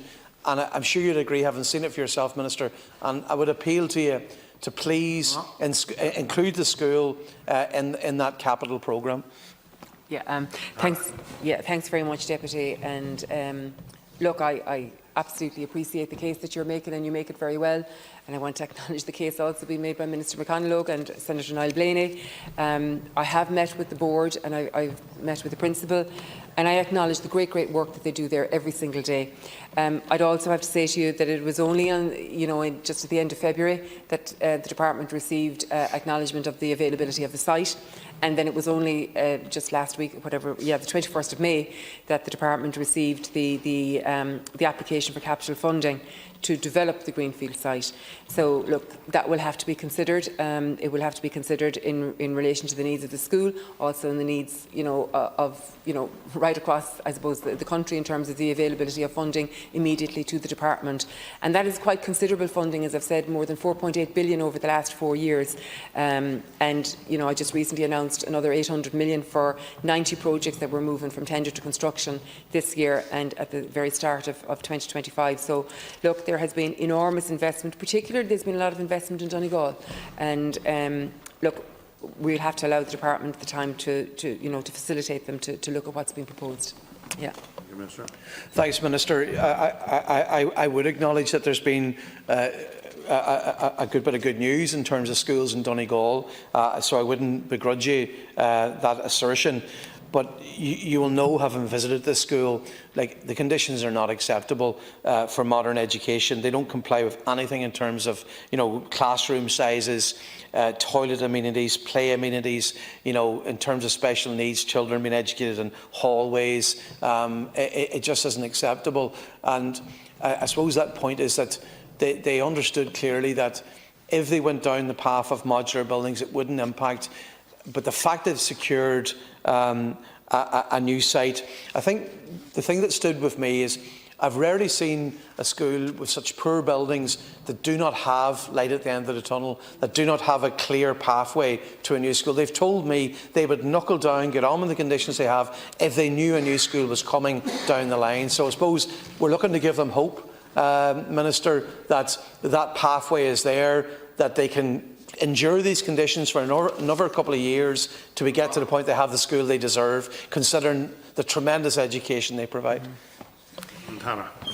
Yeah, look, I do want to acknowledge that the department has been very cognizant of the needs of the schools, and it is for that reason that the school did receive approval for two mainstream classrooms, two special education teaching rooms, and that's currently at tender stage. So the department has recognise the challenges that the school has faced, and that was in addition to, I suppose, a further ASA, additional school accommodation scheme in 2022 for modular accommodation to provide a mainstream classroom and 2 special education tuition rooms. So the department has been cognizant of, the great work that's happening in that school every day, the delivery of education, and I suppose the dedication to students and the need for appropriate facilities. And so this has been put in place between 2022 and we'll say currently.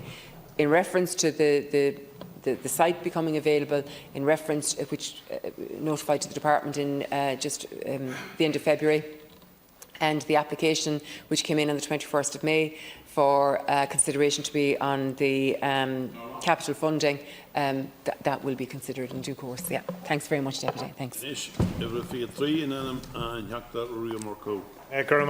And Minister, you have an answer for this one? 23.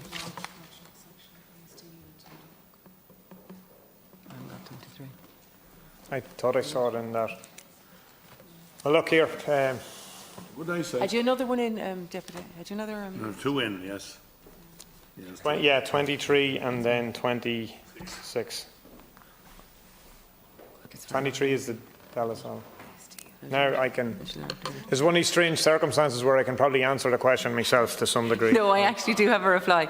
Is this to ask the Minister for Education if she will provide an update on the progress being made to open a second autism unit class at the school? Yeah. Is that it? Okay, right. The Limassol, obviously the issue with the autism unit was there was an autism unit that was operating out of a classroom that had been made available by a teacher that had to be returned to them. Now, there is a plan for a building which would deal with 2 units. The issue was There is a modular unit going in that would only fit one class, but there's been a huge amount of work done by the principal, the NCSC and whatever, and I got good news last Friday, so I'm hoping this is just reaffirmation of that, in the sense that resources will be provided by the department, that they will be able to look after basically these two classes. The parents that were told previously they weren't going to be looked after are now being told their kids will be looked after. So I just make sure that the resources are provided. And beyond that, I suppose the big one we need is the school extension that is actually in train actually happens, because that would deal with this entire circumstance. Okay. Look, Deputy, I'm going to have to tell you this is all that I have available to me at this present time, because it didn't go as far as whatever it was, 20, I don't know, what, are you 30? What number were you? 23. 23, okay. Who would have thought we'd be at 23? So I'll give you this, but what I will say to you is that I will engage with you again in relation to this. If there's something missing from this or whatever, I'll engage with you myself. I'll ask for a further update on it, okay? The school referred to by the Deputy was approved to enter the Department's pipeline of school building projects under the Additional School Accommodation Scheme. The project will provide a 2-class special education base, 2 mainstream classrooms and a technical graphics room. The project has been devolved for delivery to the school authority. The school referred to already operates 1 special class, and the department recently granted approval to construction of a special education needs modular classroom, which is expected to reach practical completion later this year. This additional accommodation will help alleviate the immediate enrolment pressures on the school pending the delivery of the larger additional school accommodation project, which provides a 2-class special education needs base. The school appointed a design team to progress the larger traditional ASA project through the various stages of architectural design, planning, procurement and construction. The department's professional and technical officials have recently renewed the design team's Stage 2B post-planning approval, architectural cost reports, and requested some further information in relation to that. Once the information has been submitted, the department will complete its review of this stage of the project. All right. Okay, okay. Oh, no. I can finish it. Yeah. Will I finish? I'll finish it. Okay, all right, I'll keep going. The provision of accommodation for children with special education needs is at the heart of our priorities and a core driver of investment plans. The National Council for Special Education has responsibility for planning and coordinating school supports for children with special education needs. Over the last number of years, the Department and the NCSC have introduced a number of strategic initiatives to plan for and provide sufficient special class and special school places. These initiatives are bearing fruit, with almost 1,700 new special classes sanctioned and 7 new special schools established in recent years, with a further 4 opening in September.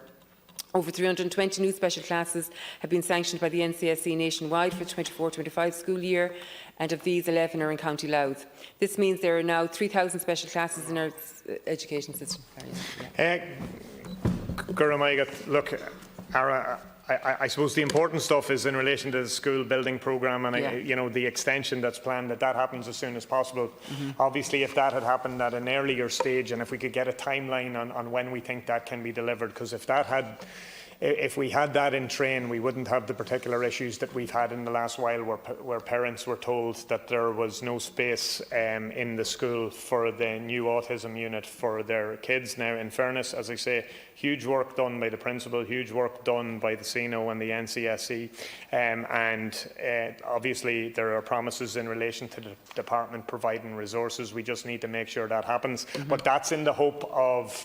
That's literally, they will be operating in probably suboptimal space. We need to make sure that we can actually get that the resources are provided in the short term, and then that we provide the building and all those added pieces that are necessary, because obviously while Friday was really positive, we need to make sure we deliver on sustainable positivity. Yeah, no, absolutely, Deputy. And look, I really do want to say that in the area of special education, which, and I know you have a particular interest in this area and you've engaged with me a number of times on it, we are hugely committed in this area. We're coming from a low base, but I think it's an achievement to say that we have 3,000 special classes in the scheme. Now, we can see that, for example, of the new number of special classes that we have in place, 11 of them are actually in County Louth. We have 11 new special schools in place, and alongside all of that, we are committed to delivering additional accommodation to schools that require them, as we've referenced here, where you will have the 2 classroom special education base, the 2 mainstream classrooms and a technical graphics room. So we are totally committed. There's a lot of work done. I'm not for 1 minute suggesting that that work is completed and more work needs to be done. So it is in everybody's best interest that where we set up a class that the appropriate resources are put in place. We've always done that. We will ensure that we've done that. And if there's anything additional that you require, you know, I will engage with you in relation to it. Yeah. We've no time left. No time left, and I'm sorry to say we have covered the widest spectrum. We have, for sure, in the course of it. All right. So we'll have to go to number 30 in future or something. That concludes question time. Thank you all very much. What do we have?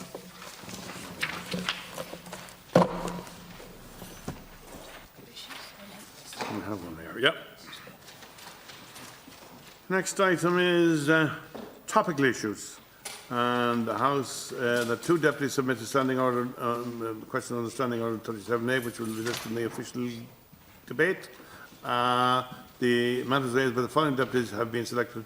Deputy Mairead Farrell to discuss the provision of special language class at Scull Katrina Renmore, Galway.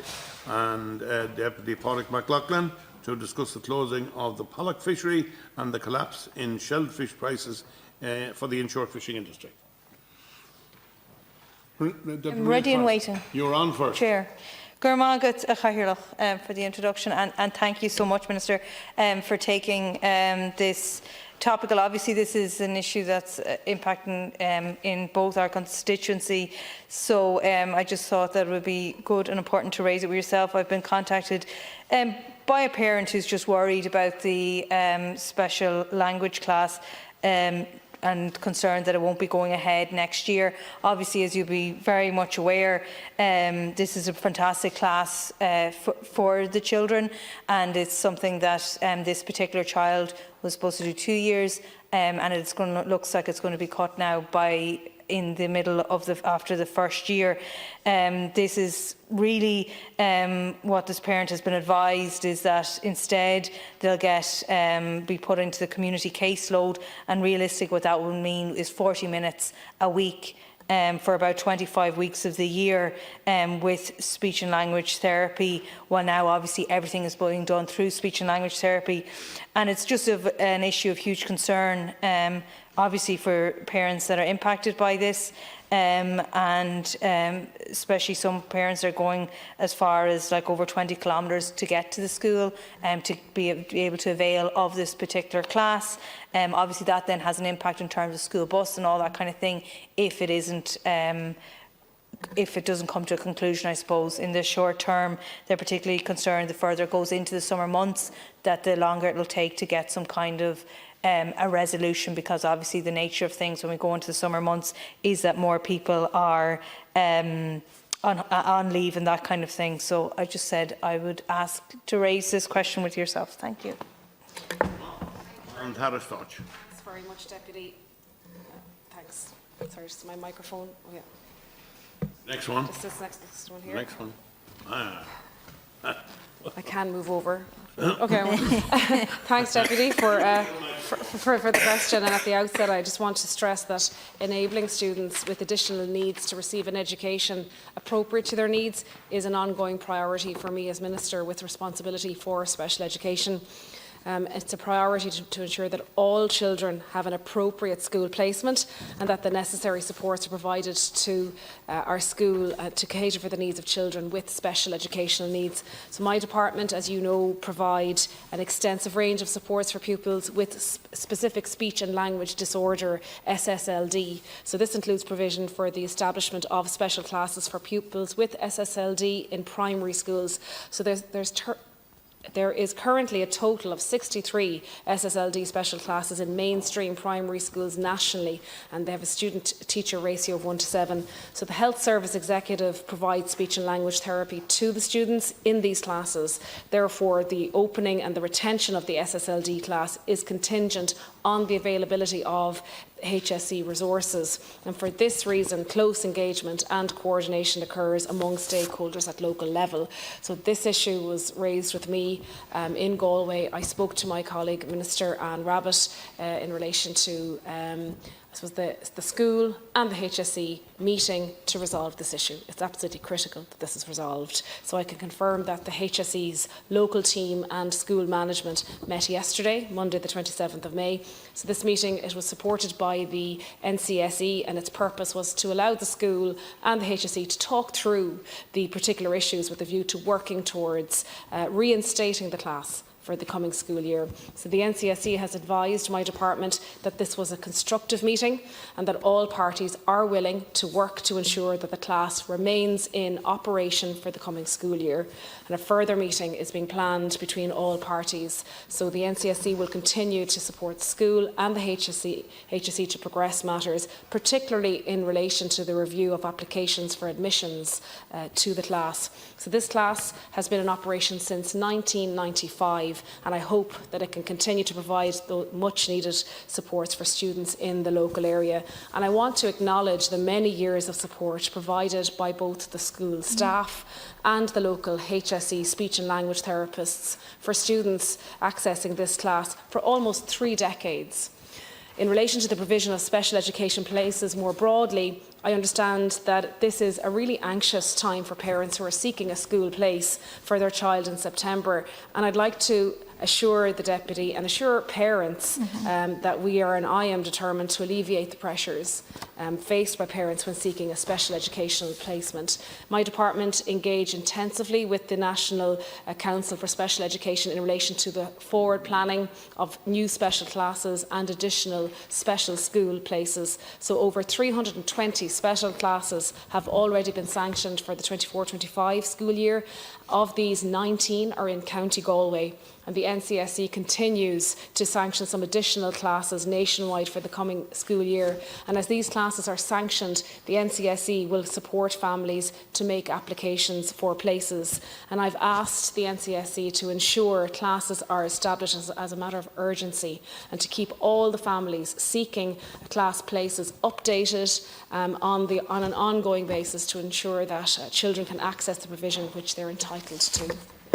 Thank you very much, Minister, and I very much welcome the very kind of, I suppose, constructive message that you have there, and the fact that there has already been a meeting, and hopefully that another meeting will resolve this. I think everybody would like to see this go ahead, and I think really it's coming from a place of simply a place of concern from parents, and which is completely and totally understandable. We do all know what it is like once we get into the summer months, and the concern there that you wouldn't get the support. And of course, you know, the reality of the situation being that families can see how beneficial this class is for their children, and I think that's probably the crux of it, and the importance that they feel to be able to keep that that support in place for their children, and especially, I suppose, given the fact that it is a 2-year thing, and the fact that it will be cut after 1 year would of course be an issue of serious concern for families.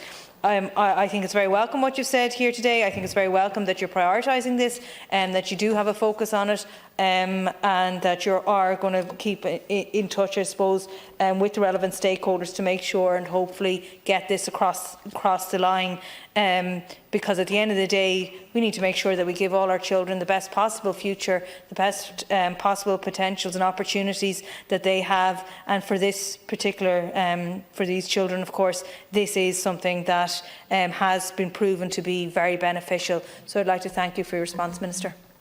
Yeah. Thank you, Deputy. I think we're both in agreement in relation to the need to resolve this issue, and I have full faith that the school and the HSE will come to an amicable agreement, and I'll ask my department officials to continue to engage with the NCSE and to monitor the issue. I know the NCSE, they always remain available to support the school and the HSE local team to resolve the issues at play here, and I know that the local CINO also has acted as mediator between the school and the HSE in order to try to remedy the situation. Thank you.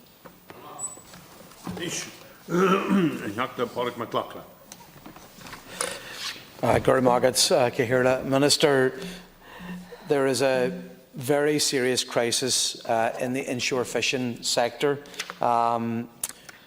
They have been denied the ability to fish for pollock, and they are questioning the methodology behind all of that. But what has developed now since is that the price of crab, lobster, we had the crisis with shrimp last year, that's ongoing. But crab, lobster and a range of our shellfish species, the prices have either halved or just collapsed. And they urgently need support. They've engaged with Minister McConlogue a number of times in meetings, and they, at this stage, urgently need support from the state. My job as a Sinn Féin fisheries spokesperson is engaging with fishermen all around the coast, and I know you represent a coastal community too, so you'll understand the issues. But what I'm reporting to you from all around the coast is actually quite heartbreaking, because you're talking about people who have intergenerational experience in their communities, coastal communities, island communities, and I know there's been a lot of talk of crisis, particularly after Brexit, right across the industry, but I'm specifically focusing my comments on the inshore sector tonight. They would have had opportunities to fish salmon in the past. That's not there now. Pollock is not there now. The spur dog option hasn't materialised because of the size that's allowed to be caught. It just isn't working. So all they had left was shellfish. And I'm talking to fishermen. I met a fisherman in Wexford recently, and he read out a message from another fisherman, and he broke down. And he'd already told me before that his son has left. There's nobody left in his family but him. They're going out fishing on their own in many instances, which is not safe, but they have to do it. And he broke down, and the other fisherman clearly was somebody that's, I would be worried for his well-being, and that's how devastated they are about what's happening. I don't know why this has not been shouted from the rooftop. I don't know why the media doesn't seem to have the interest in fishing, but there is a profound crisis. And that impacts not just in terms of fishermen themselves, but of course in the fish processors. And if you talk to the representative organisation fish processors, they'll tell you the same. I cannot stress how urgent it is for the government to intervene, to try to give them some financial support to keep them going. Because if something isn't done soon, I genuinely tell you that we're facing a collapse of our traditional fishing industry, and starting with inshore and working our way. You know already we've decommissioned another huge percentage of offshore boats. I've just been talking to too many inshore fishermen now to doubt that this is a profound, unprecedented crisis. The collapse of shellfish is just the final straw. They didn't get any support in terms of fuel subsidies. They didn't get tie-up schemes after Brexit. And I just cannot stress how urgent it is now to have an intervention, to have some confirmation tonight that there will be financial interventions. I know if this happened to the agriculture industry, we wouldn't let it happen. Government would have intervened before now. So just because the numbers of fishermen are small compared to the agricultural community, we cannot let this tradition, this noble tradition, just die. You know, and that's the stage. I don't exaggerate what I'm saying. I've talked to too many now, double-checked what's happening. This is serious and profound at this stage. Thank you, Deputy, for raising this issue, and I'm taking this on behalf of Minister McConlogue. Minister McConlogue is very aware of the challenges facing the inshore fishermen at the moment, and met with representatives of the inshore fleet recently to discuss these. You're aware that the European Maritime Fisheries and Aquaculture Fund, EMFAF, is the primary source of funding for the Irish seafood sector. It provides a budget of €258 million for the programme period 2021 to 27. The EMFAF regulation is aligned with the objectives of the Common Fisheries Policy, CFP, and makes no provision for the fund to be used to compensate fisheries for reductions in quota. The EMFAF regulation allows funding to be used to compensate for losses and increased costs caused by market disturbance only where the Commission makes an implementing decision to allow Member States to do so. At present, no such implementing decision is in place. At Agri-Fish Council in December 2023 and March 2024, Ireland and a number of Member States supported a request to the Commission to extend the previous implementing decision in relation to the conflict in the Ukraine until the end of this year. The Commission has not yet indicated whether it will do so. If we wish to put supports in place outside the EMFAF programme, we are constrained by EU state aid regulations which restrict the type of aid that Member States may put in place in the fisheries and aquaculture sector. Again, these do not allow for compensation to be paid in respect of reductions in quota or market failure. The only EU state aid basis for compensation in respect of the impact of the conflict in Ukraine is the Temporary Crisis Transition Framework, the TCTF. Section 2.1, which covers fishers, was extended recently until the end of December 2024. However, there are still restrictions on the type of aid that may be provided. For example, it doesn't allow for fleet tie-up schemes, which is one of the preferred supports requested by inshore fishers. Minister McConalogue has explained to the inshore representatives that if we pursue a scheme on the basis of the TCTF, in addition to securing exchequer funding and sanction from the Department of Public Expenditure National Development Plan Delivery and Reform, Ireland would need to have the scheme notified to the Commission, and the state aid process can take a number of months. It's therefore very uncertain whether we will be able to develop and implement a scheme under the TCTF before the end of December. I can confirm that Minister McConalogue is progressing an inshore fisheries support scheme under the EMFAF. This scheme provides enhanced grant aid rates between 80% and 100% to small-scale coastal fishers to support on-board and onshore investments. It will also provide funding for inshore fishers to participate in inshore fisheries conservation measures. The scheme has been circulated to the EMFAF Monitoring Committee for adoption, and the inshore group, such as the NIFF, NIFA and IIMRO, are members of the Monitoring Committee. Once it has been adopted, it will be implemented by BIM without delay. Inshore fishers can also access support from the Fleet Safety Scheme and Seafood Training Scheme, both of which are open for applications at the moment. Department officials are working closely with BIM to identify what additional supports can be put in place within the constraints I've outlined, and I'm confident there will be progress on this in the next couple of months. Funding supports alone are not the solution to the challenges faced by the inshore fleet. Minister McConalogue is committed to ensuring that the necessary scientific and technical knowledge and support services which underpin sustainable and viable inshore fisheries will continue to be provided by BIM and the Marine Institute. The Department of Agriculture, Food and Marine and BIM will be engaging with the inshore sector to develop a successor to the strategy for inshore fisheries sector 2019 to 2023, and this will provide an opportunity to fully consider the challenges facing the inshore fleet and identify measures to mitigate these challenges. Thank you, Minister, and I appreciate you're speaking on behalf of the Minister for the Marine here tonight, but this response has been drafted by Department of Marine officials on behalf of the Minister, and it doesn't capture the urgency. I mean, they don't need. You don't need just increased grant aids for onboard and inshore investments. Like we're beyond that. I mean, you know, there's somebody drowning here, and we're talking about giving them swimming lessons. That's literally, and I'm sorry to use the pun, but that's literally what's happening. You know, they could have fallen back on Pollock to some extent in the past. That's not there. You know, and that's what we've been doing to the inshore. They haven't been given, you know, the options that they would have had traditionally. Their traditional fisheries, they've been squeezed more and more to rely on shellfish, and now even that market. And I'm just going to, read out for the record here. 18 months ago, brown crab was €4 a kilo. Now it's currently 160, 170 a kilo. Prices of lobster have halved.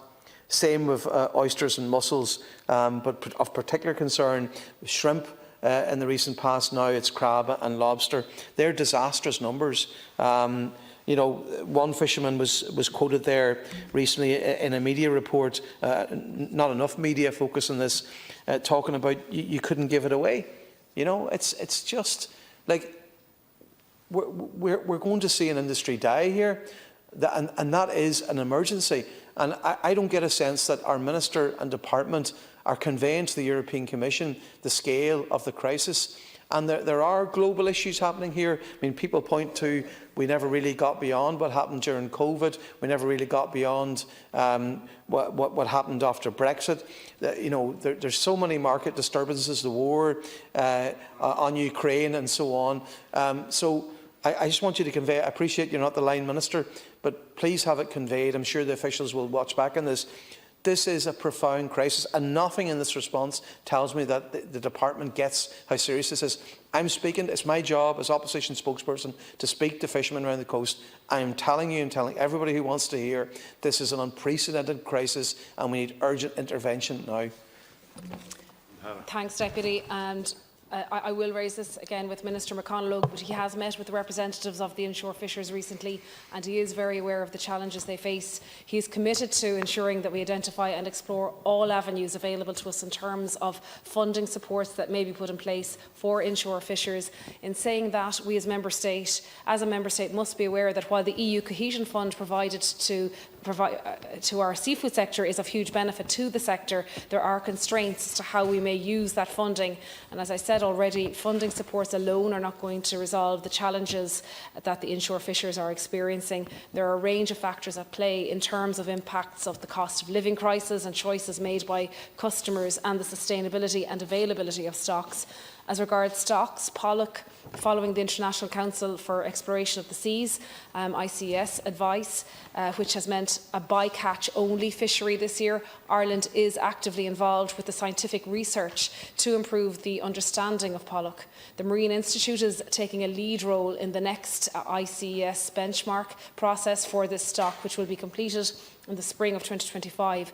While the preliminary results indicate that this extra information does not change the perception of the stock, the new model will give a more precise estimate of the state of the stock and improve short-term forecasts that determine